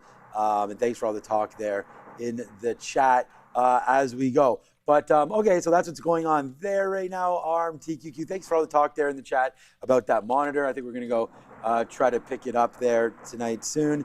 We are going to turn it on, make sure it doesn't have any, like you guys were saying, the burn marks and all that kind of stuff. So we're going to go check that out as we go. Hopefully it's all good. And the thing is like, it's not about being cheap. Like I'm trying to teach my son different. Like for me to go to Best Buy, whip out the credit card and just buy him whatever he wants, that's a completely viable option, but not something, I was never raised that way. And like, my father, although has done really well for himself, and I think I've done pretty good too, it's just, teaching the kids about value for $1. Like I don't want to go to Best Buy and drop $1,300 on a monitor. I want this guy to look to see if he can find something out there, do a little bit of work himself, and give him the sort of the credit, and I'll wind up paying for it. But at the end of the day, telling him that he's going to have to chip in and a little bit there, he saves up some of his money from, he's 14, from various things. I think he got $50 from my mom for graduating a grade 8. He probably got another $100 for birthday or something. So saving it up. So that's kind of what it's all about over there. Look, my daughter will buy her whatever she wants, but no, the boy, got to teach him some of those. It's so funny. Like daughter needs new skates. It's like, okay, let's go. We get right in the car. Our boy out west is the same way. He says the same thing. The boy's got to work for it, but the girl. Yeah, so just trying to teach a little bit because, and I also feel like the youth these days are very disconnected from actual money. Like nowadays, it's like, oh, you want to go to Starbucks? Oh yeah, no problem. Oh, like they don't even realize it's $7 a drink. You're just tapping your money away and it's gone. Like back in the day when we were growing up, to take out that $10 bill or something and drop it down and get change back, it was like, oh man, like there goes that 10 that was in my wallet for like 4 months. What have I done? Nowadays it's just like a lack of understanding for that. So that's what I believe in, and I was raised that way by my family, cutting coupons and all that. So trying to do my best to live in this world, but at the same time extend out my values and beliefs. So that's what I'm doing that for. So it's no other reason other than that. But okay. The drilling is nonstop, but I'm really glad that we found oil underneath where we are right now, so that's going to be a good one. But we do have to go back over to the desk to talk to the girls. Let's take a look at Bitcoin and cryptocurrency markets here as the drilling continues above us. BTC has made a retreat after hitting the $80,000 mark. It is currently flat as day on the day, and it is trading around the 78,700 region at the moment. As for Solana, it has hit a record high in July before the sharp rally that has pushed Solana above $100, that had pushed Solana above $100, now currently at 97.6 for the first time since February, along with, as we do know, what other crypto names. And finally, Red Dot Pay, that is a Hong Kong-based stablecoin payments company, has said, as of today, that global stablecoin card spending is expected to quadruple to $50 billion a year by the year 2028. And the firm has said that the projection comes as stablecoin card spending has crossed $1 billion in July, which makes it a record month for stablecoin card spending. And this is all based from a data from crypto payment card analytics company PaymentsCan. With that, let's just check quickly. ETH currently sitting at 2,400 region, down 1% on the day. Solana is down 1.2%. And XRP is down 1% at the $1.4 mark. But before we go back, let's go to Adara. Keep an eye on Microsoft here in the final minutes of Power Hour and the trading session. Now, we already knew this as of yesterday because Microsoft had already shared this, but Nvidia has now confirmed that the Vera Rubin NVL72 production racks are here and that Microsoft has the first operational Vera Rubin NVL72 racks. So Nvidia just confirming Microsoft's the first to have operational racks. There you go. City. Yeah, thank you, Adara. So with only 2 minutes to go to the imbalances, we did get this little lower high there. Moderna, the 160 fail. Said the stop wouldn't be at 160. Put it at the 59.5. Again, I still feel overall bullish about this, but with 2 minutes to go, if it comes out a buy, I hope to get swept out with the stop order that's up here. Just want to try to give it, again, tight stop. Want to look for that buck move down in. Ideally, you could get two. We have another Kablamo donation. See, that's the thing. Like, they pick up, and that's on us. We should have done this in the morning. To remind everybody, and Aaron Sevilla as well, whether you want to tell us who you are or you want to keep it anonymous, that's perfectly fine. We should mention, too, like, this is, look, it's through GoFundMe, so you're going to get your tax receipt and everything. It's perfectly legitimate if that's what you're all about as well. So we appreciate all of the donations, and looks like we're well on the way to the new goal 6, and I know that's what it says at the site when you look at it. 6,000? Well, it goes. We're It just there went today. 5. It just went 5 to 6. But I think what happened is we hit the 5. It just bumps it by the next K. It's every 2,500 though is another wig. Like, that's the key part about it. You get to 75, that's 3 wigs. I think that's the noble goal, because ultimately that's the end goal. You have somebody who's going through chemo, and giving them that, I guess, the uplift. Yeah, I mean, like you said, confidence. It's just it's go to school and be like, it's just it's a whole new world. such a big effect. And anybody that knows somebody that went Yeah, and through if you can donate, I mean, even that $13, I mean, look, it's going a long way, and we really every appreciate dollar. that. I have to admit, like, I made a keystroke error, but it's okay. It's not the end of the world. We only did have less than 10% left because we were holding a quarter on the way down.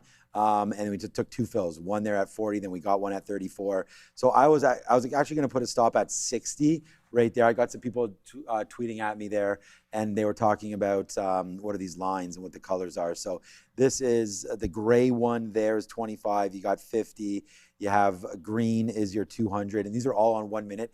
Anything you ever see me put up on, basically, if it's this kind of a chart that we're showing on the show, I just put it up. So there's always 1 minute. Oh, the bounces are now out. Okay, so we're going to get out anyways at 60. What I was going to say is we made a keystroke error, punch out immediately. Good thing we did. I don't have the imbalances up, Neil, because I didn't. I have the ones I was watching. Here we go. They're like, I have don't them know. all. I have them all. EWZ, VNet, ABEV, 1 million to the sell side. These are absolute nothing burgers. But I can tell you, I punched out, and thankfully we did. Moderna was a 100,000 buy. I mean, thankfully we had a tight stop on it, because if I let the imbalances hit, it did go back through the 160 level. So sometimes and if I ever trade in around the imbalances, I'm going to tighten up the stop the closer you get to 350. Because if the imbalance just goes the wrong way, then your trade doesn't matter. It's going to go the direction of the imbalances. So it's a small buy there. But that's a very nothing burger. Like, where are the names here? like, there's nothing. There's no Nvidia. Walmart's a buy, but that's 900,000. SMCI is a buy, 900,000. There's just no big names out there whatsoever. ETH, 590. I just saw MSTR there, 580 sell. It's pretty quiet on the local. IREN, 560. No Nvidia, no Apple, no Amazon, no Microsoft, no Meta. None of the big cap names in there. And the market overall, just a 700,000 buy. But you know what? I'm not going to complain. Today's been a good day, so it's because there's no close trades. You can't hate. But yeah, remember, if you are ever trading around 350, just have it in the back of your mind that whatever you're looking for, like if you were normally like, oh, I'm going to stop it out here at 60, the imbalances come out, you can just flip out with a really tight stop, because if it comes your direction, you're just going to be instantly in the money. But if it goes against you, there's no point losing anything extra when it's going to shoot up against you. And that's just the one thing that most traders are going to look for at the end of the day. SpaceX, apparently, is that a buy? No, it's a sell. 500,000 sell on SpaceX. And what did that do? Not much. I guess it came down a little bit, but already starting to bounce back. But it is a sell imbalance of 500,000 on SpaceX. I mean, this question about DJT, I have to break it down. I'm going to take your word for it. I don't know what percentage of their holdings is crypto, but crypto's not doing anything. Like, if it is, I mean, that makes sense. 8 to 950. You know, I mean, crypto's had a nice run. I mean, I think the crypto run started probably, I have to find out the exact date when crypto started, but maybe that's August. This is August 10th right there on DJT. We can look back and see when that run actually happened on Bitcoin, but it is a nice little move higher there on DJT here. Let's call it up. This is from this morning when we're talking about the Chinese. Let's go to Bitcoin and see when that actually started to run there. So let's go to a daily chart, which we have on right now. This doesn't look like a daily chart. Yeah, maybe it does. That is, August 20. Let me zoom in a little bit here on that most recent run. That is August the 17th, 18th or so. So what's the percentage move? Because So- DJT is about a third holdings of crypto.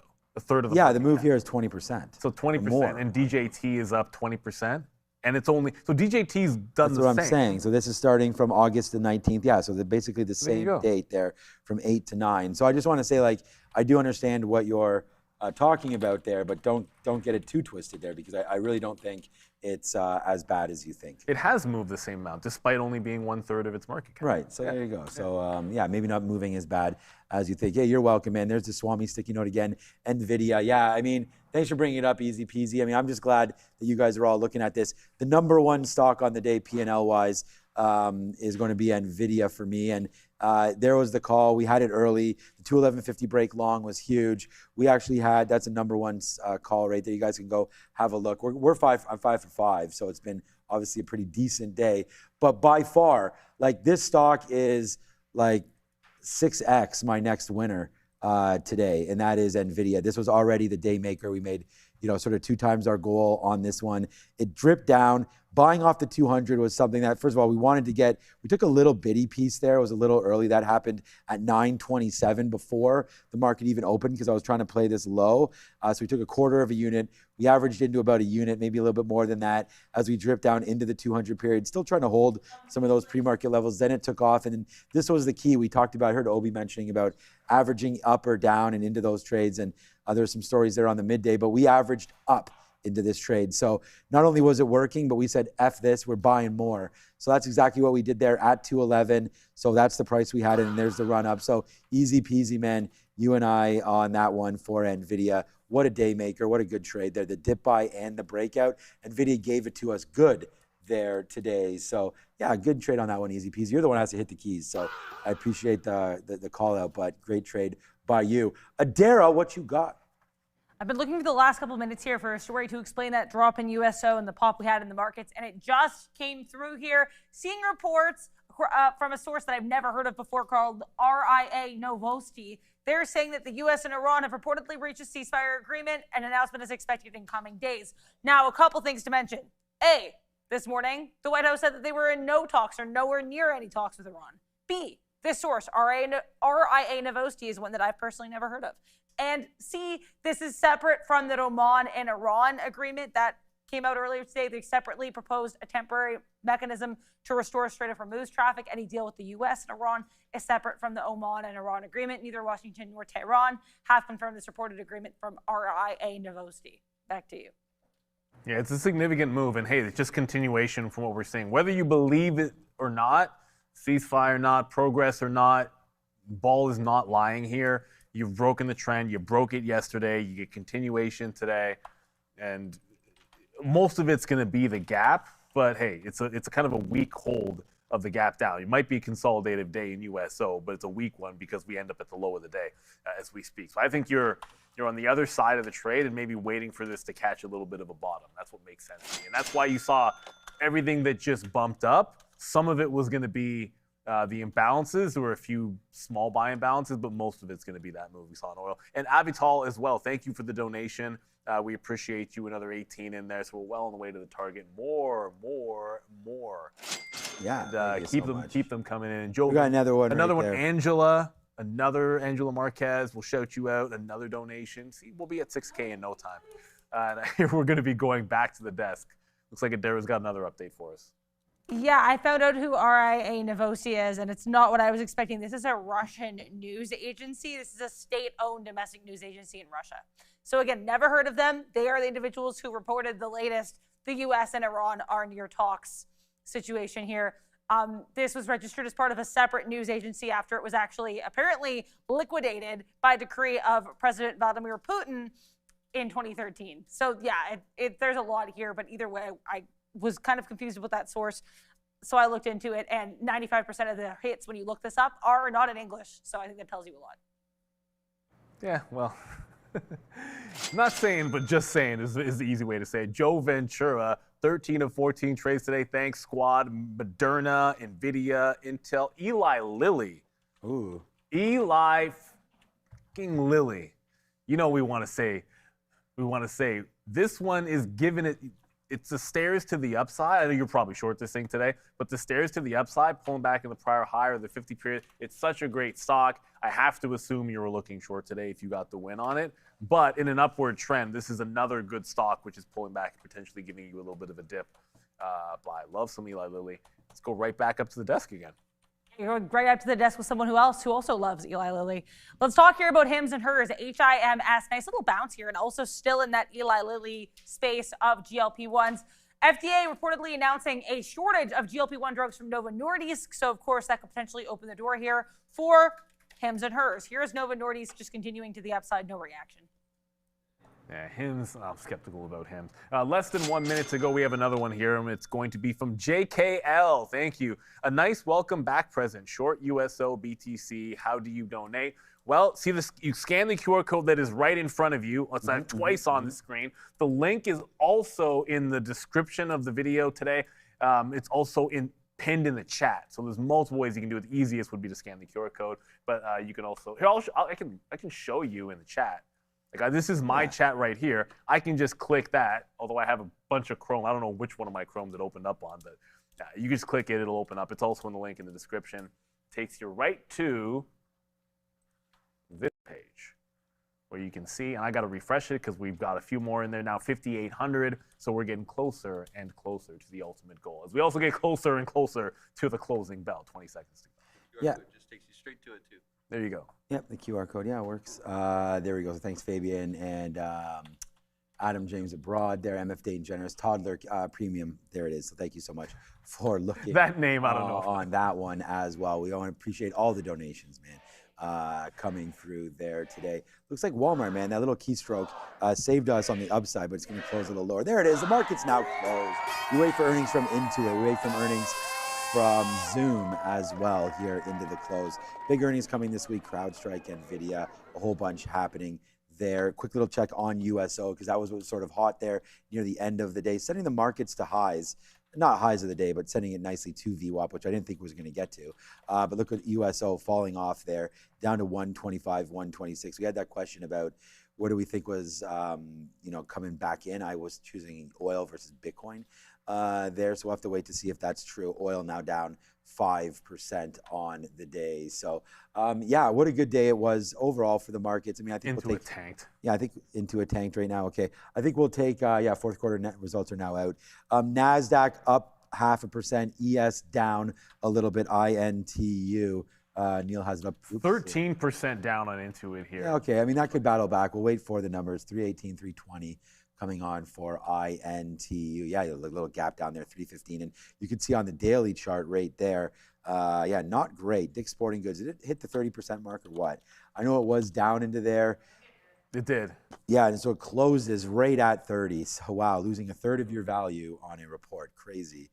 I guess that Foot Locker not fitting them very well because that has made its move down. Right, I got to go pick up my daughter. She's off the ice at 10 to 5, so we have a little bit of time until then. Yeah, it should be good. We'll think about picking up that monitor, and we'll have a good time here tonight. But only if it's a good deal. It is. I think it will be. It will be fine. I'm sure it is. Work the guy down a little bit, right? So, but yeah, it'll be all good, man. There it is. Intuit's 403 beats 358.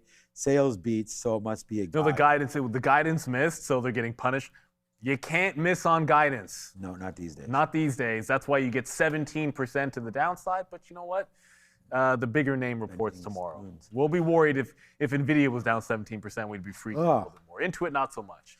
No monitor then if Nvidia's down 17%. 17%. Nvidia's not going to be down 17%. No monitor, man. Hot dogs. It's not going down 17%. Yeah. Yeah, or exactly. Is it? All right, everybody. Thanks, Ramin. Thank you for everything you're doing at home. We appreciate that. Shout out to Andre. Shout out to Fabian. Thanks for helping get this going and reminding us that we need to, get more aggressive on the donations because that means a lot. And we're just a few days away from doing that. We want to thank Fabian for everything. Thanks, Brendo, today as well for working in the backside there. Thank you to the one and only there. As I said, European markets, it's obviously Asian markets. European markets at 11:30. Obi's here. Joe's here. We want to thank both of them for all their contributions again, and then the two ladies behind us, Sia and Adara, for their wonderful jobs there today. We had a new format at 8 a.m. You can join us tomorrow to find out what that's all about. We've got the left-right audio thing all figured out now. The drilling, I mean, they must have hit a gusher. It stopped right now. So they got to get those barrels down, just put the oil in there as we go. Honestly, it didn't bother me. And I'm not exaggerating. I'm not saying this to be like whatever type of like, you know, subversive figure. Half the time I didn't even notice it. Okay, well, it bothered me, and I think it I bothered noticed it. I think it must be great to be a Dara there because definitely that was loud as pretty much everybody else. I just hope their machine never works again. There you go. Right, so obviously bothering, I'm with you, Sia. Bothering Sia as well. Yeah. What drill, Obi? What drill? What drill? Yeah, okay. Obi's saying you're talking about the drill. What drilling? All right, guys, we will talk to you tomorrow. Good day today. We'll drill We'll for see more. everybody tomorrow at 8 a.m. Ciao till then. Have a great evening.